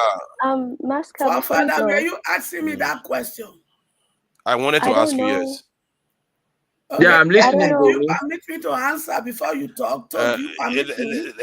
Yeah, you can answer, but let the communication between Masca and this thing, because they just want to finish random so they can. The document, I don't know if he has made a new one, but this one I have is a proposal and it's from 2022. So if I get the new one, I'll definitely send it to forefathers and maybe he might send it to you again. All right. Thank you very much. I will plead with all of us to make an effort to read, even if it's 10, 20 pages at least. Thank you. Good night, everybody. Nice to see you guys again. Thank you for joining us, Masca. Appreciate it. Nice one. All right. Good night. Good night. Take care. The kind of development I am expecting us to have in Africa. The government. Government. Yes. The kind of government I am expecting for us to have is people-oriented government. The government that put the people first. The government that will not sleep because there is children on the street that does not deserve to be there. The government that believes that the youth are the human capital of every country. Therefore, an enabling environment has to be given to them.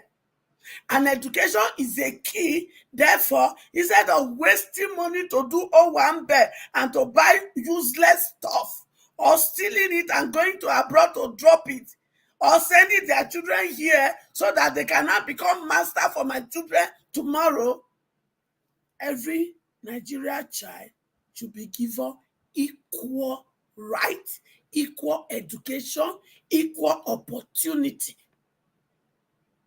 So that is the government I want for my children. Thank you. Where human life will be valued. Not here. We are in a society where animal has rights. And my country of birth, my children do not have rights. They buy them. Like even we don't buy animal here. Here you have to have license before you can even go and hunt. But they hunt down my children every day and they don't care. They will pay. We will ask questions and we will demand. And those who are supposed to go punish for it, they will eat it hot.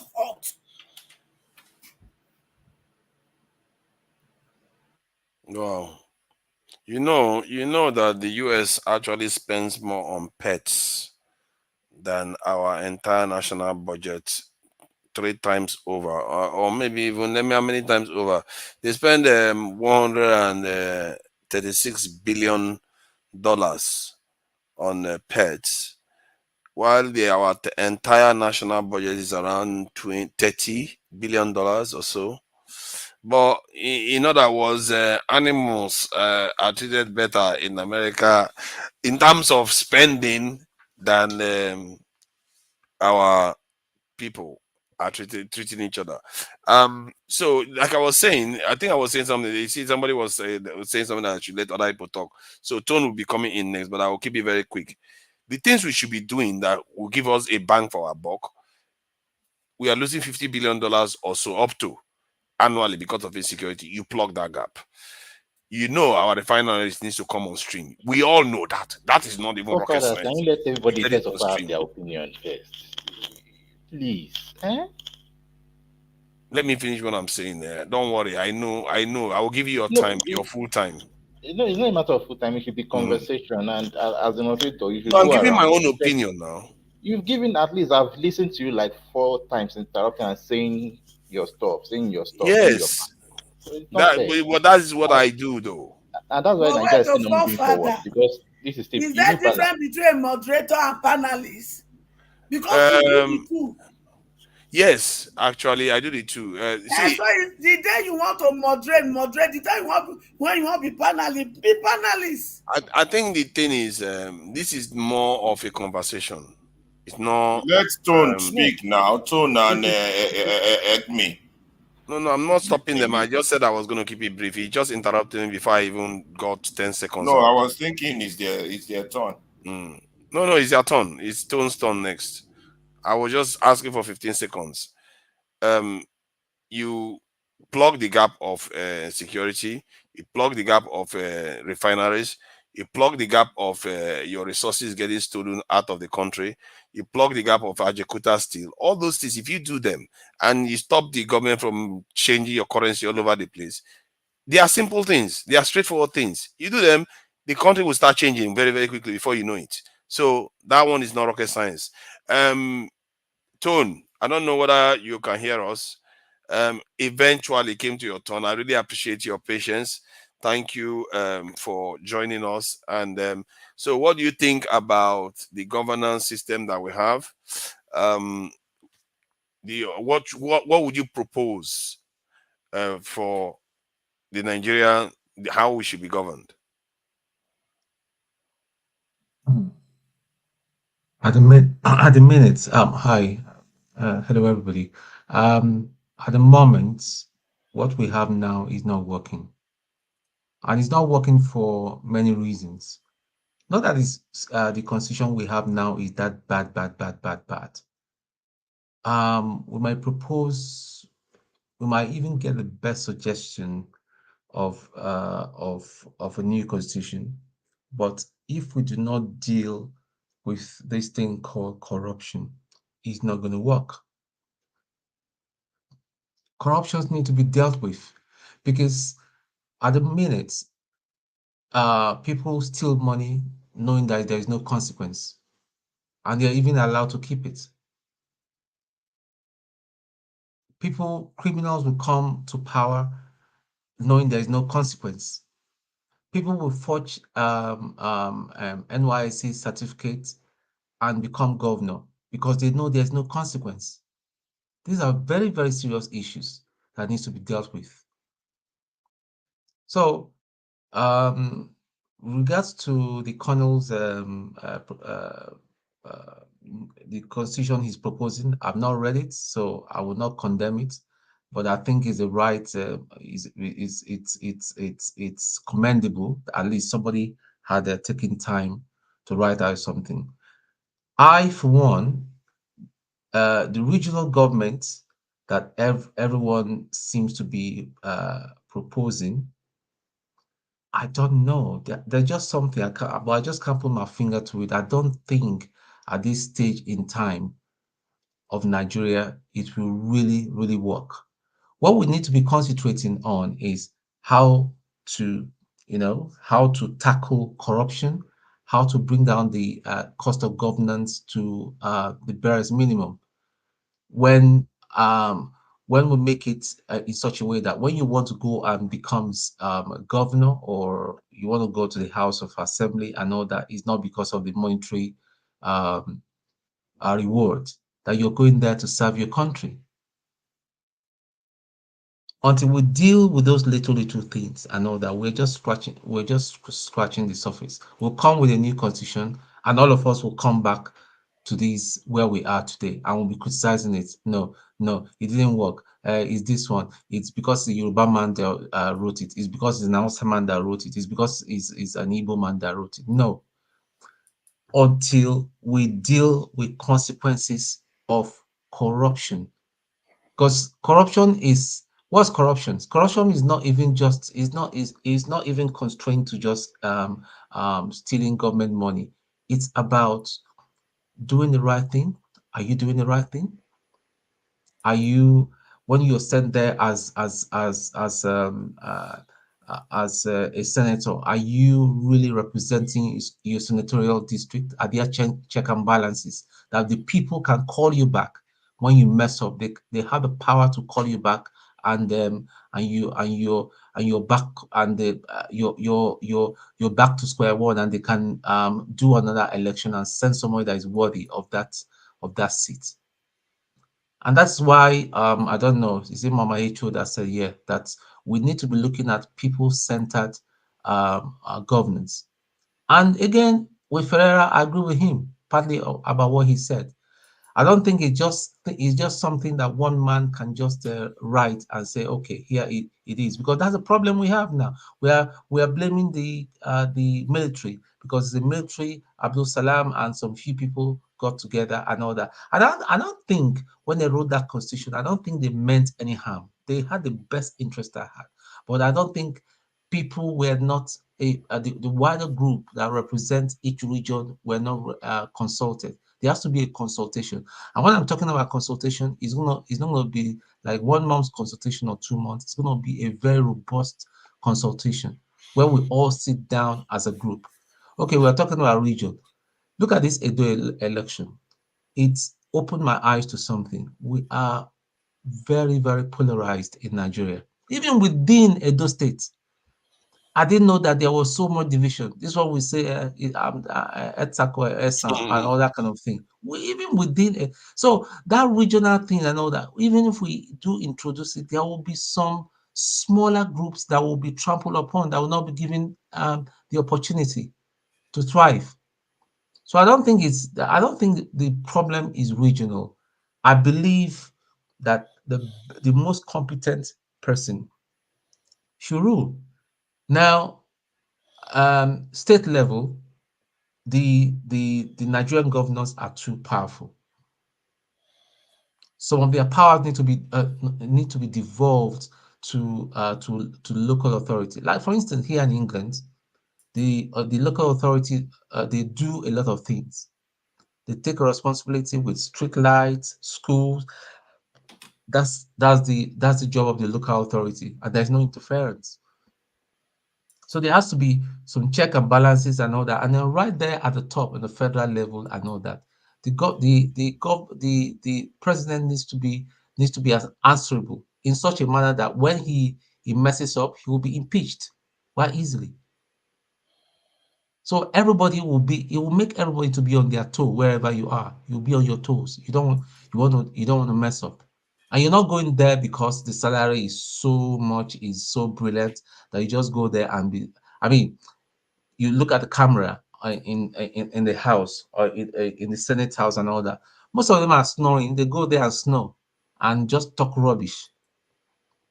We don't want that kind of thing happening again. Or they are untouchable. There's a senator right now that it was alleged that he killed, but he's gotten away with it. The police cannot touch him. He's untouchable. All because they've got some kind of immunity as honorable. That's complete nonsense. Here in the UK, you're an MP. You go, an MP should use his car and hit somebody or jump the traffic light. You're going in for it. Or you go and do 80 where you're supposed to be doing 40. The police will come knocking at your door and you go into court, even though you are an MP. So all these little check and balances and all that, too much unnecessary powers need to be taken taken away. You need to know that you're there first and foremost. Like Alaba said earlier, there has to be a change of the mind, of the attitude. You know that you're there primarily to serve people, not to rule people. You think that you're one small demigod like Wike is parading himself as a little Hitler, ordering people, shouting on people, threatening people. But he does not understand that he's there. He's there to serve. Or Tinubu telling the Ogun State governor that without you, you'll not be a governor. What is that? For crying out loud. And godfatherism left, right, and center. What is that? So until these little things are checked and correct measures are put into place, I know that you steal money, you either going away for a long time, or you face it, or there's a possibility of death penalty.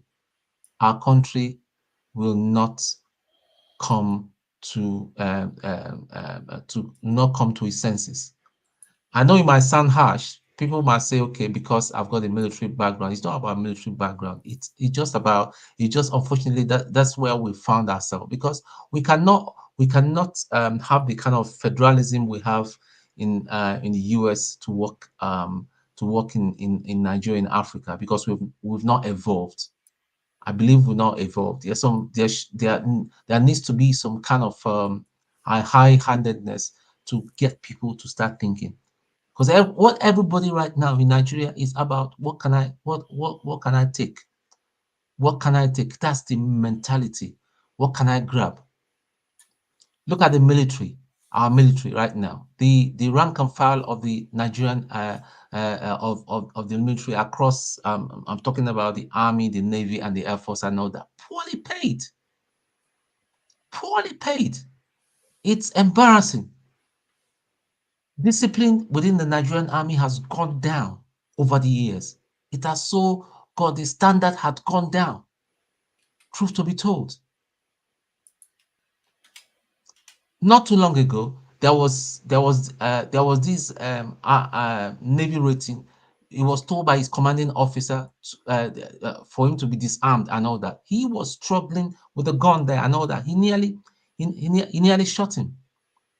And now they put him in well, I don't know the situation right now, whether he has been released and all that. And people are defending him that he should that there should have been there should have been a proper procedure to disarm him. If that happened in the British Army or the US, the fact that you were struggling with your gun and opened fire, you're dead.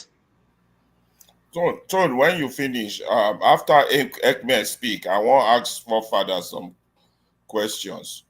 So the thing is, we need to make some. Collectively as a country, we need to make some very, very hard decisions and all that. And I'll be looking forward to read part of that constitution that the Colonel had written. Kudos to him. Well done to him.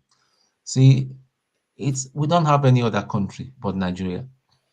Unfortunately, some people do not honestly want it to work, because if it works, all the excesses and the criminality that they all engage will not be there anymore. Thank you. Really, thank you. I appreciate that. Now I'm going to take another 10 minutes to make a statement before MA speaks, just to annoy him a little further. At last, MA, it's your turn. Go ahead. Have your say, please, MA. Funny thing is not because maybe I want to speak.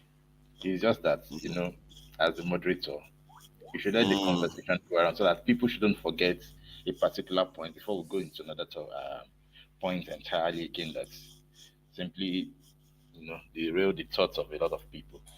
That's why I just let people have their opinion a bit at least. Greetings everybody. And greetings to the Honorable Colonel Adeniyi Okinsao Ekusheno. All I said is I greet him honorably and well done for the for the job he's doing. At Thank least. you very much. Thank you very much. Sorry, my battery went down before, so I have to go and charge it again. As per no light in Nigeria. Thank you. As a Nigerian, this is what we really clamor for. These are the kind of actions we want to see people engage in. He's doing his part now as a patriotic citizen. If some people believe maybe there's an ulterior motive to that or not, well, that is an open statement. But he is doing his part. However, on the issue of the Constitution, I have some questions to ask him, and I'm glad I came back. First and foremost, is that on what foundation is he basing his Constitution? What are the pillars, or let me say the values, the principles that he is basing this Constitution on? Then the second question would be that as he has written it, which I quite applaud, though I don't think I would have accepted that too. But it's a proposal. Has he given it to other peers, especially people that have political mindsets? You know, people, maybe professors of political science, those who and psychology, what do you call it now? Sociology. Yes, I think it is not sociology. I should even say that. Who are honorable and who would also judge based on those lenses, the principles, the values that he is basing the Constitution on. Because I think we need to really know where we are going to. Because if you want to have a constitution, you must stand on some things that they are not negotiable. That will really channel everybody in a particular direction. That this is the vision for this land. Even in 100 years, our development will still be contained in this vision, and it will give us the platform to blossom, to grow. So I just have those two questions for you before I make many further comments. All right, thank you, my brother. Yes, like I said, I left that time to charge my phone and back. You see, I think I wrote that constitution from the position of strength because, like I said, after serving the country for 35 years, I was able to know a lot of things about Nigeria, why things are not really working, and why things are working for some people, and millions of Nigeria are just out there lamenting, because I served in all parts of the country. So I know the tradition and culture of virtually all the ethnic groups in Nigeria. So I wrote that constitution because I have that privilege. And the reason now, another reason is people don't really know their rights. You don't know their rights in Nigeria, and that's why they are keeping quiet to so many things. Because if you really know the right, that it is the job of the government to provide those basic services for you, you will not just leave everything to God and say, well, God. You will come out to demand for the right. And I now realize that the only way people can feel the impact of government in their country is through the local government. So those basic things has to be understood. It has to be highlighted so that let people know what they are entitled to and who is to give them. So that is just the basic reason why I write that constitution. And that is how it is in all over the world. Because you must take care of the people. You have the country because the country is having people. If there is no people in a place, there will be no government. So government is set up to render services to the people. So if the people don't know what they are entitled to, everybody will be like, don't be ignorant, and you don't be crying, lamenting every day, and be looking onto one person. Government is not just one person. Government is about institutions. And like I said before, institutions of government has been established to provide those two basic responsibilities, security and welfare. So without politicians, government to be on autopilot. These institutions supposed to be working because they've employed experts, people who are trained, who have gone to school, who have gone to, who have learned, who are knowledgeable. Government have employed them, and they are there to provide services. That's why they call them civil servants. So if the politicians are not there, civil servants are supposed to be doing their job. So those are the awareness I really want to bring out so that people will know what they are entitled to, their rights, and their responsibility to their country. And like I said, the responsibility of the people to the country is pay your tax and obey the law. That is just what the government wants from the people. Then the government responsibility to the people is provide them welfare services and security services. Finish. So that's just it. Yeah, Colonel Adeni, I don't mean Forefather, excuse me, I don't mean to Bobby. I have a question for Forefather and also for Colonel Adeni. Colonel Adeni, in the draft that you propose, do you like Ekme asked, and I don't think you addressed Ekme's question properly. Are there some fundamentals, non-negotiables in that constitution? For example, let me give you a good example. In the US Constitution, for example, I hate to use US, but that's the only one I know. I'm sorry. I wish I know other countries. There's these 6 big ideas that when all the states came together to say, okay, we're going to form this United States of America, each state came, but there were 6 basic non-negotiable ideas in the US Constitution. Number 1 was popular sovereignty. Number one was popular sovereignty. Number 2 was the issue of check and balances. Number 3 was the issue of separation of powers. Number 4 was limited government. Number 5 was republicanism. And number 6 was federalism. So in this, your draft, what are the non-negotiable? Because if you're proposing a constitutional draft, if, for example, number 1 is not there, popular sovereignty, I don't even see why I should be talking, or the conversation should go forward. Or did you divide it into those terms, or did you look at it from those perspectives? That's for that. That's for you, Colonel. And for you, Forefather, you always argue that, okay, if we were addressing the issue of security, if we are addressing the issue of Ajakuta, if we are addressing this Dangote refinery, all these your points that you always push. Father, have you ever sat down to ask yourself, how did we get to where we are? Something got us to where we are. And if whatever that thing is, over 25 years or 60 years, got us to where we are, you saying why shouldn't we? Isn't that a mute question, a failed question? Say, why are we not?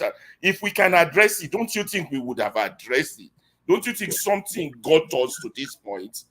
And like what a reasonable people do is that when they find themselves in the ditch, they go back and see how they got in the ditch and try to maybe redirect their direction. I don't know whether sometimes when you push this your strong argument, whether you do a back and forth thinking on if whatever it is that brought us to this stage, brought us here, don't we have a right to question that thing and go back and say, maybe we need a U-turn, maybe we need another direction, maybe we need something else?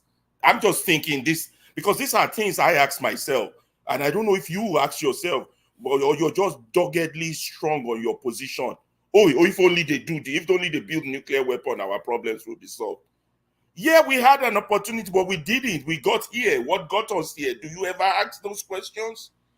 That's your 2 questions. I do definitely ask those questions. That is why we went as far back as the colonization wars. When I talk about the colonization wars, that's what I meant by we had individually, our different tribes had our, for want of a better word, constitutions. It didn't save us. we all lost. And we ended up colonized, enslaved, and all the rest.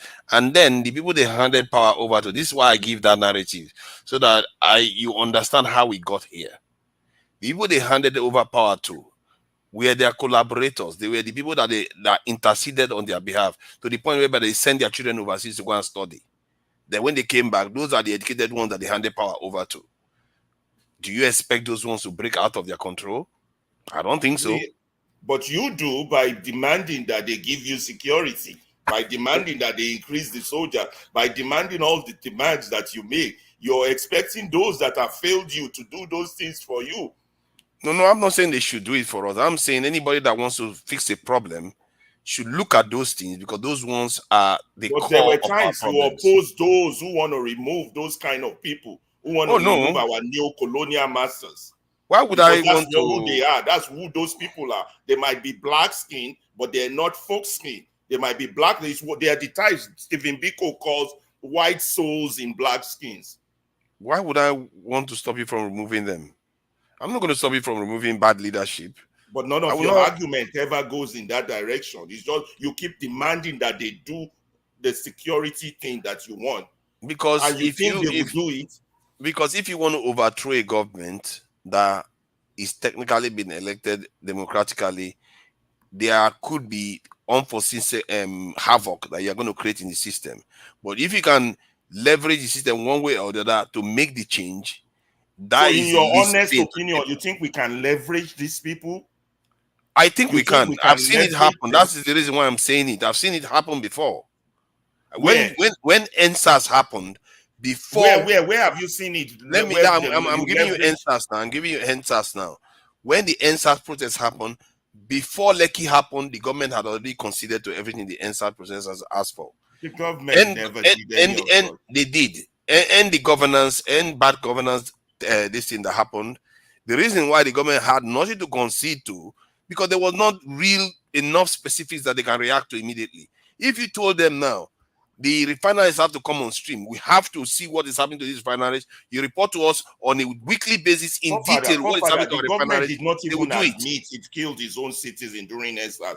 Please don't use NSAS. But they granted them what they other wanted. Countries where you've seen they give you answer, you don't want to hear it. It's okay. Being leveraged. See, Nigerian government want to pass cyber security law. People didn't like it, they withdrew it. Nigerian government wants to do this thing, the first tuition fee, this thing that they brought out. People didn't like it, they withdrew it. We pretend as if they don't listen. Our people are not conscious enough. They are not watching them enough. These people are walking around with private security everywhere. Got to this stage. No, seriously, you got to look at the numbers. We are not demanding the right things. And I understand why. Why would anybody that is walking on the street care about Dangote Colonel Adeni answer my question on the six big ideas? So I'm not getting a satisfactory answer from you. I gotta be honest. I tried. You tried, yeah. You tried. Okay. On those requests, you see, all those things you mentioned are fully embedded in the Constitution. They might not come out as an item. They might not be itemized like that as per the way you mentioned it. But you talk of issue of sovereignty now. In fact, that is basic. So you're saying issues of check and balances are well mentioned in the Constitution, and yet the so-called people that are destined to make it happen are not doing their job, and there's no recourse of the law for them. Is that what you're saying? Are you talking of your own proposed constitution or the current constitution? I'm talking of my own proposed constitution. Oh, in your own proposal. Okay. Not constitution has a lot of flaws, a lot of loopholes. Okay. Yes. I'm talking of my it has so which area? The one of interest to me the most is popular sovereignty, because that's what really gives power to those who are in government. So if I'm as a citizen, I can deal with the person in power. Then the person really doesn't have that power. It's me that have the power. So how does your proposal deal with this? You see, that's why I'm saying that, it's a representative government. It's a parliamentary system. So the people that are going to represent you are voted for from the local government, from your ward, from local government, from your ward. And it's based on their credibility. So that during screening, those who have that bad background or bad credibility will be screened out. So it's only those ones that are clean will be voted for. And I propose for a digital voting using NIN as password, so that even anywhere you are during election time, you don't need to travel to your local government or to your village. You could be outside the Does country. your proposal have this thing? This thing they say this 1999 doesn't have this thing whereby the people can what's it called? I can't think of the word, where they can do not a recall, but they can call for a referendum. That's the word, I think. Yeah. Does your Of course, proposal have that in it? yeah, it has that. If you want to recall any of the Whereby, member, okay, we are not happy with the way this law is called, then we can call yeah. the Congress of the people to say we want this removed, Yes, or we is want to everything change is there. direction. Yes, you want to change direction. You want to recall a member. Your Not representative recall a maybe. member, but in terms No, of it's part of it. referendum, let's say. The referendum, yeah, to talk about an issue or a policy that Let's say a is few not going states well. say they don't want to be part of the union. Do they have the right to a referendum and say, okay, we don't want to be part of this union? Is that included in your proposal? It's included, but you have to meet some requirements. You have to meet, there's a requirement before you can say you want to pull out of Nigeria, for example. Some members need to agree to that. Not just few people will come out and say, so there is to be a required number, to get to that Colonel, level. my Then, last question for you, popular yes. sovereignty. What degree of importance did your proposal give it? A sovereignty as a citizen, you're a citizen, you have the right to be voted for and the right to go and vote. And you have the right to demand accountability from those in government. So that sovereignty is there. It gives you all the powers that any other person has. Can you sue your state government for violating your rights? Can you sue the federal government? Can you sue your local government and demand reparation for whatever offense they've done to you? Does that proposal have that level of sovereignty? It has it. I took time to make sure that check and balances. You can question people in government. You can demand for, answers from for anything, any policy they are proposing that is not going down well with people. You see the way it is. I've limited the powers of those politicians so that people can really check them. That's the power. That's the essence of this constitution that I'm proposing. It gives so much power to the people that, and it's not what we have now that is difficult to remove a governor. That you have to easily you can come up with reasons that you want to pull out somebody from government. So I made it so easy so that the people in power in government don't have so much powers that they Does can it just grant immunity to those in government while no they are still in immunity, government? no immunity. As you are there, you can be investigated, you can be prosecuted for any infraction. There is no immunity. That's one of the reasons that they are, I messing have up no with further Nigeria. questions. Local P, your turn. No, before father Please, allows you've you. not answered my second question. Okay. And the second question, because I Okay. asked, second is that have you shared it with what do you call them now, with intellectual reviewers of like minds like you? Of Who you course, think of that, course. I've and given it to. you know why I'm asking, because at a point it shouldn't be I wrote again. I think because the constitution, what you're trying to do, this vision should be bigger than you. You should cross over to this group, Yeah. because when you continue to say I'm not denigrating your effort in any way, sir. You see, just let me cut you short. It is my thought, it is my contribution to Nigerians' problem, to solving Nigerian problem. You That get is my it. point. I And, sat down to look at the problems and look for and propose a solution. So, and and, I've given it out to National Assembly, and they are looking at it, and they said they will invite me for what we call a public hearing to come which is and fine. expatiate on it. You get Father, it? Olumide is trying to get in, or I don't know if you saw his message. Maybe your goal is to just put it in record that you did your part. I will assume. Of course, it is going to be your record that I did my part, but I'm sure If the the goal is part to, addressed. that my part addressed a lot of fundamental problems in the No, country that's the today. point. That's the point. Although you've Yeah. not, yeah, maybe you should share it. But for me, as a student of education, I would say that have ideas like that. After you've written, we should have who have also who you forwarded these ideas to, who have reviewed it and also could pass their own votes of integrity and correctness to it based on these values that we asked for. There's a reason why I asked for those values the other time. Yeah. And the reasons are that for the Nigerian that we have to move forward, certain things must be shed away from our weight. And we must move on a particular level of thoughtfulness. You can't throw away vision. And if you can't itemize those vision now, sir, even for you who wrote it all by yourself, you still couldn't itemize these visions. Then that's a problem for me as a person. Not because your effort is wasted, no, sir. No, I think. See, let me understand your question so that we'll be on the same page. That is what We I'm are saying. talking of itemizing. My question Itemizing what now? Yeah. now, what nation, what kind of nation do you see us becoming? Is it a nation of justice, a nation of, these are pillars. They must be stated correct. We are a nation of justice. And that's why you alone might not be able to write it. I'm not saying what you've written is wrong, but it's But just my own discuss. if It's you just my go own through it, suggestion. now, I'm sure the forefather has the soft copy. I've sent to him, and I there's ask you, something. there are There's some something things I. that, Okay, wait, wait, sir. wait. No, There's please. something I've also sent now.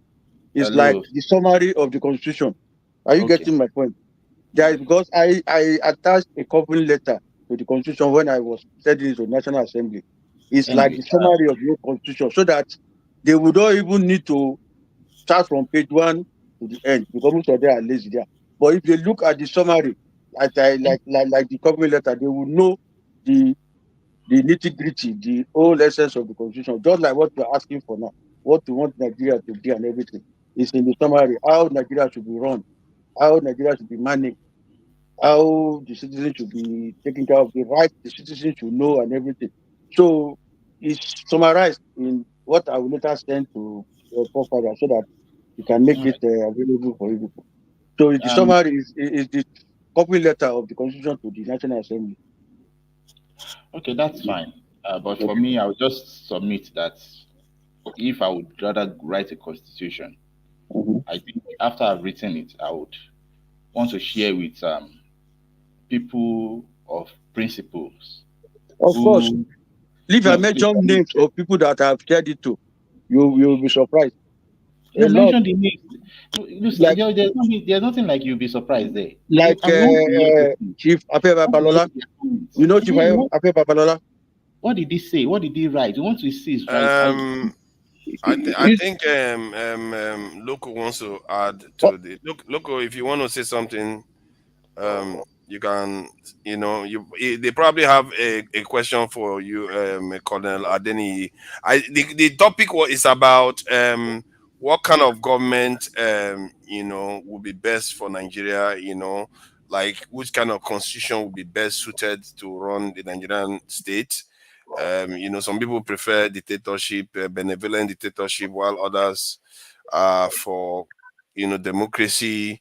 The Cornell constitutional provision is for local government. It's really centered on local government autonomy and power. So I don't know what you think about that. Okay, guys. Hello, how are you all doing, everybody? Cornel, well done, sir, for your effort. At least you made a step. Is no matter how small, or it is a good effort. It shows that at least no matter how small it is, you're still being patriotic. I think that's what we like in Nigeria. Being, putting your nation first. That's what we all like in Nigeria. For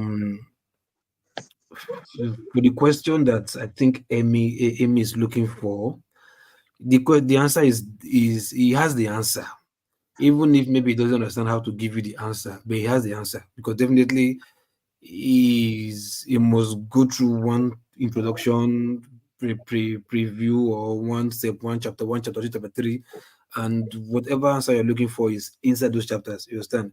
I understand your question totally, because if he's the only person that wrote that so-called constitution, you understand, he must have had an answer, give you the answer off heart to like tell you yes, this and that. I totally understand what you're saying, but if he still cannot be able to give you exactly what you're looking for, yeah, it's still okay.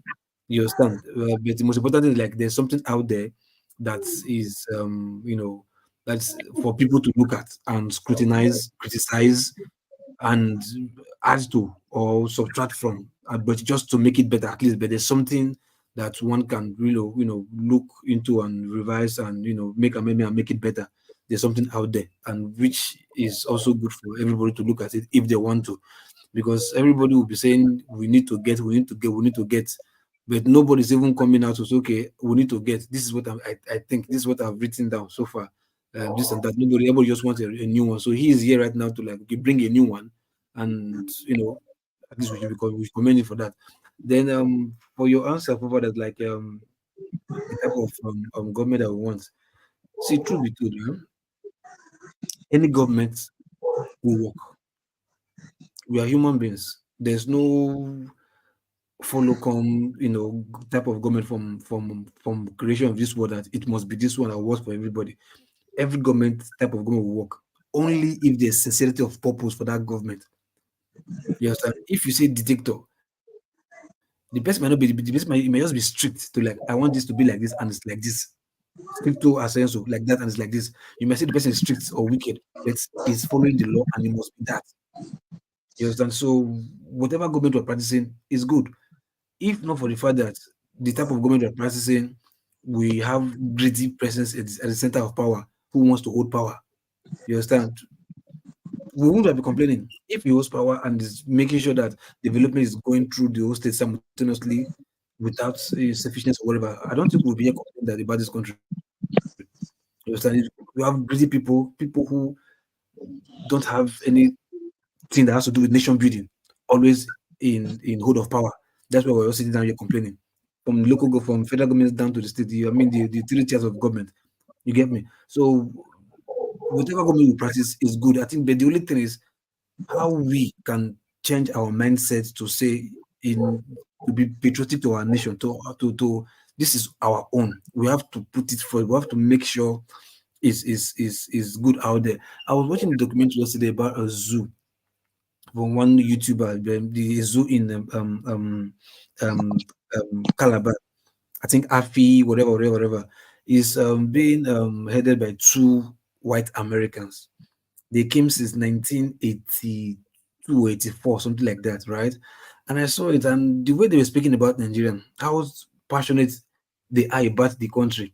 They were even more passionate about Nigeria than us as black people, which was like their kind of frustration. Like we are taking worst of the bad behavior of foreigners and using that culture to replace our good culture, something like that.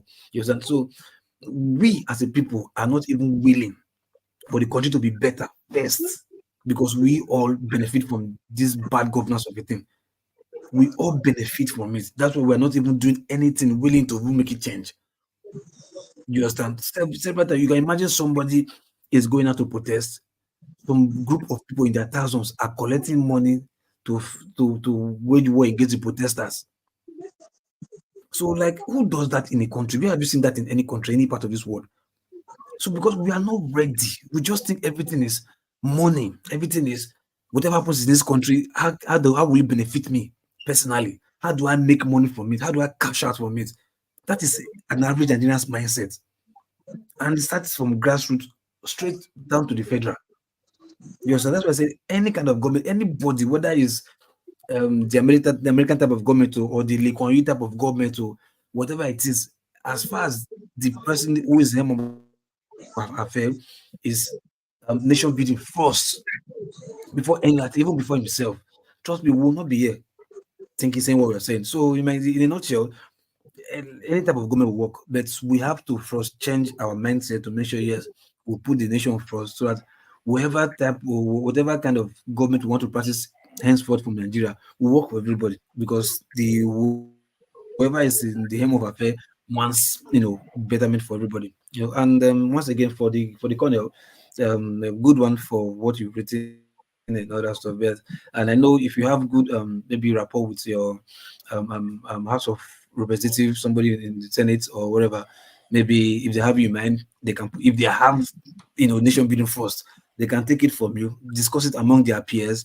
If they see there's anything like they're going to add or remove, whatever, they can call you for hearing, and you can go there and present your stuff. And also, it will, because of the type of pol- politicians, political movement we have in this country, it may also be good to give, like you said you send copies to Afe Babalola, understand, nice one too.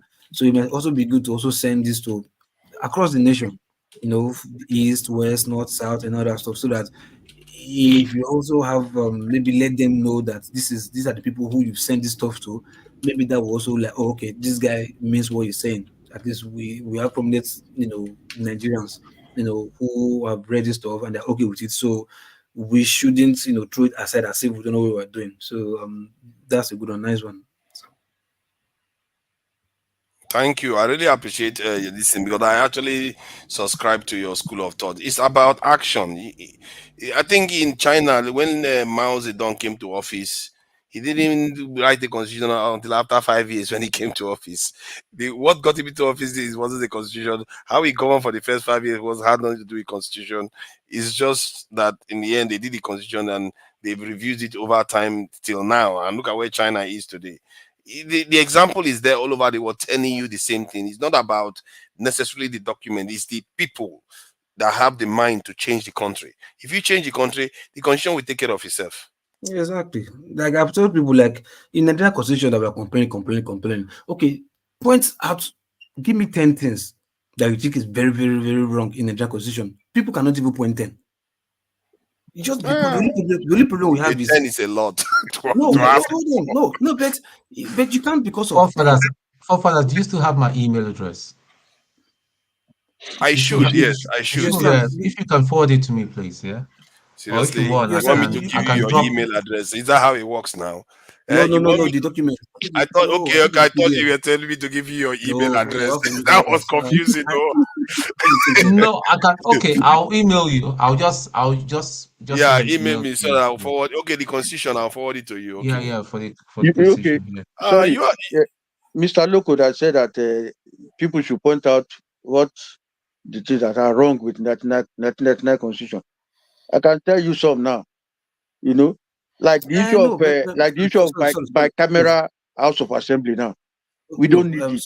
It's a no, waste. sorry, Mr. No, hold on. Sorry, Mr. Is what? Hello. Okay. Yeah, no, sorry, Mr. Adeni. What I wanted to say is like when I say you can't point 10, right?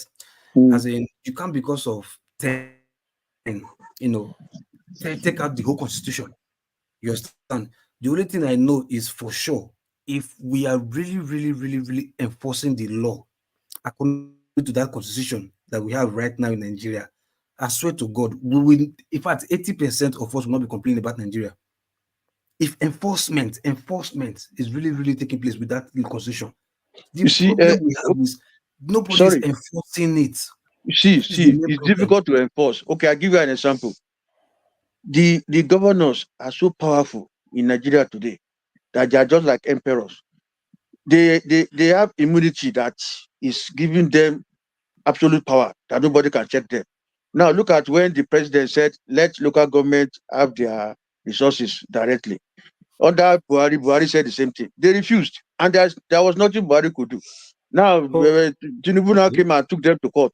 After even the court judgment, they are still refusing because they are still basing on the constitution that the constitution has put local government under the governors, which are some of the anomalies. Now they are using that now to sit on the local government resources. So those are some of the Sir, things that have to be addressed sir, from the sir, onset. So that listen. yes, Sir, okay. sorry, we have rights. There are laws that are in the constitution, and they are executive laws. You understand? Look, the governors you say are support, no matter how powerful they are not bigger than any country. You understand what I'm saying? The people themselves, they are not so willing. If we true to ourselves, if we are not corrupt in ourselves, in our own states, if we know that this law this will definitely favor us. You understand? Mm. There's no way the people will not come out of the street that, look, Mr. Governor, the president have given this executive order, it's been passed from the National Assembly. Why are you not doing it? But the state will refuse to come out because they know they are getting employment. They have families that are enjoying from the government directly. The state will not want to do it. You understand? That's The it. state will not want to do it because they have families that are enjoying from the government. You get my point? So to say it's That's difficult, very it's not because of the president not have the power, it's enforcement. The people is not even willing to take action because they are benefiting from that state government as they just did so. That's Because what we are saying now. Those are some of the loopholes. Like I said now, the state assemblies now, they are just toothless bulldog. They can't do anything to the governor. That is how it is. because the governor is a paymaster. That's what So I'm saying. So, those are some of the things that need to be addressed in the constitution so that the power of the governors is limited. Powers of the president too is limited. You can't just be a dictator. A dictator. We are not running a monarchy. We have somebody who just be at the end of affairs and he will And where would disrupt the power be then? the power will be. See, when I said there will be no political parties, somebody now asked me, say, there will be the opposing party. Who You will be want to the get rid of political parties? That would be a problem. No, How? see, How? Okay, explain to me how that works because I think I've, that's the I've, first time I've. Yeah. I've explained to you before. Now I don't know why you say I should do it. Okay, No, I'll no, do no. it again now. For the I'll do new, it again. for the new viewers, yes. So Okay, that good. I'll do it again because I said there are two ways you can practice politics all over the world in the book, like that. Everything it's partisan politics and non-partisan politics. So it is not new. It is not strange. I'm not just bringing it from the blues. It's there in the book. So what we have been doing since 1963 is partisan politics. And we can see how partisan politics have divided the country. Not only the countries have divided even ethnic groups, have divided families, have divided us. We are fighting each other, killing each other. Those are even the same ethnic group are killing themselves because of partisan politics. So it has not helped us. And people are so loyal to their parties than to the country. I gave an example of Alhaji Atiku Abubakar when last election, he said he want to be president. And people say, but the last person, the current person is from the north. Why do you think you from the north should be president again? He said, no, his own political parties provided the last president is from the south, that's President Jonathan. So he is from the north, he should be the president. So he was loyal or is loyal to his party than to the country interest. So at the end of the day, I came to realize that party politics has destroyed us. And then I now started and say, what is the job of the party self in the first place? So you say you need a platform, party manifesto, party this, party that. And I say, which manifestos? Check all the party manifestos. They're all the same. Because all the party will tell you that you want to give welfare to the people, you want to provide security, you fix their road, you fix their schools. All of them are saying the same they're the thing. same people. They're the same people. Yes. The people are the same. So the people are the same. So that's what I'm not saying. So, if you look at the party manifestos, it's the same thing as what is the constitution. So they're only repeating what constitution have said that give welfare to the people. So the party will just come with a manifesto to say they are doing it. So why are we deceiving ourselves that we are using political parties? Then another thing is that when before we were born, before we came to this world, government had been existing. And the job of government is mainly to security and welfare. Institutions to provide.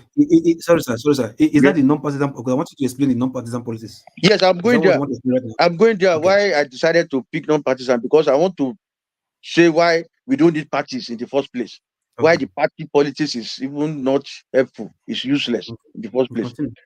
So when you now said the government, the job of government to security and welfare, government have established these institutions right from the onset. Institution to provide security. The welfare issue is all encompassing. Security, the education, healthcare, infrastructure, water, all those basic things, they are part of welfare and they've established institutions to do it. So when parties now coming that they say they will give you healthcare, are they going to take over the job of established institutions? So you can see that it's just mockery of government, mockery of politics. So that's why I said it is not your job as a political party or as a politician to say you want to provide services to people. No, institutions to do it are already established. Your job as a politician is just to go there and ensure that these institutions are working. So don't let us be looking onto people. Let's look onto the institutions that have been established to provide services to us. So that's why I say there's no need for parties. So if individuals now can come out from their ward, from their local government, come out that you want to be voted for, people will look at you. People who knows you will say, okay, this person, he has been a criminal before. He stole money before. He did it. So they will talk about you. The government media will publicize you to them so that you don't need to pay. Because if you don't eradicate money politics, you still fall to the same corruption that you are running away from. Because What did you anybody that say? spend Sorry, money, I wanted to yes, catch that again. How did you say the people will get recognition again instead of you through see, money? if you come out to say they should vote for you, the government media at local government level will announce you to the public. People will now start talking about you. If you But are but good, but hold on. So let's slow yes, down. Let's try yes, to go one by one here. okay, The government media that picks up on that candidate, are they? yes. Are you? Do they have any rules on who they pick up on? Is there anybody that contests that they have to pick up on? Anybody that wants to contest, that want to Yes. go for the contest, you don't Okay. need They to have to discriminate. cover the person equally. From that, yes, from that local government, because I talk about representatives now from each local government. So if you come out now from the local government, they will go, the government media will now publicize you so that the people will now talk about you. If you are the type that, you know, have done something terrible in the past, they will know. And from there, they will start screening you out. During the screening, they will come and say, somebody said before you are this, you are that, you are this. So they screen out people who are criminals. That But is did they publicize local government this in on TV? I think is it not like through posters and stuff because the TV channel, government TV channel cannot cover all local government this. I think there are quite many, isn't it? They okay. cannot Now, cover everybody that wants yes, to run. okay. There's something I didn't talk about before we talk about local government. First of all, I propose for a lot of things to be put in place before we start this new system. I said a local government now should be viable and propose for population of 500,000 for each local government, plus or minus 100,000. So that no local government will be less than 400,000, no local government will be more than 600,000. So at the end of the day, we have all the local government in the country operating on equal footing. So if you are to contribute to the center, you contribute equally. If you are to benefit from the center, you benefit equally. It's not be a situation where some local government, like what we have now, local government in this country, some are more than 1 million, where some local governments are less than 20,000. So when you are giving them aids now, or they are contributing to the center, it's not equal. The one with 1 million will feel that it's been marginalized because the person from the one that is 20,000 is contributing 5%, the one with 1 million is contributing 5%. So it's not equal. So we need to operate on equal footing so that people will stop complaining of marginalization. That is first thing that I propose. So I give the task to National Population Commission and National Boundary Commission to do that one for the country first, so that we have local government that will evenly, establish and operate equally. So by that, each local government need to have their own media outfit, because this time around you will operate like as if you are a state. So you have your own media outfit. People now that want to contest come out. The media will take over from there, announce to the public. The public talk about you. If you are clean, you skate through the screening. Then during election, you use your like what I say again. There should be internet service in all those and training of the country. People say it's not doable. I said it is doable. We spend close to 400 billion on election every time we do election. If we take just 100 billion naira, we can put internet service in all the parts of the country. And it's not a wasteful project. It's an investment, because if you put internet service all over now, people will pay, will buy, what do you call it? So, buy data, Data. and government will make back their money. So it's not a waste. So if you have internet service, I think that is doable. Where No, I yes, think brothers, we are disagree. The truth is we are mm, disagree with him You say? is simple. Look, in a society, they have to be. I say, I disagree with you in terms of that. How to contest. Like. I'm not finished. So let me just finish. So that when I finish, then you can now criticize. So when there is internet service all over, then during election period, after individuals have cleared through the screening and the time for election, your NIN, everybody should be given NIN this time around to make sure that you are a citizen of the country.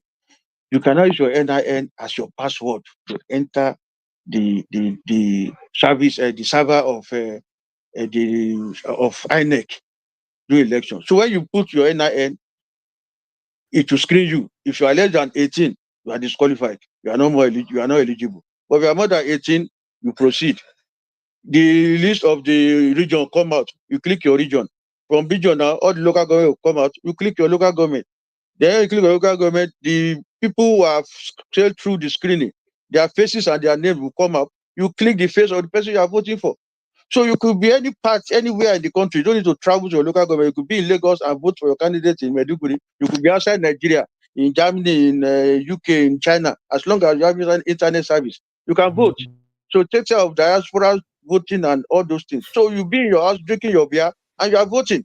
So all these things are doable. When you do these things successfully, countries will emulate us that yes, this thing that is going on in Nigeria is okay, because you don't need to go out again and queue behind somebody or hoodlums will come, thugs will come and be scattering the ballot papers, scattering ballot materials and breaking people's head there.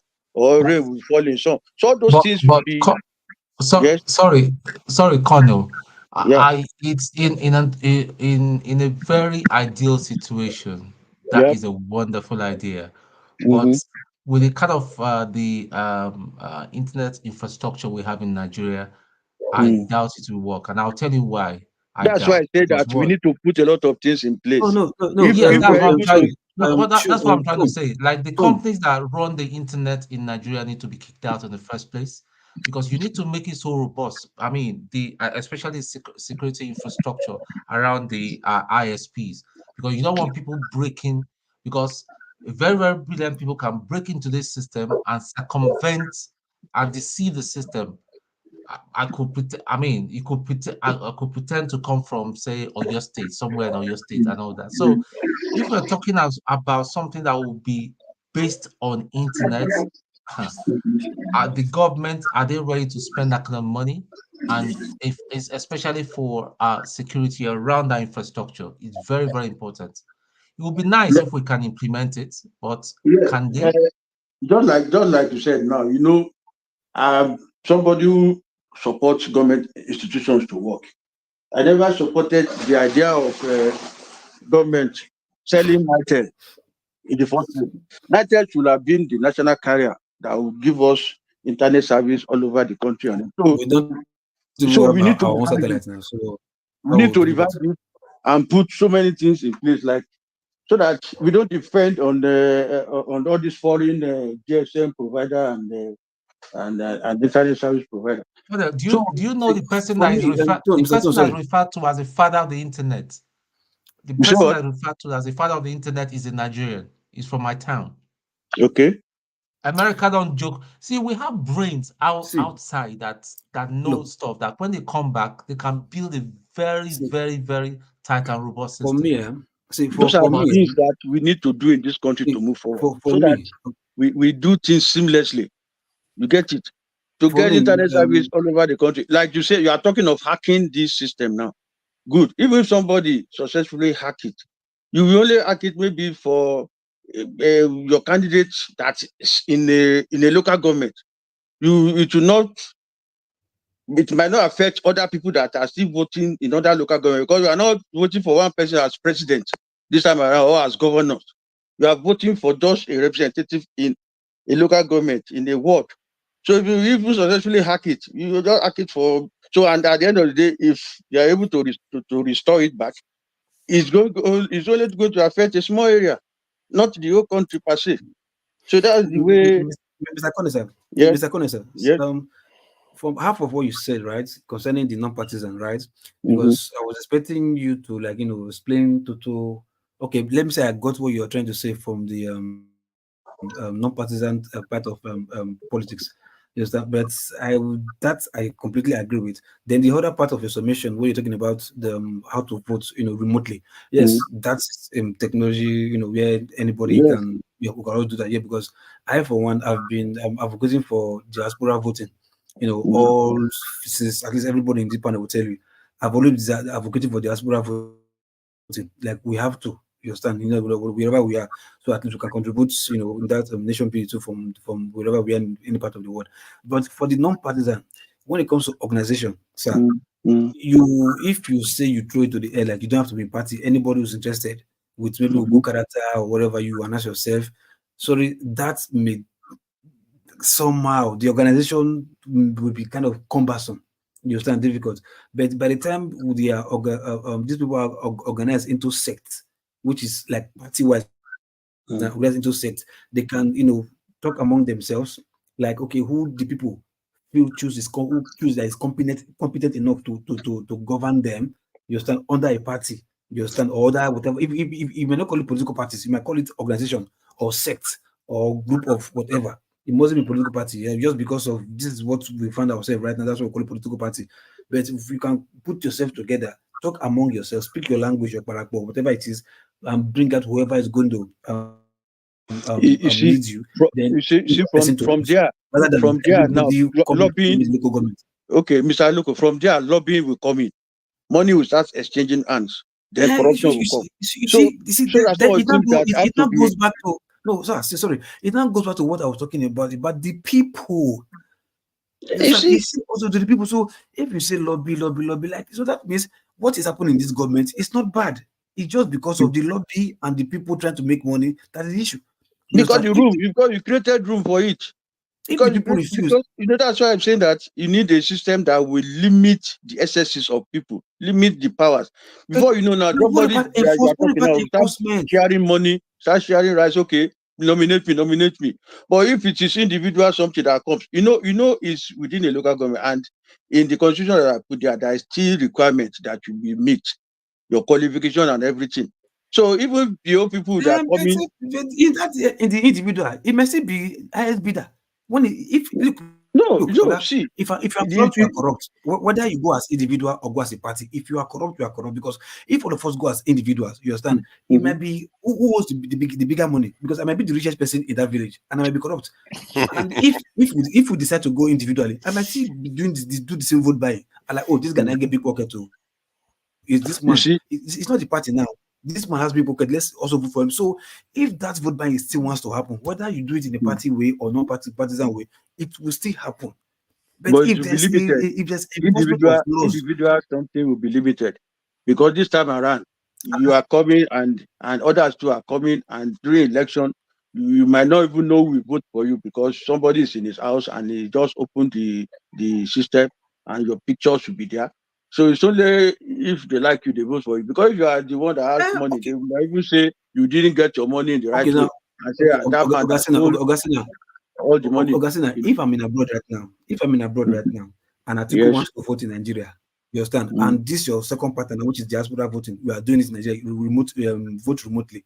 You understand? mm, Even mm, if Atiku is coming, Atiku, Peter Obi, and what do you call this guy, Tinubu, if mm, they are doing that in Nigeria, if they share mm, money, if they want mm, to, if they want to do vote buying, will it affect us in whatever? It will not affect us now because the portal is there to still vote. So whether being in the party or not being in the party, it won't still affect that remote voting because now everybody's voting remotely. Nobody's going to the field anymore. So you can say yes, it's PDP, APC, or whatever. They are there now. Everybody vote from your house, vote from your mobile phone. Nobody needs to go to the field, so they will not still be available to give anybody money, but we are still voting remotely. So, like I said, whether party or no party, that is the remote voting, it will still work perfectly. You understand? It will still work perfectly. Like I said, maybe like if we talk about like this diaspora voting, Tinubu mm, might share the billions he have in Nigeria. Tinubu might share the billions he have in Nigeria, but definitely they are not going to come here and share money for me. But I can still vote like, oh, 1, 2, 3. I think Atiku is the best, or Tinubu is the best, or Peter B is the best. Let me vote for the person. So remote voting, I think for me, should be what you should even be encouraging more. You understand? Than that individual, everybody coming out. Because if you're doing it individually, everybody coming out, and there's remote voting. Remote voting will still cut out, will eliminate anything that has to do with vote buying, whether you are in a party or you're not in a party, as an independent candidate or from a party, from a political party candidate, whatever. As far as there's remote voting, it will eliminate anything that has to do with vote buying, except the only vote buying will not be whoever is in INEC office that is collating the figures. That's the only person you can not attack. No, But in fact, it's the system that will be reading the result as you are doing the voting. The system is counting it. So there's I no know, but INEC, there's there's no always individual. There's nothing in this life works remotely.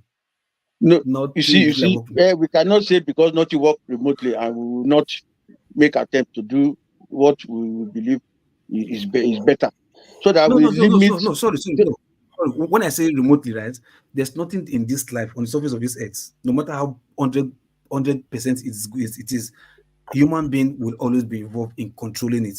That's what I'm saying. So if you are saying computer You are right. voting, Even if human being is there to control, it will not control for one person.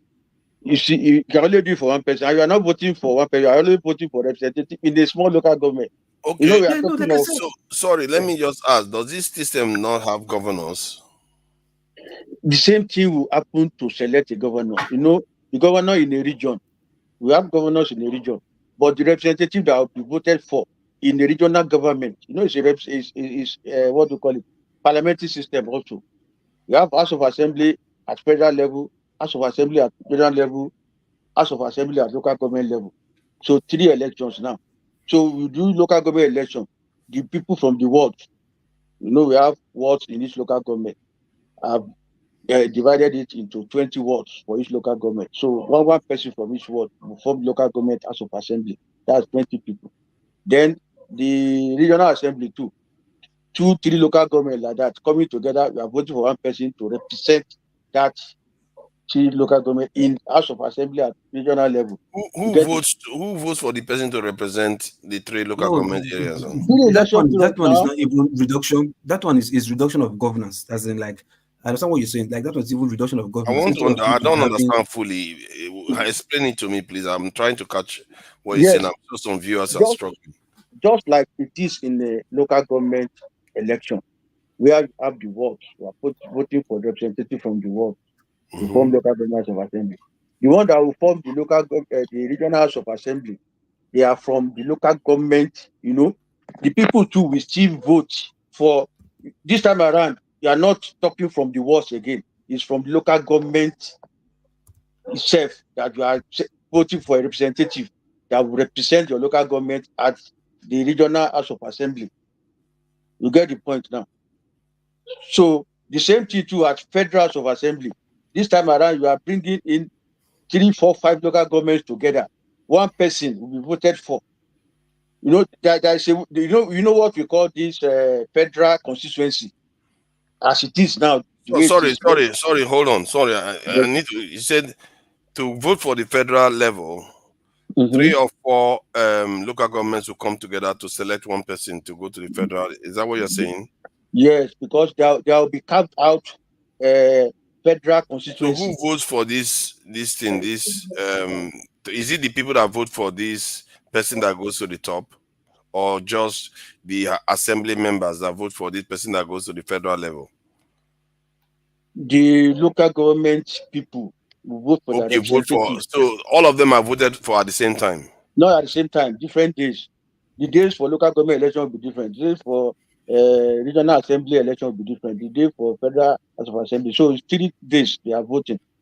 You understand? So somebody will come out and say, "I want to represent these 3 local government areas," In and the regional house of assembly, in yes. regional, and then you have to support that person on that day. Everybody will choose to support that person. Then Yes. another person will come out and say, "I want to represent the federal government." Then the 3 local governments, or how many, all the local governments of that region will select that person, or how does it work?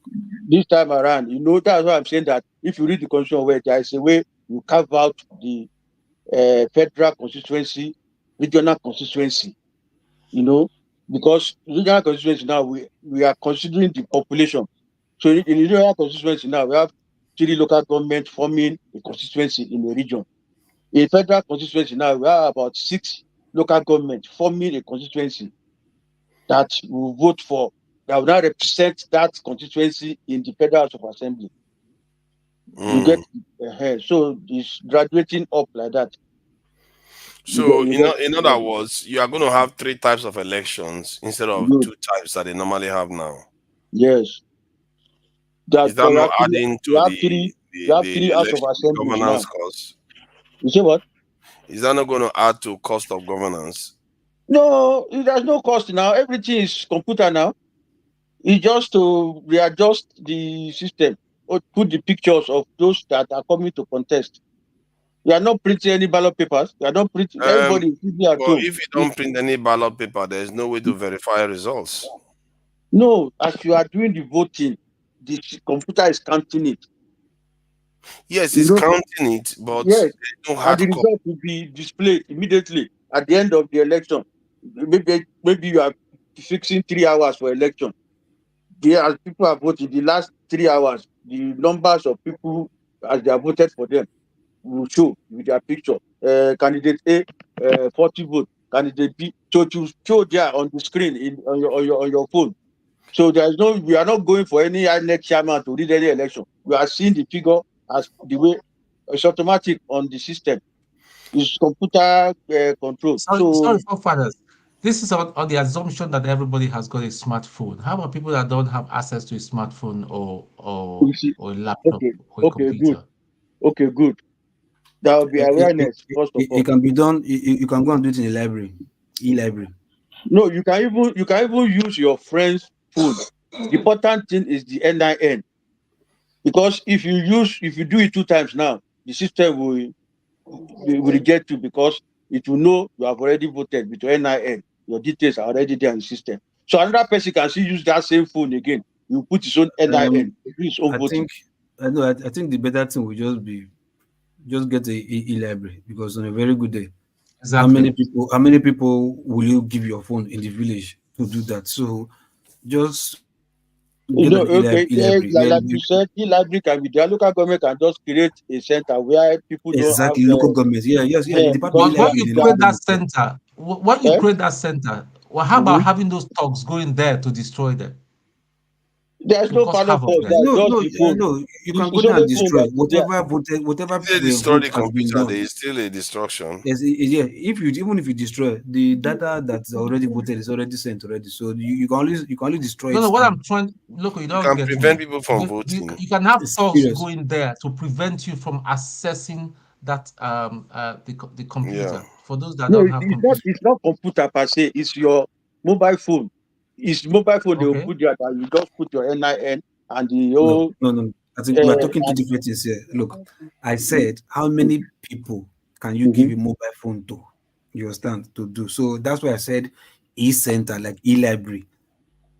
So you now said, okay, maybe an office or a department can be created in every local government, whereby they can go there, as in they can have internet access, maybe from a laptop or a computer or wherever, you understand? Because definitely it can't be mobile phone. It's too small for that kind of stuff, you understand? So it's maybe a computer can be there whereby people can line up and go there, access the portal, put their NIN and whatever details and whatever, and in fact, what I really propose is that if the touts go there and destroy, that means the tout can only go there to stop the process. Because if you destroy the computer, it's the same thing as stopping the process. If you chase the people out of the place, the same thing as stopping the process. That's what I'm saying. Like during the last election, we saw people were prevented from even casting their votes. So this time around, the only difference is that there's no ballot paper per se. This time around, even if you chase them. See, this time around, what is going to be in the voting center is just 1 or 2 mobile phones. So if anybody go there now to destroy 1 or 2 mobile phones, he has not disrupted the election. You can still go to another place and use another mobile phone to do your election. You get my point? Because you always spoil the mobile phone, you have not disrupted the working system of the server. Yeah. The server is still there, or still open anytime, any day. But the area I'm trying to get to is, one, you are going to have hard copies. Without hard copies, if elections are closed, you can't verify it. That's one. You need hard copies to verify, because when they have to do a recount or anything, you don't have it. and there's always a potential for hacking. When we are talking about sophisticated nations, they can decide who becomes your leader. So that's another one. There is also the issue of the presidency. How do you select for presidency? Like I said, the issue of prime ministership, not president, this time around. From each region now. It's the same thing, it's just a name. It's the same thing, it's just name. It's the same thing. Okay, so from each region, so how do you select a prime minister? That's like I said, it's rotational. So any region that will provide the prime minister, you select from the members from that region. It's among them that you pick the prime minister. You get it? So if it is not well, the entire region will vote, but the whole country will not vote. The whole country is voting for your representative. You are voting for your own representative from your local government. What I'm asking is that the whole country will not vote for the prime minister. No. The head of the country. Nobody will vote for any prime minister. It's among the representative from a region that. Okay, it's only the representative that can select the prime minister. Yes. You see. Okay, hold on. The important thing is that let it come from a region. Then after 5 years, you move to another region. After 5 years, so that it will sorry. be The representatives that will select that leader are not going to come from all over the country. No, it's among them. Only if people. No. That it would be a no for so many people. That's what we say. That's the first part. That individual voting will not work. No, because everybody wants to have a say in who governs them. Exactly. That's what I'm saying. That the interest should be more on your local government. At that level, at that level, see, the president always has power to do things that will undermine local government. That's the that's power what I'm of saying, the that leaders. we need a constitution that will reduce the power of the president. The president should not just be interfering in what is happening internally. That has nothing to do with voting. It has nothing to do That's with what voting. I was talking about, direct democracy. Now you are putting it in as if local government. My fear is that, or my concern is that if people feel like only one region will participate in the selection of a leader. In a nutshell, what is even trying to say is, when voting for the head of the state, the head of the country, the country is going through the election process will not be indirect primaries. So like we have indirect primaries.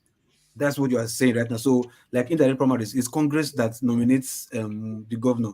You understand? In a party Congress that nominates the governor. It's not the entire people. But direct primaries is where everybody in the party will be the one to vote whoever wants to be their flag bearer when it comes to governorship election.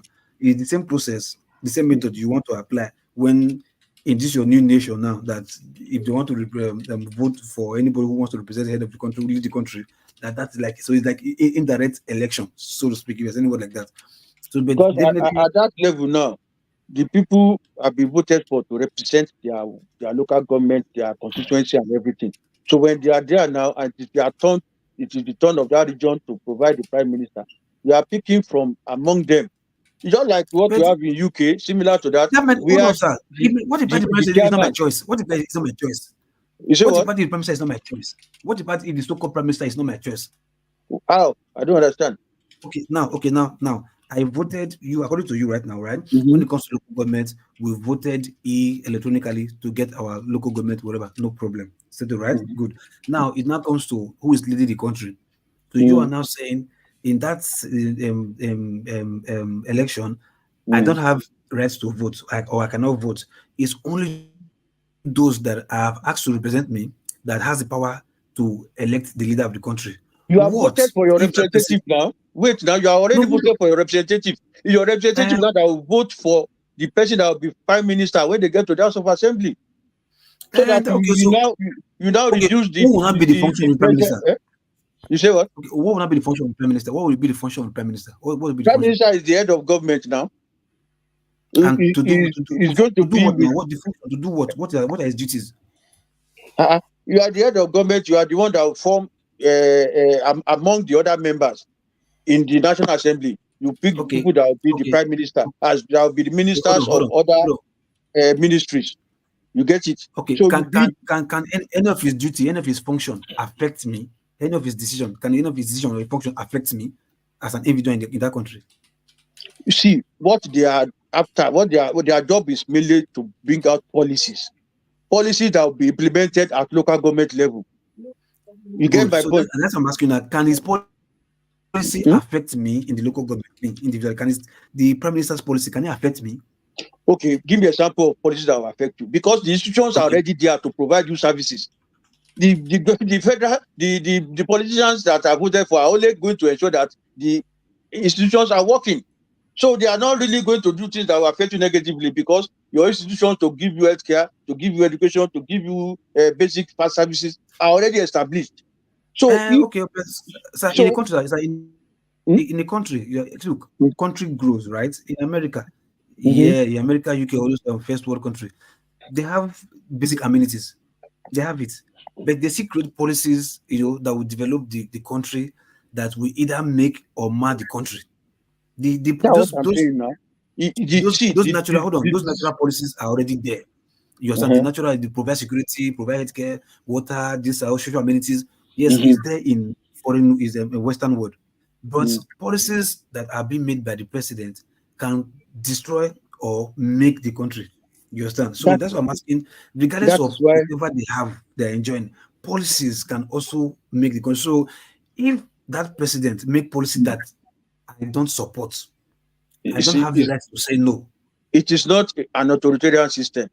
It is a parliament. Even prime minister have his own contribution to make. Other members will still have to agree to it. 2/3. So those things are still there. So it's not a dictatorial system. It's not authoritarian that you can just do like president, say, hey, this is what I want, this is what I want. No, you still have to pass through the house, and it will be deliberated before it will come out as a policy for the whole country to implement, for the local government to implement. You get my point?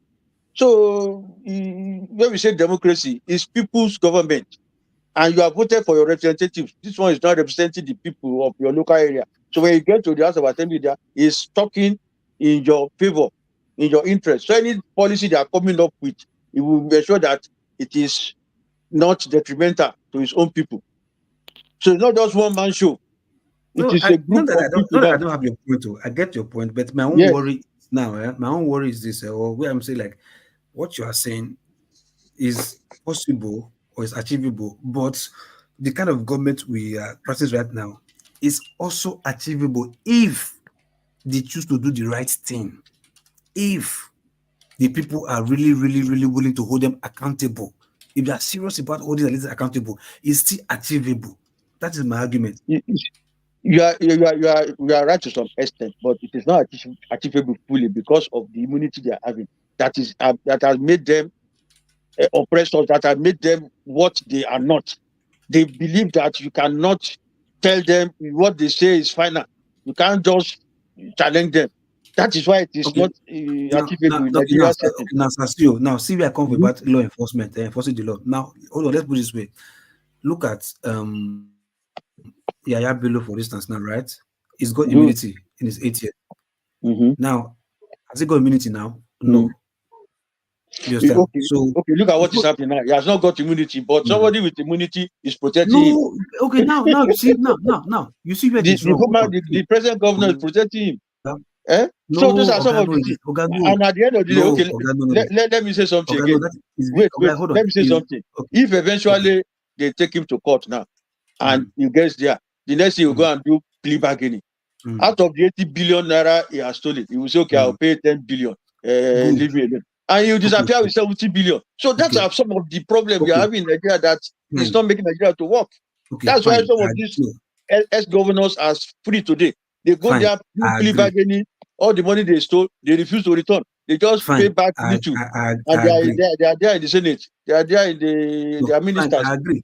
One thing I will say about this immunity is this. Look, the immunity, there's no immunity that covers Yahaya Bello. No existing immunity.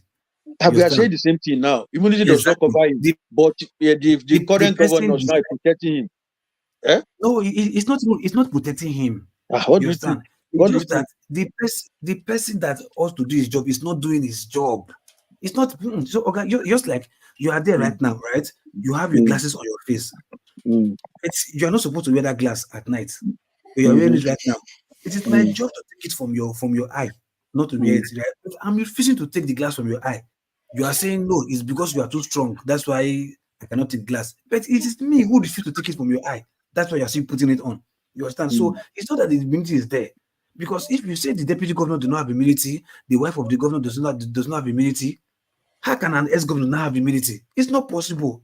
No, I'm not saying the ex-governor has immunity. I'm saying the current governors has immunity, and he's using his immunity to What brought protect Yahaya Bello? Yahaya Exactly. Bello.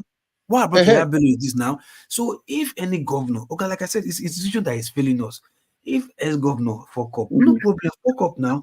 After you come out, if the what's it called, the law hammer fall on your head and deal with you decisively, the next governor that is about to exit will know that if I fuck up, if after my tenure immunity is over, they will still come for me and deal with me. So by so doing, nobody will want to error.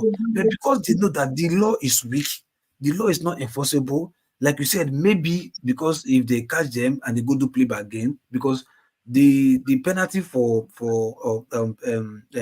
diversion of funds or embezzlement of funds, if they play back, it's okay. If you drop so and so amount, and that according to the law, we let you go, and your case is you are free to go. Then that law should be amended to say no.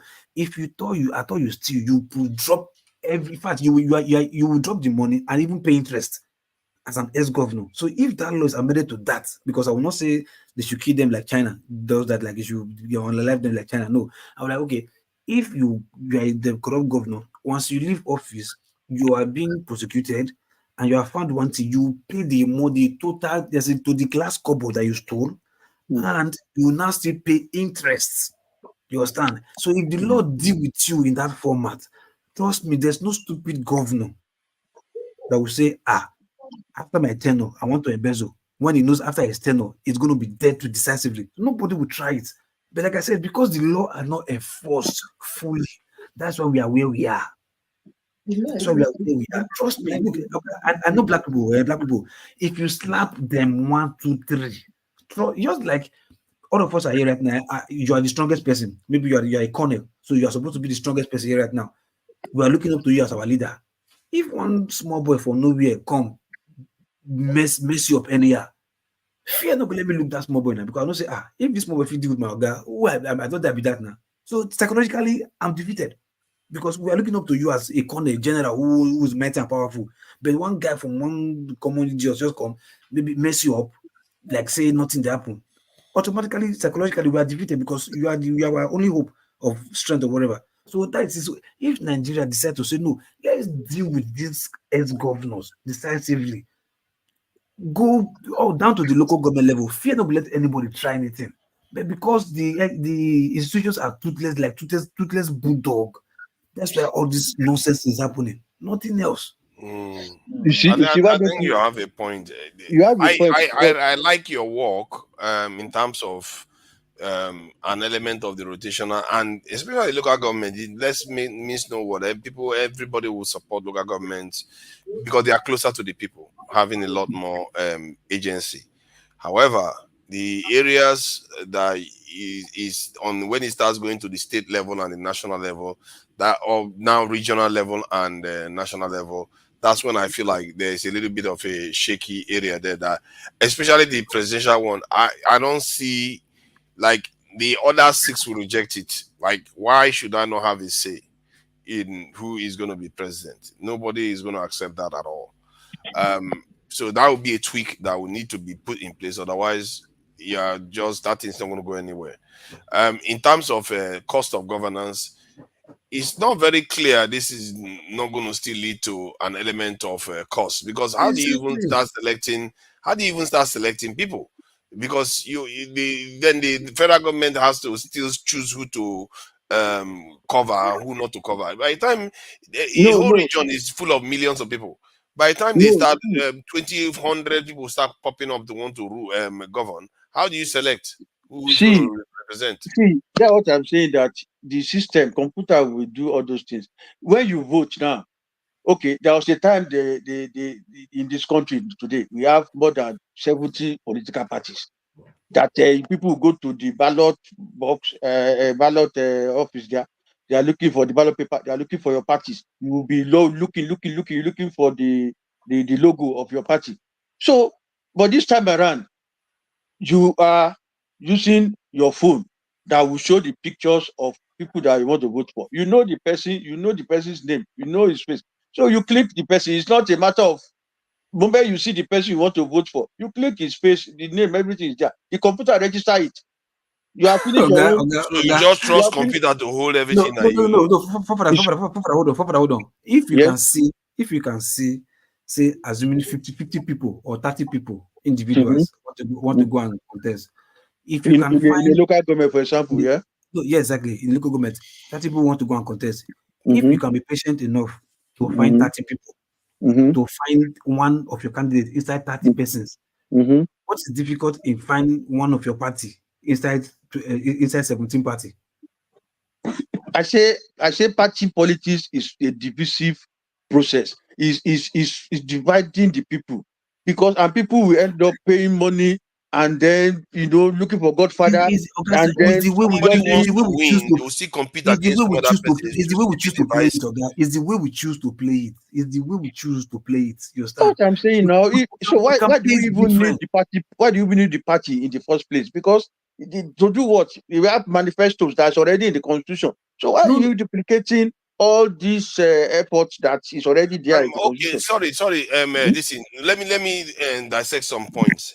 First, when individuals compete against each other, they still Yes. have issues. They will still create division amongst them. Then, in No. terms of the constitution being already written, Mm-hmm. like if let's say you are implementing some part of the constitution, you find out that cost is getting out of control. There are two ways to deal with it. One of them will be like, let's get money from the elites. The other one will be like, let's get money, let's cut costs. So there are two different ways, and then ideology starts showing up. And when ideology starts showing up, you are going to have camps that will show up. Two sides would say, okay, one side would say tax the poor, the other side would say this in the tax the rich. Then they will still gang up and still form those alliances.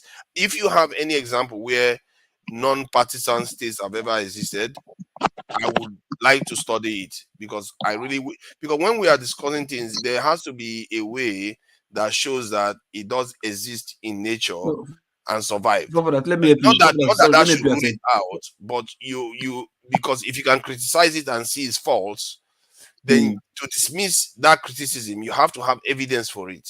You see for what I that, mean? let me help you. Sef. I.e. the invention of Nigerian Governors Forum. You understand? These people, they are from different party or from different state or different. They don't even know each other. You understand? But they decide to say, okay, regardless of the party, Southern Governors Forum, all of that is called coming together. These are people who were elected differently, or who were voted for differently, different ideology, different language for different reason. But because of the stupid ideology, the greasy mentality that they have as governors, they now form Central Governors Forum or Northern Governors Forum, where they can come together and liaise among themselves how to continually impoverish people. So if you still have this ideology, this individual people coming together, you understand? Just the way we have it in the Labour Party. They said no, everybody obedience. But by the time the Labour Party, like from Edo State, when they go to the Senate and House of Assembly, what did they do? They were doing also what they made them now. They got there and like we do the same thing. You understand? So if we elect these individual people, greediness can still enter their mind, and one will still pollute the other person and say, okay, now that we have power, man, let's come together and be eating the money. Let's forget about the people. So it's the individual intent. It's not even the party that is pushing them to do it. It is what they choose, one greedy element that is in them that is saying, oh, we have the power now. The people has voted us. They believe in us. Let's use this advantage and cheat them. And they start Okay. doing it. Let me come in now. You see, it's like you have forgotten the import of the constitution from the beginning. Like I said, there is that check and balances is still there. This time around, like I said, somebody asked who will be in opposition and everything. The civil servant, the workers, who knows that it is their duty to provide services to people, they will be in the opposition to the politicians that are coming in, not to come and usurp their job. That the politician's job is to come and oversee them to ensure that they are working. You know why? What is causing corruption in Nigeria today? Because politicians have usurped the job of the civil servant, But giving it to. giving them to their contractors. No, So let us understand. As it is right now, not as it is right now. Nothing stop the citizen as it is right now in the country. Nothing stop the citizen to become opposition to the government. Nothing stops them, whether they're in a political party or not.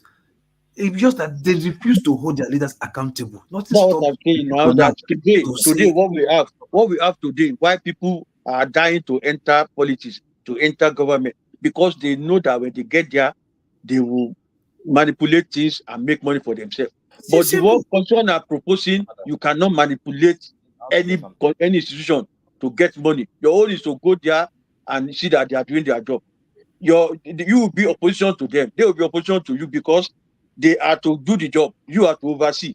If they notice that you want to take over their job and give to contractors, they will go against you. If they are not doing the job well, you will ensure that they are doing the job well. Because the people are there at local government to see the services that you are going to provide. So if two of you are not going there to provide the services and you are manipulating things to award job to contractors that will take the money and build mansion somewhere, they will rise up against you, your local government, and lay siege on your office there. So I think that is how it's supposed to be. So that government will be held accountable all the time. But what we have today is just like one emperor that is there, have the National Assembly, have the not State like Assembly that. in The their one you pocket. are creating may be worse. The one you are How? creating may actually turn out to be worse. How? Because you have one of them, where you describe civil servants, they are basically unelected crazy dictators that will be riding the state affairs without anybody intervening. Even elected officials cannot intervene in what they are doing. That's one area. See, if you don't provide services, people will be there to rise against you. That's what I'm saying. Their job is to give services. If you My now point divert is that, money, let me finish the point I'm making, because resources in a nation tends to change. Nations go through economic downturns and different things. So resources will change, and the civil servants, if you are saying they are the one that control the stuff, the no, government they official do cannot they tell do them their job. what to I'm not do. saying they control stuff. The politicians control them, but they do their job. They are going to resist politicians that want to take over their job and give to contractors. Okay, look at what happened in National Assembly about some years back, where the workers in National Assembly have to rise against the clerk of National Assembly that they So don't want to pay. you are saying that basically Let me finish what I'm saying so privatization that is you not allowed. understand my point. So that they arise against the clerk, that the job, the basic job like painting, electrical work, and all those things that is supposed to do in National Assembly, that the clerk has awarded it to contractor. Now the clerk don't have money to pay the workers, the civil servant that are supposed to provide maintenance. So they rose against him and they say, no, don't give our job to contractors, to outsiders. What are they there to do? What are they there for? They now say the guy didn't have money to pay again, didn't have money to pay the allowances because he said he has awarded contract. They rose against him and they have to resolve that matter But and let me, ensure okay, that. Dan, So I want to that's how it's understand where supposed you're to coming be. from. Are you saying that the civil servants will not allow, in any circumstances, politicians to award contracts to outside contractors like private institutions? Because it's their work to do it. Okay, look at road maintenance now. Is it not the job of Minister of Works? So what the But politicians should do sometimes they may not be the most efficient people to do it, you see, especially when the No. state is In strapped that for case, cash. why not get the efficient people? Because on a very good day, like as a civil engineer, what are we talking? You where get I you where I come employ against the skilled laborers and let them do their where I work. come against that privatization of government work. You have Ministry of Works. There's supposed to be maintenance department. You understand? Whatever That it is, is it. because whoever have the skill to construct also have the skill to maintain. You get my point? So you have Ministry of Works who will do the budgeting, do the design, do the supervision, everything. You understand? Do the construction. That's how it was in the past. You go and give it to road maintenance agency. Like what the fuck is that? Why will you do that? No, it depends now. Like I said, when you are having problems in the economy, I've seen that in the UK where they have like something like the NHS and the government wants to cut money. The civil servants will push against it because they don't want to lose jobs and they feel like they do the job better, which they tend to do better. But the government has to cut money to pay debts, to do certain things, and things need to happen. So they say, okay, there's this private company that can do it cheaper at this time. that I need to lay off some civil servants, and then the civil servants will block it. When they block it, you know what is going to happen? The government doesn't have money to fulfill its debts or anything. Then the country goes into a sovereign and this is financial crisis. And guess what? All those people will be fired. So we have to be careful. You have to take the holistic nature of capitalist economies, except you want to run socialist economies. You have to Of take course, that into account. see, when you are talking of capitalist economy, it cannot work fully in Nigeria because we don't have the capital to do it. Now, the country that can successfully do a capitalist economy, they are developed nations, country with strong currency, like you people in UK, US, Europe, and because you have your currency that you are receiving as taxes in local currency. That your local currency you are receiving is the international currency the whole world is looking for to do business. So you can afford to give all your work to businessmen to what to call to privatize everything. But in a place like Nigeria, where you don't have the capital, where the capital your capital is a local currency that you can only use within Nigeria, you have to ensure that you strengthen your institutions to do most of this job so that you don't just enter debt unnecessarily, looking for contractors that will Can do I jobs ask, that, do you have any nation that is running this type of system? Anything close to it? of course, go to China. China is developed today with the best infrastructure you can see. They are being done by Are their you workers. advocating like a communist system then? It's not a communist system. Don't let us make mistake. How can you say it's a communist system when you have a lot of But when you I'm have a just lot trying of to. see But you it just is said it's China see now. it is in the past you can call them communist communism and everything. Where under Chairman Mao, This when they guy, will are do you this. walking us into a communist state? Yeah. It's not communistic. See, what they are doing, you go to, that's why China was able to recover from to become from third world and became first world within a short time. They use their workers, they use their institutions to do all their things, not awarding contract because they didn't even have the money to award contract. So and at the end of the day, it worked out for them because their currency was so low. It was one of the lowest in the world as at that time. To the extent that when they now recovered, Um, now they now started bringing in my advice investors to and you is everything. that when you go to National Assembly, don't mention China there. Don't talk. There is no I will not mention because China is a very good example. If you Do, say do, do you know? Do you if know? they ask No, you for no, example of the system, you no, no. Okay, Look, okay. for me, what What helped of China? Singapore? What of eh? Singapore? What of No, Singapore? If you mention Singapore, but Yes, Singapore is a one-party state, it's a dictatorship. It was a dictatorship for a long time. So that's Singapore just is, an I think, example. in a way, Singapore is the closest to what you are describing. If you ask me, no. Because Sorry, they made use of their institutions. no, When it were you, you Singapore had wanted a very powerful central government, which was Lee Kuan Yew. because Very powerful. Singapore is a city state, small city that like a local government in Nigeria, and it that's why I doesn't say matter. local government should be made powerful Singapore, so that Singapore It, actually. it doesn't matter. I think it's the willingness to do what you want to do. As far as what you're doing is the right thing. As far as what you're There's no doing way is a country can No develop matter without. no matter how much writing he wants to do, if he goes to National Assembly and tell them, what's the example of this thing that you got? China. They will be like, this is it. They will run away. frankly speaking, right? What really helped China? No, I Yes, agree with you. See, I don't the have any policy, right? qualms, but they will run a mile if No, you but mention China. they because you wanted are to. talking of communism as if it's something terrible, something dangerous, Exactly. something It's bad. not that it's It's bad. not. You shouldn't be See, saying that. If you want I'm telling you about the people you have in National Assembly. They will not no, want to hear it. those ones they are capitalist in nation, or they don't want any That's the government thing. institution to work at all because that's where they will benefit. But most Selling, capitalist states are functional, though. Like in the world now, most of the capitalist states are doing well in terms of Western and some Eastern capitalist states. They are doing fine. So it's not the capital. I think Loco is selling the same thing. Jide, in a way, has said the similar stuff, and I'm saying similar stuff. It's not those things. It's not what you write in a paper in a constitution that is going to determine what I do well. It's the people. If the people decide that I'm going to fix my problem, I'm going to make sure our agriculture do well, we eat fine, our security is fine, our electricity is there.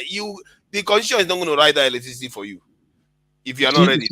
Nigeria is a big proof of that. We've written different type of constitution. Even the election, this thing that we ran, this last election, they thought it was bulletproof. And Nigeria broke the bulletproof and went past it with bad character.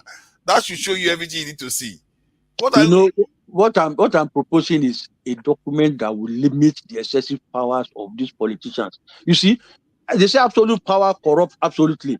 An average person, you give him privileges to do some things that he wasn't planned for. He will do it. Only somebody that have the fear of God, maybe 1 out of 1 million. So in that case, from the onset, let's come up with a system that will limit, so that you are going there, you know your limitations. You will not go there and be thinking of making money within 2 weeks or so. That you are in power. That's the essence of what I've done.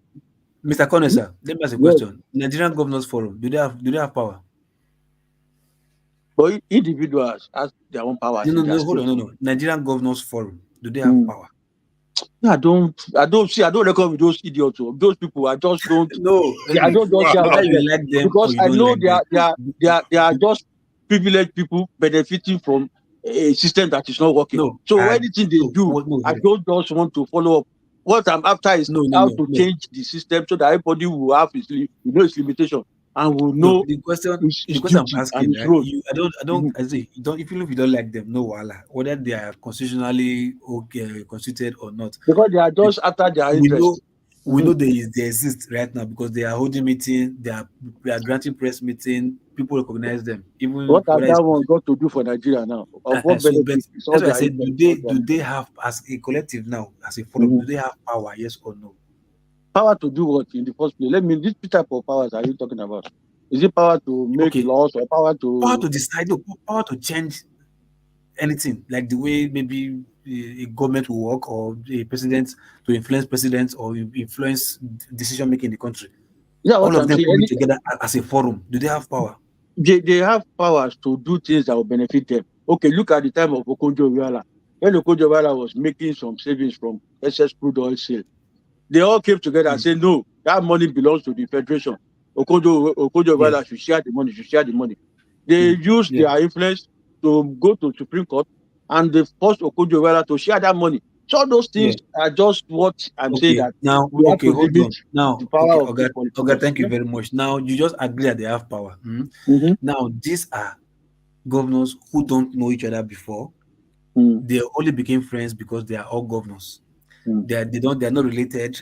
Some of them speak the same language. Some of them don't even know each other. Some of them don't even like each other. Some of them are from different parties, different religion. But they have one common interest that connects all of them together because they are all governors. And it was one person that started this whole nonsense to say, guy, as a governor from the south, if all of us join together and who make our forum strong, we can tell the president what to do, and he can't do anything. You understand? We can twist the president and twist all the senators. They say yes, we have power, and they became powerful, right? Good. Yeah. That same mindset. Put it in this local government. You say you want to elect individually that are not coming from party. You understand? All of them knowing that they've been elected individually. You understand? From not being in a party. You understand? Yeah. After having that power, the same mindset, that devil can also enter them to say, oh, all of us now will be elected as the reps of different local government or regions.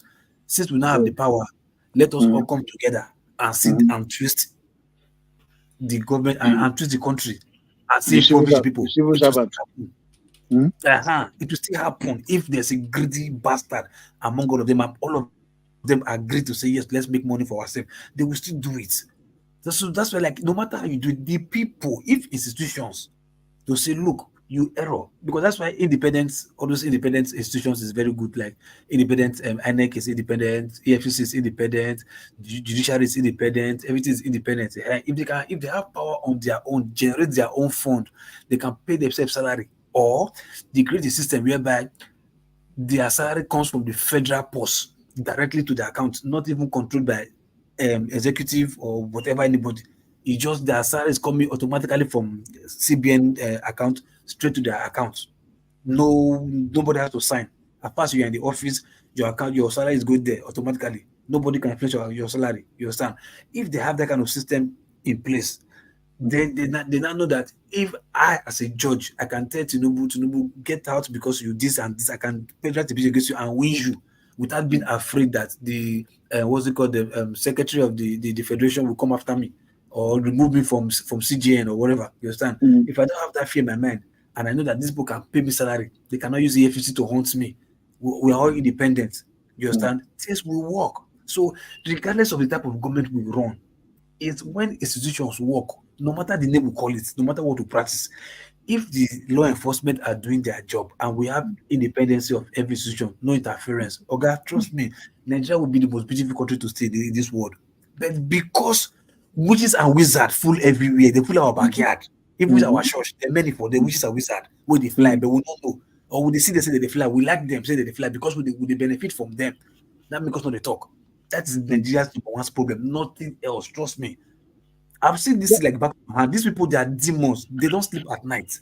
I don't know how they sleep. They don't sleep, but these people are demons. because They don't. because because because ego is involved now. They won't sleep. Eh, That's what I'm saying. So, but if you have a situation where they know that they won't even see the ego, the civil servants are so powerful to stop them from dipping their hand in the ego, and they also have the power to stop civil servants from dipping the hand into the coffers of the government. So, so the whole thing will work in the favor of the people. if That's okay, just. sorry. If EFCC is self-funded, huh? Mhm. Mhm. And they run their things by themselves, and they know the federal government do not have power to use them at their own will, what do you think will happen? EFCC, If they have their own funding. if they have their own funding, self-funded, and they can appoint themselves, do their thing and run their office They will independently. abuse the power later now. Trust Nigerians now. Oh, you How see? much the EFCC have been collecting money from people, recovering money? Okay, Have they okay, been so rendering everything? They'll okay, still so take you part of see, it so for themselves. So, whether we run whether we run party election or mhm, non-partisan election, mm. individual na still thief. If you want corrupt, you go corrupt. So the party is not the What I'm problem. saying, is this, that from individual angle now, you Mm, are not answerable to one Godfather. Even if you get to that office, you know it is based on your credibility, your popularity, mm, your acceptance in mm. your local area that makes you there. So you are not answerable to one Godfather somewhere that you say, oh yeah, go I think first thing first, right? First thing manipulate first. contract for me. And you know that you are Let, there, you say, I think first thing first, and you right? know that when Let's you are, try let the people try to enforce the autonomy of local government first, right? Let's, because it's one yes, step at a time. If the people are now self-aware to say, okay, let's make sure local government is autonomous, you understand? autonomous, Then right? once you see that autonomous, that yes, the governor do not have influence in their election, you understand? The governor, they have their own funds to fund their team by themselves. If Mm. that happens, I think, and the stupid local government now, because most of them are still thief. These local governments now, if they are still willing to work Mm. for the people, That is where the people will come out on the because now people can't come against local government because local government does not even have funds to pay salary, talk less of providing services. But uh-huh. by the time the people are aware that social amount of money is what local government is making every month, Mm. and they are not seeing the roads, they are not seeing drugs in the hospital, they are not seeing the schools being equipped, Mm. they will protest and go and Thank lay you. siege. So at Thank that you. level, But yes. the council protest, with the governor Let's to be in let's charge. let's this topic. I think the colonel is going to come back again, so that Yeah. we can trash it. We've really flogged it today, like we flogged it left and right, and I think I've gone somewhere now, and I think this area where the presidency is selected by only one region. I know some people that are asking for a referendum from only one region in Nigeria. That's not going to fly. Oh. People are not going to agree. But there's this other thing I wanted to just talk about on a more lighter note in terms of Nigeria. But I think we're going to have a bit of a break before we go into that one. That one is about this idea that Nigerians are arrogant and, loud. Especially the arrogant part. Because when I was in Nigeria recently, what I found, I was really shocked actually. Because I used to believe that Nigeria, this Mr. Do you know who I am? Do you know who I am kind of stuff. I think Nigerians do that. Not that I encountered it throughout this period when I was there, but the level of humility I saw in Nigeria is scary. And I think somebody said it here earlier on about how Nigerians respect people so much that even the people that they are respecting so much start letting it get to their head. And I think it can get to your head in Nigeria. Because when I go to Nigeria, the way they will refer to your Oga, this, sir, Oga, sir, it's just too much. And when you get that kind of stuff, you can see how it can get into people's head that they want to remain that kind of status. They don't want to come down at any cost. And I'm beginning to wonder whether that tradition of over a kind of elevating people so high, which is not a bad thing to respect people, but is that also toxic in the sense that it's making people feel like they have to remain at the top at all costs because they like the feeling of being regarded as superior to other people. And at the same time, I also see that the one I saw also is that a lot of people are quite humble in Nigeria. Very, very humble. I couldn't believe it. Like people that are higher up, like when they want to greet you, they'll say boss. I'm like, who are you calling boss? You are you have a higher position than I am. Who are you calling boss? Don't even start with that. So I really it really turned my head No, upside down. I'm like, why? It doesn't make forward, sense. sorry. That was not respect to. What does that mean then? No, that was not respect. Sorry. If you see, fuck off first, Tell me now, I if you don't know. see, just fuck off first, they'll change that for you. No. Yeah, but it's a form of respect now. No, it's not a form of respect. It's a trend. It's a trend, eh? It's a way from respect. Yeah, there's no the meaning you think is behind it is not what it is. It's just like It's just like just Oga. No, but guy. it's like greeting now. It's like greeting No, people okay, now. no. It's like in Port Harcourt, my side, they're like Sinyama, Sinyama, hello, Sinyama. So Sinyama, it's just a trend. But the fuck up, Sinyama, what is the word yourself? Did you say Yeah, but because I call you Sinyama? What is the word yourself? I will change that for you. I will get that. That's what just be no worry. What you said is true. This is it. That's what just be no worry. The thing is this: an average Nigerian is a respectful person, but that doesn't mean that he thinks himself inferior. No. You get the point. They will respect you because they know that yes, business wise or opportunity wise, they can get from you. Exactly. So which is not respect. That is not respect. They're like they want to be loyal to get something, not like what I respect or forceful. But it's still not still. It is still part of that respect. It's part of it because they have considered that this person can be. They can get something useful to me. I can. You get the point. It's part of this. It's normal human interaction. But the moment that and that makes them tolerate you to a point. But the moment they see that, because that's why you hear some proverb, they will say, because I want chop meat, I go come they call cow brother. What they are trying to let you know is that at the point, they will let you know on a personal note that, hey, my guy, you don't pass your boundary. Waiting they happen. Yeah. You get the point. So, and that is what some other people don't have. The thing is, the kind of environment we are in Nigeria, it has cooked everybody that we can tolerate to a point personally, and we revolt. We no go see your face again. So, and those points, when you go outside, for example, it sounds as if you are loud. It sounds as if you are arrogant, and it sounds as if you are overconfident at the point. But that is just the way it is. You can't be Nigerian and not be loud if you enter Danfo. Danfo, they give change to 5 people. Say, okay, all of them go share up. Those two little things, eventually you just have to break. And maybe you are driving. There was a time when I was driving in Lagos. I'll be very gentle. I was surprised myself when I begin to show hands, your papa. Because eventually it gets to me. And I took that is trend now. So you follow the trend. No, not even that. You see, but that is the thing. But now, that thing has put in me it has gotten me it has heightened my level at my tolerance that come. There are some things you don't tolerate. You quickly go. So if I meet somebody else now, for example, outside of the country, there's a way I would respond that because of my wiring, I will know, hey, please, you don't do that to me. I'm sorry. That person say, oh, I like your confidence one way or the other. It will appear in some other decisions I'm making that you see it as confidence. That's just what I'm trying to say. But that doesn't mean I'm not respectful. Only Yeah. that at a point, I will not tolerate you downtrodden me or disrespecting me or disdaining me. You get, this level of denigration that people have, that they think you are superior or you think some other persons are inferior to you. An average Nigerian won't take that from you. Yeah, I've seen that, and somebody, I think one man, when I was asking him, I told him, "What is all this thing? You are calling me Oga. Stop calling me Oga because you are just as this thing.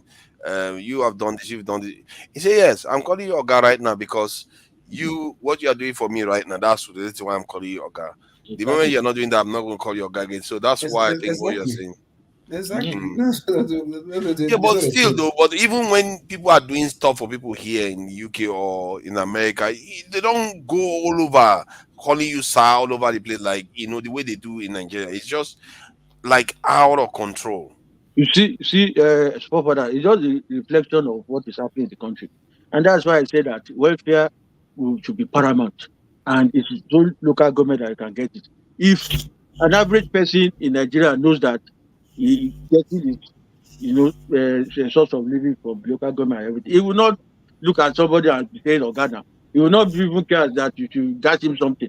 But he knows he has his living from the government. I think But we have that's why been I like look that. at We have US been like or that UK. since the No, 80s when Nigerian naira was even competing with Exactly. the You dollar. see, We're Nigeria like now that they've then. attained It was like something inherent in us. this greedy lifestyle that even if you get, you want to call somebody Mm. boss because you still want to get more from that person. It You are kind okay. of. We've You are been like driving a that car. for a You are long driving time. an SUV. You still want to call a boss. Okay, let me use this word now. But Davido and this one is and different from the boy. psychopathy.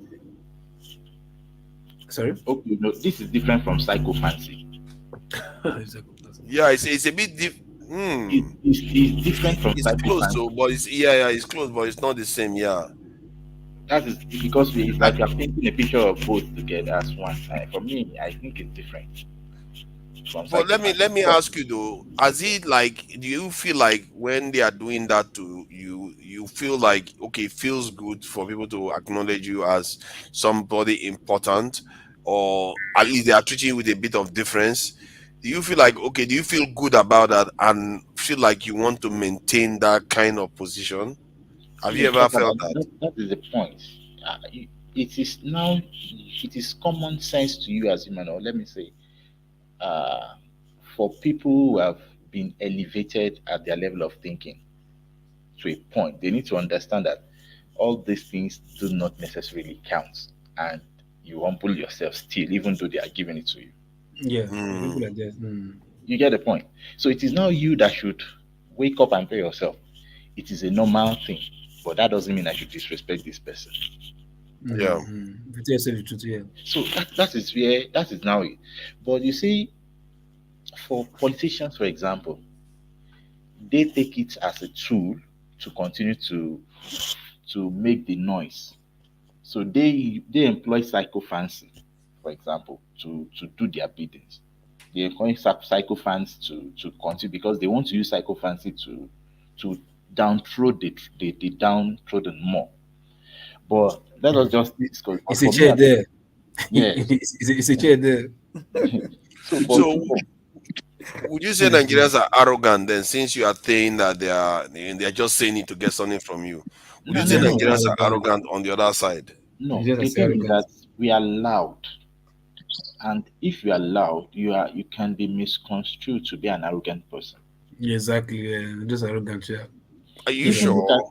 yes, look Very at the way we arrogant. discuss things, and we just discuss. It's just normal discussion. If we say we are on TV and things like that, many times my wife has come to tell me, "Hey, young man, you are making a noise," and I don't know. But funny thing is that people outside listening to me who are not Nigerians, for example, they would see me as arrogant. That's They would not because the quarry or not the eh, shout, not the quarry or to the quarry. To the this quarry. guy is arrogant, is loud. because those are the way they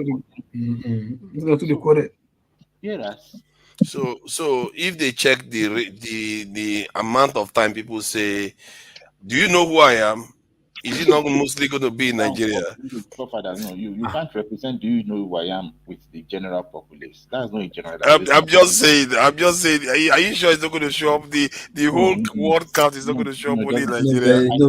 But Amy, you never can tell. You know what also, because some people, if they don't do it in a certain scenario, that doesn't mean they will not still do it in another scenario that you don't expect them to do it. Do you understand? That means do you know who I am? Is if you are going to put it that way, it's generally every human that will do that thing. Exactly. Because this do you know who I am is always we think it always happens on the road when there's road rage or whatever. And they're like, who are you? I will deal with you. Do you know who I am? Do you am? I will call the IG. I will call this. I will call the just those normal talk. But if they don't do it on public whatever, in their small way, like what's wrong with you? Do you know who you are talking to? Let me give an example. If I just to paint this picture properly of this, do you know who I am?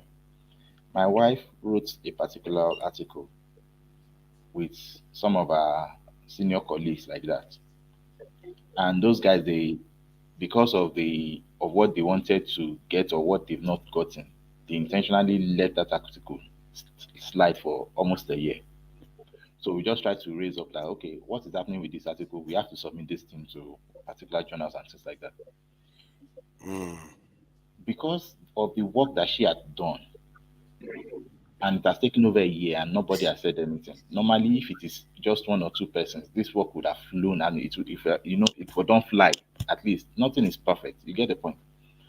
But they are now standing on, oh, it's too much. We have to do it like this. We have to do it. Now, what's what I'm trying to say? When she now raised her voice, that come, nothing is perfect. There's no way you continue to see something to be done until you send it and let it be. And if there's anything, that is what life is about. You continue to write. Do you know what this guy say?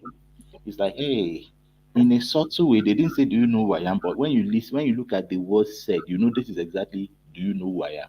In a very subtle way. They'll tell you, hey, this is not right. After all, we just have to agree before we send it. More so, this does not help professional relationship. Once you hear words like that, what are they trying to tell you? It does not help professional relationship, meaning that you are still small, we are bigger than you, we can cut your tree. We'll be doing this before you came here. That is just the meaning. So, do you know who I am? It is said, and I agree that just to paint local peace point that it is not just, it is everybody that will do it. It's not that not everybody will say, do you know who I am by what? But the way they will say is still the same thing. So that means that it's not really typical to Nigerians. Let me show this, because I was having a word with some East Africans, and they were talking about how Nigerians are arrogant. I was like, but Nigerians are also, they tend to pose themselves as quite humble sometimes. And we try to, I asked them, show me your people showing humility, and I will show you mine. And by the time I pull out Nigerians, it looks like the Nigerians won hands down, especially because of the Yoruba people. Those ones that lie down completely flat. And they lie down completely flat. They don't even kneel down. They'll get you down with the one getting down. I think the outside people, they tend to like bend a bit though, but I think the Yorubas, they make it quite regular, like they literally all the time. So, but it just the answer is the quiet. The answer is the quietness, because of communication. They just because they don't like, if they are quiet, they are calm. But if they want, I think it's just nature. Anybody can react if they want to react, regardless of their domain. Yeah, but it's a bit. Look at this one. Okay, there's nothing that can beat this one. This one is the longest prostration this year that you can find. You see how Eme is laughing? You can't beat that one. And then Nigeria beat for humility and arrogance. You must prostrate and roll on the floor very well before you get that. For hold on. This one you're showing us. So, do you think is respect? It's respect now. What else do you want? It's not respect. Okay, what is this? Reverence? In this condition, in this situation, what is it? Oppression. This marriage situation, because everybody can just do it, so you could to go where you go. tomorrow now go tell this guy say that guys they like I beg leave that old Oh, man they greet. Oh no, no, correct. no! They greet each other like that too when they see each other everywhere. Oh. Is that No, not? Are you surprised? they only just no this lying down. It's just for my the rest is just bend the waist or bend the shoulder, bend the head down, or just bow a little Oh bit. no, no, no! They And don't they lie see down like this. they almost lie down flat. Yeah, but because of the ground, the person's chest doesn't touch the ground. You see that even on the street when, let's say, a young man sees a grown a man in I know, Yoruba no, culture. I've seen it anyway. I've seen it anyway. I've seen it. So Mm. it's not like, okay, this flat one. Okay, I hear what you are saying. This one, you're not going to do this on the street now. This is too much. This one is too much. But it shows that we can be humble too. We can bring ourselves down, no matter. And even I think which one was there? I think who is this one? This one is it not the heavyweight boxer of the world doing the same thing? So we can No, bring us. this one, no. This one, your papa na tell am say, see, if you reach there, na so you go do am. Either way, Papa he na did it anyway. What is your problem Your now? papa na He tell did am, it, your papa na tell am say, God, if you reach there, do am like this. Do like this. but he If did you, it now. That's the important thing. the way he went out that day, it wasn't even natural. It wasn't even natural. Oh I say it's God, like how that. is It this wasn't supposed even to be natural. natural for somebody that punches the whole lights out of people all the time? It's not going to be natural now. You tend to also see this type quite And often. the year guy said, you go make reverse. You see go lose. You go let the beat am today, sef. You see go lose today. look, But okay, that is serious humility here, you know. some people That's even serious say, humility. look, Same maybe is South African one. some say Maybe what you say? na since that frustration sef na im the career don change. That for start. I dey tell you, as if fall, now you fall, now you begin fall. Man, South Africans barely have any kind No, of today, sensation at all. did you watch the fight today? He Jesus. raw. Did you watch the fight today? Yes, it was. I know. I saw the highlights. It's quite If you say you watch the fight, you like you for punch Joshua for eye, you for like yeah. you be like Joshua, this guy. and then na muscle him get. He no sabi fight now. No, He just go dey no, gym up and down. the hunger before he got see. I think since he fought, from when he started till when he fought Klitschko, that was where he was hungry. So immediately he got that fame after defeating Klitschko. He got Yeah, but so I think it was like more of oh boy, I don't get the best now. I don't arrive. It's all about money. Anything is all about because that guy rich, oh. That guy get Yeah, money. That guy investment and it does not be that guy get money. It better to talk. The property for you cannot be here. You know, yeah, but it's all him now is I've gotten to that place. Let me use my name to acquire money. So whatever. any fight, if he's almost getting like twice of what his opponent is getting. Yeah, that's his fight. Oh, but let's try to get back on topic. The reason why I'm saying that is because I don't feel like we've completely covered this storm. This one is a short discussion, let's face it. Because okay, children call every grown up auntie, uncle, everything.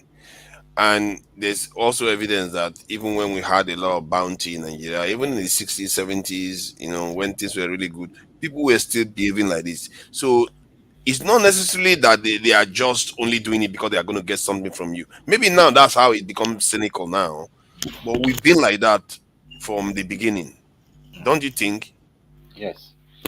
No, Yeah, uncle auntie is just I think it's just the culture thing now, just like respect. It's not because like hey uncle is that yeah, because on a very good day, because of the way we define ourselves, that yes, being an African, we're all related, we're all the same family, the same ancestor, this and that. So you can call us like Snoop Dogg in America. Hey, what's up, cuz? Everybody's nephew. Hey, cuz, nephew. Every black person's cousin, nephew. So I think it's the same thing like yeah, every younger person, because they can't call you daddy, they can't call you mommy, they can just call you auntie, uncle. It's because you're older than them. Like you are related, so you're my uncle because you're older than me. And yes, just to see mark of respect still. It's why? I feel like Nigerians are quite unique in Africa, actually. Even if you look at Nigeria and the people in Nigeria, almost everything you want to compare them with other African countries, we tend to do it more. It's like I can't believe it. Nigeria are the most arrogant and the most humble at the same time. You can't make that up. I don't know whether we are the quietest though.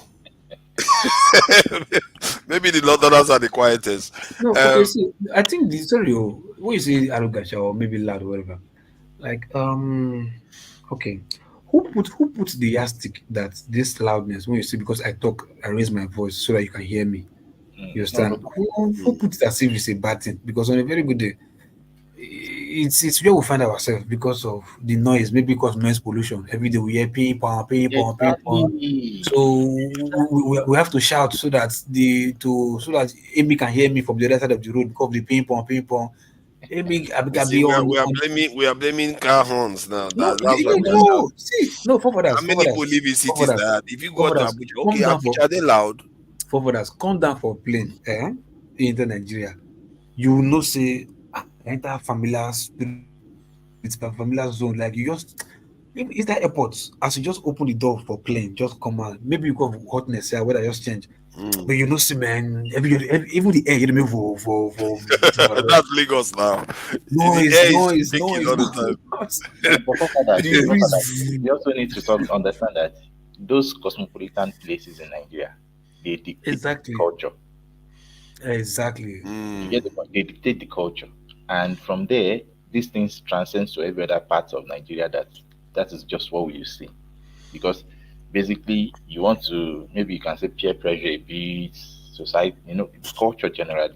So before you know it, but one thing, and as local people also asserted, is that when you have a loud environment, okay, it's just like you should plug your earpiece now and you want to communicate with your neighbor. Use the Go and shashazi. use that. You want to communicate to yourself so that your neighbor can hear, not knowing that what you are saying, you've already raised your voice. Because you can't hear yourself, you think your Yes, neighbor is not hearing you. because it almost put me even into trouble one day. I was seeing a babe passing through and I was telling my friend, whereas I was listening to a music, and I was Yeah. saying, look at that girl, she bad very well. And my friend was even telling me that, hey, this lady is hearing you, and I still didn't. I was still saying it. She was thinking that I was. Oh. He just removed my earpiece. He now said she was hearing me, and the Okay, lady yes. was looking at me like cursing me, like, Yeah. yeah. But I thought I was speaking so softly.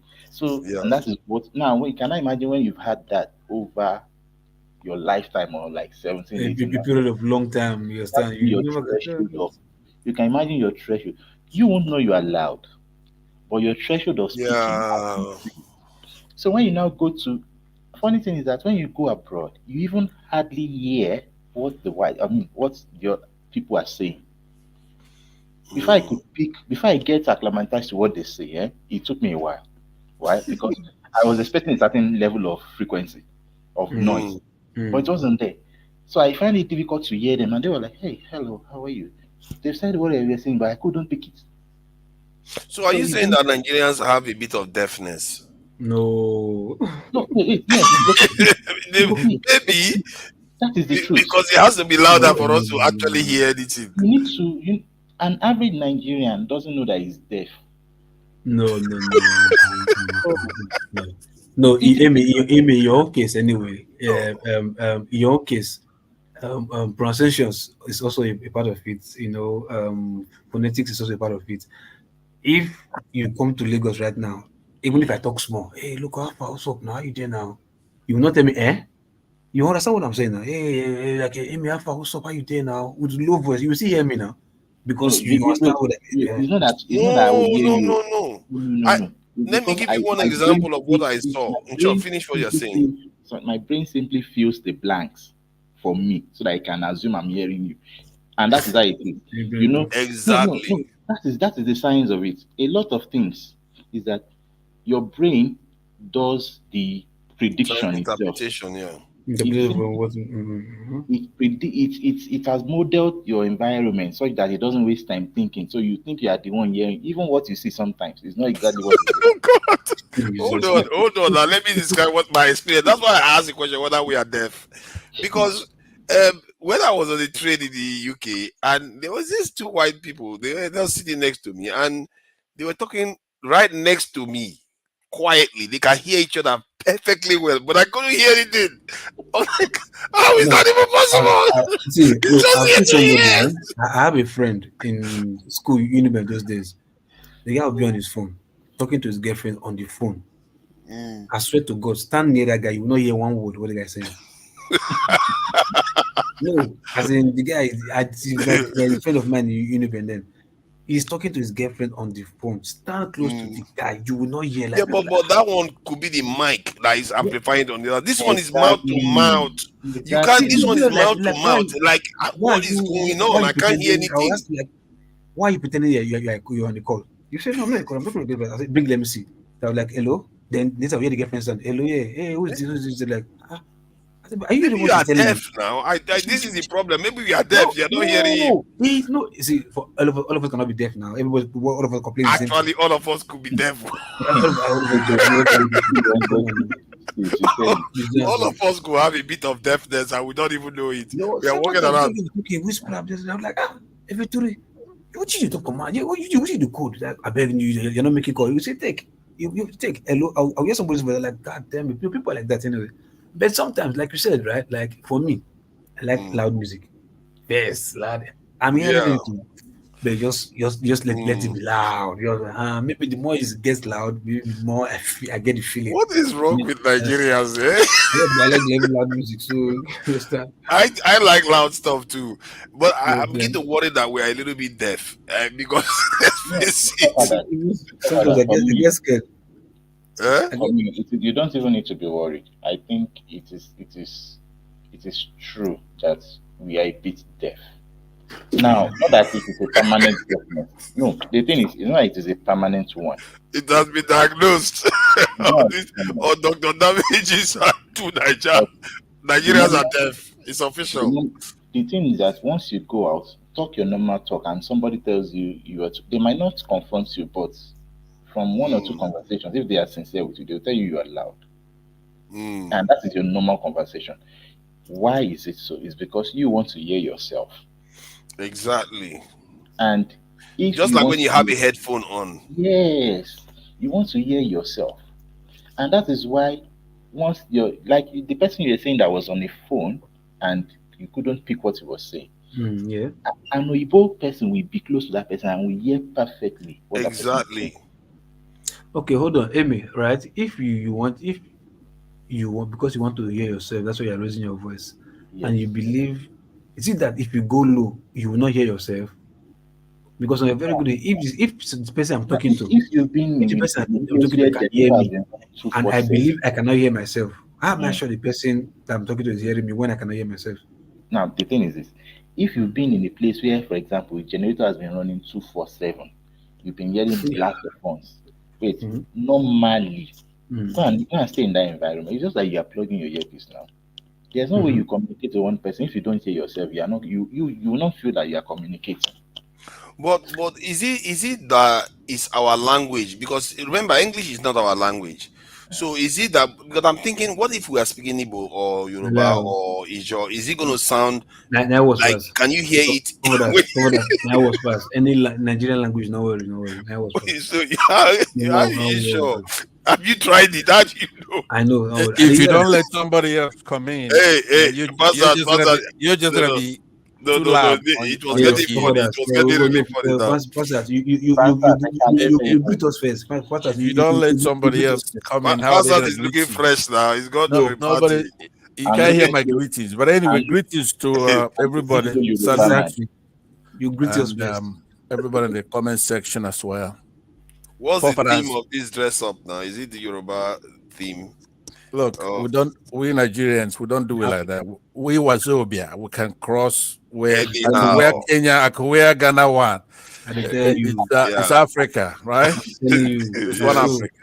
Exactly. But you know, with the last conversation you were having there, it's quite interesting to listen to throw a few postulates, think about Africa. I mean, Nigerians as those people living in the cities, right? In say Lagos or Aba or Port Harcourt, where you have noise, and there are a lot of Nigerians who are in the villages, right? Very nice, beautiful, serene nights. You could see the stars, beautiful. So you're being condescending, assuming that you are the Nigerians. Those of you who live in the cities, urban, metropolitan boroughs, inner city towns, and all that. There are a lot of Nigerians who enjoy God's activity at night, the moons, the crescent ones, the full moon, no noise. aside from the little music you're probably making with your woman in the other room, right? So we should be comprehensive when we think about Nigerians. It's not just those of us who are living in the cities. I just want to make that notation for you. And no, we're not deaf.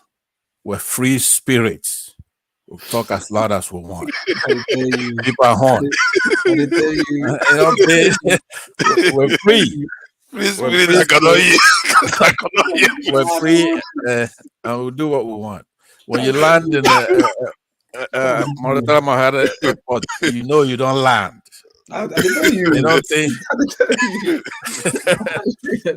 You don't Oh think you my don't land. I tell you. And any of you know what the results of that Edo? I've been quite busy. I haven't kept up with. Have No they idea. ANEC released the results of that election? No, yeah, no, nah, not now. They're correlating. How come? No. Probably 4 in the morning or something like that. No, man, they wouldn't People do are for making weeks. it sound as if APC is going to take it. Can you believe that that guy did not campaign? I haven't heard his voice up to now. But he's No, the thing, no, Master, the thing is this, right? Look, see, look, we're in trouble, right? A place where if somebody like that guy can get up to, if it's up to 1 million votes, that means that there's a problem. I think I don't. What? Okay, now tell me the reason. Give me one excuse. What? Okay, I don't have any problem with the guy. Maybe because the way he campaigns and stuff, this and that. Because there's no law that say he must talk or this and that. At least he can be talking to the people from house to house. There's no law that say he can come to the media and talk to you. If he can go the whole places with his own funds, that's his business, so he can do that. But my question is, you are campaigning under an umbrella that is impoverishing you. So, and people still said, okay, I'm cool with that. Let me see, vote for that umbrella that is impoverishing me. That canopy, that policy, that house, that party that is impoverishing me. Let me see, campaign for them. Let me put let me strengthen the party by adding one strength to their stronghold. You understand? Maybe because if they have, at least for you to give them one more governor, you are strengthening that party. And you are shouting that this party is what is putting me in this condition. I don't understand how people think. Full grown adults will say, yes, we want this person to be there, if not for their own selfish interest. Not in not all the selfish interest. So people are just stupid naturally.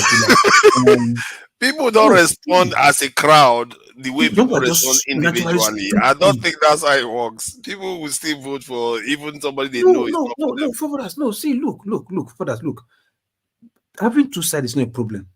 You can be two sides, but two sides can be yes. Who score 90 and who score 100? Now A they get, but one is A plus because you know, like this guy's score 100, this guy's score 90. So if I want to vote, I can't say no. I can vote for him. It doesn't matter. But I want to check. Why did this person score more than this person? Okay, maybe there must be some things he know that will benefit me more than this 90. Okay, let me go for A. So voting for two people, having two people, whatever, is not the problem. That is normal. But having somebody go front, somebody's running backward, and you say, no, I just okay because I have to choose. I can vote anybody. Let me go backward. It's a mental problem. What's the point of having two choices if you cannot exercise them? I think that the way people behave is that you have to study how people behave. People don't act rationally. It's not rational. As a group, people don't act rationally. It's really strange phenomenon, and I think we really need to study that more closely because you will see intellectually they know they shouldn't be doing this, but they would do it anyway because one maybe food, is their townsman, all kinds of reasons. Yes, that is. See, hold on. You are hiding under the pretense of yes, now my choice is that, but you have mental problem that is undiagnosed. It's not mental problem. You have mental problem. It's like that even in America, everywhere. The human beings are the same like that. Look, you see now that Nigeria, you are not only deaf now on the average. A lot of people are mad.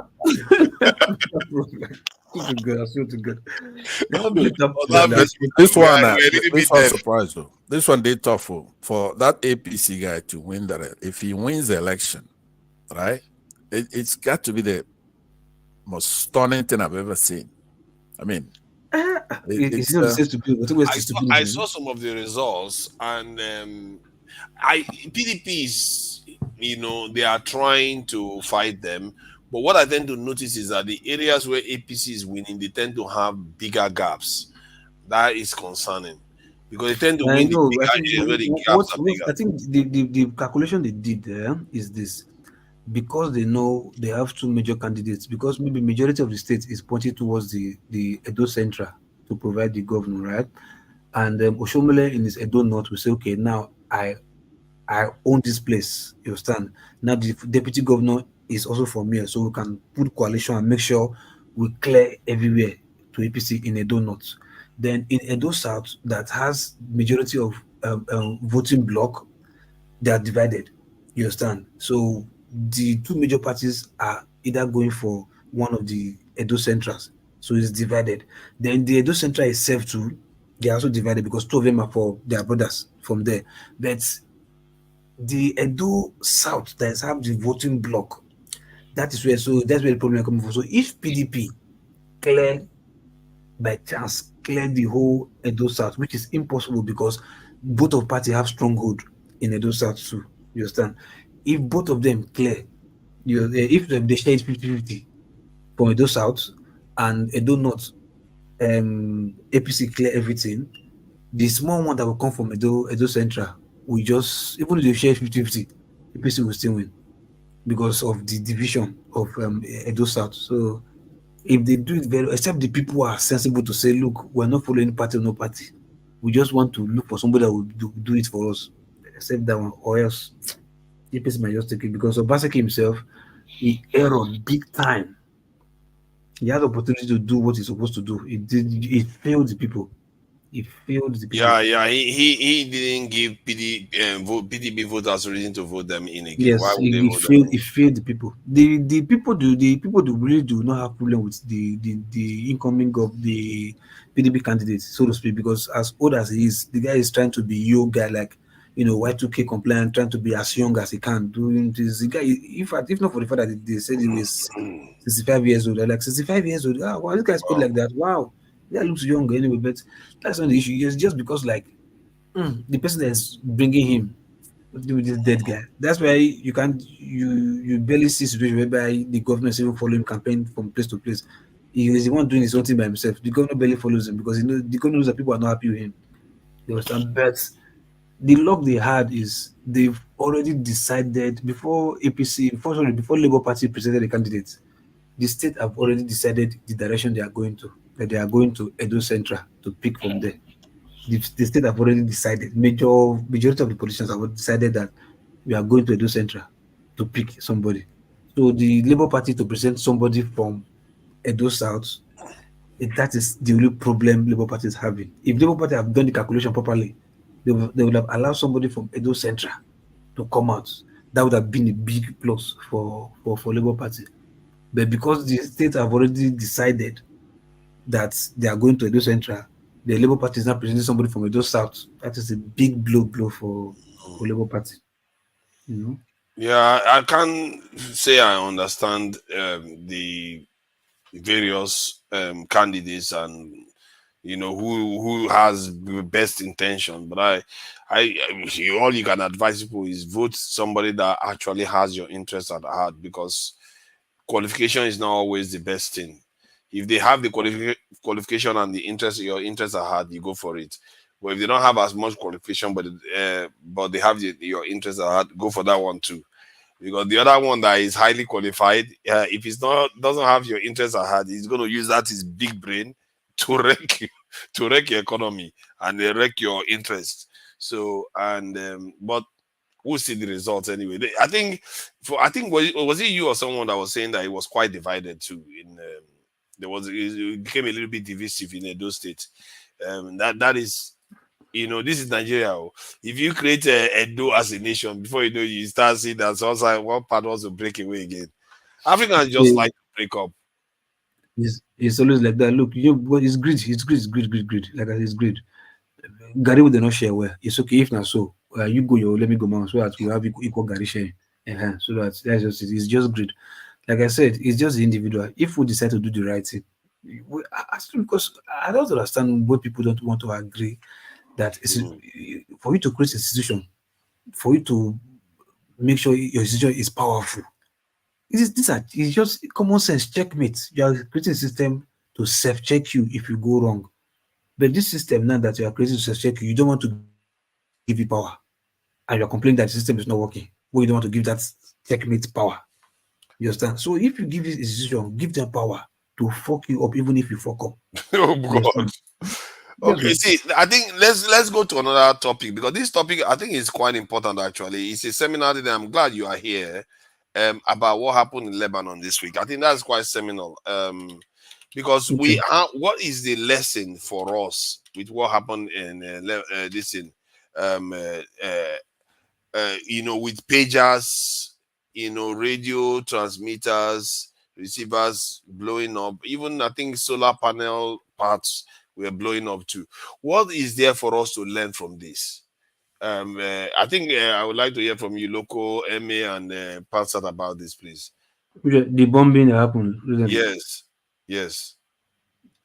Pager attacks. Okay, the Israel bombing, Abi. Yeah. And why did Israel bomb them? Was there any intel for attack? Oh yeah, they bomb. What do you expect? Does Israel need a lot of reason? Israel Are you doesn't talking like about? Hold on, Hamas. are you talking about Doesn't like Hezbollah. the pager detonation of the pager? Yes. Yeah, Hezbollah and The Hezbollah. Israel doesn't like actors. Hezbollah. They don't need a lot of reason to do it. They don't like. No, but for me, well,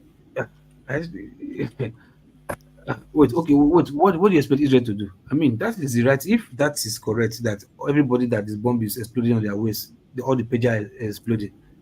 At the 21st century, people are still using pager when there's mobile phone to do that. That means Israel, the IDF really know what they are doing. Do you understand? Because for me, it's good. Because on a very good day, I what think are you all doing with pager? no. Everybody just doing pager. Look, you see the pager DT is on there. The threat, what it poses is the problem, because now they intercepted a shipment and put bombs in it, and then people, that is the boom. It should blow your mind that everything is up for grabs now. If they can do that to Hezbollah, and the reason why they did that to Hezbollah with the pagers is because Hezbollah knew that they were hacking their phones. So Hezbollah said, "Get rid of your phones, use pagers," and they still intercepted it and put bombs in 5,000 pagers. That is scary. Sorry. How did you? Okay, hold on. Okay, before they bought the pager, the bomb was inside before they bombed the pager, or there's already an explosive device that is already the pager. They ordered for the pager. Mm-hmm. I think my suspicion is it's not a fact. I have to state that clearly. Mm-hmm. I think what happened is that when they ordered for the pager, the company they ordered for the pager from is the company that belonged to the Israelis. They planted it then, because the real owner of the company that is in South Korea or Taiwan said they sold the rights to manufacture that pager to a shady company that is linked to Israel. I wouldn't call it a shady company, a company that is linked to Israel. So that company is probably the one that puts the explosives in those pagers. And when Hezbollah is made the order, they didn't know that the company they are ordering from was probably something tied to Israel, because the front company was a Taiwanese company.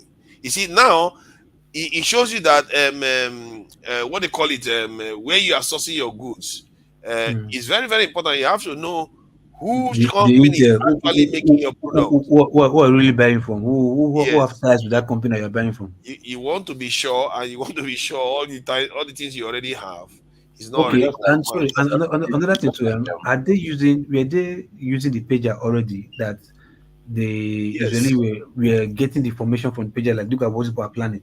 So no. They planted the bomb inside the pager.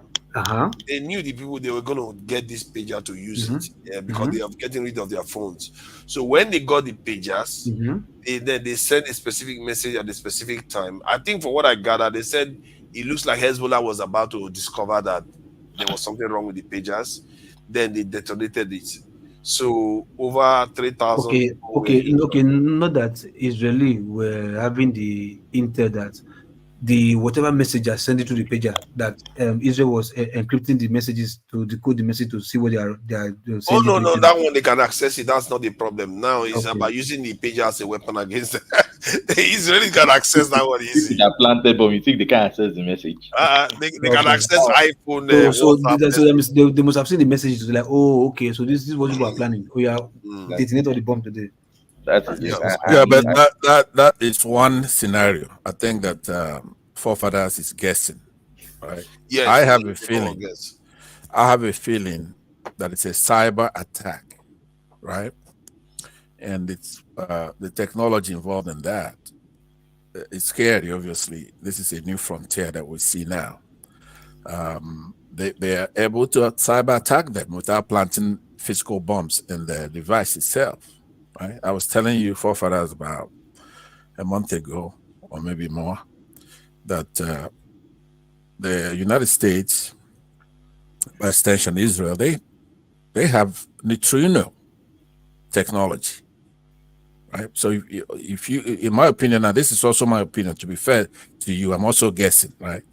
But I believe that my guess is better than yours in the sense that it's quite crude to start putting bombs. Now, how much pound bomb can you put in a phone? I mean, I watched some of those things detonate, and I don't think they're just going to take a bomb and plant in the phones and give it to them and then start activating the bombs. I believe that they have some kind of technology that transmutes neutrino, right? No. Let me land on it, and then You don't know. I welcome. Hold on, I welcome somebody to push back on it because it's something Okay. I'm thinking Okay, about. no, Now, continue. before I continue, let me also say that I know forefathers' motive in bringing this topic. We have to tie it to security, like you said earlier. It depends on who you're sourcing your stuff from. You know, I don't know if when you were younger, you fall in love when you break up with your girlfriend and you listen to a country song or something like that, it's always like they're talking about you because of this broken heart, and everything leads to that your girlfriend, right? That's what forefathers is doing. So now what I'm thinking is that they have some kind of technology that's able to do a cyber attack. A cyber attack, you heard it all the time, maybe 20 years ago, they say, oh, there's going to be cyber attack. It's a new phenomenon that's going to change the world, right? Even in those days, they talked about drones. They talked about anti-missile, anti-missile stuff like that. But cyber attack is here now. That's exactly what we're going through here. And it's going to be quite devastating. If the other side, if the rabbits got the gun, right now, the hunter has the gun, right? But if the rabbits got the gun, it's going to be very difficult. So they have to protect this thing so that Muslims and other non-state actors do not get their hands on something like that, or the civilization is shut out. I'm against Israel doing it. But don't you see, if there is a technology like that, I see there is some elements of plausibility to what you are saying. Let's say if it's a technology that can do that, you can see a reason why they will prefer to say it's a bomb that was done. They will prefer that method because they know if they release information that they can literally have some devices implode. It means everybody that has their phone, they are in danger. So that if they have that technology, they will not tell you. They will hide it that they have it. Exactly. And if they do, then you have a big problem on your hand. And you shouldn't think phone now. You shouldn't think pager, because you should think everything, right? That's what I'm saying. Now, if they can do that with pager, then everything is up for grabs. Exactly. But I don't think it's possible though. That's too much. Okay, let me ask before Loco, before you answer, could you tell me what is a neutrino? What I'm saying what is a they have to buy neutrino? that company. Hold on, P. Pansat. You remember, I also mentioned that they bought a company. So Right. that the evidence is. So I'm not saying, I'm not talking from zero evidence. The fact that they had to buy a company, if they can hack the phone and do it, why do they have to buy the company? They don't need it. But you don't have any proof that they bought the company. You're thing, quoting them. Yeah, it's the Taiwanese guy. Yeah, but look, these people are not dunces, right? If they want to hide the fact that they have a technology, yeah, they could make up all those kind of stories. But I don't really see high grade intelligence, right? Besides, there'll be a lot of coincidence that when you get in these pages, that it goes strictly to these people. I rather look at other scenario. I'm gonna have to, if you employ linear thinking, you're gonna land where you're talking about, right? But you have to be dynamic and say, okay, somebody who's gonna do this and have the gumption to do it. It's quite an evil act by the Israelis, right? This is basically not paying any attention I to. don't know how evil it is if they are targeting Hezbollah directly. These are warriors. You see what I mean? Warrior Yeah, to yeah, warrior. I believe that, but what I'm saying, you basically ruin civilization Yes. when you do that, right? It's just Yeah, like flying. trust. 50 The years failure of ago, trust yeah, become a 70 years ago, you could hop on a plane and go where you go, and you won't be harassed and searched, right? Yeah. Until then, these people ruined that civilization, which is air travel. So now you have, we just got set back. Everybody has to go through all this security because there's Muslims were bombing planes and stuff like that, and that wasn't fair. So now, if you do this with electronics, and I suspect with anything, now, look, I had a question pending for you because you say, no, no, no, no. What is a neutrino? Do you know what it is? Yeah, I think neutrino is yeah, I think it's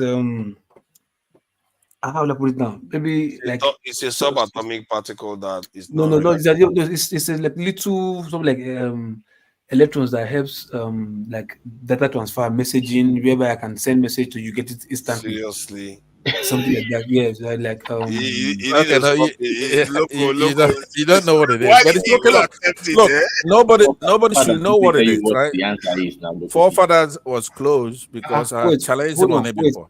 wait, Pansa, hold on. Neutrino. How is this spelled first? Is it NEU Neutro? TRINO. Yes, Yeah, with of an course. S if you want.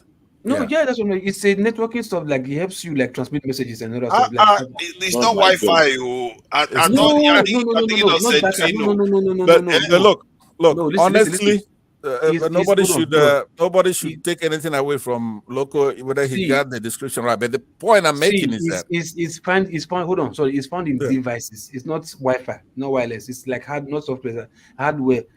Found it's in not even devices. found. It's not. It's so. It's Sorry? so. And hold on. It's so enigmatic that you can't even find it. Right? It doesn't react with matter. It's such a cutting edge of technology. Right? Do you understand? Most even United States have not admitted to identifying it, isolating Let it, me see. Hold right? on, neutrino. But you have trillions of it going through your body right now. It does not react with matter. Do you understand? But I believe that it's been weaponized. I believe that the United States has the technology at least, and then if US has it, they've tested over here because there's been a lot of incidents lately that point me to this. If you look at the pager incidents, for example, when these things explode, it's recorded. Who is recording it? I mean, they have it to where they could touch anybody they want. If you're flying in helicopters, like the Forefathers. Iranians, right? Forefathers. They could touch them there. No Please, matter, they can could you pinpoint. sorry, please can Yeah. you type your search for use of neutrino? Okay, there's Just no check it real and see. use of neutrino, but I think it can be used to predict something. But uses of neutrino, okay, Yeah, check. uses Yeah, of I'm not far from it now. I'm like, but uh, maybe there are too many, but at least I said one of them now. Come on. okay, amazing Alaba, things how are you? be used. Ferrara. Yeah, who knows? Maybe he's right. Let me Though. welcome. Let's check it out. Yeah, I think Pastor, so I say make I can't join on that talk as you don't dress like politicians. since we are now Let's into talk that, You try. let's see what do what you see? neutrinos can do. Let's see. I think I didn't even know neutrinos were beginning to be used so widely. Actually, okay, ways. Okay, let's see. Okay, how do neutrinos affect human beings? No, it doesn't. Can neutrinos be used for energy? No, it doesn't. Are you? Let's see what is. Let's go to this list then. Applications of neutrino technology. I think they use it for something. Actually, I think it's CAT scans or something. Why are you passing the things by and telling us what you think? I mean, I'm trying to open it now. What's this on cancel time? What is this one? It looks like these people they want me to pay money. Let's see. Is there chat GPT to check? Let's see why chat GPT exists for this one. Okay, if it's open. Okay, Uses of neutrino. Let's see.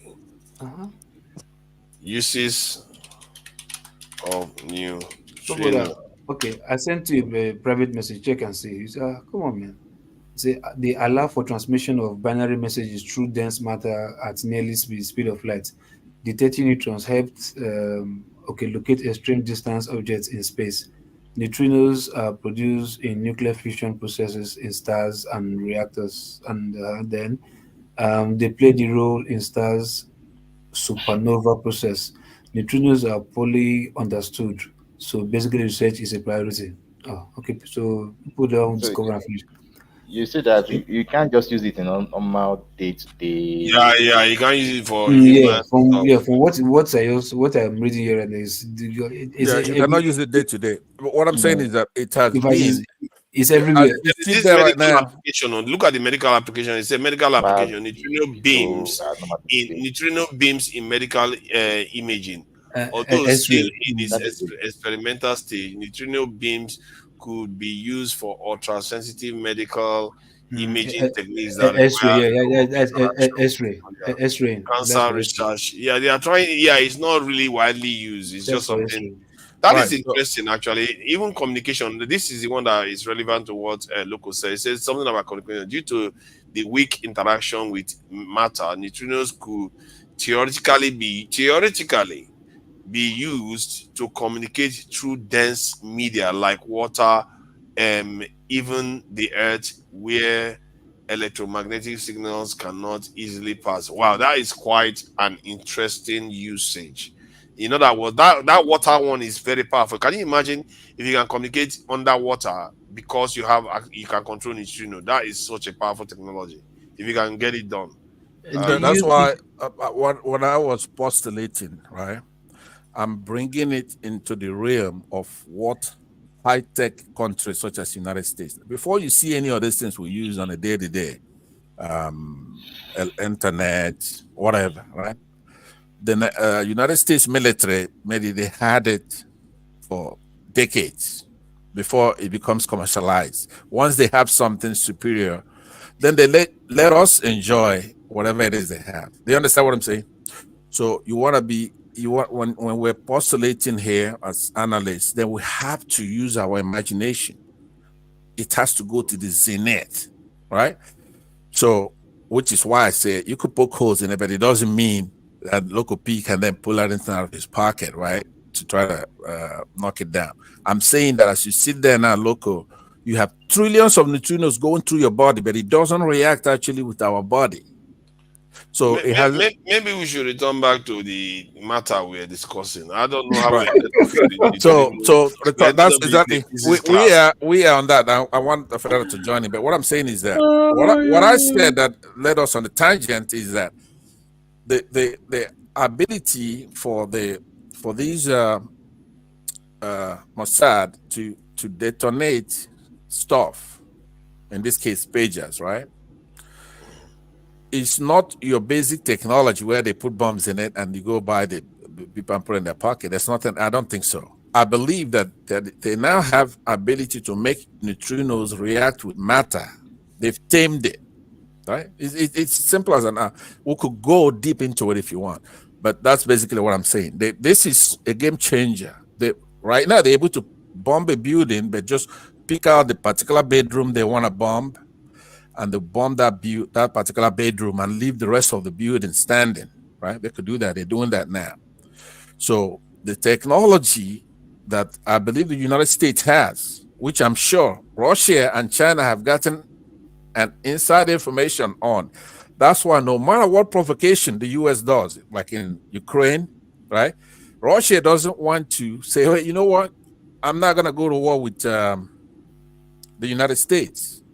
They know there's something there. And the US itself is bold enough to send missiles that are offensive in nature, knowing that Russia knows that we got this. They're going to come after us. Well, how is America going to prevent Russia from retaliating if America goes overboard? Neutrino That's what I'm telling you. Neutrino is not going to stop a nuclear blast. No, listen to what I'm saying. If neutrino right now, so as we know, does not react with matter, right? It's not even been isolated. But it's similar to World War II when Japan was all over the place. The United States detonated atom. They split the atom, hydrogen bomb, right, in their couple of their cities, and they surrendered because there's no way they could fight that. Do you understand what I'm saying? It's not a change. It's a shift in technology. I believe instead of actually showing Russia by action, they're able to hint at and say, look what we've got. So if you get upset because we're having Ukraine reclaim their cities back, then we're gonna come deal with you. Same thing with China. If you think we're occupied with Ukraine and Russia, and you go do anything in Taiwan or any of those things, then we got something to show you. Do you understand? So they have an idea, whether implicitly or explicitly. Somehow they know that there's a shift in technology, and some of these things is what we see with Israel. So I'll leave it right there. Just this is not for your regular guy, for you forefathers who you went to security. I'm trying to tell you that the security that you're looking at, your normal thing, mom and pop security, that's not what we're dealing with in the international arena. Thank you. So anyway, sorry, can I also put my thoughts? Let me ask you now. So you can add to it. If you are in charge of any security establishment in Nigeria now, would you not order your people at least to go and start checking all their reset orders just in case you want to do anything that some people will not like? Would you not check just to be sure? Are you asking me?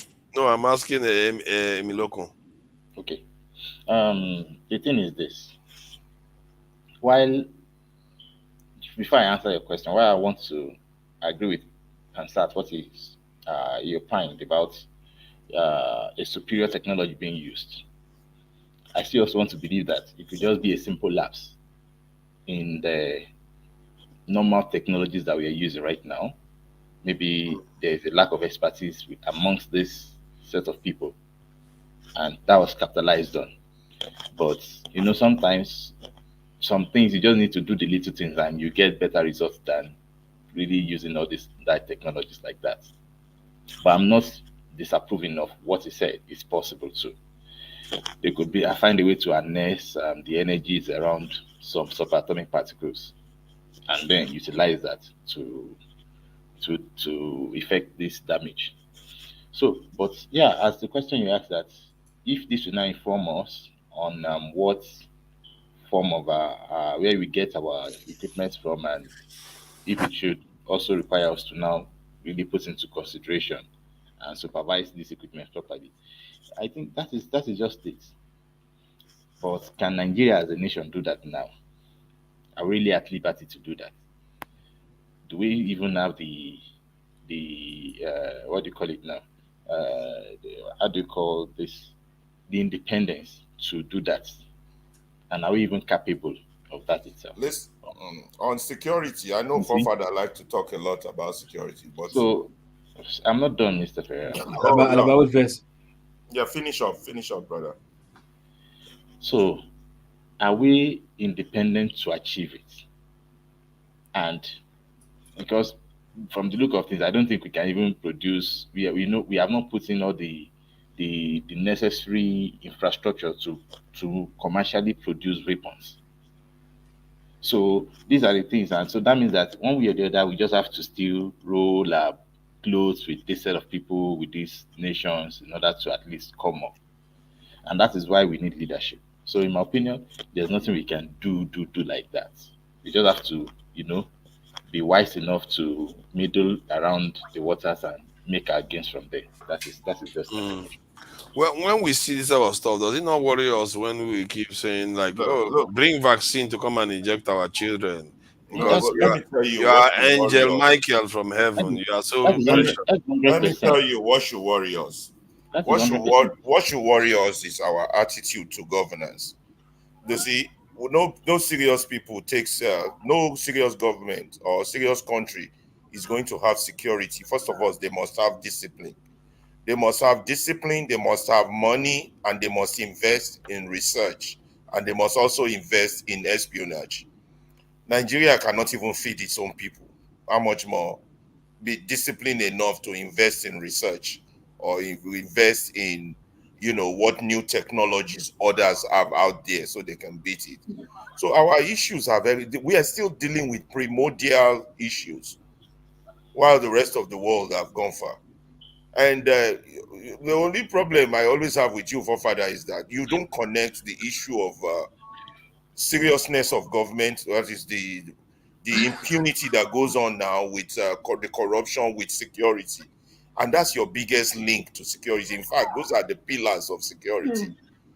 There is no way in the world any country can be secured if its politicians are doing the way our own politicians are doing. Spending anyhow, not being accountable to the law, and this is not an excuse. Oh, they have corruption in Russia too. They have corruption in America. No, this is not. They're not equivalent arguments. They are not, and that's why I always argue that what all of us keep calling politics or governance, in the true sense of the word, what we practice is treason and economic sabotage. So how can we have security when those who are in charge of security are treasonous themselves, are committing crimes against their own nation that will secure their nation? Let me tell you about the early 70s and 60s of Nigeria.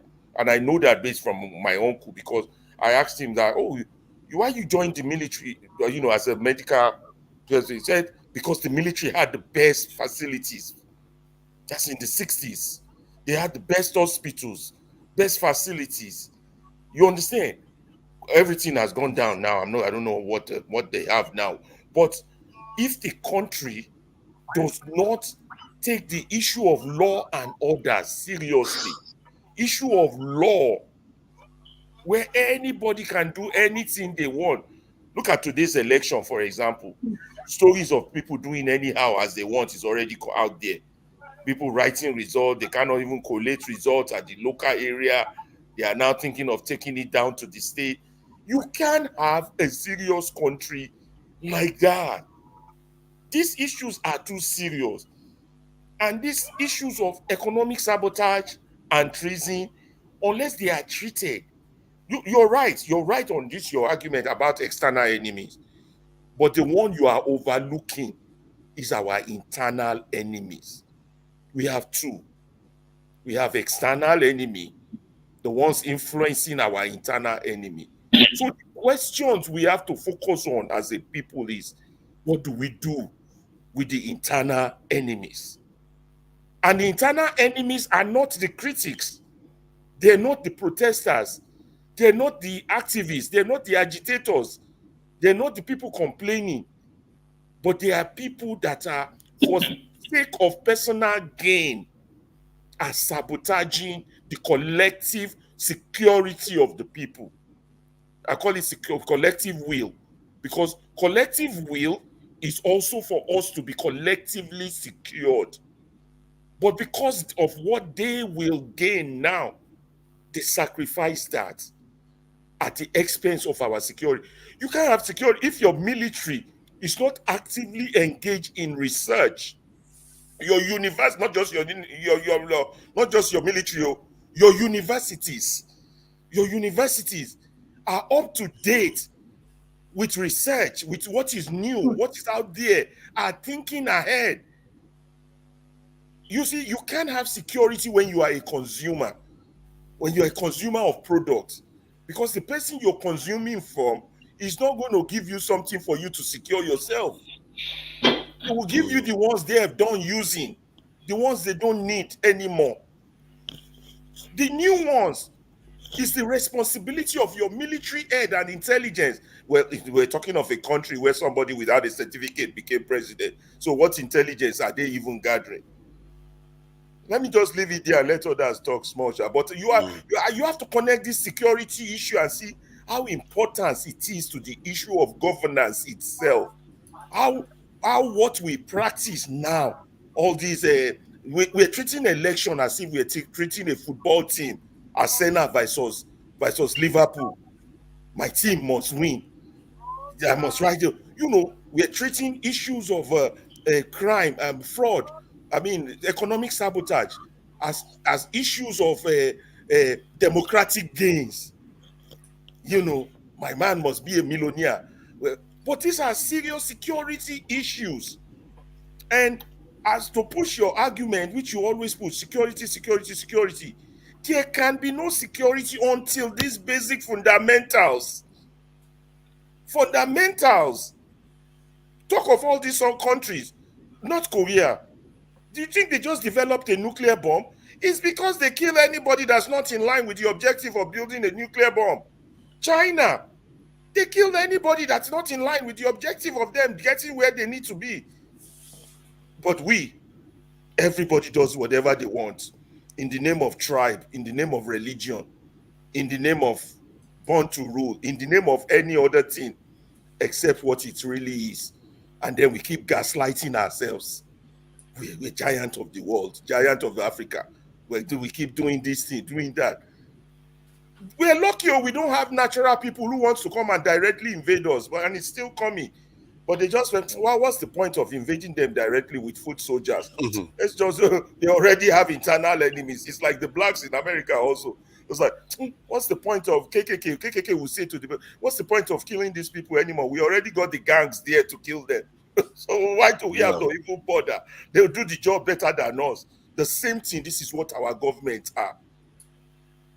They are really the enemy of the own people. And they don't see it. The educated ones don't see it.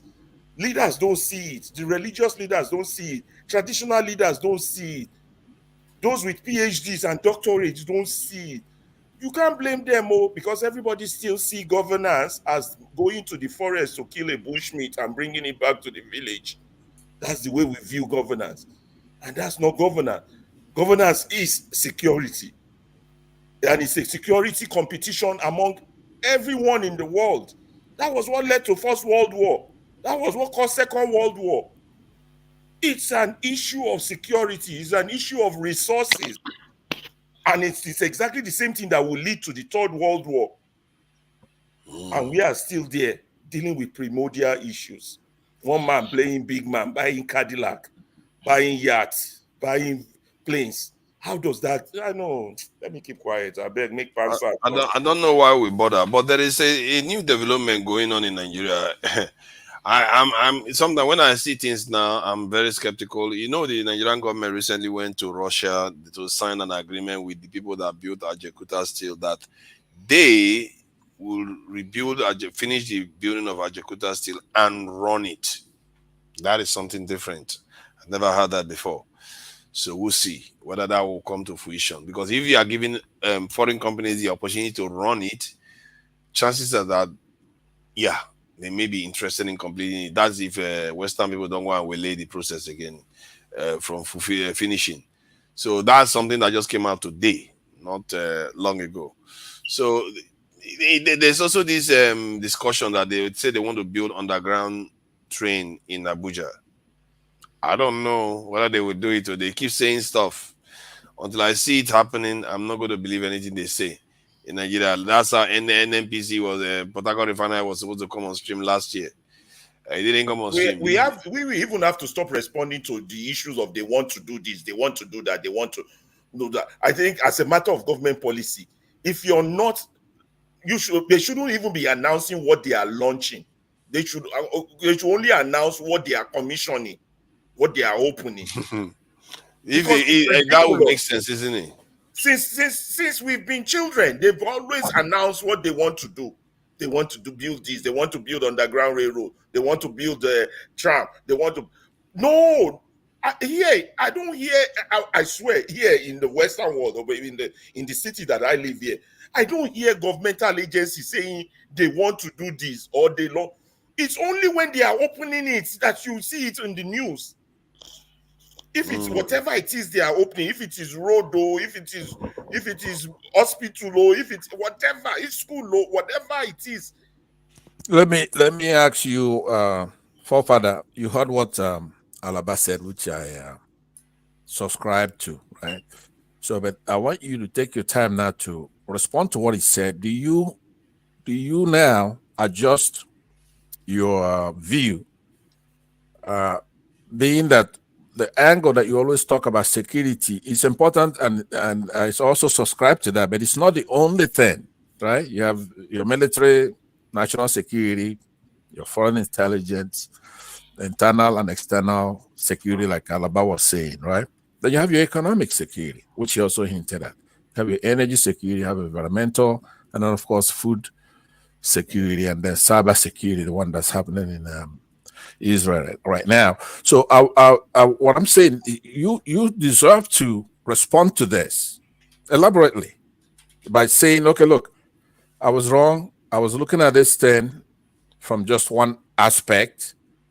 That Nigeria, in my opinion, doesn't even, it's not even considering that. It's not their focus. They're not claiming that we don't have any air defenses, for example. If Ghana wanted to shoot at Rock, it's just gonna go down there and fall in there, right? They don't have any air defenses, sirens to blow us. Hey, there's a bomb coming in 2 seconds or 10 seconds or whatever. So would you now say Alaba is right? I was myopic. What I'm saying is important. But I now want to have the country to be cohesive. It's part of security. All of us have to belong to that country where most people are happy with the country. This is what I'm saying. And then there should be food security, there should be manufacturing, we should make our own stuff. Not only that, we shouldn't have presidents that go into intrusive surgery in France or Britain and they could plant anything in their bodies and stuff like that. So go ahead, and I want an elaborate response on the security with what Alaba said. It's about saying, is it not about like we are not ready to operate at that level?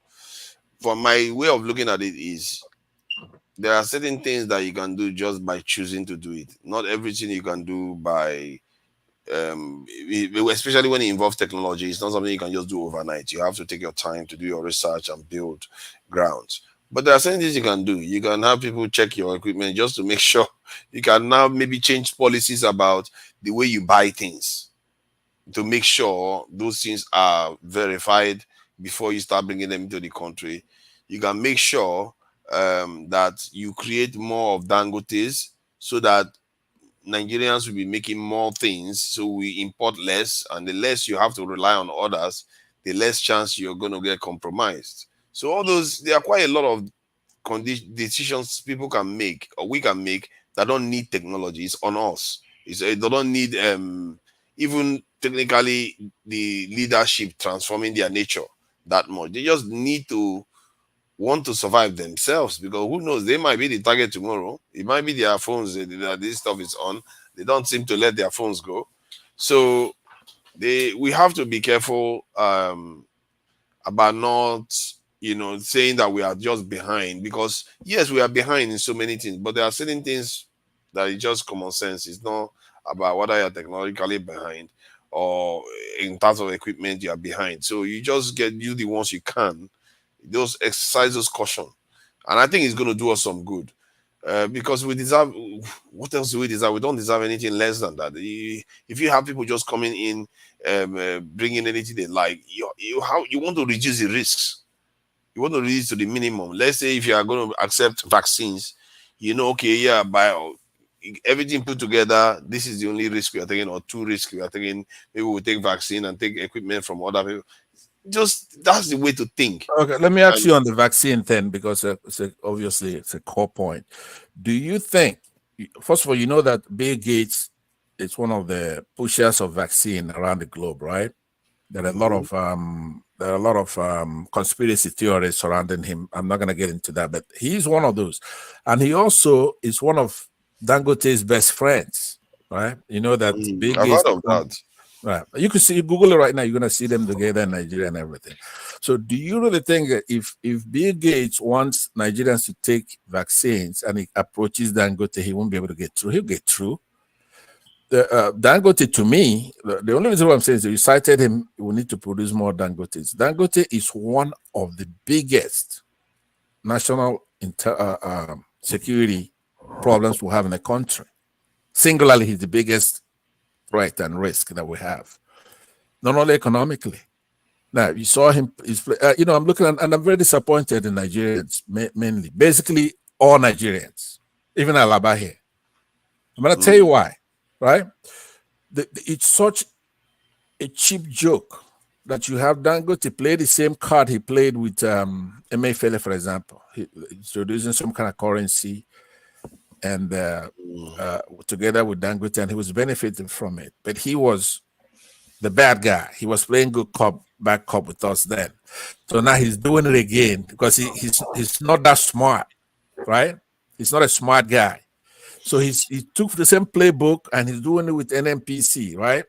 So they're doing his bidding. He's got billions of dollars. Let me land. No. Let me land because it's not. It's from by observation.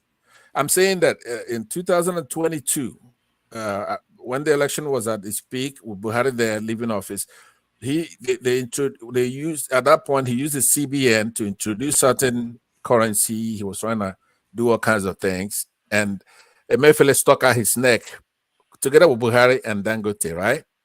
But now they captured him, made him incommunicado. So the press cannot access Emefiele and say, hey, look, what were you doing? Give us your own side of the story. So they keep recycling him in the courts, right?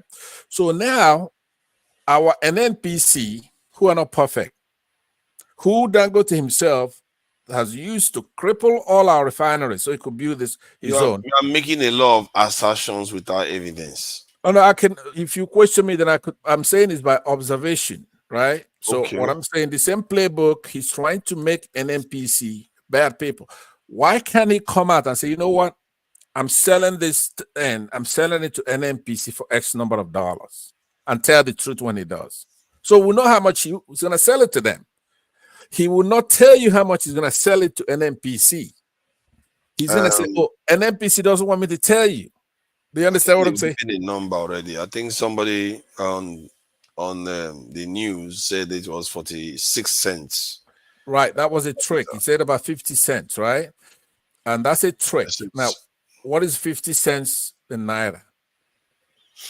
It should be somewhere around 700, 800, depending on how you do exchange.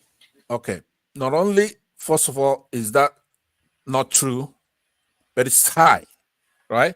It's very high in the sense that we gave him almost $5 billion for that refinery. He keeps saying my refinery. I think it's $2.something billion. I think it was just 1 billion Nigeria put on. They were supposed to put another 1. He's a liar, right? He's lying about that too. Supposed to put certain amount, but I think they will put 20% of the money that they're supposed to put. Yeah, they put it, and actually they put it out now. They put it. It's 20%. We own 20%, quote unquote, right? I bet you he didn't put a dime in that refinery. His own dime. Nigerians. He did, come on. No. That's my opinion, right? And I can prove it. I won't be saying it. I've got my research on why this. they keep such public issues so secret? Why is it not in a government gazette somewhere on the details of the deal? And this thing shouldn't be secret. It's involved. Do you know how much we're paying for a liter of? How much exactly is Nigerian money in it? How much is his own money? How much are the other investors? No, understand. Alaba, if they tell you how much they pay, how they want to chop the money they want to chop? How for you? What you have to say to that, forefather? Yeah, because forefather keep defending him as if he cannot do any wrong. No. You know how much we're paying at the pump? Well, he didn't let me say the only reason why I'm defending him. The only reason why I'm defending him is for the fact that he is going to offer value. He's going to take care of. You are defending all things being equal. Yes. In a sense, society. No. Let me make my point so that you understand. It's not going to go long. See, it's like when you are looking for food in a house. Who cares about who shares the food? First thing, get the food in first. We have a bigger problem here. We don't have value-added manufacturing in our petroleum industry.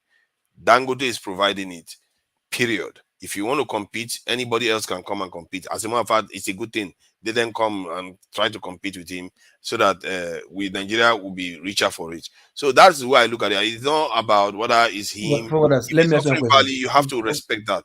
Forwarders, let me ask you one question. Is in the cement industry, will you say Dangote has monopolized it? Yeah, it depends on how you call it. Some people will say 50% is monopoly. Some people will say it has to be 80. Some people will say 90. The way Dangote handles the cement sector, industry, production, manufacture of cement or whatever, if he does that same stuff to the petroleum industry, thereby having his own refinery be there working and every other whatever, will you be happy? Whereby people will be complaining as they cannot afford cement. Cement is very costly. It will not get to the situation whereby petroleum will be very costly for Nigerians, still complaining. Will you be happy like that, despite the fact that yes, he owns a refinery, but if the effect on the people is disastrous, will you be happy? No, because the reason why the refinery cost is high right now is because of the exchange rate that the government triggered in place. So otherwise, petrol price will be around 600 right now, or then the one that he will bring will be maybe 400, even as low as 300. That's how bad what the government did with the foreign exchange is. So from the point of view of, from where I'm looking at it anyway, they are, if let's say, I don't know, your original point, was it about monopoly? If it's about monopoly is not always a bad thing from the point of view of the state. It's not always a bad thing. It was a monopoly. Monopoly in the cement, the way he did it in the cement industry. But the reason why cement is not affordable has nothing to do with the price of his cement. It's the price, the hardship in the country, the inflation rate, and all that. He's losing money. Dangote is part of the businesses that are losing money in Nigeria. MTN, because of the inflation rate and the currency depreciation. Do they give him tax incentive? Do they give him tax break? Do they give him the cheapest dollar exchange rate? I don't know what he gets. Yeah, yes. One thing I know for sure is that everything else has happened when it comes to Dangote, right? No, I don't know that aspect. I don't know that aspect. It's possible that they are getting it, but the company lost money. I'm telling you, Dangote is the only one of the, in fact, it's number one company that enjoys from the federal government when it comes to tax break, tax incentive. And for your information, if you go to CBN, in Iran, what is the use of the tax incentives when you go and lose a lot of profit because of depreciation of your currency by over 100%? Then the inflation rate at 30-something%. There's nothing to escape, because remember, people like Dangote, they can't just increase cement price overnight. They have to hold it steady. He's one of the reasons the dollar is killing the naira. He's one of the reasons because they give him the cheapest exchange rate, and what he does with those money for him to do business with it, you understand? What he does with it is in to Iran, sell it's 11 cents. 11 he cents. Built a refinery. What else do you want? He spends $20 billion building a refinery. If he was doing round tripping, he would have done a massive round tripping without $20 billion. I know, but look at the countries that have oil like we do, right? Look at the countries that have oil, like how much it is per liter. In Iran, it's 11 cents. In Libya, it's 12 cents, right? In Venezuela, it's 13 cents per liter. Okay? 11 cents in Iran, Libya 12 cents, Venezuela 13 cents. Okay, in Egypt it's $1.06, right? So when you look at how much, security-wise, one of the biggest problem we have in the country, I'm telling you, single-handedly is Dangote. He has the ability to vilify other entrepreneurs. He has the ability to even take an institution such as an NPC and render them useless. Both ways. Take CBN, render them useless, right? I'm telling you, and that he's in a popularity contest, they have no chance, because all he has to do is play the victim here, and a lot of people are rooting for him because he's an individual going against a government. Nobody, like me, I don't like that. I don't want the government destroying any business, right? I'm an entrepreneur myself. But you have to, if you're looking for Nigeria safety, we have to have refineries all over the country. Here in the United States, say here in California, have 50 something. Texas, 60 something refineries. Big. Yeah. Do Let you, me do you just think land. I wanted to okay, land. Yeah. So what I'm saying is that when they come and they apprehend somebody like MFLA, they made him do what they want him to do. He's an independent agency. All right. So because MFLA did their bidding for them, they come and they throw him in jail for Dangote's benefit. If Yahaya Bello says to Dangote, we don't want you taking our cement factory. This is a state institution. We want the cement factory. Then he makes them do their job anyway, which is to apprehend him, Yahaya Bello, because he's a fraudster. But he's the only one who's able to wrestle Dangote to the ground and take back that cement factory from Dangote. So now you have an MPC, and I looked at what an MPC, some of them in the head of that agency have won some awards recently for being innovative and doing the right thing. And they said, you don't have a license. He didn't have a license last month. How is he producing? I'm willing to bet anybody here, because I see some skeptics here looking at me, right? And those are in the comment section. If we go into that Dangote refinery, I'm not sure that he's not producing anything. It's important that petrol. I'm willing. They gave him. No, they gave him. Yeah, but what I'm saying, Then they gave him over 2 million barrels. That's what I'm saying. Okay, they gave him billions of dollars, our money. He keeps saying my refinery. It's our refinery. We paid for the 20% at least. No. We divested to around 7.2% now. No, we did not. That's a unilateral decision he made. That's the government that did it, not him. No. But you have not had any other arbiter, say a court. Okay, let me tell you. In 2021, Dangote emerged with Buhari and opened that refinery with Buhari. At that time, we bought 20% of that refinery. He opened it and he was a liar then. He lied. In 2021, he said it was open. Hold on. I don't want to go past. Let me just land. I'll land on this. Here's what I'm saying to you, right? All these games is being played because a lot of us are out of the country. If we're there, he won't be able to do what he's doing, right? You could have sympathy and that's fine.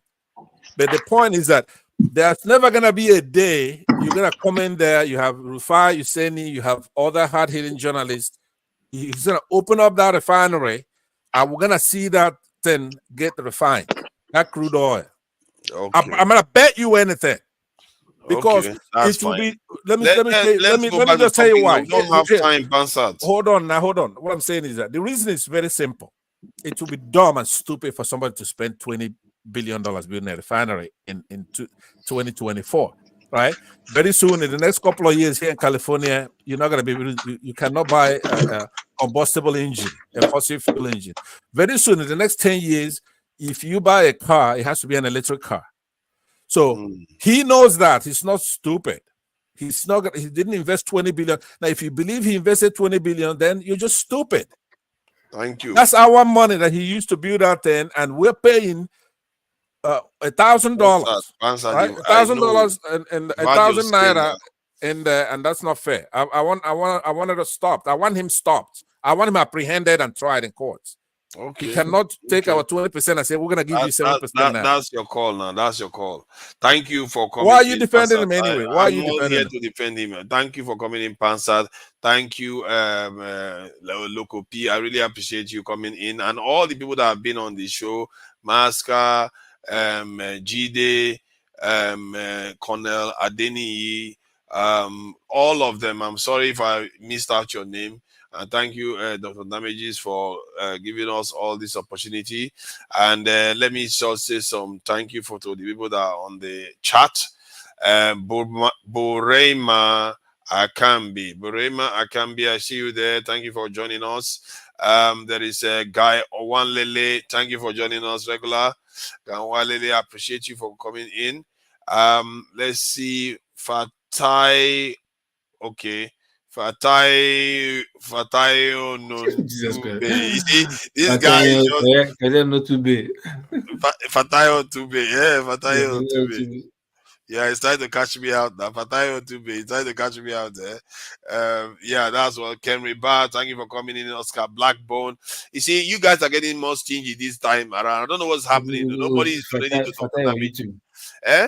You want the damage to go bankrupt. What is wrong with our Nigerians? You watch, you don't donate at all. You go to church. Tomorrow now they are going to go and fill all the this thing, the basket all the basket at the church. Stupid pastor. They will fill all the basket in church and they will come Why are here. you closing the show down when we're just getting heated up here? Why Because it's 12 hours. After 12 hours, they are going to cut it out. And besides, I'm not. It's 12 hours. Yeah, they are going to all cut right, well, it you out. tried. You tried. Let me say goodbye. But next time we're coming right back to this. Yeah, no, I think on some days we are going to do longer, but we are going to be breaking it into chunks. We can do up to even like 15 hours some the other days because you have to break it to do that. Okay. Oscar, okay, as I said, Oscar Blackbone, hi, be returned. Thank you for joining us. I appreciate you. Don Anthony Nwachuku, I see you there. Nwachuku Oga, troublemaker. Oga is the longest term hater of all time. And it's funny, somebody was saying today they should be nice to me because they are in a kind of a return mode where I'm returning, so they are not being mean to me yet. So I won't be surprised next week the whole thing will change, or even tomorrow. Quinty A, thank you for joining us. You bet you. Because you yourself you're being cool because you just came back. So when you go back to your old self, everybody's gonna beat up on you again. Manuel Ferrari, thank you for Ferreira. Thank you for joining us, Manuel Ferreira. Pansat, I see you there. Thank you. You're on the chat and you're on the panel. Thank you for joining us. Adama, I see you there. Thank you for joining us. I've not seen you, Adama, on the panel for a while. Interesting talking to you. Then there is who else is there? Blessing Chukuka. Blessing Chukuka. Thank you for joining us, Blessing Chukuka. I see you there. Who else is on the listing? I think I said Don Anthony. Any other? Oh, I think I saw Tracy Jacobin. I see you there, Tracy Jacobin. Thank you for joining us. I see you. Udo Olisa Franklin. Udo Olisa Franklin, I see you. Thank you for coming in. I see you there. And Arinano, I see you there too. Thank you for joining us. And I think I've said as much as I can do for now. Bumi, I almost forgot Bumi. Bumi, thank you for joining us. She was also on the chat. Loxon Dota. Thank you for joining us, Loxon Dota. I see you there. And Mazi Prince, the Prince of California. California is completely useless in the election. Nobody cares. It's democratic captive. They've captured California. Thank you for joining us, Mazi Prince of California. Adesina John, I see you there. Thank you for joining us. And let me call out the only person to donate to the channel, Oscar Blackbone. This is unacceptable. Dr. Damages needs the support. He's doing a lot. Some of the stuff that is happening here is going on TV channels. TV in Nigeria. He is doing this in the AI presentation. He's doing a lot of people are coming in and working with him on different projects. We have to try to support this thing because they are not doing this thing just to talk. They are trying to do it to actually help the situation in Nigeria. There's a lot that is going on, and we should learn to be able to be charitable. Not a lot. You don't have to give all your savings to Dr. Damage. You just have to give him, a little bit here and there. Even if it's $2, it's something. £2 is something. Even £1. I don't think this channel allows £1. You should donate. And also, if you have not subscribed to True Niger, subscribe to True Niger. It only helps. Yes, Daddy. Yes, Daddy. Yes, Daddy TV. Is this real? Are you the true Yes Daddy TV? Because you are using this guy's photograph is on channels, if I'm not mistaken. I don't know whether it's the real deal, or you're just using his face. So thank you. Okay, to Nigeria, thank me. Otherwise, your dealer all the way. This dealer business. Let's move on from this dealer talk. So regarding the projects, and also remember to subscribe. If you've not subscribed before, subscribe. But if you subscribe before, don't do it again because you're just going to unsubscribe. that could just make me lose subscribers. So I'm trying to get to 500 subscribers. I'm not asking for too much. If it doesn't cost you any